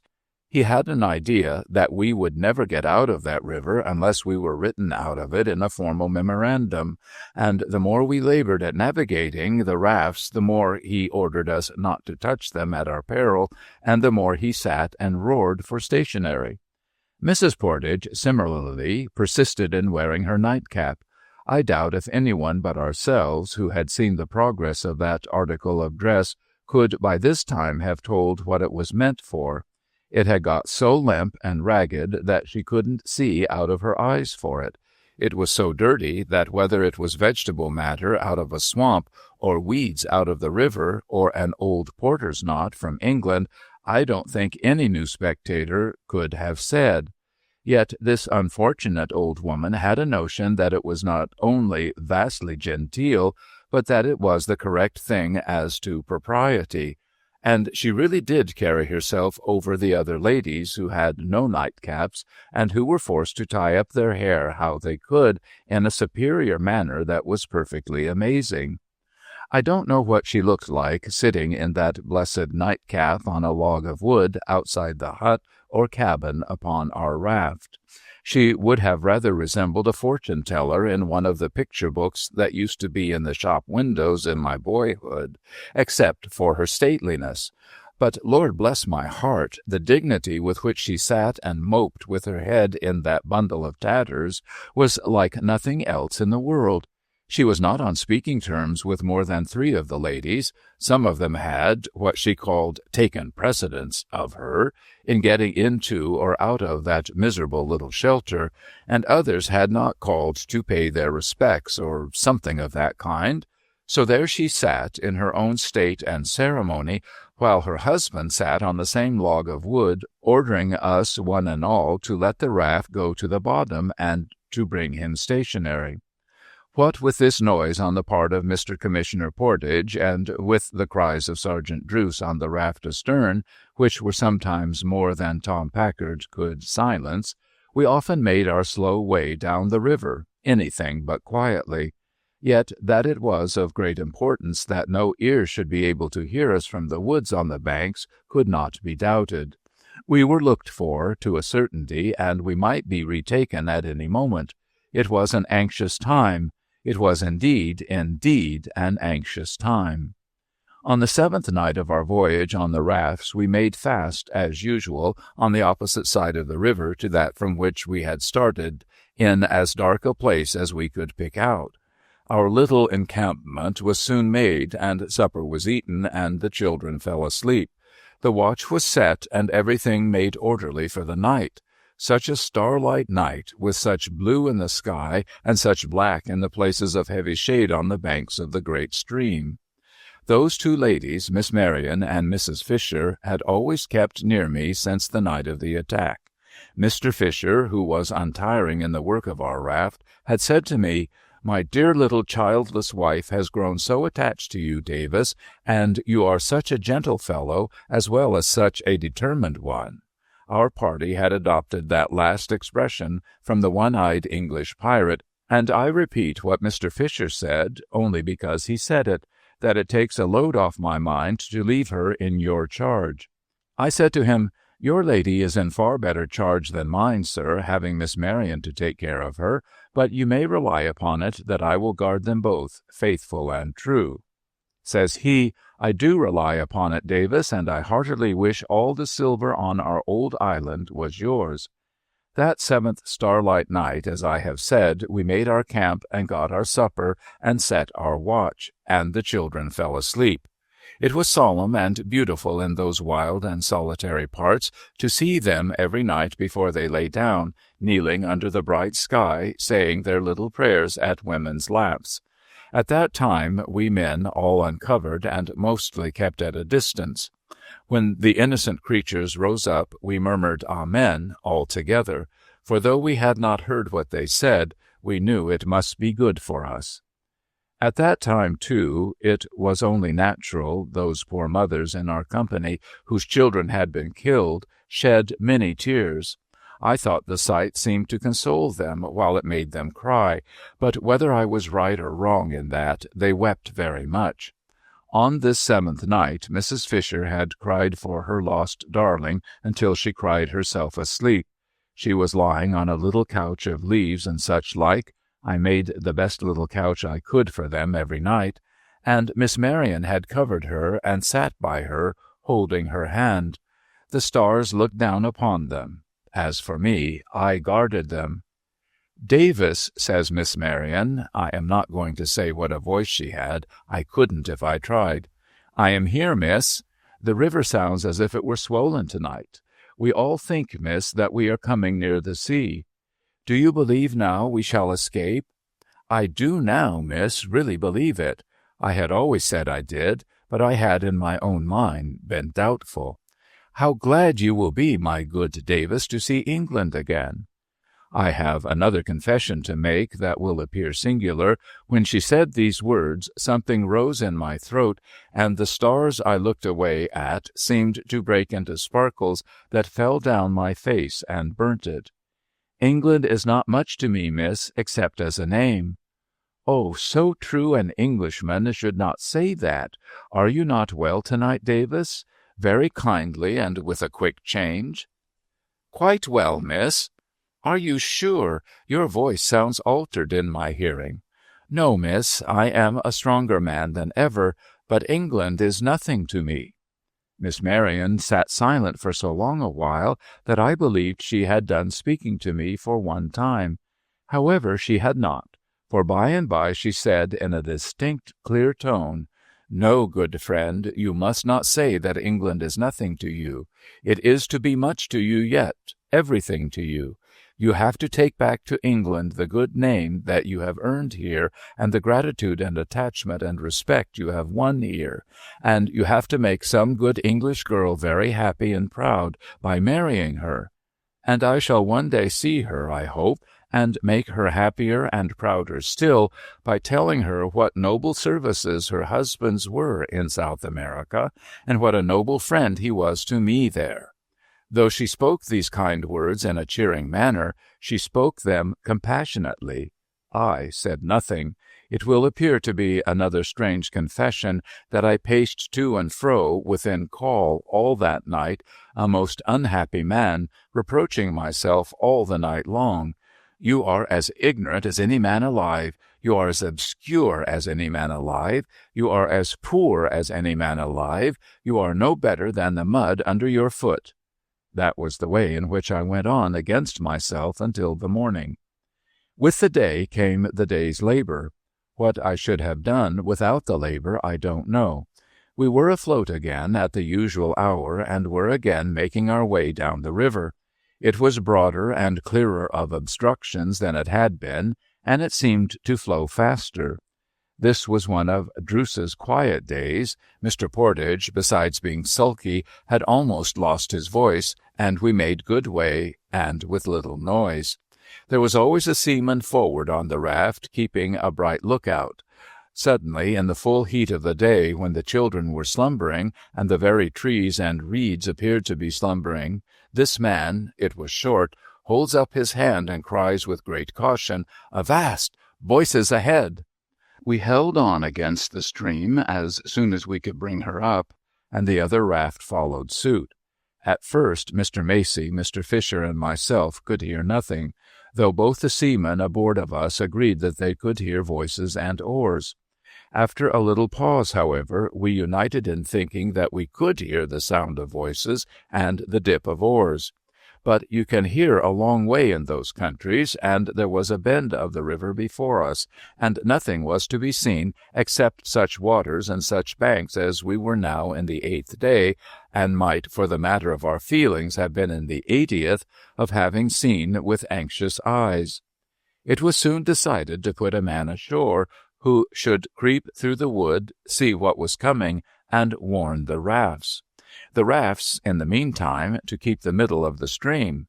The man to be put ashore, and not to swim ashore, as the first thing could be more quickly done than the second. The raft conveying him to get back into midstream, and to hold on along with the others, as well as it could, until signaled by the man. In case of danger, the man to shift for himself until it should be safe to take him on board again. I volunteered to be the man. We knew that the voices and oars must come up slowly against the stream, and our seamen knew by the set of the stream under which bank they would come. I was put ashore accordingly. The raft got off well, and I broke into the wood. Steaming hot it was, and a tearing place to get through. So much the better for me, since it was something to contend against and do. I cut off the bend of the river at a great saving of space, came to the water's edge again, and hid myself and waited. I could now hear the dip of the oars very distinctly. The voices had ceased. The sound came on in a regular tune, and as I lay hidden, I fancied the tune so played to be, "Christen George King, Christen George King, Christen George King," over and over again, always the same, with the pauses always at the same places. I had likewise time to make up my mind that if these were the pirates, I could and would, barring my being shot, swim off to my raft, in spite of my wound, the moment I had given the alarm, and hold my old post by Miss Marion. Christen George King, Christen George King, Christen George King, coming up now and very near. I took a look at the branches about me to see where a shower of bullets would be most likely to do me least hurt, and I took a look back at the track I had made in forcing my way in, and now I was wholly prepared and fully ready for them. Christen George King, Christen George King, Christen George King. Here they were. Story 10. The Perils of Certain English Prisoners, Part 4. Who were they? The barbarous pirates, scum of all nations, headed by such men as the hideous little Portuguese monkey and the one-eyed English convict with the gash across his face that ought to have gashed his wicked head off? The worst men in the world, picked out from the worst to do the cruelest and most atrocious deeds that ever stained it? The howling, murdering, black flag-waving, mad and drunken crowd of devils that had overcome us by numbers and by treachery? No, these were Englishmen in English boats, good blue jackets and red coats, marines that I knew myself, and sailors that knew our seamen. At the helm of the first boat, Captain Carton, eager and steady. At the helm of the second boat, Captain Marion, brave and bold. At the helm of the third boat, an old seaman with determination carved into his watchful face like the figurehead of a ship. Every man doubly and trebly armed from head to foot, every man lying to at his work with a will that had all his heart and soul in it, every man looking out for any trace of friend or enemy and burning to be the first to do good or avenge evil. Every man with his face on fire when he saw me, his countryman who had been taken prisoner, and hailed me with cheer as Captain Carton's boat ran in and took me on board. I reported, "All escaped, sir, all well, all safe, all here." God bless me, and God bless them. What a cheer! It turned me weak as I was passed on from hand to hand to the stern of the boat, every hand patting me or grasping me in some way or other in the moment of my going by. "Hold up, my brave fellow," says Captain Carton, clapping me on the shoulder like a friend and giving me a flask. "Put your lips to that, and they'll be red again. Now, boys, give way." The banks flew by us as if the mightiest stream that ever ran was with us, and so it was, I am sure, meaning the stream to those men's ardor and spirit. The banks flew by us, and we came in sight of the rafts. The banks flew by us, and we came alongside of the rafts. The banks stopped, and there was a tumult of laughing and crying and kissing and shaking of hands and catching up of children and setting of them down again, and a wild hurry of thankfulness and joy that melted every one and softened all hearts. I had taken notice in Captain Carton's boat that there was a curious and quite new sort of fitting on board. It was a kind of a little bower made of flowers, and it was set up behind the captain and betwixt him and the rudder. Not only was this arbor, so to call it, neatly made of flowers, but it was ornamented in a singular way. Some of the men had taken the ribbons and buckles off their hats and hung them among the flowers. Others had made festoons and streamers of their handkerchiefs and hung them there. Others had intermixed such trifles as bits of glass and shining fragments of lockets and tobacco boxes with the flowers, so that altogether it was a very bright and lovely object in the sunshine. But why there, or what for, I did not understand. Now, as soon as the first bewilderment was over, Captain Carton gave the order to land for the present. But this boat of his, with 2 hands left in her, immediately put off again when the men were out of her, and kept off some yards from the shore. As she floated there, with the 2 hands gently backing water to keep her from going down the stream, this pretty little arbor attracted many eyes. None of the boat's crew, however, had anything to say about it, except that it was the captain's fancy. The captain, with the women and children clustering round him, and the men of all ranks grouped outside them, and all listening, stood telling how the expedition, deceived by its bad intelligence, had chased the light pirate boats all that fatal night, and had still followed in their wake next day, and had never suspected until many hours too late that the great pirate body had drawn off in the darkness when the chase began and shot over to the island. He stood telling how the expedition, supposing the whole array of armed boats to be ahead of it, got tempted into shallows and went aground, but not without having its revenge upon the 2 decoy boats, both of which it had come up with overhand and sent to the bottom with all on board. He stood telling how the expedition, fearing then that the case stood as it did, got afloat again by great exertion after the loss of 4 more tides, and returned to the island, where they found the sloop scuttled and the treasure gone. He stood telling how my officer, Lieutenant Linderwood, was left upon the island with as strong a force as could be got together hurriedly from the mainland, and how the 3 boats we saw before us were manned and armed and had come away, exploring the coast and inlets in search of any tidings of us. He stood telling all this with his face to the river, and as he stood telling it, the little arbor of flowers floated in the sunshine before all the faces there.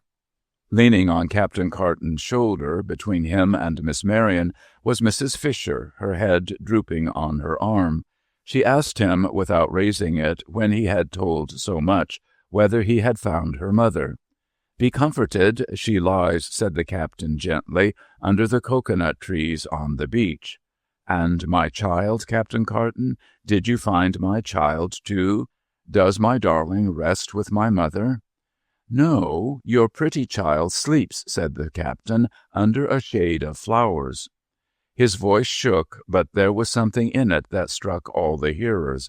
At that moment there sprung from the arbor in his boat a little creature, clapping her hands and stretching out her arms and crying, "Dear papa, dear mamma, I am not killed, I am saved, I am coming to kiss you. Take me to them, good kind sailors." Nobody who saw that scene has ever forgotten it, I am sure, or ever will forget it.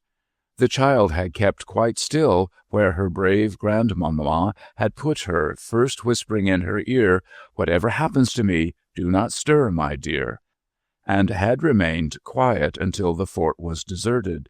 She had then crept out of the trench and gone into her mother's house, and there, alone on the solitary island, in her mother's room, and asleep on her mother's bed, the captain had found her. Nothing could induce her to be parted from him after he took her up in his arms, and he had brought her away with him, and the men had made the bower for her. To see those men now was a sight. The joy of the women was beautiful. The joy of those women who had lost their own children was quite sacred and divine. But the ecstasies of Captain Carton boat crew when their pet was restored to her parents were wonderful for the tenderness they showed in the midst of roughness. As the captain stood with the child in his arms, and the child's own little arms now clinging round his neck, now round her father's, now round her mother's, now round someone who had pressed up to kiss her, the boat's crew shook hands with one another, waved their hats over their heads, laughed, sang, cried, danced, and all among themselves without wanting to interfere with anybody in a manner never to be represented. At last I saw the coxswain and another, 2 very hard-faced men with grizzled heads, who had been the heartiest of the hearty all along, close with one another, get each of them the other's head under his arm, and pommel away at it with his fist as hard as he could, in his excess of joy. When we had well rested and refreshed ourselves, and very glad we were to have some of the heartening things to eat and drink that had come up in the boats, we recommenced our voyage down the river, rafts and boats and all. I said to myself it was a very different kind of voyage now from what it had been, and I fell into my proper place and station among my fellow soldiers. But when we halted for the night, I found that Miss Marion had spoken to Captain Carton concerning me, for the captain came straight up to me, and says he, "My brave fellow, you have been Miss Marion's bodyguard all along, and you shall remain so. Nobody shall supersede you in the distinction and pleasure of protecting that young lady. I thanked his honor in the fittest words I could find, and that night I was placed on my old post of watching the place where she slept.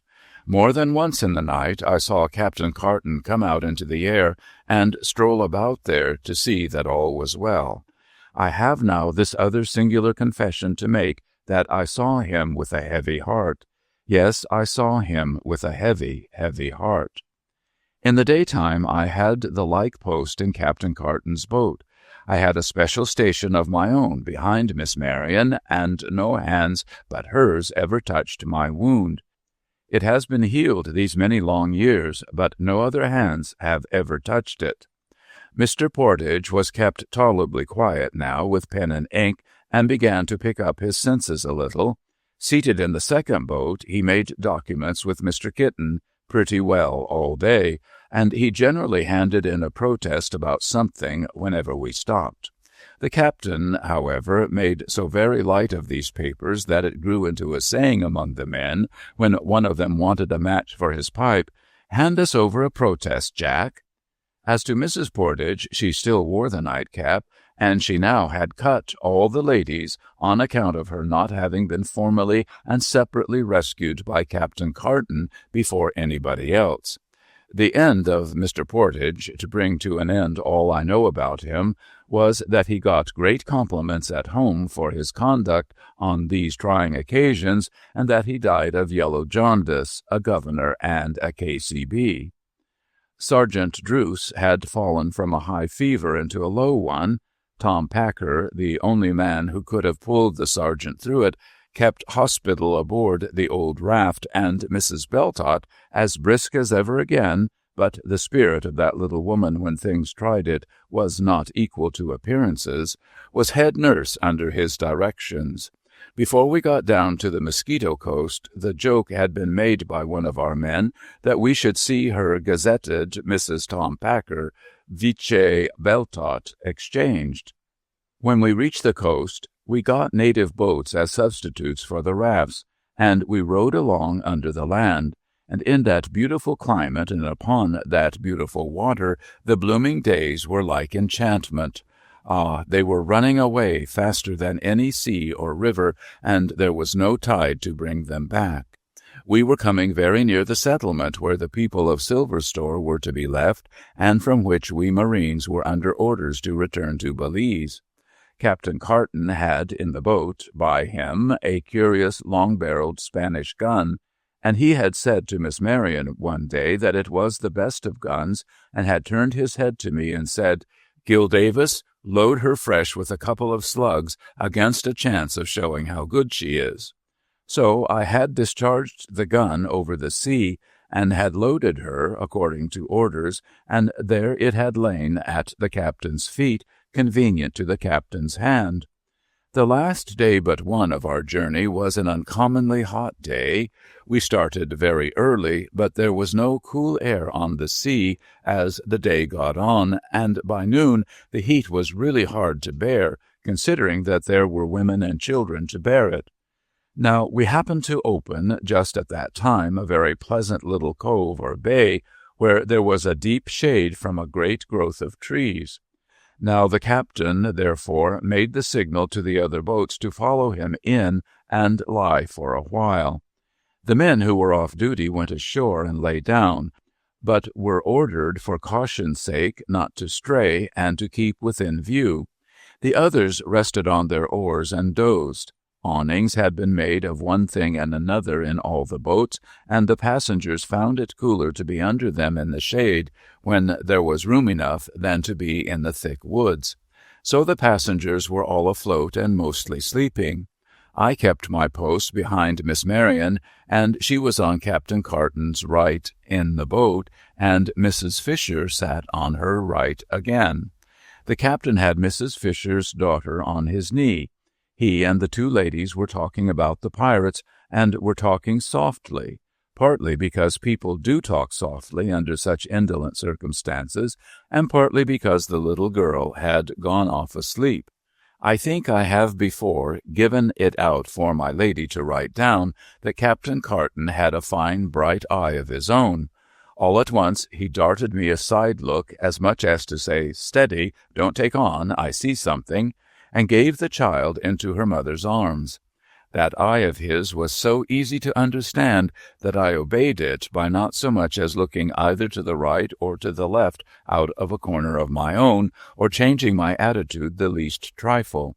The captain went on talking in the same mild and easy way, but began, with his arms resting across his knees and his head a little hanging forward, as if the heat were rather too much for him, began to play with the Spanish gun. They had laid their plans, you see, says the captain, taking up the Spanish gun across his knees and looking lazily at the inlaying on the stock, with a great deal of art, and the corrupt or blundering local authorities were so easily deceived. He ran his left hand idly along the barrel, but I saw, with my breath held, that he covered the action of cocking the gun with his right, so easily deceived that they summoned us out to come into the trap. But my intention as to future operations— in a flash the Spanish gun was at his bright eye, and he fired. All started up. Innumerable echoes repeated the sound of the discharge. A cloud of bright-colored birds flew out of the woods screaming. A handful of leaves were scattered in the place where the shot had struck. A crackling of branches was heard, and some lithe but heavy creature sprang into the air and fell forward, head down, over the muddy bank. "What is it?" cries Captain Marion from his boat. All silent then, but the echoes rolling away. "It is a traitor and a spy," said Captain Carton, handing me the gun to load again, "and I think the other name of the animal is Christian George King." Shot through the heart. Some of the people ran round to the spot and drew him out, with the slime and wet trickling down his face, but his face itself would never stir any more to the end of time. "Leave him hanging to that tree," cried Captain Carton, his boat's crew giving way and he leaping ashore, "but first into this wood every man in his place, and boats out of gunshot." It was a quick change, well meant and well made, though it ended in disappointment. No pirates were there, no one but the spy was found. It was supposed that the pirates, unable to retake us, and expecting a great attack upon them to be the consequence of our escape, had made from the ruins in the forest, taken to their ship along with the treasure, and left the spy to pick up what intelligence he could. In the evening we went away, and he was left hanging to the tree all alone, with the red sun making a kind of a dead sunset on his black face. Next day we gained the settlement on the Mosquito Coast for which we were bound. Having stayed there to refresh 7 days, and having been much commended and highly spoken of and finely entertained, we marines stood under orders to march from the town gate — it was neither much of a town nor much of a gate — at 5 in the morning. My officer had joined us before then. When we turned out at the gate, all the people were there. In the front of them, all those who had been our fellow prisoners, and all the seamen. "Davis," says Lieutenant Linderwood, "stand out, my friend." I stood out from the ranks, and Miss Marion and Captain Carton came up to me.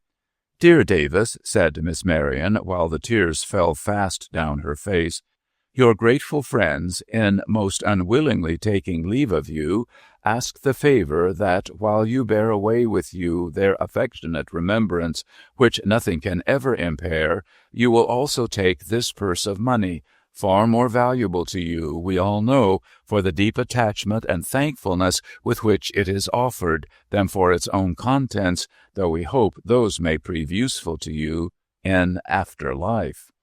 I got out, in answer, that I thankfully accepted the attachment and affection, but not the money. Captain Carton looked at me very attentively and stepped back and moved away. I made him my bow as he stepped back to thank him for being so delicate.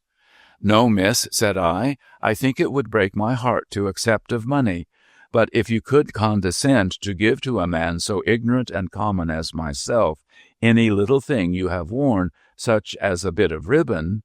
She took a ring from her finger and put it in my hand, and she rested her hand in mine while she said these words: "The brave gentlemen of old, but not one of them was braver or had a nobler nature than you, took such gifts from ladies, and did all their good actions for the givers' sakes. If you will do yours for mine, I shall think with pride that I continue to have some share in the life of a gallant and generous man." For the second time in my life she kissed my hand.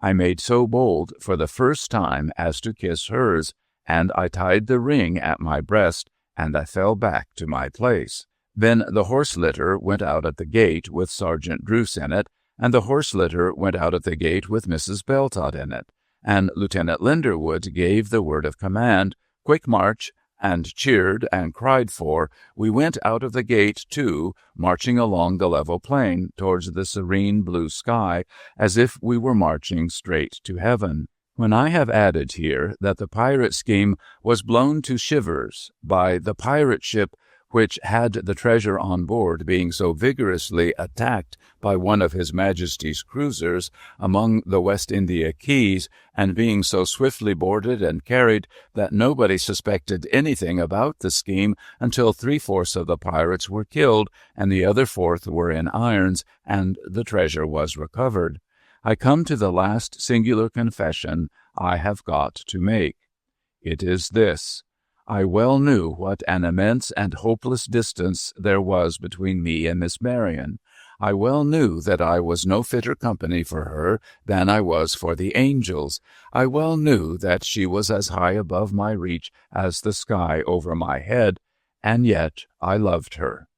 What put it in my low heart to be so daring, or whether such a thing ever happened before or since, as that a man so uninstructed and obscure as myself got his unhappy thoughts lifted up to such a height, while knowing very well how presumptuous and impossible to be realized they were, I am unable to say.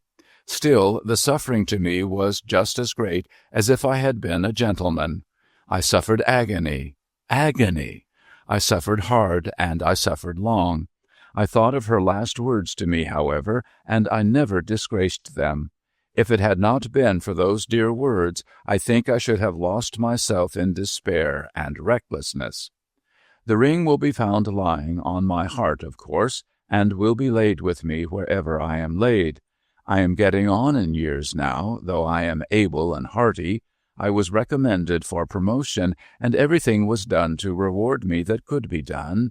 But my total want of all learning stood in my way, and I found myself so completely out of the road to it that I could not conquer any learning, though I tried. I was long in the service, and I respected it, and was respected in it, and the service is dear to me at this present hour.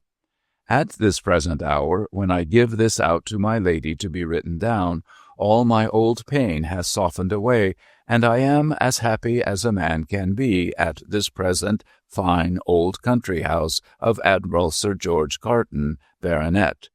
It was my Lady Carton who herself sought me out over a great many miles of the wide world, and found me in hospital, wounded, and brought me here. It is my Lady Carton who writes down my words. My lady was Miss Marion, and now that I conclude what I had to tell, I see my lady's honored gray hair droop over her face as she leans a little lower at her desk, and I fervently thank her for being so tender as I see she is towards the past pain and trouble of her poor old faithful, humble soldier. Story 11. Going into Society. At one period of its reverses, the house fell into the occupation of a showman. He was found registered as its occupier on the parish books of the time when he rented the house, and there was therefore no need of any clue to his name. But he himself was less easy to be found, for he had led a wandering life, and settled people had lost sight of him, and people who plumed themselves on being respectable were shy of admitting that they had ever known anything of him. At last, among the marshlands near the river's level that lie about Deptford and the neighboring market gardens, a grizzled personage in velveteen, with a face so cut up by varieties of weather that he looked as if he had been tattooed, was found smoking a pipe at the door of a wooden house on wheels. The wooden house was laid up in ordinary for the winter near the mouth of a muddy creek, and everything near it, the foggy river, the misty marshes, and the steaming market gardens, smoked in company with the grizzled man. In the midst of this smoking party, the funnel chimney of the wooden house on wheels was not remiss, but took its pipe with the rest in a companionable manner. On being asked if it were he who had once rented the house to let, Grizzled Velveteen looked surprised and said, "Yes." Then his name was Magsman. That was it, Toby Magsman, which lawfully christened Robert, but called in the line from an infant Toby. There was nothing again Toby Magsman, he believed. If there was suspicion of such, mention it. There was no suspicion of such, he might rest assured, but some inquiries were making about that house, and would he object to say why he left it? Not at all. Why should he? He left it along of a dwarf. Along of a dwarf? Mr. Magsman repeated deliberately and emphatically, along of a dwarf. Might it be compatible with Mr. Magsman's inclination and convenience to enter as a favor into a few particulars? Mr. Magsman entered into the following particulars. It was a long time ago to begin with. 4 lotteries and a deal more was done away with. Mr. Magsman was looking about for a good pitch, and he see that house, and he says to himself, "I'll have you if you're to be had. If money'll get you, I'll have you." The neighbors cut up rough and made complaints, but Mr. Magsman don't know what they would have had. It was a lovely thing. First of all, there was the canvas representing the picture of the giant in Spanish trunks and a ruff, who was himself half the height of the house, and was run up with the line and pulley to a pole on the roof, so that his edge was coeval with the parapet. Then there was the canvas representing the picture of the Albany lady, showing her white hair to the Army and Navy in correct uniform. Then there was the canvas representing the picture of the wild Indian a-scalping a member of some foreign nation. Then there was the canvas representing the picture of a child of a British planter seized by 2 boa constrictors. Not that we never had no child, nor no constrictors neither. Similarly, there was the canvas representing the picture of the wild ass of the prairies. Not that we never had no wild asses, nor wouldn't have had them as a gift. Last, there was the canvas representing the picture of the dwarf, and like him, too, considerin', with George the Fourth in such a state of astonishment at him as his Majesty couldn't with his utmost politeness and stoutness express. The front of the house was so covered with canvases that there wasn't a spark of daylight ever visible on that side. Magsman's amusements, 15 foot long by 2 foot high, ran over the front door and parlor windows. The passage was a arbor of green baize and garden stuff. A barrel organ performed there unceasing, and as to respectability, if 3d ain't respectable, what is? But the dwarf is the principal article at present, and he was worth the money. He was wrote up as Major Chipscoffy of the Imperial Bulgarian Brigade. Nobody couldn't pronounce the name, and it never was intended anybody should. The public always turned it, as a regular rule, into Chopsky. In the line he was called Chops, partly on that account, and partly because his real name, if he ever had any real name, which was very dubious, was Stakes. He was an uncommon small man, he really was, certainly not so small as he was made out to be, but where is your dwarf as is?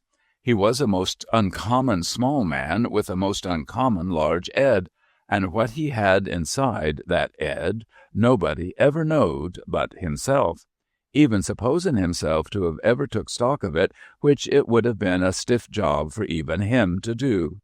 The kindest little man as never growed, spirited but not proud, When he travelled with the spotted baby, though he knowed himself to be a natural dwarf and knowed the baby spots to be put upon him artificial, he nursed that baby like a mother. You never heard him give a ill name to a giant. He did allow himself to break out into strong language respecting the fat lady from Norfolk, but that was an affair of the art, and when a man's art has been trifled with by a lady and the preference given to a Indian, he ain't master of his actions. He was always in love, of course. Every human natural phenomenon is. And he was always in love with a large woman. I never knowed the dwarf as could be got to love a small one, which helps to keep 'em the curiosities they are. One singular idea he had in that head of his, which must have meant something, or it wouldn't have been there. It was always his opinion that he was entitled to property. He never would put his name to anything. He had been taught to write by the young man without arms who got his living with his toes. Quite a writing master he was, and taught scores in the line.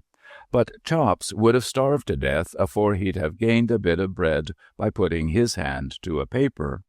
This is the more curious to bear in mind because he had no property nor hope of property except his house and a sarser.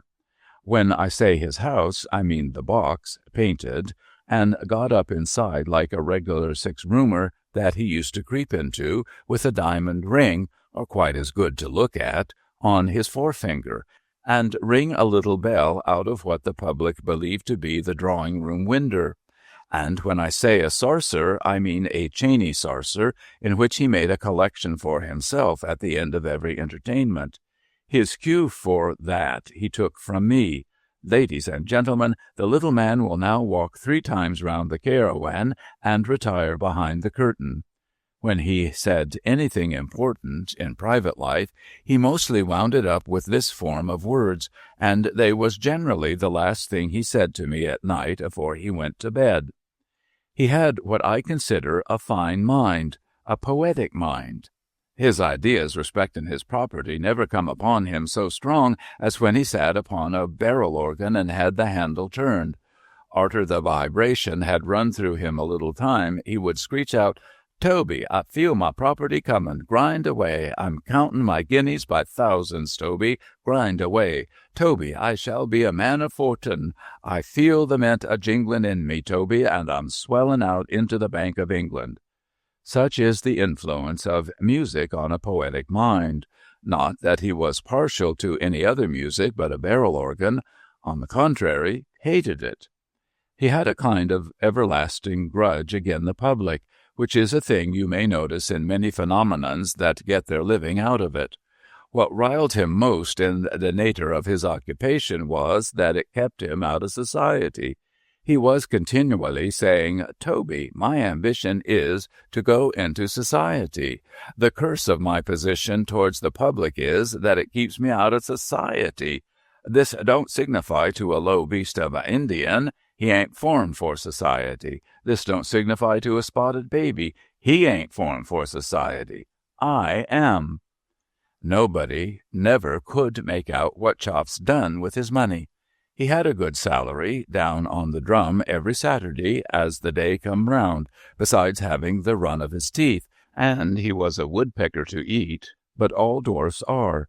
The sarser was a little income, bringing him in so many halfpence that he'd carry 'em for a week together, tied up in a pocket handkercher. And yet he never had money, and it couldn't be the fat lady from Norfolk, as was once supposed, because it stands to reason that when you have a animosity towards an Indian, which makes you grind your teeth at him to his face, and which can hardly hold you from goosing him audible when he's going through his war dance, it stands to reason you wouldn't under them circumstances deprive yourself to support that Indian in the lap of luxury. Most unexpected, the mystery come out one day at Egham races.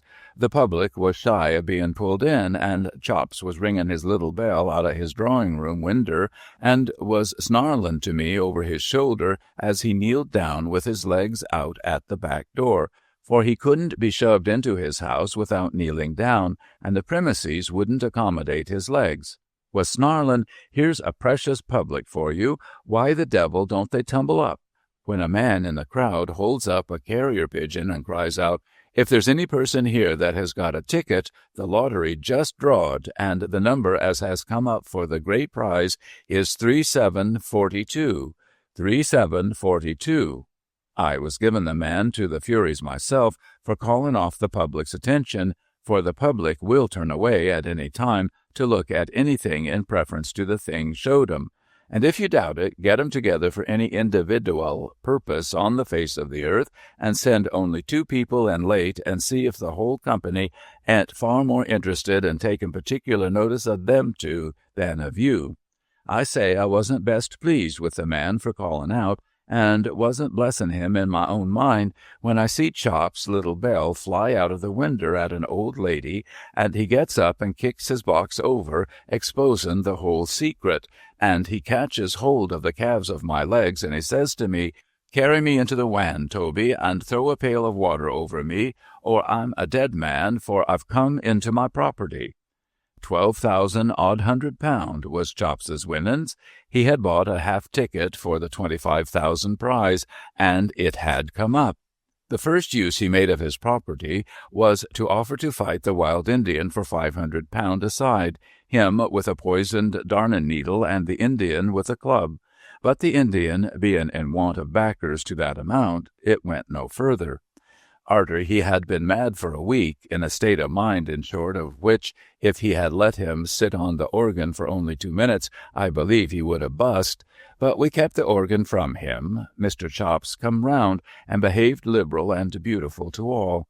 He then sent for a young man he knowed, as had a wery genteel appearance, and was a bonnet at a gaming booth. Most respectable brought up, father having been eminent in the livery stable line, but unfortunate in a commercial crisis through painting a old grey ginger bay and selling him with a pedigree.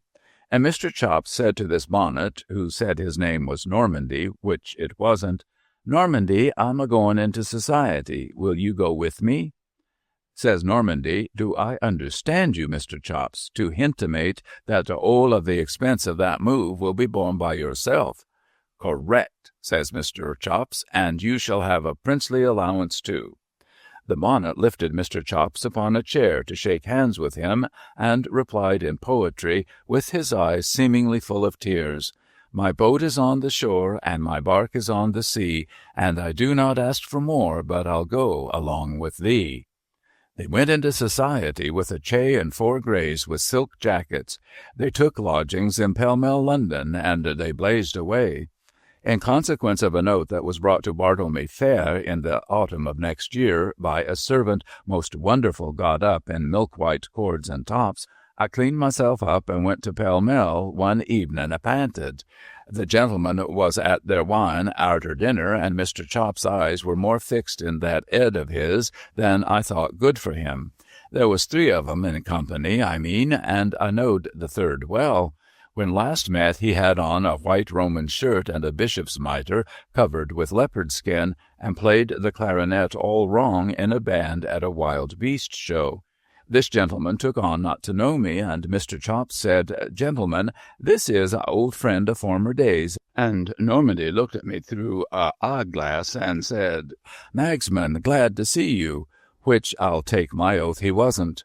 Mr. Chops, to get him convenience to the table, had his chair on a throne, much of the form of George IV in the canvas, but he hardly appeared to me to be a king there in any other point of view, for his 2 gentlemen ordered about like emperors. They was all dressed like May Day, gorgeous, and as to wine, they swam in all sorts. I made the round of the bottles, first separate, to say I had done it, and then mixed 'em all together, to say I had done it, and then tried 2 of 'em as half and half, and then t'other 2. Altogether I passed a pleasing evening, but with a tendency to feel muddled, until I considered it good manners to get up and say, "Mr. Chops, the best of friends must part. I thank you for the warity of a foreign drains you have stood so handsome. I looks towards you in red wine, and I takes my leave." Mr. Chops replied, "If you just hitch me out of this over your right arm, Magsman, and carry me downstairs, I'll see you out. I said I couldn't think of such a thing, but he would have it, so I lifted him off his throne. He smelt strong of Madeira, and I couldn't help thinking as I carried him down that it was like carrying a large bottle full of wine with a rather ugly stopper and a good deal out of proportion. When I set him on that doormat in the hall, he kept me close to him by holding on to my coat collar, and he whispers, "I ain't happy, Magsman." "What's on your mind, Mr. Chops?" "They don't use me well. They ain't grateful to me. They puts me on the mantelpiece when I won't have in more champagne wine, and they locks me in the sideboard when I won't give up my property. Get rid of 'em, Mr. Chops." "I can't. We're in society together, and what would society say?"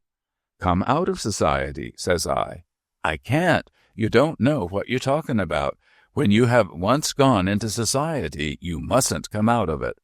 "Then, if you'll excuse the freedom, Mr. Chops," were my remarks, shaking my head grave, "I think it's a pity you ever went in."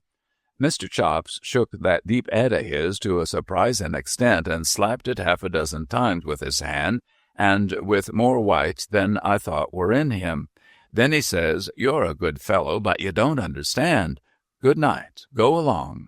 Magsman, the little man will now walk 3 times round the carawan and retire behind the curtain." The last I see of him on that occasion was his trying on the extremest words of insensibility to climb up the stairs one by one with his hands and knees. They'd have been much too steep for him if he had been sober, but he wouldn't be helped. It warn't long after that I read in the newspaper of Mr. Chops being presented at court. It was printed, it will be recollected, and I've noticed in my life that it is sure to be printed, that it will be recollected whenever it won't, that Mr. Chops is the individual of small stature whose brilliant success in the last state lottery attracted so much attention. Well, I says to myself, such is life. He has been and done it in earnest at last. He has astonished George the Fourth. On account of which I had that canvas new painted, him with a bag of money in his hand, a-presenting it to George the Fourth, and a lady in ostrich feathers fallen in love with him in a bag-wig, sword, and buckles correct. I took the house as is the subject of present inquiries, though not the honour of being acquainted, and I run Magsman's amusements in it 13 months, sometimes one thing, sometimes another, sometimes nothing particular, but always all the canvases outside. One night, when we had played the last company out, which was a shy company, through its raining heavens hard, I was taking a pipe in the one pair back along with the young man with the toes, which I had taken on for a month, though he never drawed except on paper, and I heard a kicking at the street door. "Hullo," I says to the young man, "what's up?"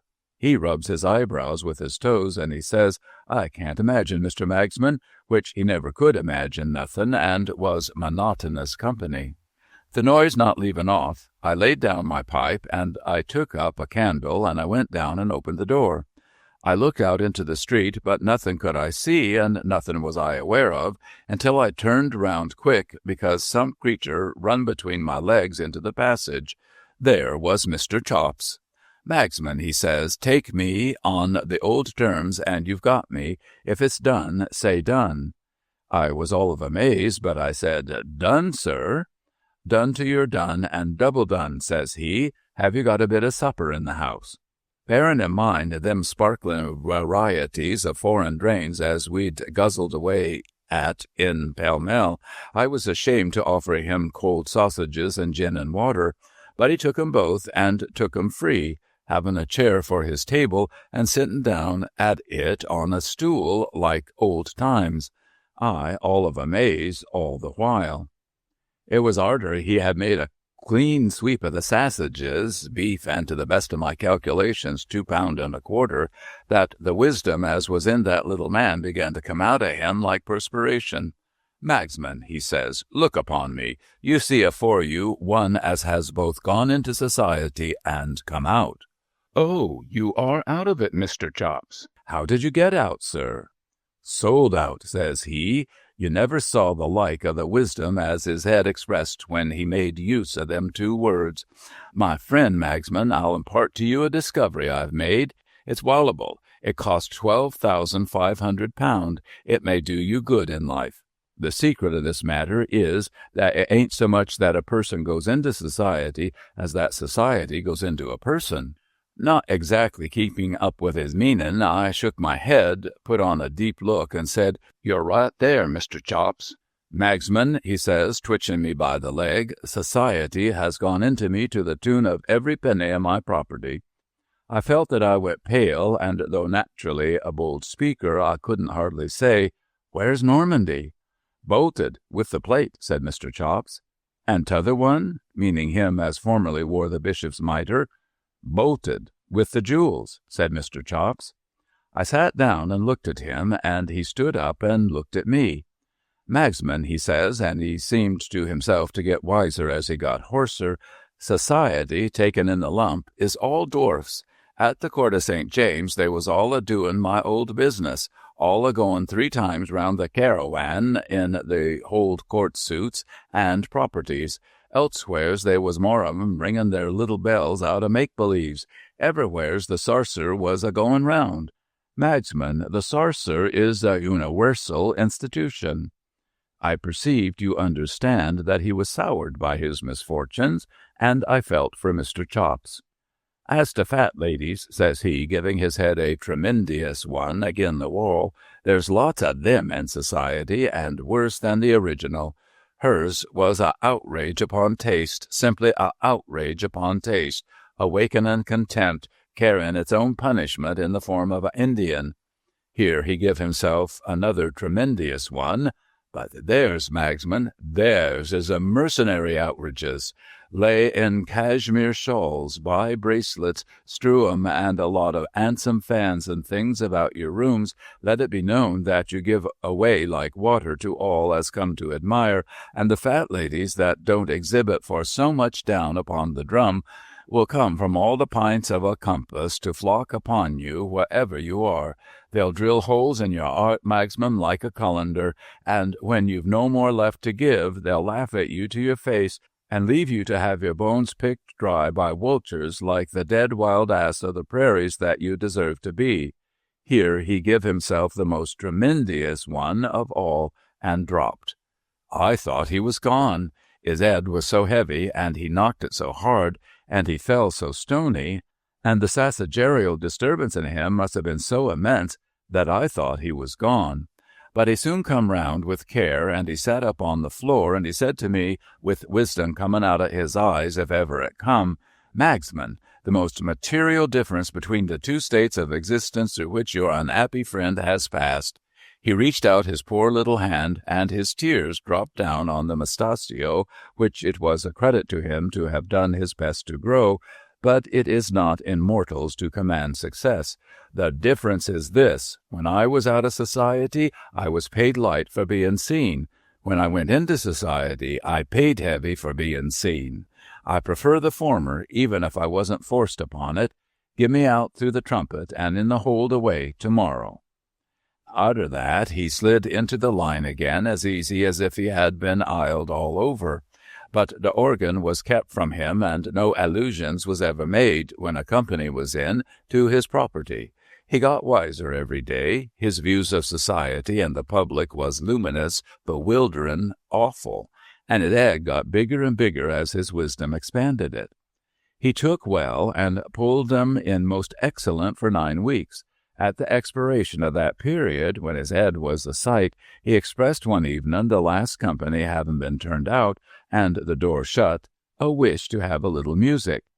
"Mr. Chops," I said, I never dropped the Mr. with him. The world might do it, but not me. "Mr. Chops, are you sure as you are in a state of mind and body to sit upon the organ?" His answer was this: "Toby, when next met with on the tramp, I forgive her and the Indian, and I am." It was with fear and trembling that I began to turn the handle, but he sat like a lamb. It will be my belief to my dying day that I see his head expand as he sat. You may therefore judge how great his thoughts was. He sat out all the changes, and then he come off. "Toby," he says, with a quiet smile, "the little man will now walk 3 times round the carawan and retire behind the curtain. When we called him in the morning, we found him gone into a much better society than mine or Pall Mall's. I give Mr. Chops as comfortable a funeral as lay in my power, followed myself as chief, and had the George the Fourth canvas carried first in the form of a banner. But the house was so dismal arterwards that I give it up and took to the wan again. I don't triumph, said Jarber, folding up the second manuscript and looking hard at Trottle. I don't triumph over this worthy creature. I merely ask him if he's satisfied now. How can he be anything else? I said, answering for Trottle, who sat obstinately silent. This time, Jarber, you have not only read us a delightful, amusing story, but you have also answered the question about the house. Of course it stands empty now. Who would think of taking it after it had been turned into a caravan? I looked at Trottle as I said those last words, and Jarber waved his hand indulgently in the same direction. Let this excellent person speak, said Jarber. You were about to say, my good man? I only wish to ask, sir, said Trottle doggedly, if you could kindly oblige me with a date or two in connection with that last story. A date, repeated Jarber. What does the man want with dates? I should be glad to know, with great respect, persisted Trottle, if the person named Magsman was the last tenant who lived in the house.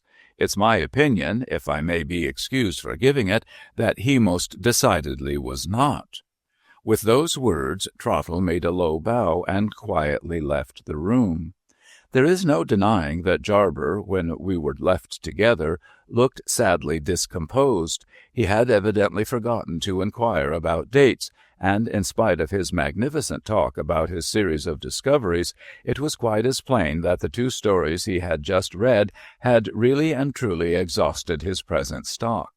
I thought myself bound in common gratitude to help him out of his embarrassment by a timely suggestion, so I proposed that he should come to tea again on the next Monday evening, the 13th, and should make such inquiries in the meantime as might enable him to dispose triumphantly of Trottle's objection.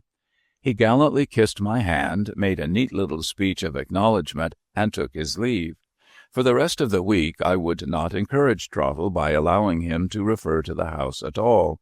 I suspected he was making his own inquiries about dates, but I put no questions to him. On Monday evening, the 13th, that dear unfortunate Jarber came punctual to the appointed time. He looked so terribly harassed that he was really quite a spectacle of feebleness and fatigue. I saw at a glance that the question of dates had gone against him, that Mr. Magsman had not been the last tenant of the house, and that the reason of its emptiness was still to seek. What I have gone through, said Jarber, words are not eloquent enough to tell. Oh, Sophonisba, I have begun another series of discoveries. Accept the last two as stories laid on your shrine, and wait to blame me for leaving your curiosity unappeased until you have heard number 3. Number 3 looked like a very short manuscript, and I said as much. Jarber explained to me that we were to have some poetry this time. In the course of his investigations, he had stepped into the circulating library to seek for information on the one important subject. All the library people knew about the house was that a female relative of the last tenant, as they believed, had, just after that tenant left, sent a little manuscript poem to them, which she described as referring to events that had actually passed in the house, and which she wanted the proprietor of the library to publish. She had written no address on her letter, and the proprietor had kept the manuscript ready to be given back to her, the publishing of poems not being in his line, when she might call for it. She had never called for it, and the poem had been lent to Jarber at his express request to read to me. Before he began, I rang the bell for Trottle, being determined to have him present at the new reading as a wholesome check on his obstinacy. To my surprise, Peggy answered the bell and told me that Trottle had stepped out without saying where. I instantly felt the strongest possible conviction that he was at his old tricks, and that his stepping out in the evening without leave meant philandering. Controlling myself on my visitor's account, I dismissed Peggy, stifled my indignation, and prepared, as politely as might be, to listen to Jarber. Story 12, The Haunted House, Part 1. Footnote. The original has 8 chapters, which will be found in All the Year Round Volume 2 Old Series, but those not printed here, excepting a page at the close, were not written by Mr. Dickens. End footnote. The Mortals in the House.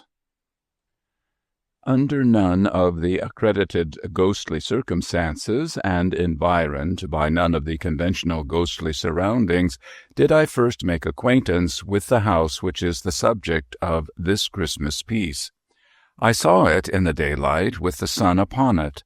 There was no wind, no rain, no lightning, no thunder, no awful or unwonted circumstance of any kind to heighten its effect. More than that, I had come to it direct from a railway station. It was not more than a mile distant from the railway station, and as I stood outside the house looking back upon the way I had come, I could see the goods train running smoothly along the embankment in the valley. I will not say that everything was utterly commonplace, because I doubt if anything can be that, except to utterly commonplace people, and there my vanity steps in. But I will take it on myself to say that anybody might see the house as I saw it any fine autumn morning. The manner of my lighting on it was this. I was traveling towards London out of the north, intending to stop by the way to look at the house. My health required a temporary residence in the country, and a friend of mine who knew that, and who had happened to drive past the house, had written to me to suggest it as a likely place. I had got into the train at midnight, and had fallen asleep, and had woke up and had sat looking out of the window at the brilliant northern lights in the sky, and had fallen asleep again, and had woke up again to find the night gone, with the usual discontented conviction on me that I hadn't been to sleep at all. Upon which question, in the first imbecility of that condition, I am ashamed to believe that I would have done wager by battle with the man who sat opposite me. That opposite man had through the night, as that opposite man always has, several legs too many, and all of them too long. In addition to this unreasonable conduct, which was only to be expected of him, he had had a pencil and a pocket-book, and had been perpetually listening and taking notes. It had appeared to me that these aggravating notes related to the jolts and bumps of the carriage, and I should have resigned myself to his taking them under a general supposition that he was in the civil engineering way of life, if he had not sat staring straight over my head whenever he listened. He was a goggle-eyed gentleman of a perplexed aspect, and his demeanor became unbearable. It was a cold, dead morning, the sun not being up yet, and when I had outwatched the paling light of the fires of the iron country and the curtain of heavy smoke that hung at once between me and the stars and between me and the day, I turned to my fellow-traveller and said, "I beg your pardon, sir, but do you observe anything particular in me?" For really he appeared to be taking down either my travelling cap or my hair with a minuteness that was a liberty.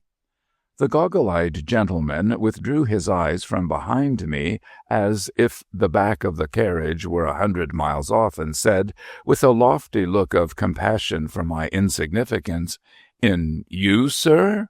"Be, sir," said I, growing warm. "I have nothing to do with you, sir," returned the gentleman. "Pray let me listen." "Oh." He enunciated this vowel after a pause, and noted it down. At first I was alarmed, for an express lunatic and no communication with the guard is a serious position. The thought came, to my relief, that the gentleman might be what is popularly called a rapper, one of a sect for some of whom I have the highest respect, but whom I don't believe in. I was going to ask him the question when he took the bread out of my mouth. "You will excuse me," said the gentleman contemptuously, "if I am too much in advance of common humanity to trouble myself at all about it. I have passed the night, as indeed I pass the whole of my time now, in spiritual intercourse." "Oh," said I, somewhat snappishly. "The conference of the night began," continued the gentleman, turning several leaves of his notebook, "with this message: 'Evil communications corrupt good manners.'" "Sound," said I, "but absolutely new?" "New from spirits," returned the gentleman. I could only repeat my rather snappish "oh," and ask if I might be favored with the last communication. "A bird in the hand," said the gentleman, reading his last entry with great solemnity, "is worth two in the Bosch." "Truly, I am of the same opinion," said I, "but shouldn't it be Bush?" "It came to be Bosch," returned the gentleman. The gentleman then informed me that the spirit of Socrates had delivered this special revelation in the course of the night. "My friend, I hope you are pretty well. There are two in this railway carriage. How do you do? There are 17,479 spirits here, but you cannot see them. Pythagoras is here. He is not at liberty to mention it, but hopes you like traveling. Galileo likewise had dropped in with this scientific intelligence. I am glad to see you, amico. Como sta? Water will freeze when it is cold enough. Addio." In the course of the night also the following phenomena had occurred.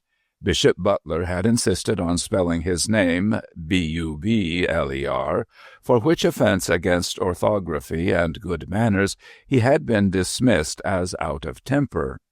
John Milton, suspected of wilful mystification, had repudiated the authorship of Paradise Lost, and had introduced as joint authors of that poem two unknown gentlemen respectively named Grungers and Scaddington.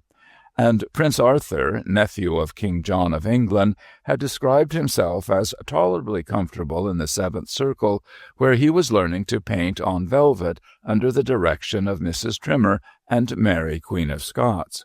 If this should meet the eye of the gentleman who favored me with these disclosures, I trust he will excuse my confessing that the sight of the rising sun and the contemplation of the magnificent order of the vast universe made me impatient of them.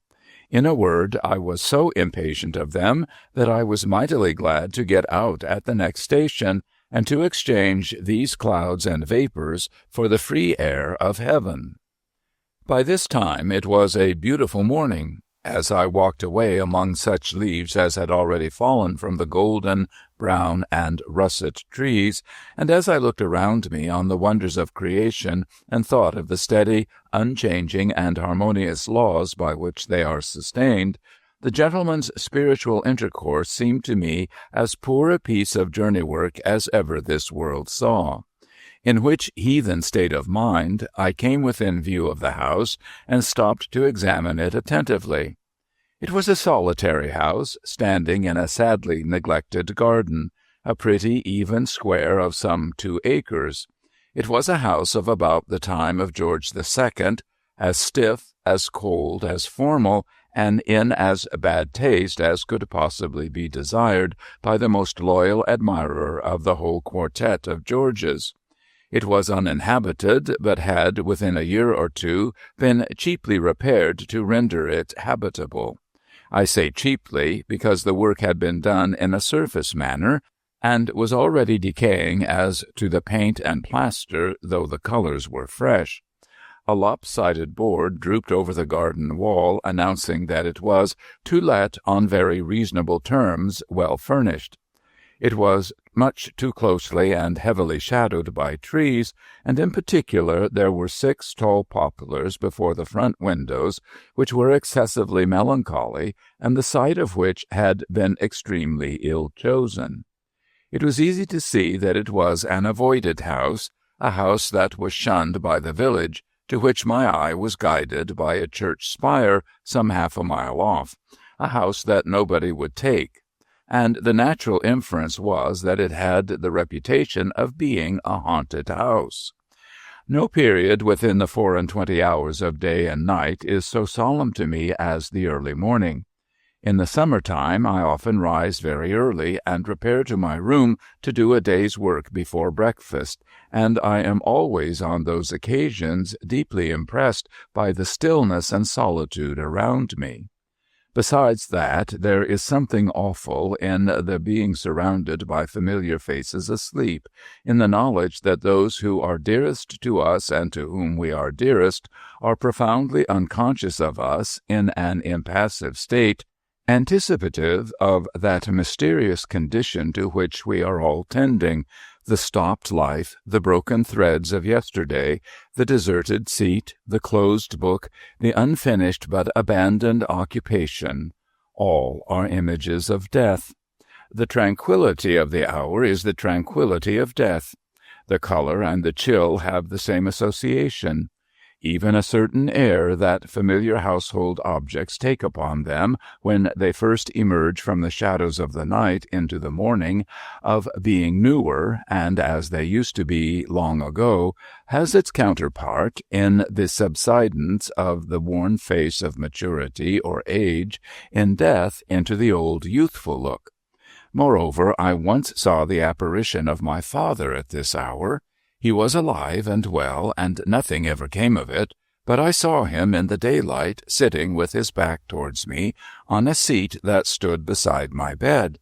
His head was resting on his hand, and whether he was slumbering or grieving I could not discern. Amazed to see him there, I sat up, moved my position, leaned out of bed, and watched him. As he did not move, I spoke to him more than once. As he did not move then, I became alarmed and laid my hand upon his shoulder, as I thought, and there was no such thing. For all these reasons, and for others less easily and briefly statable, I find the early morning to be my most ghostly time. Any house would be more or less haunted, to me, in the early morning, and a haunted house could scarcely address me to greater advantage than then. I walked on into the village with the desertion of this house upon my mind, and I found the landlord of the little inn sanding his doorstep. I bespoke breakfast and broached the subject of the house. "Is it haunted?" I asked. The landlord looked at me, shook his head, and answered, "I say nothing." "Then it is haunted." "Well," cried the landlord, in an outburst of frankness that had the appearance of desperation, "I wouldn't sleep in it." "Why not?" "If I wanted to have all the bells in a house ring with nobody to ring 'em, and all the doors in a house bang with nobody to bang 'em, and all sorts of feet treading about with no feet there, why then," said the landlord, "I'd sleep in that house." "Is anything seen there?" The landlord looked at me again, and then, with his former appearance of desperation, called down his stable-yard for Ikey.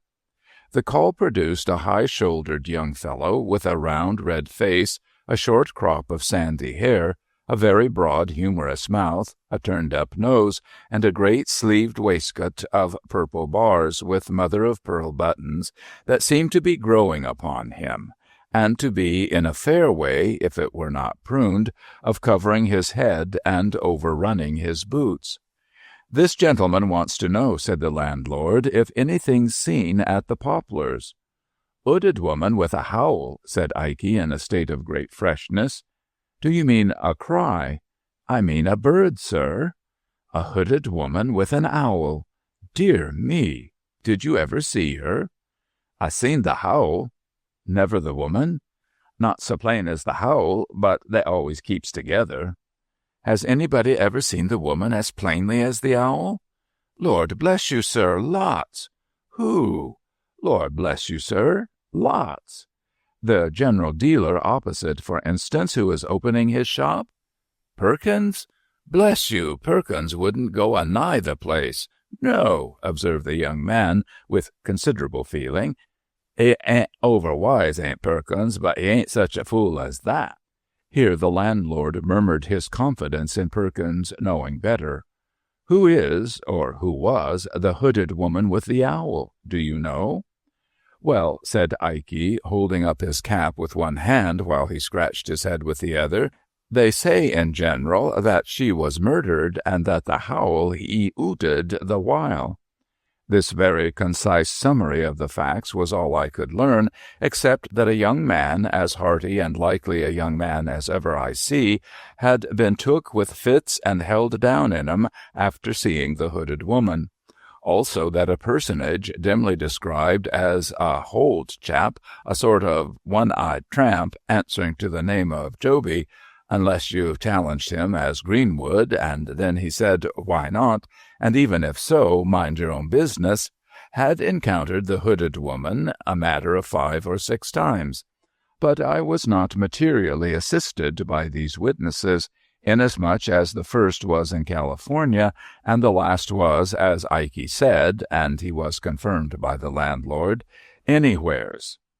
Now, although I regard with a hushed and solemn fear the mysteries between which and this state of existence is interposed the barrier of the great trial and change that fall on all the things that live, and although I have not the audacity to pretend that I know anything of them, I can no more reconcile the mere banging of doors, ringing of bells, creaking of boards, and such like insignificances, with the majestic beauty and pervading analogy of all the divine rules that I am permitted to understand that I had been able a little while before to yoke the spiritual intercourse of my fellow traveler to the chariot of the rising sun.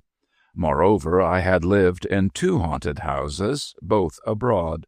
In one of these, an old Italian palace, which bore the reputation of being very badly haunted indeed, and which had recently been twice abandoned on that account, I lived 8 months most tranquilly and pleasantly. Notwithstanding that the house had a score of mysterious bedrooms, which were never used, and possessed, in one large room in which I sat reading, times out of number at all hours, and next to which I slept, a haunted chamber of the first pretensions. I gently hinted these considerations to the landlord, and as to this particular house having a bad name, I reasoned with him. Why, how many things had bad names undeservedly, and how easy it was to give bad names, and did he not think that if he and I were persistently to whisper in the village that any weird-looking old drunken tinker of the neighborhood had sold himself to the devil, he would come in time to be suspected of that commercial venture? All this wise talk was perfectly ineffective with the landlord, I am bound to confess, and was as dead a failure as ever I made in my life. To cut this part of the story short, I was piqued about the haunted house, and was already half resolved to take it. So after breakfast I got the keys from Perkins' brother-in-law, a whip and harness-maker who keeps the post-office and is under submission to a most rigorous wife of the doubly seceding little Emmanuel persuasion, and went up to the house, attended by my landlord and by Ikey. Within, I found it, as I had expected, transcendently dismal. The slowly changing shadows waved on it from the heavy trees were doleful in the last degree. The house was ill-placed, ill-built, ill-planned, and ill-fitted. It was damp, it was not free from dry rot, there was a flavor of rats in it, and it was the gloomy victim of that indescribable decay which settles on all the work of man's hands whenever it is not turned to man's account. The kitchens and offices were too large and too remote from each other. Above stairs and below, waste tracts of passage intervened between patches of fertility represented by rooms, and there was a mouldy old well with a green growth upon it, hiding like a murderous trap near the bottom of the back stairs under the double row of bells. One of these bells was labeled on a black background in faded white letters, Master B. This, they told me, was the bell that rang the most. Who was Master B? I asked. Is it known what he did while the owl hooted? Rang the bell, said Ikey. I was rather struck by the prompt dexterity with which this young man pitched his fur cap at the bell and rang it himself. It was a loud, unpleasant bell, and made a very disagreeable sound. The other bells were inscribed according to the names of the rooms to which their wires were conducted, as picture room, double room, clock room, and the like. Following Master B.'s bell to its source, I found that young gentleman to have had but indifferent third-class accommodation in a triangular cabin under the cock-loft with a corner fireplace, which Master B. must have been exceedingly small if he were ever able to warm himself at, and a corner chimney-piece like a pyramidal staircase to the ceiling for Tom Thumb. The papering of one side of the room had dropped down bodily, with fragments of plaster adhering to it, and almost blocked up the door. It appeared that Master B., in his spiritual condition, almost made a point of pulling the paper down. Neither the landlord nor Ikey could suggest why he made such a fool of himself. Except that the house had an immensely large rambling loft at top, I made no other discoveries. It was moderately well furnished, but sparely. Some of the furniture, say a third, was as old as the house. The rest was of various periods within the last half-century. I was referred to a corn chandler in the market-place of the county town to treat for the house. I went that day and took it for 6 months. It was just the middle of October when I moved in with my maiden sister. I venture to call her 38, she is so very handsome, sensible, and engaging. We took with us a deaf stableman, my bloodhound Turk, 2 women servants, and a young person called an odd girl. I have reason to record of the attendant last enumerated, who was one of the St. Lawrence's Union female orphans, that she was a fatal mistake and a disastrous engagement. The year was dying early, the leaves were falling fast, it was a raw, cold day when we took possession, and the gloom of the house was most depressing. The cook, an amiable woman, but of a weak turn of intellect, burst into tears on beholding the kitchen, and requested that her silver watch might be delivered over to her sister. 2 Tuppence Gardens, Liggs Walk, Clapham Rise, in the event of anything happening to her from the damp. Streaker, the housemaid, feigned cheerfulness, but was the greater martyr.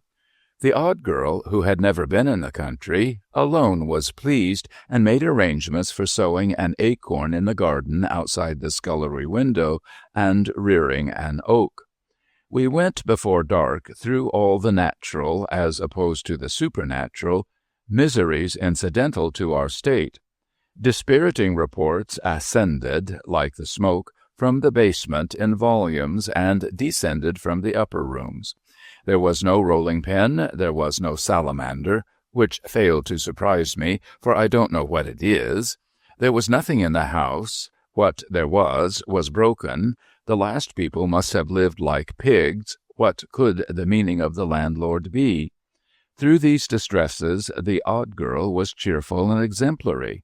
But within 4 hours after dark, we had got into a supernatural groove, and the odd girl had seen eyes and was in hysterics. My sister and I had agreed to keep the haunting strictly to ourselves, and my first impression was, and still is, that I had not left Ikey, when he helped to unload the cart, alone with the women, or any of them, for 1 minute. Nevertheless, as I say, the odd girl had seen eyes, no other explanation could ever be drawn from her, before 9. And by 10 o'clock had had as much vinegar applied to her as would pickle a handsome salmon.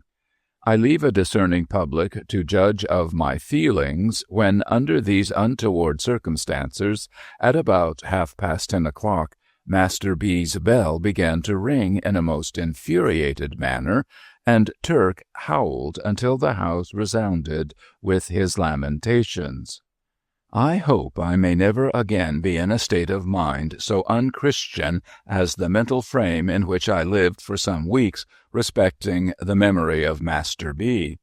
Whether his bell was rung by rats, or mice, or bats, or wind, or what other accidental vibration, or sometimes by one cause, sometimes another, and sometimes by collusion, I don't know. But certain it is that it did ring 2 nights out of 3, until I conceived the happy idea of twisting Master B.'s neck, in other words, breaking his bell short off, and silencing that young gentleman, as to my experience and belief, forever. But by that time the odd girl had developed such improving powers of catalepsy that she had become a shining example of that very inconvenient disorder. She would stiffen like a Guy Fawkes endowed with unreason on the most irrelevant occasions. I would address the servants in a lucid manner, pointing out to them that I had painted Master B.'s room, and balked the paper, and taken Master B.'s bell away, and balked the ringing. And if they could suppose that that confounded boy had lived and died to clothe himself with no better behavior than would most unquestionably have brought him and the sharpest particles of a birch broom into close acquaintance in the present imperfect state of existence, could they also suppose a mere poor human being, such as I was, capable by those contemptible means of counteracting and limiting the powers of the disembodied spirits of the dead, or of any spirits? I say I would become emphatic and cogent, not to say rather complacent, in such an address, when it would all go for nothing, by reason of the odd girl suddenly stiffening from the toes upward, and glaring among us like a parochial petrifaction. Streaker, the housemaid, too, had an attitude of a most discomfiting nature. I am unable to say whether she was of an unusually lymphatic temperament, or what else was the matter with her, but this young woman became a mere distillery for the production of the largest and most transparent tears I have ever met with. Combined with these characteristics was a peculiar tenacity of hold in those specimens, so that they didn't fall, but hung upon her face and nose. In this condition, and mildly and deplorably shaking her head, her silence would throw me more heavily than the admirable Crichton could have done in a verbal disputation for a purse of money. Cook likewise always covered me with confusion as with a garment, by neatly winding up the session with the protest that the 'ouse was wearing her out, and by meekly repeating her last wishes regarding her silver watch. As to our nightly life, the contagion of suspicion and fear was among us, and there is no such contagion under the sky.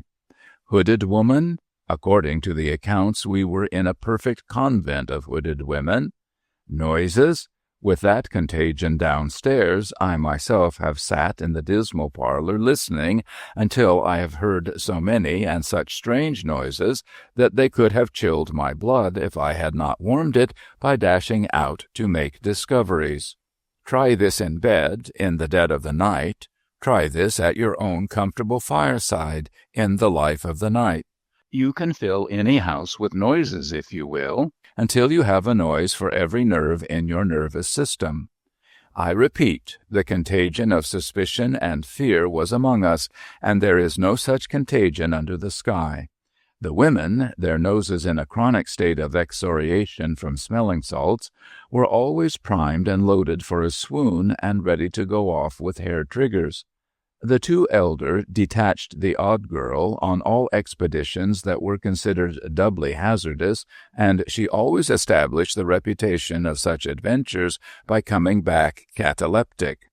If Cook or Streaker went overhead after dark, we knew we should presently hear a bump on the ceiling, and this took place so constantly that it was as if a fighting man were engaged to go about the house, administering a touch of his art, which I believe is called the auctioneer, to every domestic he met with.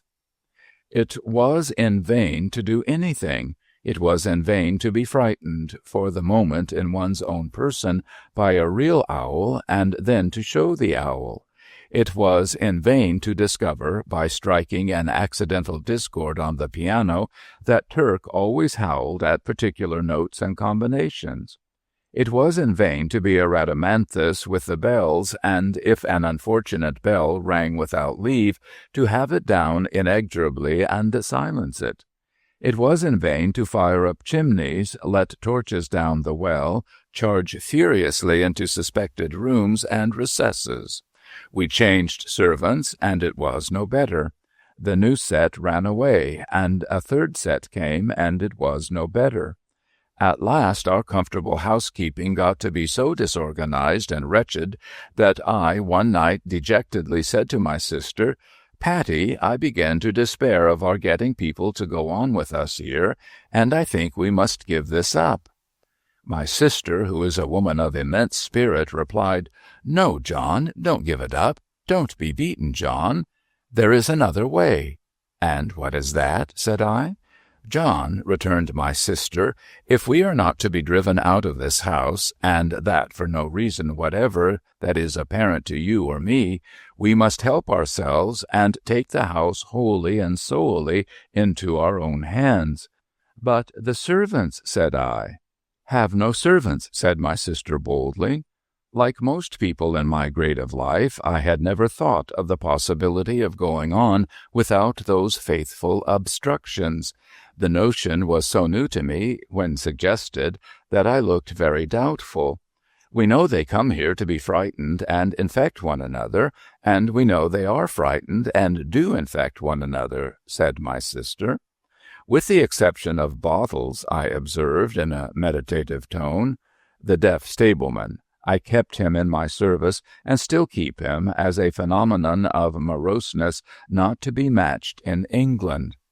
To be sure, John, assented my sister, except Bottles, and whatever does that go to prove? Bottles talks to nobody and hears nobody, unless he is absolutely roared at, and what alarm has Bottles ever given or taken? None. This was perfectly true, the individual in question having retired every night at 10 o'clock to his bed over the coach-house, with no other company than a pitchfork and a pail of water. That the pail of water would have been over me and the pitchfork through me if I had put myself without announcement in Bottles' way after that minute, I had deposited in my own mind as a fact worthy remembering. Neither had Bottles ever taken the least notice of any of our many uproars. An imperturbable and speechless man, he had sat at his supper with Streaker present in a swoon and the odd girl Marble, and had only put another potato in his cheek, or profited by the general misery to help himself to beefsteak pie. And so, continued my sister, I exempt Bottles, and considering, John, that the house is too large and perhaps too lonely to be kept well in hand by Bottles, you and me, I propose that we cast about among our friends for a certain selected number of the most reliable and willing, form a society here for 3 months, wait upon ourselves and one another, live cheerfully and socially, and see what happens. I was so charmed with my sister that I embraced her on the spot and went into her plan with the greatest ardor. We were then in the 3rd week of November, but we took our measures so vigorously and were so well seconded by the friends in whom we confided that there was still a week of the month unexpired, when our party all came down together merrily and mustered in the haunted house. I will mention in this place 2 small changes that I made while my sister and I were yet alone. It occurring to me as not improbable that Turk howled in the house at night, partly because he wanted to get out of it, I stationed him in his kennel outside, but unchained, and I seriously warned the village that any man who came in his way must not expect to leave him without a rip in his own throat. I then casually asked Ikey if he were a judge of a gun. On his saying, "Yes, sir, I knows a good gun when I sees her," I begged the favor of his stepping up to the house and looking at mine. "She's a true one, sir," said Ikey, after inspecting a double-barreled rifle that I bought in New York a few years ago. "No mistake about her, sir." "Ikey," said I, "don't mention it. I have seen something in this house." "No, sir," he whispered greedily, opening his eyes. "'Ooded lady, sir?" "Don't be frightened," said I. "It was a figure rather like you." "Lord, sir!" "Ikey," said I, shaking hands with him warmly, I may say affectionately, "if there is any truth in these ghost stories, the greatest service I can do you is to fire at that figure, and I promise you by heaven and earth I will do it with this gun if I see it again." The young man thanked me and took his leave with some little precipitation, after declining a glass of liquor. I imparted my secret to him because I had never quite forgotten his throwing his cap at the bell, because I had, on another occasion, noticed something very like a fur cap lying not far from the bell one night when it had burst out ringing, and because I had remarked that we were at our ghostliest whenever he came up in the evening to comfort the servants. Let me do Ikey no injustice. He was afraid of the house and believed in it being haunted, and yet he would play false on the haunting side so surely as he got an opportunity. The odd girl's case was exactly similar. She went about the house in a state of real terror, and yet lied monstrously and wilfully, and invented many of the alarms she spread, and made many of the sounds we heard. I had had my eye on the two, and I know it. It is not necessary for me here to account for this preposterous state of mind. I content myself with remarking that it is familiarly known to every intelligent man who has had fair medical, legal, or other watchful experience, that it is as well established and as common a state of mind as any with which observers are acquainted, and that it is one of the first elements, above all others, rationally to be suspected in and strictly looked for and separated from any question of this kind. Story 12, The Haunted House, Part 2. To return to our party, the first thing we did when we were all assembled was to draw lots for bedrooms. That done, and every bedroom, and indeed the whole house, having been minutely examined by the whole body, we allotted the various household duties as if we had been on a gypsy party, or a yachting party, or a hunting party, or were shipwrecked. I then recounted the floating rumors concerning the hooded lady, the owl, and Master B, with others still more filmy, which had floated about during our occupation, relative to some ridiculous old ghost of the female gender who went up and down, carrying the ghost of a round table, and also to an impalpable jackass whom nobody was ever able to catch. Some of these ideas I really believe our people below had communicated to one another in some diseased way without conveying them in words. We then gravely called one another to witness that we were not there to be deceived or to deceive, which we considered pretty much the same thing, and that with a serious sense of responsibility we would be strictly true to one another and would strictly follow out the truth. The understanding was established that one who heard unusual noises in the night and who wished to trace them should knock at my door. Lastly, that on 12th night, the last night of Holy Christmas, all our individual experiences since that then present hour of our coming together in the haunted house should be brought to light for the good of all, and that we would hold our peace on the subject till then, unless on some remarkable provocation to break silence. We were in number and in character as follows. First, to get my sister and myself out of the way, there were we two. In the drawing of lots, my sister drew her own room, and I drew Master B.'s. Next, there was our first cousin, John Herschel, so called after the great astronomer, than whom I suppose a better man at a telescope does not breathe. With him was his wife, a charming creature to whom he had been married in the previous spring. I thought it, under the circumstances, rather imprudent to bring her, because there is no knowing what even a false alarm may do at such a time, But I suppose he knew his own business best, and I must say that if she had been my wife, I never would have left her endearing and bright face behind. They drew the clock-room. Alfred Starling, an uncommonly agreeable young fellow of 28, for whom I have the greatest liking, was in the double-room, mine usually, and designated by that name from having a dressing-room within it, with 2 large and cumbersome windows, which no wedges I was ever able to make would keep from shaking in any weather, wind or no wind. Alfred is a young fellow who pretends to be fast, another word for loose, as I understand the term, but who is much too good and sensible for that nonsense, and who would have distinguished himself before now, if his father had not unfortunately left him a small independence of 200 a year, on the strength of which his only occupation in life has been to spend 6. I am in hopes, however, that his banker may break, or that he may enter into some speculation guaranteed to pay 20%, for I am convinced that if he could only be ruined, his fortune is made. Belinda Bates, bosom friend of my sister, and a most intellectual, amiable, and delightful girl, got the picture-room. She has a fine genius for poetry, combined with real business earnestness, and goes in, to use an expression of Alfred's, for woman's mission, woman's rights, woman's wrongs, and everything that is woman's with a capital W, or is not and ought to be, or is and ought not to be.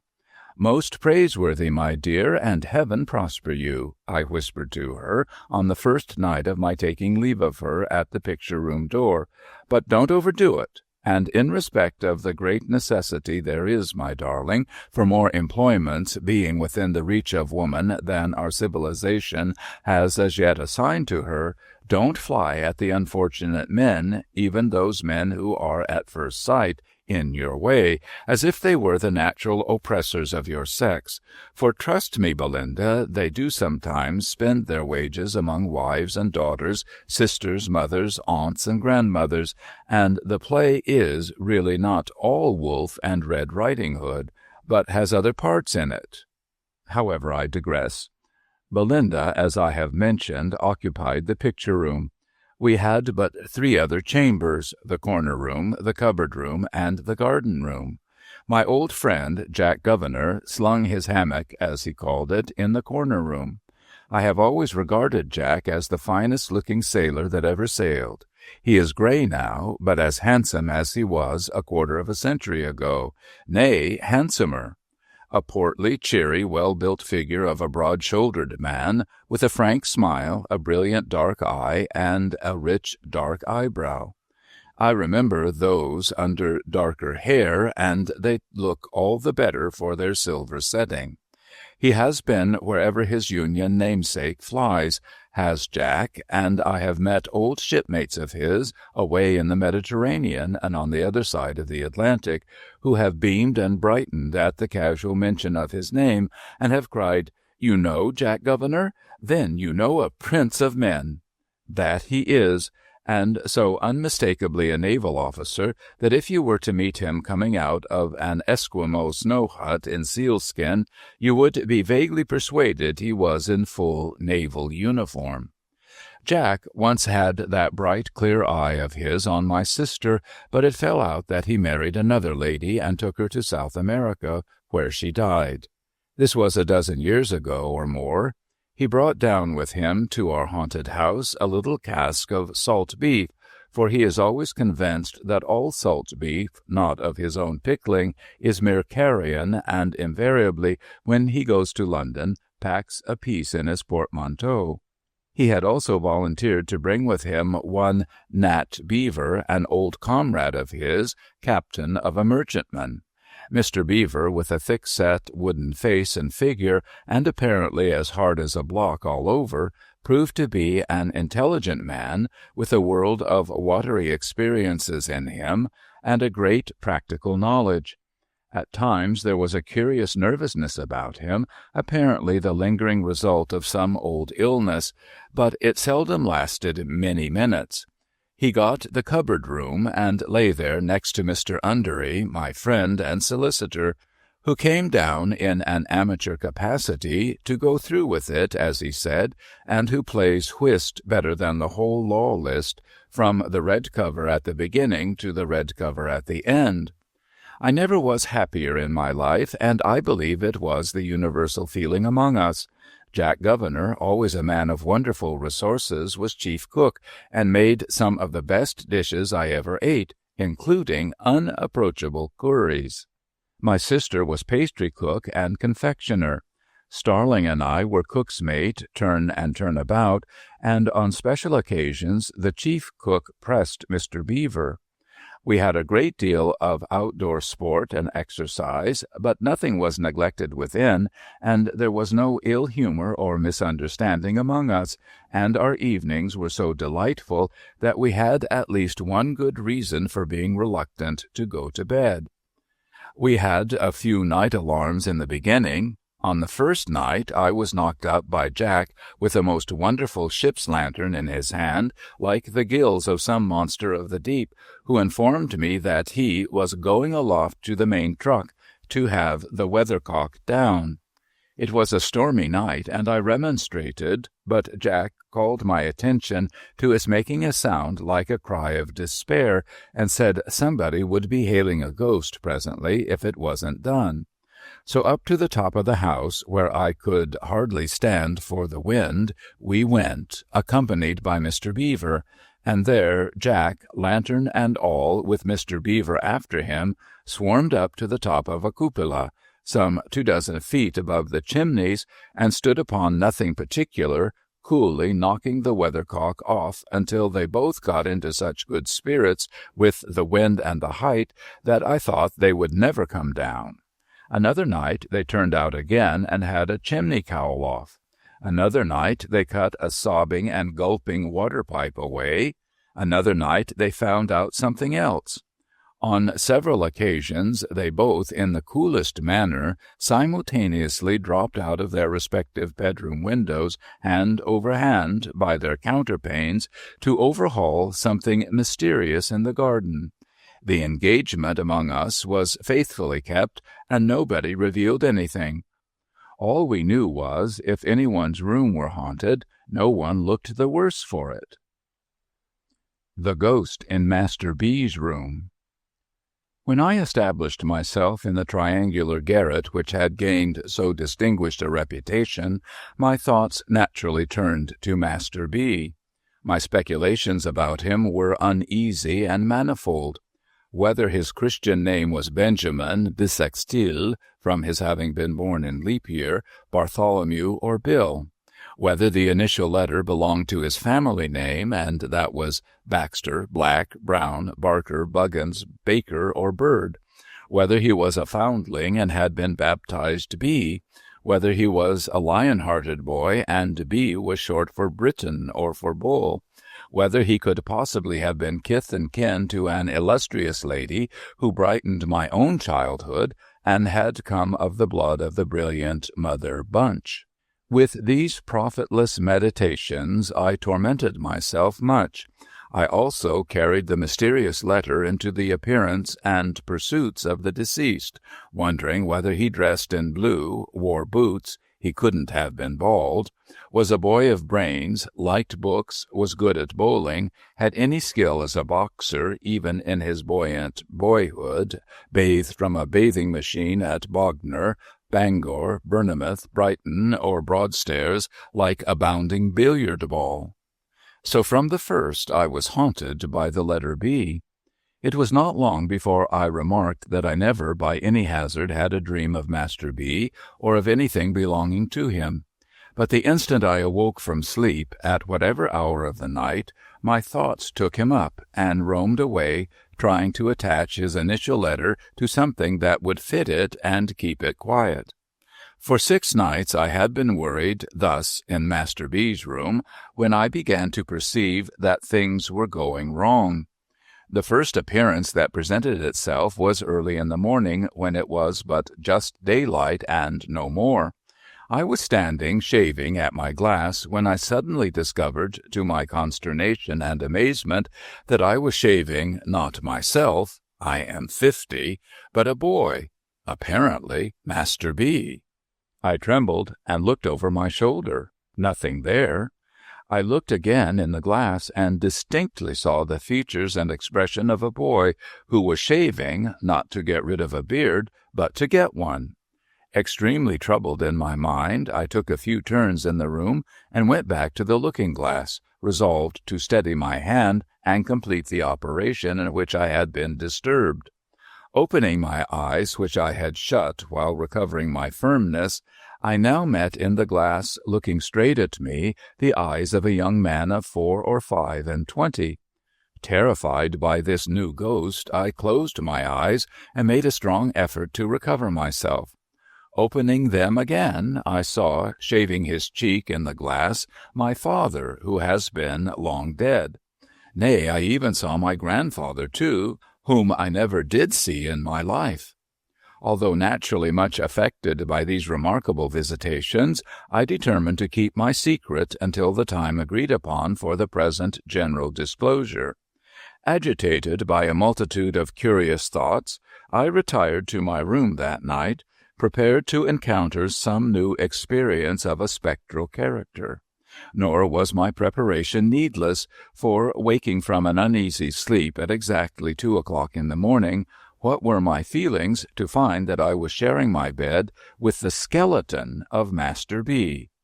I sprang up, and the skeleton sprang up also. I then heard a plaintive voice saying, "Where am I? What is become of me?" and looking hard in that direction, perceived the ghost of Master B. The young spectre was dressed in an obsolete fashion, or rather was not so much dressed as put into a case of inferior pepper and salt cloth, made horrible by means of shining buttons. I observed that these buttons went in a double row over each shoulder of the young ghost, and appeared to descend his back. He wore a frill round his neck. His right hand, which I distinctly noticed to be inky, was laid upon his stomach. Connecting this action with some feeble pimples on his countenance and his general air of nausea, I concluded this ghost to be the ghost of a boy who had habitually taken a great deal too much medicine. "Where am I?" said the little spectre in a pathetic voice, "and why was I born in the calomel days, and why did I have all that calomel given me?" I replied with sincere earnestness that upon my soul I couldn't tell him. "Where is my little sister?" said the ghost, "and where my angelic little wife, and where is the boy I went to school with?" I entreated the phantom to be comforted, and above all things to take heart respecting the loss of the boy he went to school with. I represented to him that probably that boy never did, within human experience, come out well when discovered. I urged that I myself had, in later life, turned up several boys whom I went to school with, and none of them had at all answered. I expressed my humble belief that that boy never did answer. I represented that he was a mythic character, a delusion, and a snare. I recounted how the last time I found him at a dinner party behind a wall of white cravat, with an inconclusive opinion on every possible subject, and a power of silent boredom absolutely titanic. I related how, on the strength of our having been together at Old Doylance's, he had asked himself to breakfast with me, a social offense of the largest magnitude. How, fanning my weak embers of belief in Doylance's boys, I had let him in, and how he had proved to be a fearful wanderer about the earth, pursuing the race of Adam with inexplicable notions concerning the currency, and with a proposition that the Bank of England should, on pain of being abolished, instantly strike off and circulate God knows how many thousand millions of 10 and 6-penny notes. The ghost heard me in silence and with a fixed stare. "Barber," it apostrophized me when I had finished. "Barber," I repeated, for I am not of that profession. "Condemned," said the ghost, "to shave a constant change of customers, now me, now a young man, now thyself as thou art, now thy father, now thy grandfather, condemned, too, to lie down with a skeleton every night, and to rise with it every morning." I shuddered on hearing this dismal announcement. "Barber, pursue me." I had felt, even before the words were uttered, that I was under a spell to pursue the phantom. I immediately did so, and was in Master B.'s room no longer. Most people know what long and fatiguing night journeys had been forced upon the witches who used to confess, and who, no doubt, told the exact truth, particularly as they were always assisted with leading questions and the torture was always ready.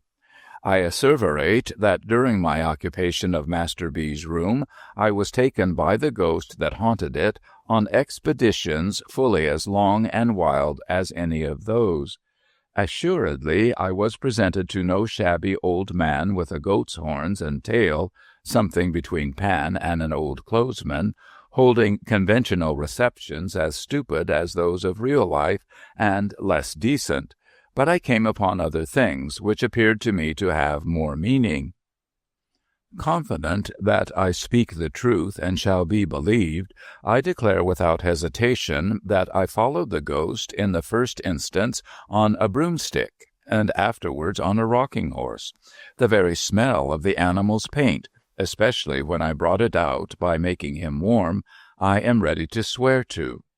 I followed the ghost afterwards in a hackney coach, an institution with the peculiar smell of which the present generation is unacquainted, but to which I am again ready to swear as a combination of stable, dog with the mange, and very old bellows. In this I appeal to previous generations to confirm or refute me.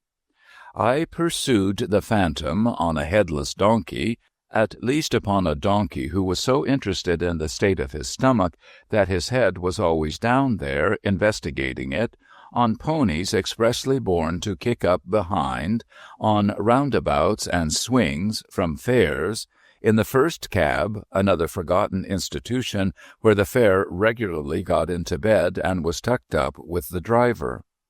Not to trouble you with a detailed account of all my travels in pursuit of the ghost of Master B., which were longer and more wonderful than those of Sinbad the Sailor, I will confine myself to one experience from which you may judge of many.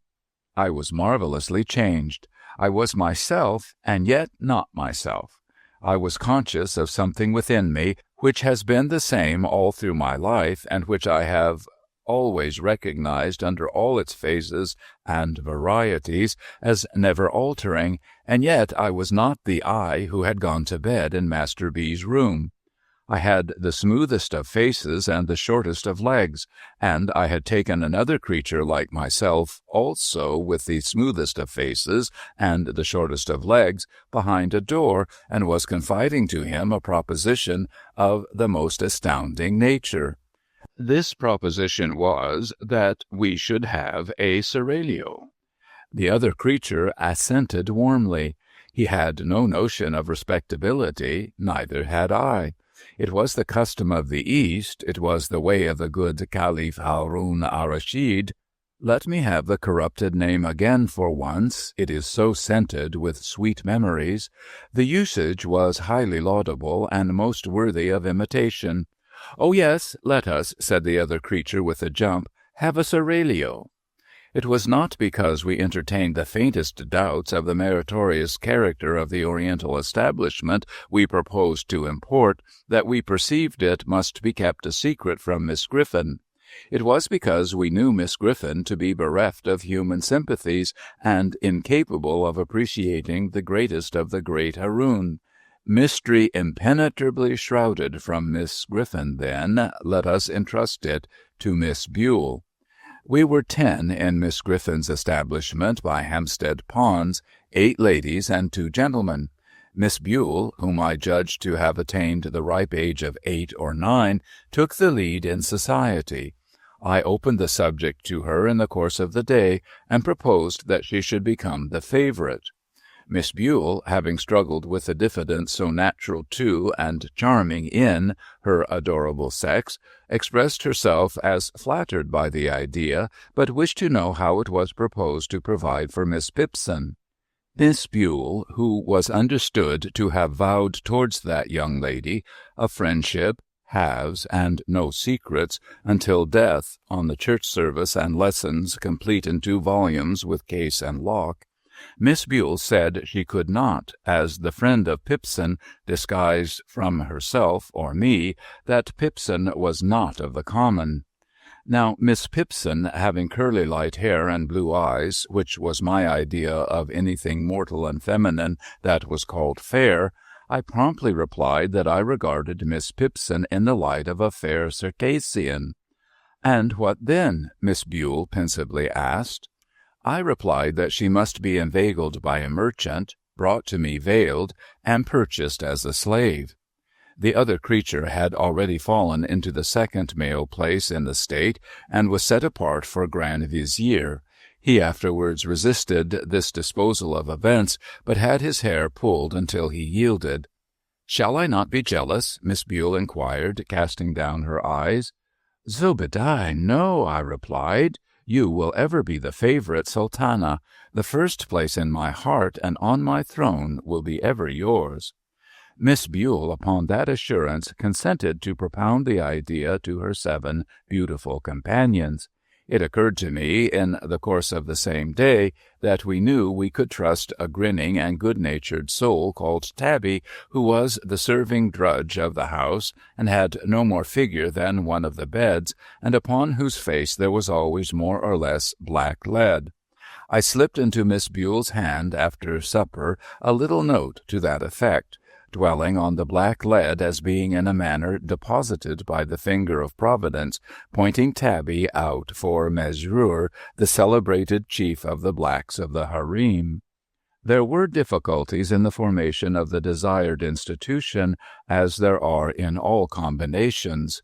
The other creature showed himself of a low character, and when defeated in aspiring to the throne, pretended to have conscientious scruples about prostrating himself before the caliph, wouldn't call him commander of the faithful, spoke of him slightingly and inconsistently as a mere chap, said he, the other creature, wouldn't play, and was otherwise coarse and offensive.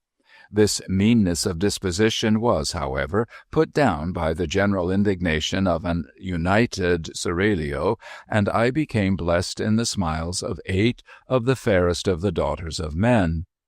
The smiles could only be bestowed when Miss Griffin was looking another way, and only then in a very wary manner, for there was a legend among the followers of the Prophet that she saw with a little round ornament in the middle of the pattern on the back of her shawl. But every day after dinner, for an hour, we were all together, and then the favorite and the rest of the royal harem competed who should most beguile the leisure of the serene room, reposing from the cares of state, which were generally, as in most affairs of state, of an arithmetical character, the commander of the faithful being a fearful boggler at a sum. On these occasions the devoted Mesrour, chief of the blacks of the harem, was always in attendance, Miss Griffin usually ringing for that officer at the same time with great vehemence, but never acquitted himself in a manner worthy of his historical reputation.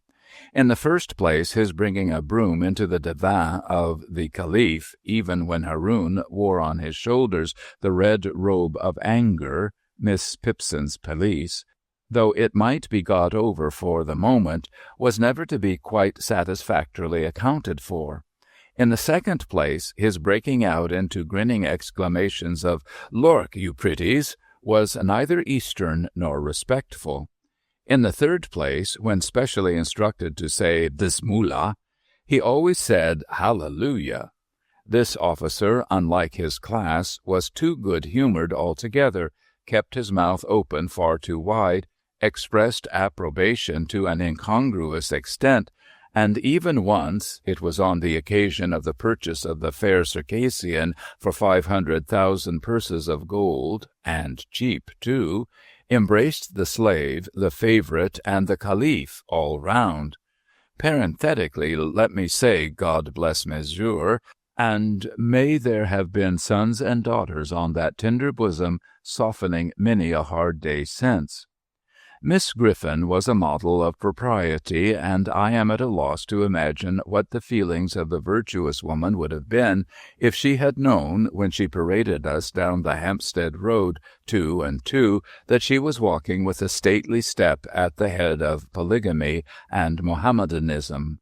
I believe that a mysterious and terrible joy, with which the contemplation of Miss Griffin in this unconscious state inspired us, and a grim sense prevalent among us that there was a dreadful power in our knowledge of what Miss Griffin, who knew all things that could be learnt out of book, didn't know, were the mainspring of the preservation of our secret.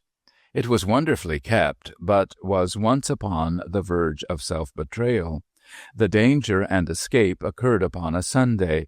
We were all 10 ranged in a conspicuous part of the gallery at church, with Miss Griffin at our head, as we were every Sunday, advertising the establishment in an unsecular sort of way, when the description of Solomon in his domestic glory happened to be read.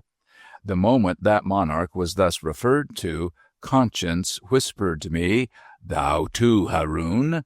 The officiating minister had a cast in his eye, and it assisted conscience by giving him the appearance of reading personally at me.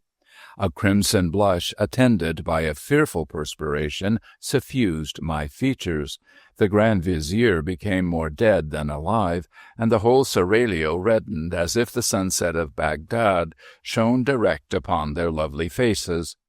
At this portentous time, the awful Griffin rose and balefully surveyed the children of Islam. My own impression was that Church and State had entered into a conspiracy with Miss Griffin to expose us, and that we should all be put into white sheets and exhibited in the center aisle.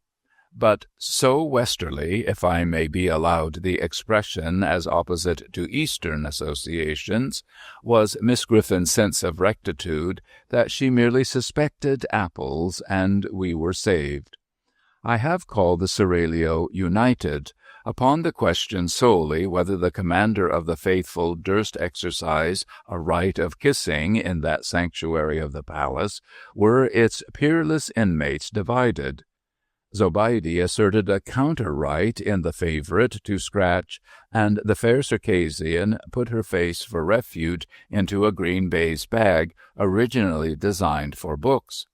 On the other hand, a young antelope of transcendent beauty from the fruitful plains of Camden Town, whence she had been brought by traders in the half-yearly caravan that crossed the intermediate desert after the holidays, held more liberal opinions, but stipulated for limiting the benefit of them to that dog, and the son of a dog, the Grand Vizier, who had no rights and was not in question. At length the difficulty was compromised by the installation of a very youthful slave as deputy. She, raised upon a stool, officially received upon her cheeks the salutes intended by the gracious Haroun for other sultanas, and was privately rewarded from the coffers of the ladies of the harem. And now it was, at the full height of enjoyment of my bliss, that I became heavily troubled.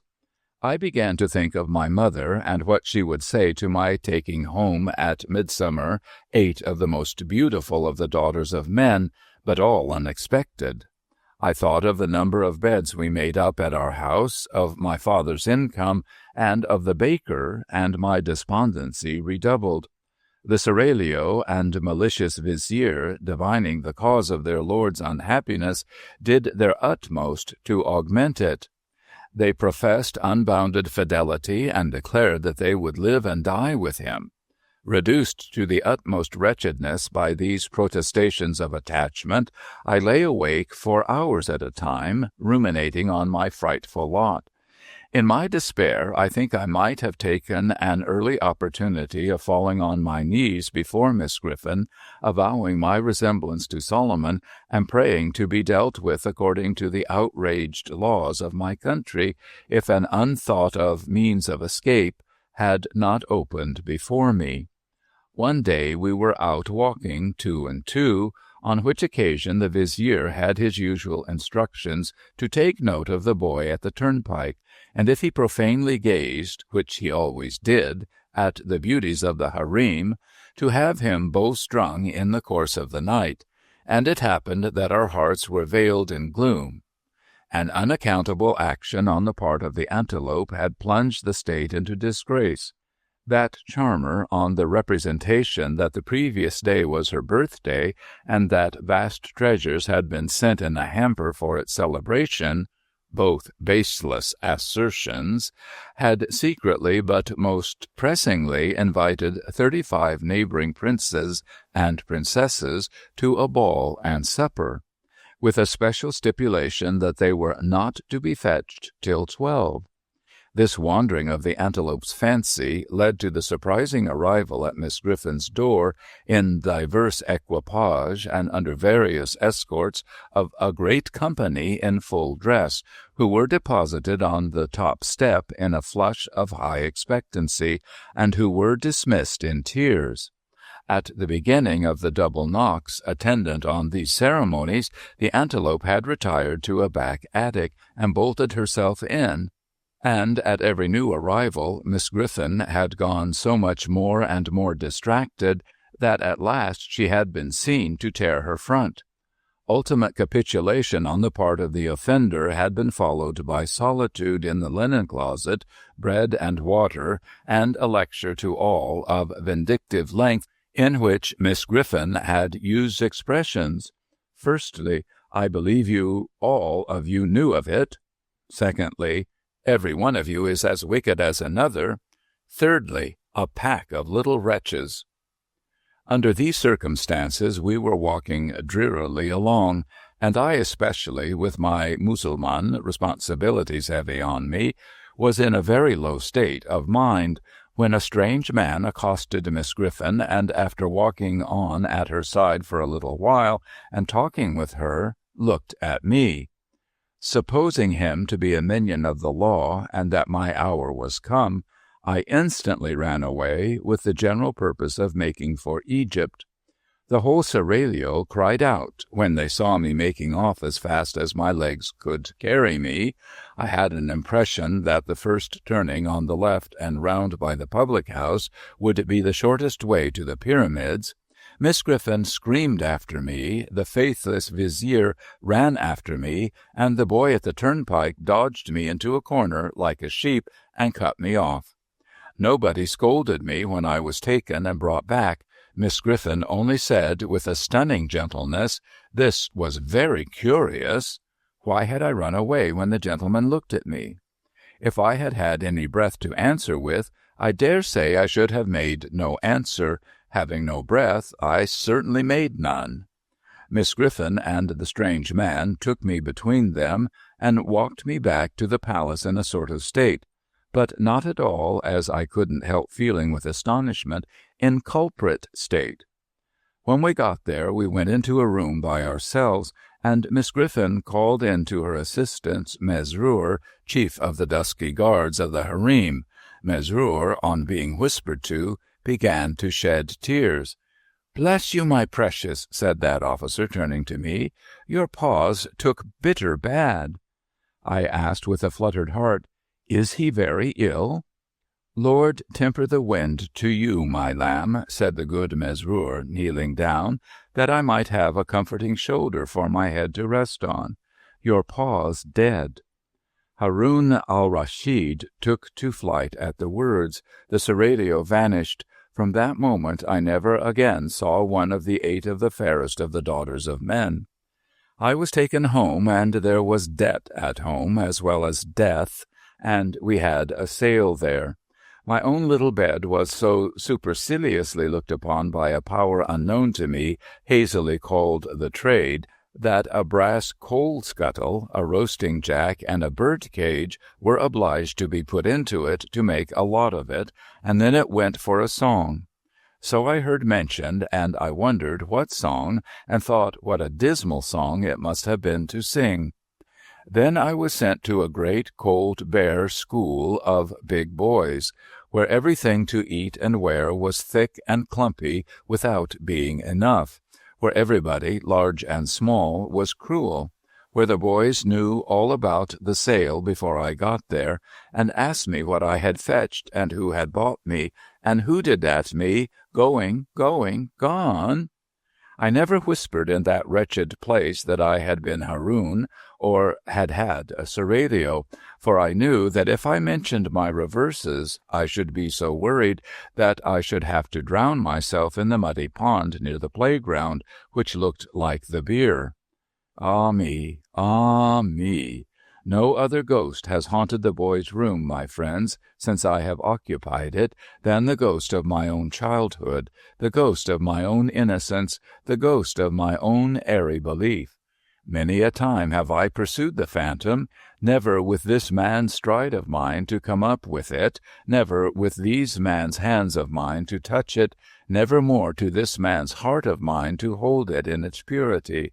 And here you see me working out, as cheerfully and thankfully as I may, my doom of shaving in the glass a constant change of customers, and of lying down and rising up with the skeleton allotted to me for my mortal companion.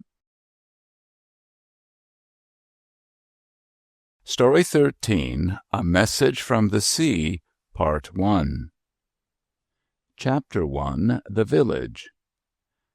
And a mighty sing'lar and pretty place it is as ever I saw in all the days of my life, said Captain Jorgan, looking up at it. Captain Jorgan had to look high to look at it, for the village was built sheer up the face of a steep and lofty cliff. There was no road in it, there was no wheeled vehicle in it, there was not a level yard in it. From the sea beach to the cliff top, two irregular rows of white houses, placed opposite to one another, and twisting here and there and here, rose like the sides of a long succession of stages of crooked ladders, and you climbed up the village or climbed down the village by the staves between some 6 feet wide or so, and made of sharp irregular stones. The old pack-saddle, long laid aside in most parts of England as one of the appendages of its infancy, flourished here intact. Strings of pack-horses and pack-donkeys toiled slowly up the staves of the ladders, bearing fish and coal and such other cargo as was unshipping at the pier from the dancing fleet of village boats and from 2 or 3 little coasting traders. As the beasts of burden ascended laden or descended light, they got so lost at intervals in the floating clouds of village smoke that they seemed to dive down some of the village chimneys and come to the surface again, far off, high above others. No 2 houses in the village were alike in chimney, size, shape, door, window, gable, roof-tree, anything. The sides of the ladders were musical with water running clear and bright. The staves were musical with the clattering feet of the pack-horses and pack-donkeys, and the voices of the fishermen urging them up, mingled with the voices of the fishermen's wives and their many children. The pier was musical with the wash of the sea, the creaking of capstans and windlasses, and the airy fluttering of little vanes and sails. The rough, sea-bleached boulders of which the pier was made, and the whiter boulders of the shore, were brown with drying nets. The red-brown cliffs, richly wooded to their extremest verge, had their softened and beautiful forms reflected in the bluest water under the clear North Devonshire sky of a November day without a cloud. The village itself was so steeped in autumnal foliage, from the houses lying on the pier to the topmost round of the topmost ladder, that one might have fancied it was out of a bird's nesting, and was, as indeed it was, a wonderful climber. And mentioning birds, the place was not without some music from them too, for the rook was very busy on the higher levels, and the gull, with his flapping wings, was fishing in the bay, and the lusty little robin was hopping among the great stone blocks and iron rings of the breakwater, fearless in the faith of his ancestors and the children in the wood. Thus it came to pass that Captain Jorgan, sitting balancing himself on the pier wall, struck his leg with his open hand, as some men do when they are pleased, and as he always did when he was pleased, and said, "A mighty sing'lar and pretty place it is as ever I saw in all the days of my life." Captain Jorgan had not been through the village, but had come down to the pier by a winding side road to have a preliminary look at it from the level of his own natural element. He had seen many things and places, and had stowed them all away in a shrewd intellect and a vigorous memory. He was an American-born, was Captain Jorgan, a New Englander, but he was a citizen of the world, and a combination of most of the best qualities of most of its best countries. For Captain Jorgan to sit anywhere in his long-skirted blue coat and blue trousers without holding converse with everybody within speaking distance was a sheer impossibility. So the captain fell to talking with the fishermen and to asking them knowing questions about the fishery and the tides and the currents and the race of water off that point yonder, and what you kept in your eye and got into a line with what else when you ran into the little harbor, and other nautical profundities. Among the men who exchanged ideas with the captain was a young fellow who exactly hit his fancy, a young fisherman of 2 or 3 and 20 in the rough address of his craft, with a brown face, dark curling hair, and bright modest eyes under his sou'wester hat, and with a frank but simple and retiring manner, which the captain found uncommonly taking. "I'd bet $1,000, said the captain to himself, that your father was an honest man." "Might you be married now?" asked the captain, when he had had some talk with this new acquaintance. "Not yet." "Going to be?" said the captain. "I hope so." The captain's keen glance followed the slightest possible turn of the dark eye and the slightest possible tilt of the sou'wester hat. The captain then slapped both of his legs and said to himself, "Never knew such a good thing in all my life. There's his sweetheart looking over the wall." There was a very pretty girl looking over the wall from a little platform of cottage, vine, and fuchsia, and she certainly did not look as if the presence of this young fisherman in the landscape made it any less sunny and hopeful for her. Captain Jorgan, having doubled himself up to laugh with that hearty good nature which is quite exultant in the innocent happiness of other people, had undoubled himself, and was going to start a new subject, when there appeared, coming down the lower ladders of stones, a man whom he hailed as Tom Pettifer, ho! Tom Pettifer, ho! responded with alacrity, and in speedy course descended on the pier. "Afraid of a sunstroke in England in November, Tom, that you wear your tropical hat, strongly paid outside and paper-lined inside here?" said the captain, eyeing it. "It's as well to be on the safe side, sir," replied Tom. "Safe side?" repeated the captain, laughing. "You'd guard against a sunstroke with that old hat in an ice pack. Well, what have you made out at the post office?" "It is the post office, sir." "What's the post office?" said the captain. "The name, sir. The name keeps the post office." "A coincidence," said the captain. "A lucky hit. Show me where it is. Good-bye, shipmates, for the present. I shall come and have another look at you afore I leave this afternoon." This was addressed to all there, but especially the young fisherman. So all there acknowledged it, but especially the young fisherman. "He's a sailor," said one to another as they looked after the captain moving away. That he was, and so outspeaking was the sailor in him that although his dress had nothing nautical about it, with the single exception of its color, but was a suit of a shore-going shape and form, too long in the sleeves and too short in the legs, and too unaccommodating everywhere, terminating earthward in a pair of Wellington boots, and surmounted by a tall, stiff hat, which no mortal could have worn at sea in any wind under heaven. Nevertheless, a glimpse of his sagacious, weather-beaten face or his strong brown hand would have established the captain's calling.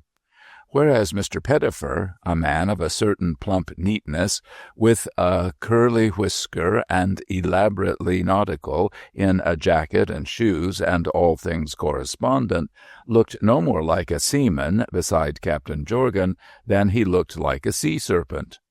The two climbed high up the village, which had the most arbitrary turns and twists in it, so that the cobbler's house came dead across the ladder, and to have held a reasonable course you must have gone through his house, and through him too, as he sat at his work between two little windows, with one eye microscopically on the geological formation of that part of Devonshire, and the other telescopically on the open sea. The two climbed high up the village and stopped before a quaint little house on which was painted Mrs. Raybrock, Draper, and also Post Office. Before it ran a rill of murmuring water, and access to it was gained by a little plank bridge. "Here's the name," said Captain Jorgan, "sure enough. You can come in if you like, Tom." The captain opened the door and passed into an odd little shop about 6 feet high, with a great variety of beams and bumps in the ceiling, and besides the principal window giving on the ladder of stones, a purblind little window of a single pane of glass peeping out of an abutting corner at the sun-lighted ocean and winking at its brightness. "How do you do, ma'am?" said the captain. "I'm very glad to see you. I have come a long way to see you." "Have you, sir? Then I am sure I am very glad to see you, though I don't know you from Adam." Thus a comely elderly woman, short of stature, plump of form, sparkling and dark of eye, who perfectly clean and neat herself, stood in the midst of her perfectly clean and neat arrangements, and surveyed Captain Jorgan with a smiling curiosity. "Ah, but you are a sailor, sir," she added almost immediately, and with a slight movement of her hands that was not very unlike wringing them. "Then you are heartily welcome." "Thank ye, ma'am," said the captain. "I don't know what it is, I am sure, that brings out the salt in me, but everybody seems to see it in the crown of my hat and the collar of my coat. Yes, ma'am, I am in that way of life." "And the other gentleman, too?" said Mrs. Raybrock. "Well, now, ma'am," said the captain, glancing shrewdly at the other gentleman, "you are that nigh right that he goes to sea, if that makes him a sailor. This is my steward, ma'am, Tom Pettifer. He's been almost all trades you could name in the course of his life, would have bought all your chairs and tables once if you had wished to sell them, but now he's my steward. My name's Jorgan, and I'm a ship owner, and I sail my own and my partner's ships, and have done so this 25 year. According to custom, I am called Captain Jorgan, but I am no more a captain, bless your heart, than you are." "Perhaps you'll come into my parlor, sir, and take a chair," said Mrs. Raybrock. "Exactly what I was going to propose myself, ma'am, after you."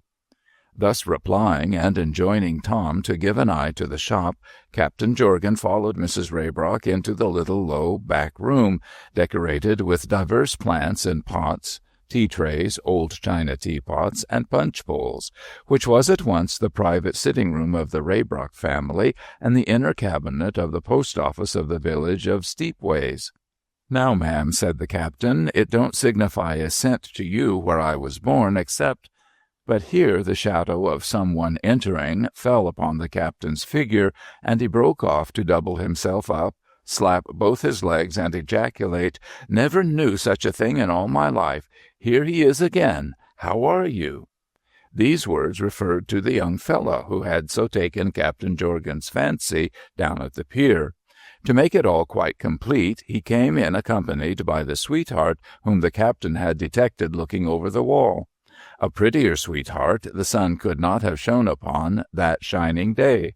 As she stood before the captain, with her rosy lips just parted in surprise, her brown eyes a little wider open than was usual from the same cause, and her breathing a little quickened by the ascent, and possibly by some mysterious hurry and flurry at the parlor door, in which the captain had observed her face to be for a moment totally eclipsed by the sou'wester hat, she looked so charming that the captain felt himself under a moral obligation to slap both his legs again. She was very simply dressed, with no other ornament than an autumnal flower in her bosom.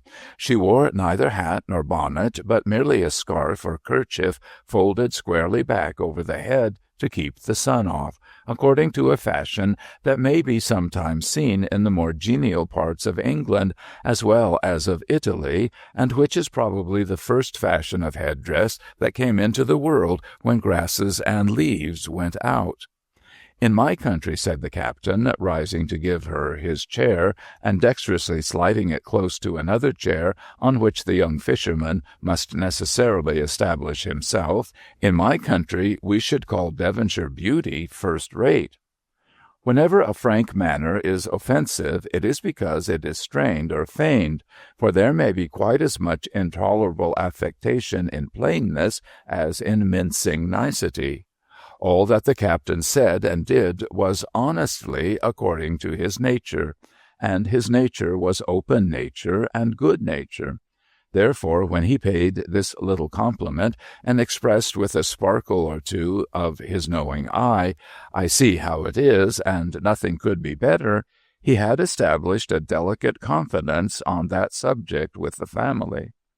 "I was saying to your worthy mother," said the captain to the young man, after again introducing himself by name and occupation, "I was saying to your mother, and you're very like her, that it didn't signify where I was born, except that I was raised on question-asking ground, where the babies, as soon as ever they come into the world, inquire of their mothers, 'Now, how old may you be, and whate'er are you going to name me?' which is a fact." Here he slapped his leg. "Such being the case, I may be excused for asking you if your name's Alfred." "Yes, sir, my name is Alfred," returned the young man. "I am not a conjurer," pursued the captain, "and don't think me so, or I shall right soon undeceive you. Likewise, don't think, if you please, though I do come from that country of the babies, that I am asking questions for question-asking's sake, for I am not. Somebody belonging to you went to sea?" "My elder brother Hugh," returned the young man. He said it in an altered and lower voice, and glanced at his mother, who raised her hands hurriedly and put them together across her black gown, and looked eagerly at the visitor. "No, for God's sake, don't think that," said the captain in a solemn way. "I bring no good tidings of him." There was a silence, and the mother turned her face to the fire and put her hand between it and her eyes.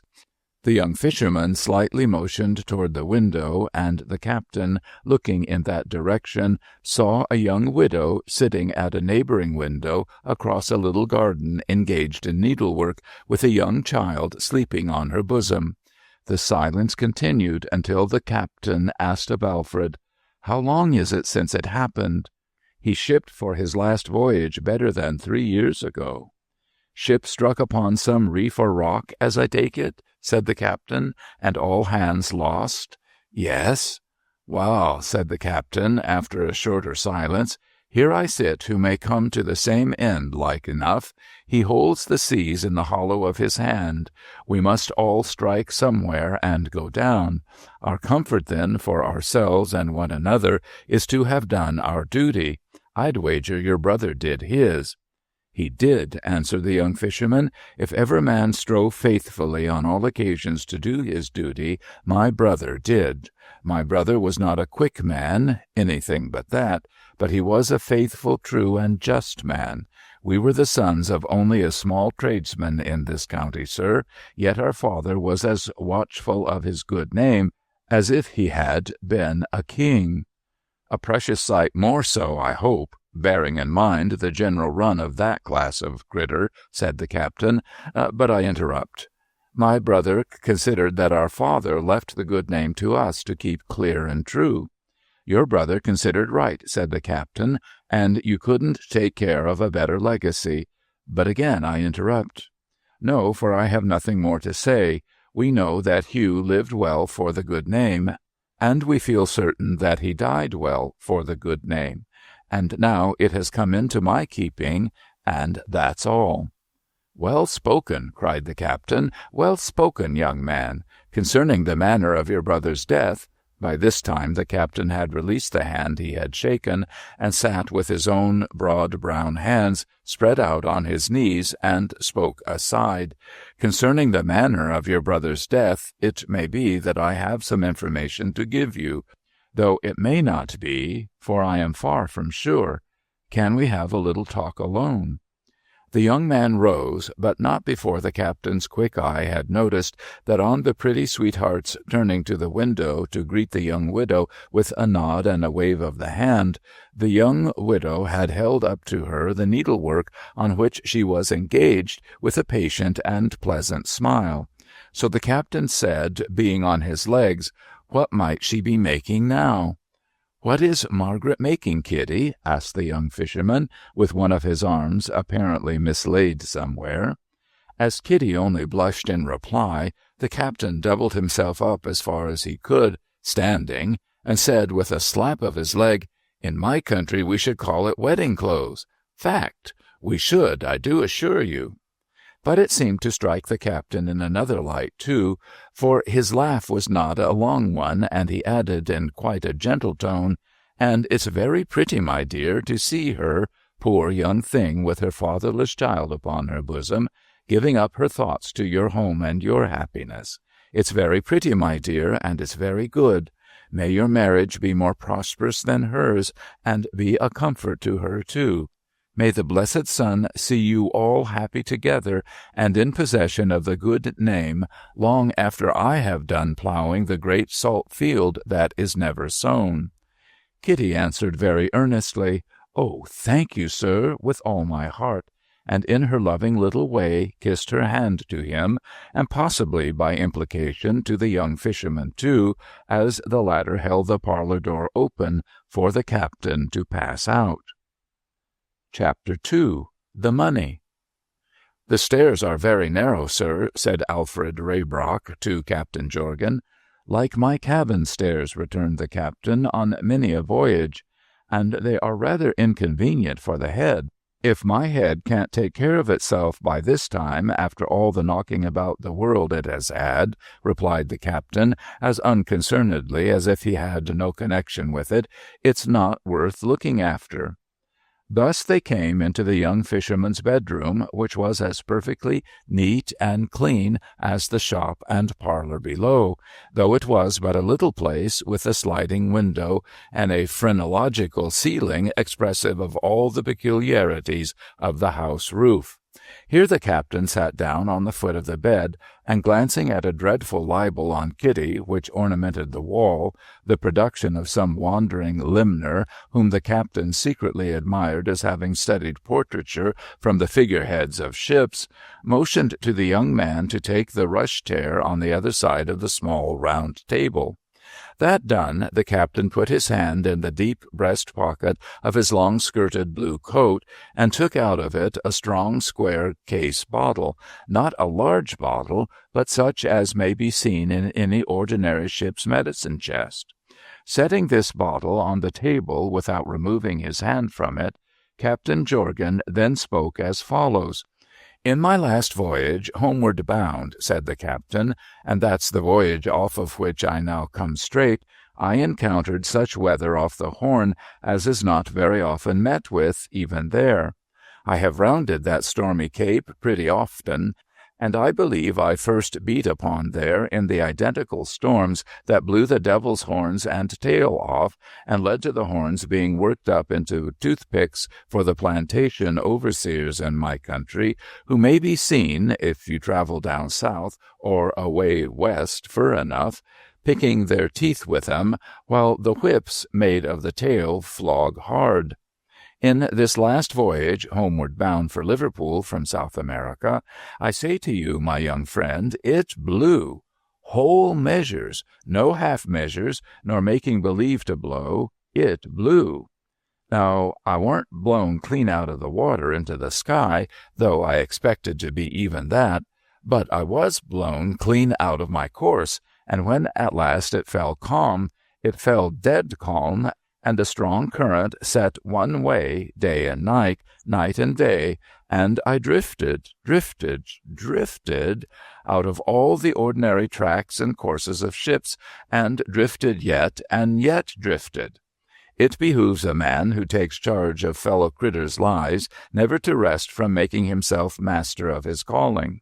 I never did rest, and consequently I knew pretty well, especially looking over the side in the dead calm of that strong current, what dangers to expect and what precautions to take against 'em.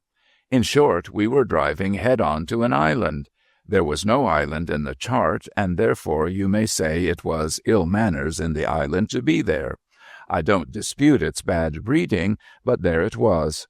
Thanks be to heaven, I was as ready for the island as the island was ready for me. I made it out myself from the masthead, and got enough way upon her in good time to keep her off. I ordered a boat to be lowered and manned, and went in that boat myself to explore the island.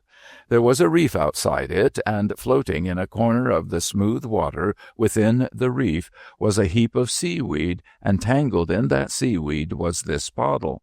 Here the captain took his hand from the bottle for a moment, that the young fisherman might direct a wondering glance at it, and then replaced his hand and went on. If ever you come, or even if ever you don't come, to a desert place, use you your eyes and your spy-glass well, for the smallest thing you see may prove of use to you, and may have some information or some warning in it. That's the principle on which I came to see this bottle. I picked up the bottle and ran the boat alongside the island, and made fast and went ashore, armed with a part of my boat's crew. We found that every scrap of vegetation on the island, I give it you as my opinion, but scant and scrubby at the best of times, had been consumed by fire. As we were making our way cautiously and toilsomely over the pulverized embers, one of my people sank into the earth breast high. He turned pale, and, "Haul me out smart, shipmates," says he, "for my feet are among bones." We soon got him on his legs again, and then we dug up the spot, and we found that the man was right, and that his feet had been among bones. More than that, they were human bones, though whether the remains of one man or 2 or 3 men, what with calcination and ashes, and what with a poor practical knowledge of anatomy, I can't undertake to say. We examined the whole island, and made out nothing else, save and except that, from its opposite side, I sighted a considerable tract of land, which land I was able to identify, and according to the bearings of which, not to trouble you with my log, I took a fresh departure. When I got aboard again, I opened the bottle, which was oilskin covered as you see, and glass stoppered as you see. Inside of it, pursued the captain, suiting his action to his words, I found this little crumpled, folded paper, just as you see. Outside of it was written, as you see, these words: "Whoever finds this is solemnly entreated by the dead to convey it unread to Alfred Raybrock, Steepways, North Devon, England." "A sacred charge," said the captain, concluding his narrative, "and Alfred Raybrock, there it is." "This is my poor brother's writing." "I suppose so," said Captain Jorgan. "I'll take a look out of this little window while you read it." "Pray, no, sir. I should be hurt. My brother couldn't know it would fall into such hands as yours." The captain sat down again on the foot of the bed, and the young man opened the folded paper with a trembling hand and spread it on the table. The ragged paper, evidently creased and torn, both before and after being written on, was much blotted and stained, and the ink had faded and run, and many words were wanting. What the captain and the young fisherman made out together, after much rereading and much humoring of the folds of the paper, is given on the next page. The young fisherman had become more and more agitated as the writing had become clearer to him. He now left it lying before the captain, over whose shoulder he had been reading it, and dropping into his former seat, leaned forward on the table and laid his face in his hand. "What, man?" urged the captain. "Don't give in. Be up and doing like a man." "It is selfish, I know, but doing what? Doing what?" cried the young fisherman, in complete despair, and stamping his sea-boot on the ground. "Doing what?" returned the captain. "Something. I'd go down to the little breakwater below yonder and take a wrench at one of the salt-rusted iron rings there, and either wrench it up by the roots or wrench my teeth out of my head sooner than I'd do nothing." "Nothing!" ejaculated the captain. "Any fool or fainting heart can do that, and nothing can come of nothing, which was pretended to be found out, I believe, by one of them Latin critters," said the captain with the deepest disdain, "as if Adam hadn't found it out afore ever so much he as named the beasts." Yet the captain saw, in spite of his bold words, that there was some greater reason than he yet understood for the young man's distress, and he eyed him with a sympathizing curiosity. "Come, come," continued the captain, "speak out. What is it, boy?" "You have seen how beautiful she is, sir," said the young man, looking up for the moment with a flushed face and rumpled hair. "Did any man ever say she warn't beautiful?" retorted the captain. "If so, go and lick him." The young man laughed fretfully in spite of himself, and said, "It's not that, it's not that." "Well, then, what is it?" said the captain, in a more soothing tone. The young fisherman mournfully composed himself to tell the captain what it was, and began, "We were to have been married next Monday week." "Were to have been?" interrupted Captain Jorgan. "And are to be? Hey?" Young Raybrock shook his head and traced out with his forefinger the words, "Poor father's £500," in the written paper. "Go along," said the captain. £500? Yes? "That sum of money," pursued the young fisherman, entering with the greatest earnestness on his demonstration, while the captain eyed him with equal earnestness, "was all my late father possessed. When he died, he owed no man more than he left means to pay, but he had been able to lay by only £500. £500, repeated the captain. Yes. In his lifetime, years before, he had expressly laid the money aside to leave to my mother, like to settle upon her, if I make myself understood. Yes. He had risked it once, my father put down in writing at that time respecting the money, and was resolved never to risk it again. Not a speculator, said the captain. My country wouldn't have suited him. Yes. My mother has never touched the money till now, and now it was to have been laid out, this very next week, in buying me a handsome share in our neighbouring fishery here, to settle me in life with Kitty. The captain's face fell, and he passed and repassed his sun-browned right hand over his thin hair in a discomfited manner. Kitty's father has no more than enough to live on, even in the sparing way in which we live about here. He is a kind of bailiff or steward of manor right here, and they are not much, and it is but a poor little office. He was better off once, and Kitty must never marry to mere drudgery and hard living. The captain still sat stroking his thin hair and looking at the young fisherman. I am as certain that my father had no knowledge that any one was wronged as to this money, or that any restitution ought to be made, as I am certain that the sun now shines. But after this solemn warning from my brother's grave in the sea, that the money is stolen money, said young Raybrock, forcing himself to the utterance of the words, can I doubt it? Can I touch it?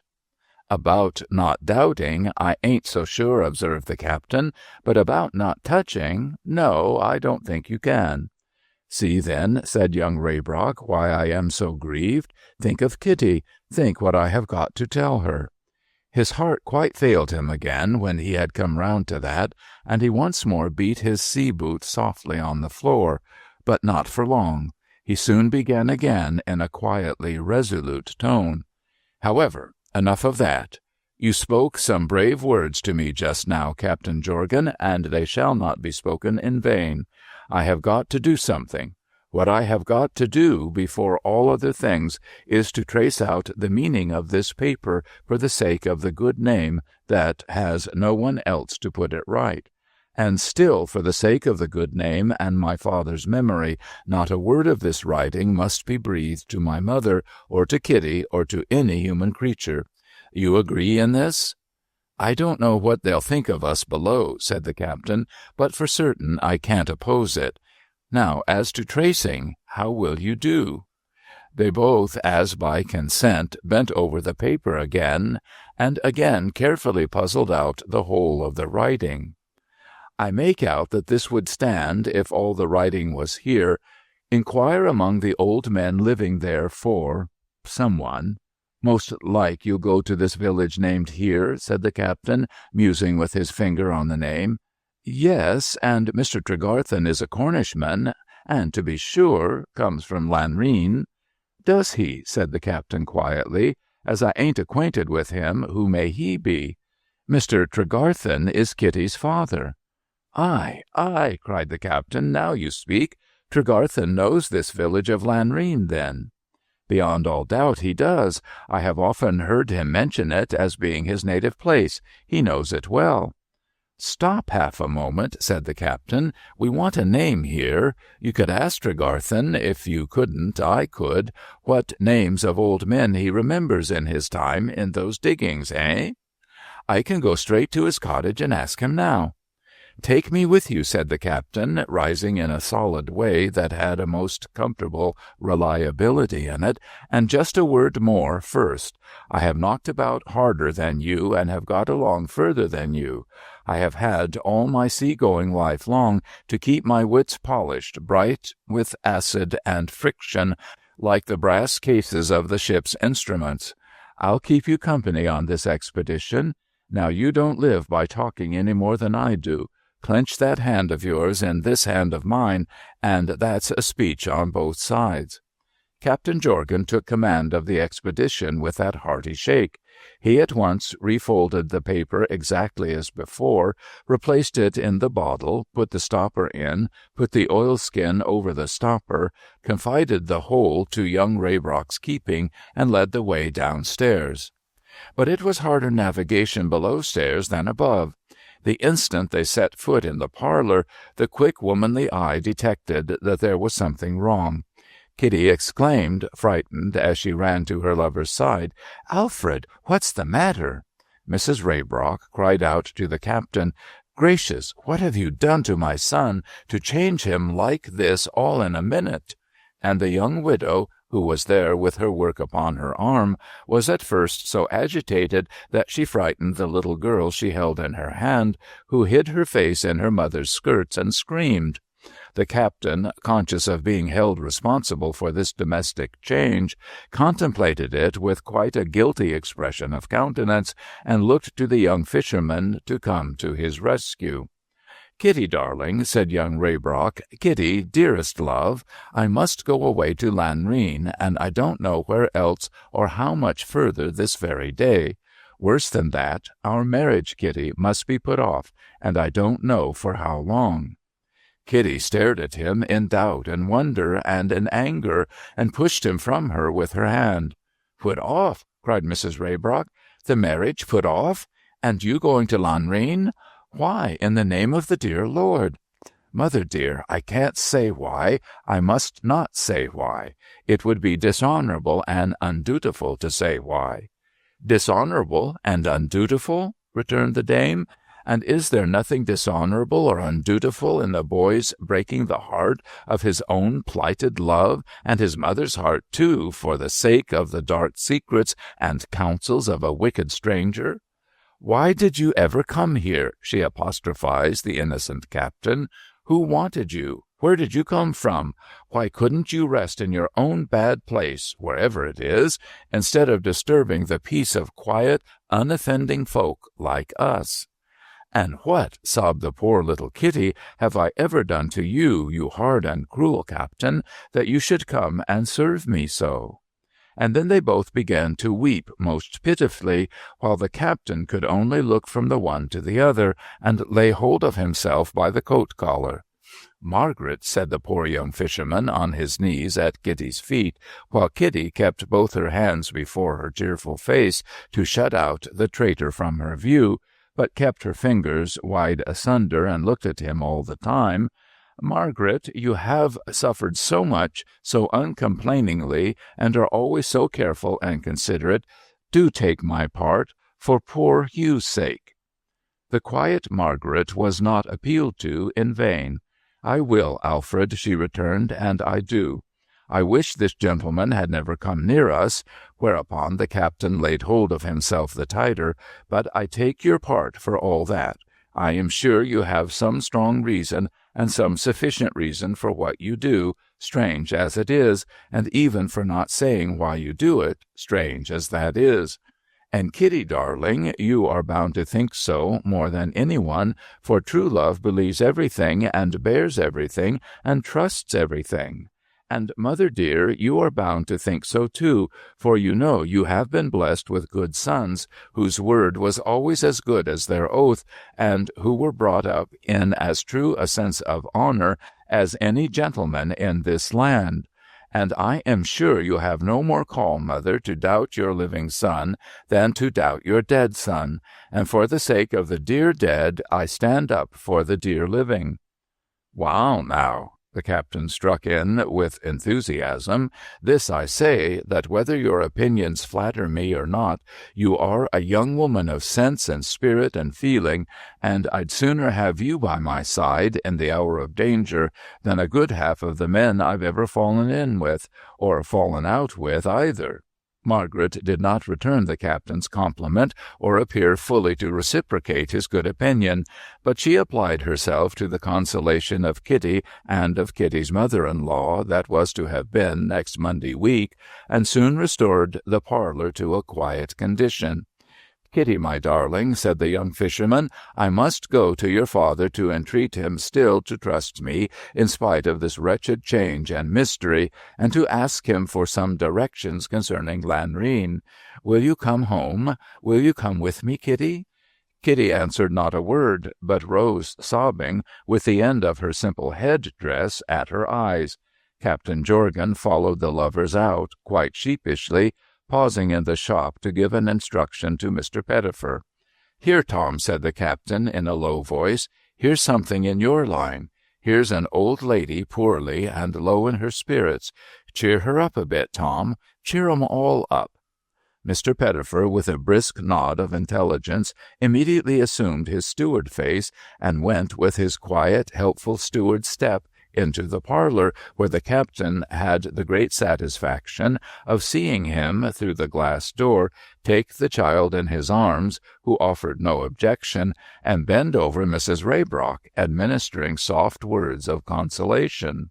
Though what he finds to say, unless he's telling her that it'll soon be over, or that most people is so at first, or that it'll do her good afterward, I cannot imaginate, was the captain's reflection as he followed the lovers.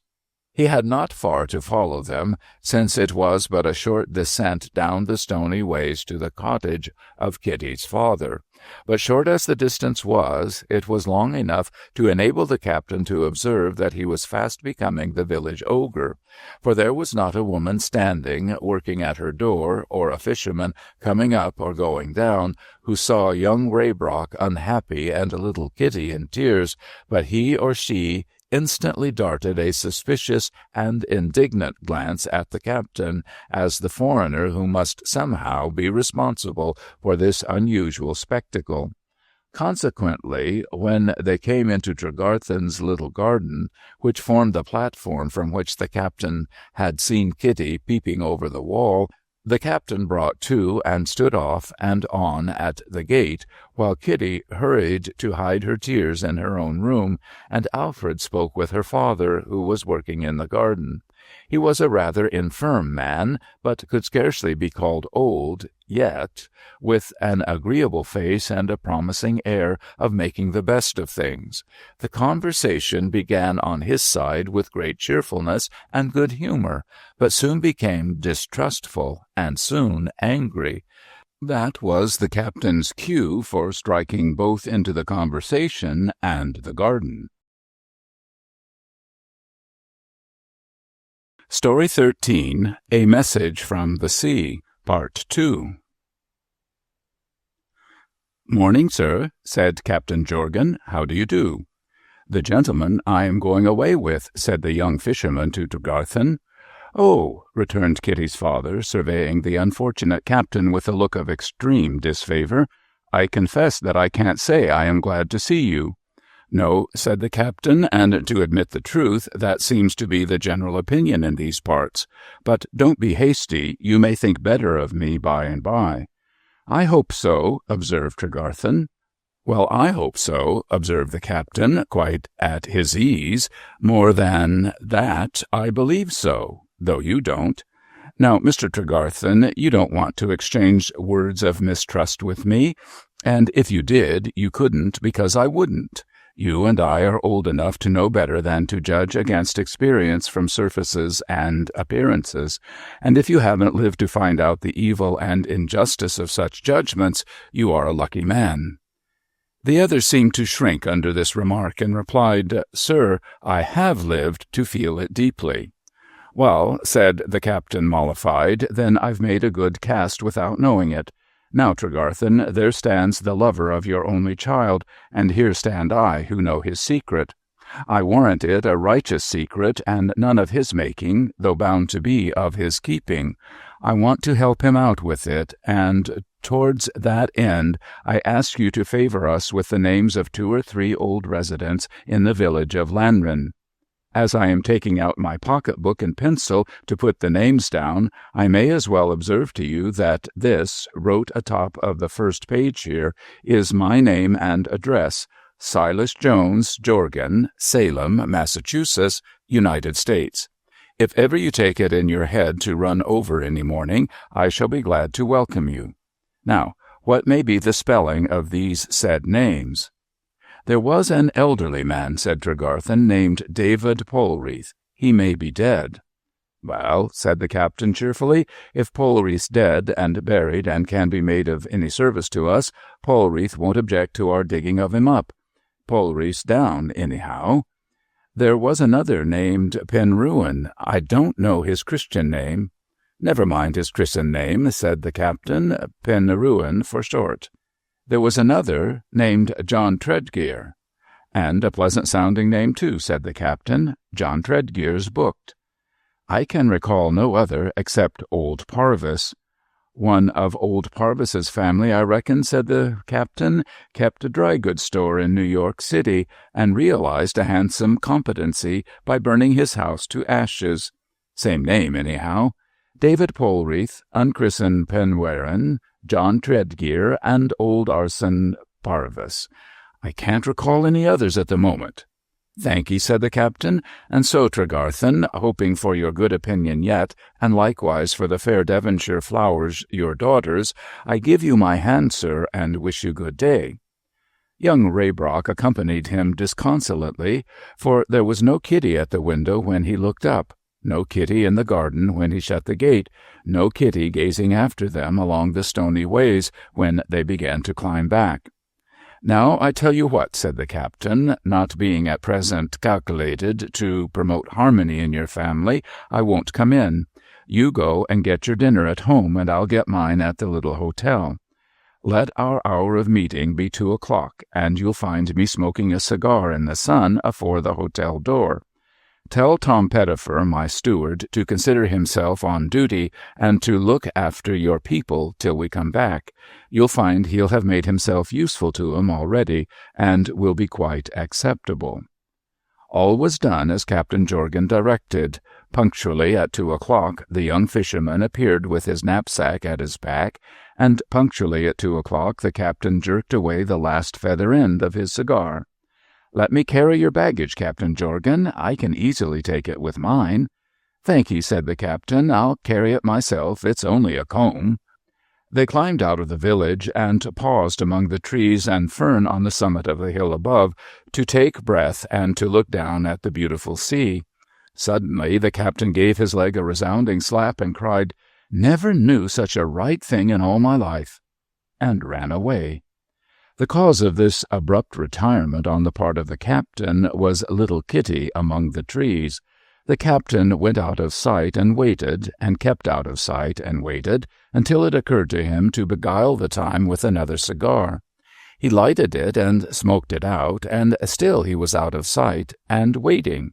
He stole within sight at last, and saw the lovers with their arms entwined and their bent heads touching, moving slowly among the trees. It was the golden time of the afternoon then, and the captain said to himself, "Golden sun, golden sea, golden sails, golden leaves, golden love, golden youth, a golden state of things altogether." Nevertheless, the captain found it necessary to hail his young companion before going out of sight again. In a few moments more he came up, and they began their journey. "That still young woman with the fatherless child," said Captain Jorgan, as they fell into step, "didn't throw her words away, but good honest words are never thrown away. And now that I am conveying you off from that tender little thing that loves and relies and hopes, I feel just as if I was the snarling critter in the pictures with the tight legs and the long nose and the feather in his cap, the tips of whose mustaches get up nearer to his eyes the wickeder he gets." The young fisherman knew nothing of Mephistopheles, but he smiled when the captain stopped to double himself up and slapped his leg, and they went along in right good fellowship. Note: the 3rd and 4th chapters of this Christmas number were not by Mr. Dickens.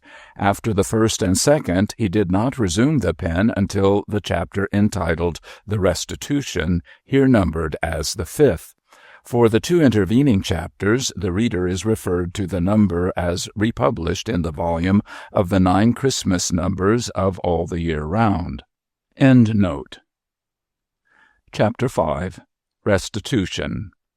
Captain Jorgan, up and out betimes, had put the whole village of Lanreen under an amicable cross-examination, and was returning to the King Arthur's Arms to breakfast, none the wiser for his trouble, when he beheld the young fisherman advancing to meet him, accompanied by a stranger.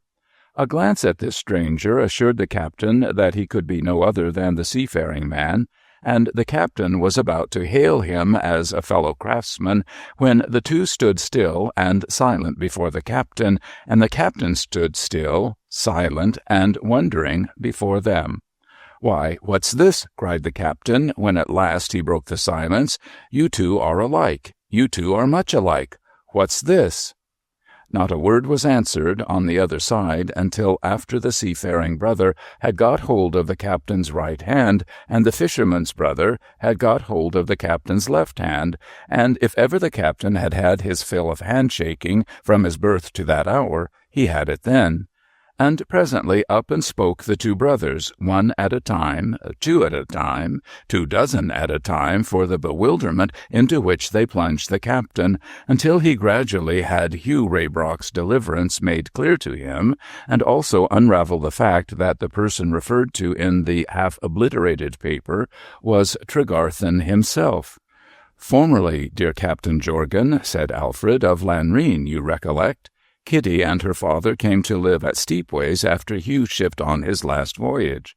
"Aye, aye," cried the captain, fetching a breath. "Now you have me in tow. Then your brother here don't know his sister-in-law that is to be so much as by name. Never saw her, never heard of her." "Aye, aye, aye," cried the captain. "Why, then, we every one go back together, paper, writer, and all, and take Tregarthen into the secret we kept from him." "Surely," said Alfred, "we can't help it now. We must go through with our duty." "Not a doubt," returned the captain. "Give me an arm apiece, and let us set this ship shape." So, walking up and down in the shrill wind on the wild moor, while the neglected breakfast cooled within, the captain and the brothers settled their course of action. It was that they should all proceed by the quickest means they could secure to Barnstaple, and there look over the father's books and papers in the lawyer's keeping, as Hugh had proposed to himself to do if ever he reached home. That, enlightened or unenlightened, they would then return to Steepways and go straight to Mr. Tregarthen and tell him all they knew and see what came of it, and act accordingly. Lastly, that when they got there, they should enter the village with all precautions against Hugh's being recognized by any chance, and that to the captain should be consigned the task of preparing his wife and mother for his restoration to this life. "For you see," quoth Captain Jorgan, touching the last head, "it requires caution anyway, great joys being as dangerous as great griefs, if not more dangerous, as being more uncommon, and therefore less provided against, in this round world of ours. And besides, I should like to free my name with the ladies, and take you home again at your brightest and luckiest. So don't let's throw away a chance of success." The captain was highly lauded by the brothers for this kind interest and foresight. "And now stop," said the captain, coming to a standstill, and looking from one brother to the other with quite a new rigging of wrinkle about each eye. "You are of opinion," to the elder, "that you are rather slow?" "I assure you that I am very slow," said the honest Hugh. "Well," replied the captain, "I assure you that, to the best of my belief, I am rather smart. Now, a slow man ain't good at quick business, is he?" That was clear to both. "You," said the captain, turning to the younger brother, "are a little in love, ain't you?" "Not a little, Captain Jorgan." "Much or little, you're sort of preoccupied, ain't you?" It was impossible to be denied. "And a sort preoccupied man ain't good at quick business, is he?" said the captain. Equally clear on all sides. "Now," said the captain, "I ain't in love myself, and I've made many a smart run across the ocean, and I should like to carry on and go ahead with this affair of yours, and make a run slick through it. Shall I try? Will you hand it over to me?" They were both delighted to do so, and thanked him heartily. "Good," said the captain, taking out his watch. "This is 8:30 a.m., Friday morning. I'll jot that down, and we'll compute how many hours we've been out when we run into your mother's post office. There, the entry's made, and now we go ahead." They went ahead so well that before the Barnstaple lawyer's office was open next morning, the captain was sitting whistling on the step of the door, waiting for the clerk to come down the street with his key and open it. But instead of the clerk, there came the master, with whom the captain fraternized on the spot to an extent that utterly confounded him. As he personally knew both Hugh and Alfred, there was no difficulty in obtaining immediate access to such of the father's papers as were in his keeping.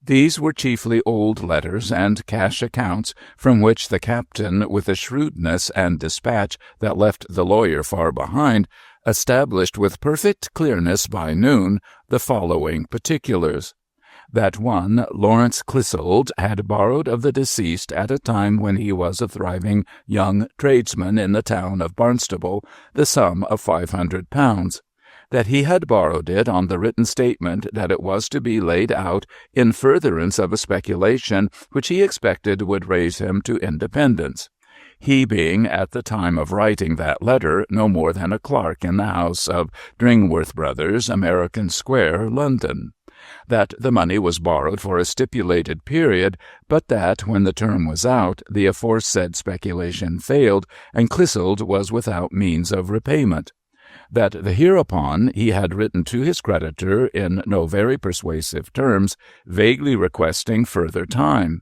that the creditor had refused this concession, declaring that he could not afford delay; that Clissold then paid the debt, accompanying the remittance of the money with an angry letter describing it as having been advanced by a relative to save him from ruin; that, in acknowledging the receipt, Raybrock had cautioned Clissold to seek to borrow money of him no more, as he would never so risk money again.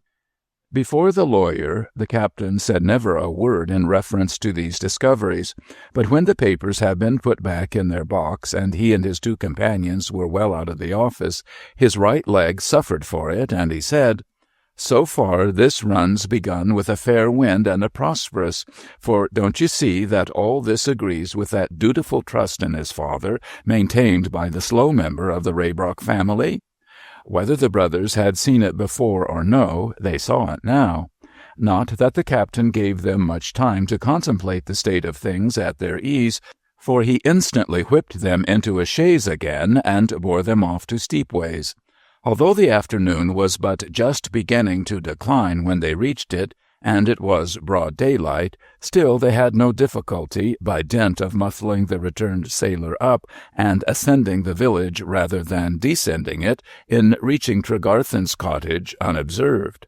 Kitty was not visible, and they surprised Tregarthen sitting writing in the small bay window of his little room. "Sir," said the captain, instantly shaking hands with him, pen and all, "I'm glad to see you, sir. How do you do, sir? I told you you'd think better of me by and by, and I congratulate you on going to do it." Here the captain's eye fell on Tom Pettifer, engaged in preparing some cookery at the fire. "That critter," said the captain, smiting his leg, "is a born steward, and never ought to have been in any other way of life. Stop where you are, Tom, and make yourself useful. Now, Tregarthen, I'm going to try a chair." Accordingly, the captain drew one close to him and went on. "This loving member of the Raybrock family you know, sir. This slow member of the same family you don't know, sir. While these two are brothers. Fact. Hugh's come to life again, and here he stands. Now, see here, my friend, you don't want to be told that he was cast away, but you do want to be told, for there's a purpose in it, that he was cast away with another man. That man, by name, was Lawrence Clissold." At the mention of this name, Tregarthen started and changed color. "What's the matter?" said the captain. "He was a fellow clerk of mine 30 years ago." "True," said the captain, immediately catching at the clue. "Dringworth Brothers, American Square, London City." The other started again, nodded, and said, "That was the house." "Now," pursued the captain, "between those two men cast away, there arose a mystery concerning the round sum of £500. Again Tregarthen started, changing color. Again the captain said, "What's the matter?" As Tregarthen only answered, "Please to go on," the captain recounted very tersely and plainly the nature of Clissold's wanderings on the barren island, as he had condensed them in his mind from the seafaring man. Tregarthen became greatly agitated during this recital, and at length exclaimed, "Clissold was the man who ruined me. I have suspected it for many a long year, and now I know it." "And how?" said the captain, drawing his chair still closer to Tregarthen, and clapping his hand upon his shoulder. "How may you know it?" "When we were fellow clerks," replied Tregarthen, "in that London house, it was one of my duties to enter daily in a certain book an account of the sums received that day by the firm, and afterward paid into the bankers. One memorable day, a Wednesday, the black day of my life, among the sums I so entered was one of £500. "I begin to make it out," said the captain. "Yes?" "It was one of Clissold's duties to copy from this entry a memorandum of the sums which the clerk employed to go to the bankers paid in there. It was my duty to hand the money to Clissold. It was Clissold's to hand it to the clerk with that memorandum of his writing. On that Wednesday I entered a sum of £500 received. I handed that sum, as I handed the other sums in the day's entry, to Clissold. I was absolutely certain of it at the time. I have been absolutely certain of it ever since. A sum of £500 was afterward found by the house to have been that day wanting from the bag, from Clissold's memorandum, and from the entries in my book. Clissold, being questioned, stood upon his perfect clearness in the matter, and emphatically declared that he asked no better than to be tested by Tregarthen's book. My book was examined, and the entry of £500 was not there. "How not there?" said the captain, "when you made it yourself?" Tregarthen continued, "I was then questioned. Had I made the entry? Certainly I had. The house produced my book, and it was not there. I could not deny my book. I could not deny my writing. I knew there must be forgery by someone, but the writing was wonderfully like mine, and I could impeach no one if the house could not. I was required to pay the money back. I did so, and I left the house almost broken-hearted rather than remain there, even if I could have done so, with a dark shadow of suspicion always on me. I returned to my native place, Glanreen, and remained there, clerk to a mine, until I was appointed to my little post here."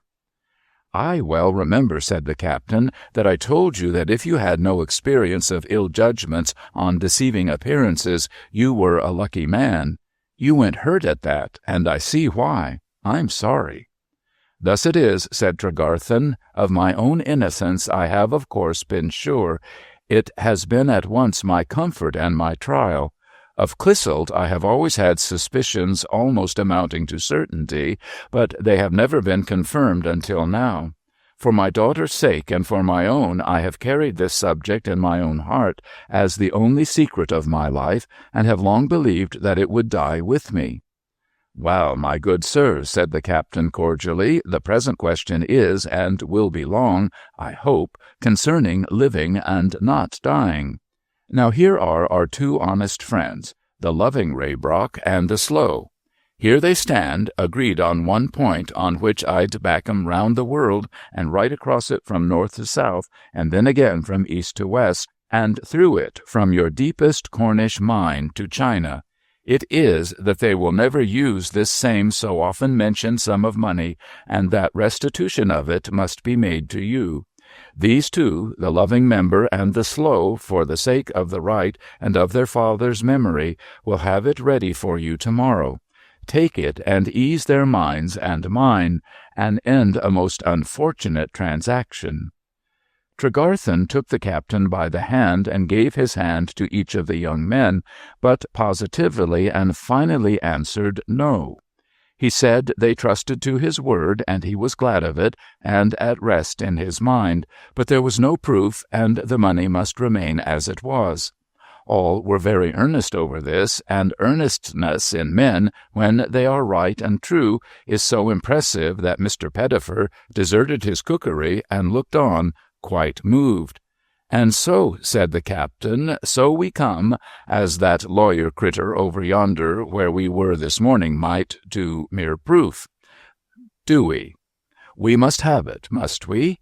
How? From this Clissold's wanderings, and from what you say, it ain't hard to make out that there was a neat forgery of your writing committed by the too smart rowdy that was Grease and Ashes when I made his acquaintance, and a substitution of a forged leaf in your book for a real and true leaf torn out.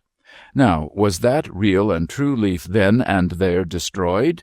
No. For, says he, in his drunken way, he slipped it into a crack in his own desk, because you came into the office before there was time to burn it, and could never get back to it afterwards. Wait a bit. Where is that desk now? Do you consider it likely to be in American Square, London City?" Tregarthen shook his head. "The house has not for years transacted business in that place. I have heard of it and read of it as removed, enlarged, every way altered. Things alter so fast in these times." "You think so," returned the captain with compassion, "but you should come over and see me afore you talk about that. Well now, this desk, this desk, said the captain, ruminating and walking about, and looking in his uneasy abstraction into Mr. Pettifer's hat on a table, among other things. "This desk, this paper, this desk," the captain continued, musing and roaming about the room, "I'd give—" However, he gave nothing, but took up his steward's hat instead, and stood looking into it as if he had just come into church. After that he roamed again, and again said, "This desk, belonging to this house of Dringworth Brothers, American Square, London City." Mr. Pettifer, still strangely moved, and now more moved than before, cut the captain off as he backed across the room, and bespake him thus: "Captain Jorgan, I have been wishful to engage your attention, but I couldn't do it. I am unwilling to interrupt Captain Jorgan, but I must do it. I know something about that house." The captain stood stock still and looked at him, with his, Mr. Pettifer's, hat under his arm. "You're aware," pursued his steward, "that I was once in the broking business, Captain Jorgan?" "I was aware," said the captain, "that you had failed in that calling, and in half the businesses going, Tom." "Not quite so, Captain Jorgan, but I failed in the broking business. I was partners with my brother, sir.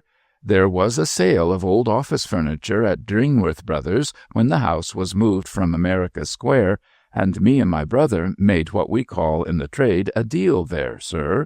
And I'll make you bold to say, sir, that the only thing I ever had from my brother, or from any relation, for my relations have mostly taken property from me instead of giving me any, was an old desk we bought at that same sale with a crack in it.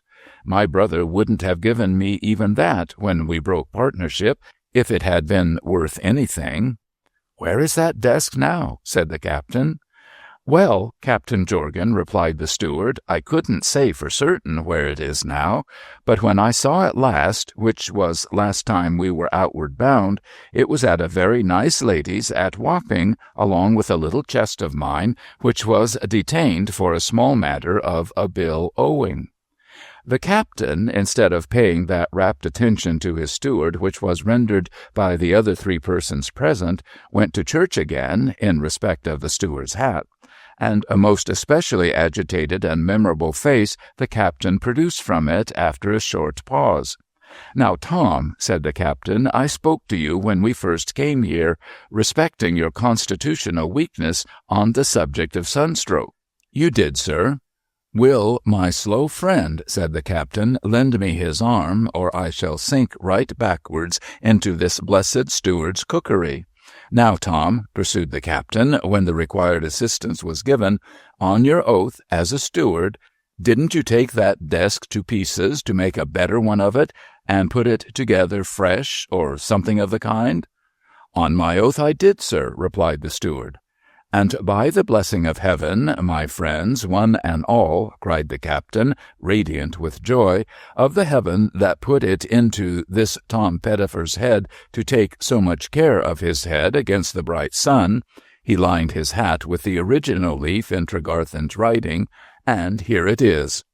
With that, the captain, to the utter destruction of Mr. Pettifer's favourite hat, produced the book-leaf, very much worn, but still legible, and gave both his legs such tremendous slaps that they were heard far off in the bay, and never accounted for. "5:15 p.m., said the captain, pulling out his watch, "and that's 33 hours and a quarter in all, and a pretty run." Now they were all overpowered with delight and triumph. How the money was restored then and there to Tregarthen, how Tregarthen then and there gave it all to his daughter, how the captain undertook to go to Dringworth Brothers and re-establish the reputation of their forgotten old clerk, how Kitty came in and was nearly torn to pieces, and the marriage was reappointed, needs not be told, nor how she and the young fisherman went home to the post office to prepare the way for the captain's coming by declaring him to be the mightiest of men who had made all their fortunes, and then dutifully withdrew together in order that he might have the domestic coast entirely to himself. How he availed himself of it is all that remains to tell. Deeply delighted with his trust and putting his heart into it, he raised the latch of the post-office parlour where Mrs. Raybrock and the young widow sat, and said, "May I come in?" "Sure you may, Captain Jorgan," replied the old lady, "and good reason you have to be free of the house, though you have not been too well used in it by some who ought to have known better. I ask your pardon." "No, you don't, madam," said the captain, "for I won't let you." "Well, to be sure." By this time he had taken a chair on the hearth between them. "Never felt such an evil spirit in the whole course of my life. There, I tell you. I could almost have cut my own connection, like the dealer in my country, way west, who, when he had let himself be outdone in a bargain, said to himself, "Now I tell you what, I'll never speak to you again." And he never did, but joined a settlement of oysters and translated the multiplication table into their language, which is a fact that can be proved. If you doubt it, mention it to any oyster you come across and see if he'll have the face to contradict it. He took the child from her mother's lap and set it on his knee. "Not a bit afraid of me now, you see. Knows I am fond of small people. I have a child, and she's a girl, and I sing to her sometimes." "What do you sing?" asked Margaret. "Not a long song, my dear. Silas Jorgan played the organ. That's about all. And sometimes I tell her stories of sailors supposed to be lost and recovered after all hope was abandoned." Here the captain musingly went back to his song, "Silas Jorgan played the organ," repeating it with his eyes on the fire, and he softly danced the child on his knee, for he felt that Margaret had stopped working. "Yes," said the captain, still looking at the fire, "I make up stories and tell 'em to that child, stories of shipwreck on desert islands and long delay in getting back to civilized lands. It is to stories the like of that, mostly, that Silas Jorgan plays the organ." There was no light in the room but the light of the fire, for the shades of night were on the village, and the stars had begun to peep out of the sky, one by one, as the houses of the village peeped out from among the foliage when the night departed. The captain felt that Margaret's eyes were upon him, and thought it discreetest to keep his own eyes on the fire. "Yes, I make 'em up," said the captain. "I make up stories of brothers brought together by the good providence of God, of sons brought back to mothers, husbands brought back to wives, fathers raised from the deep for little children like herself."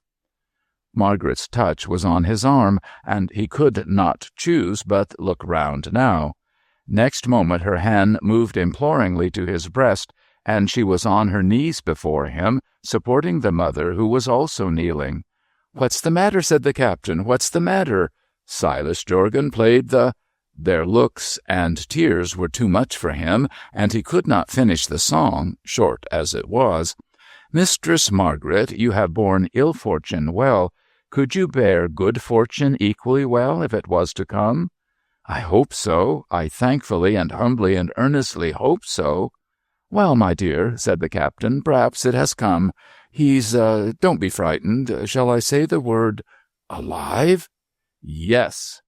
The thanks they fervently addressed to heaven were again too much for the captain, who openly took out his handkerchief and dried his eyes.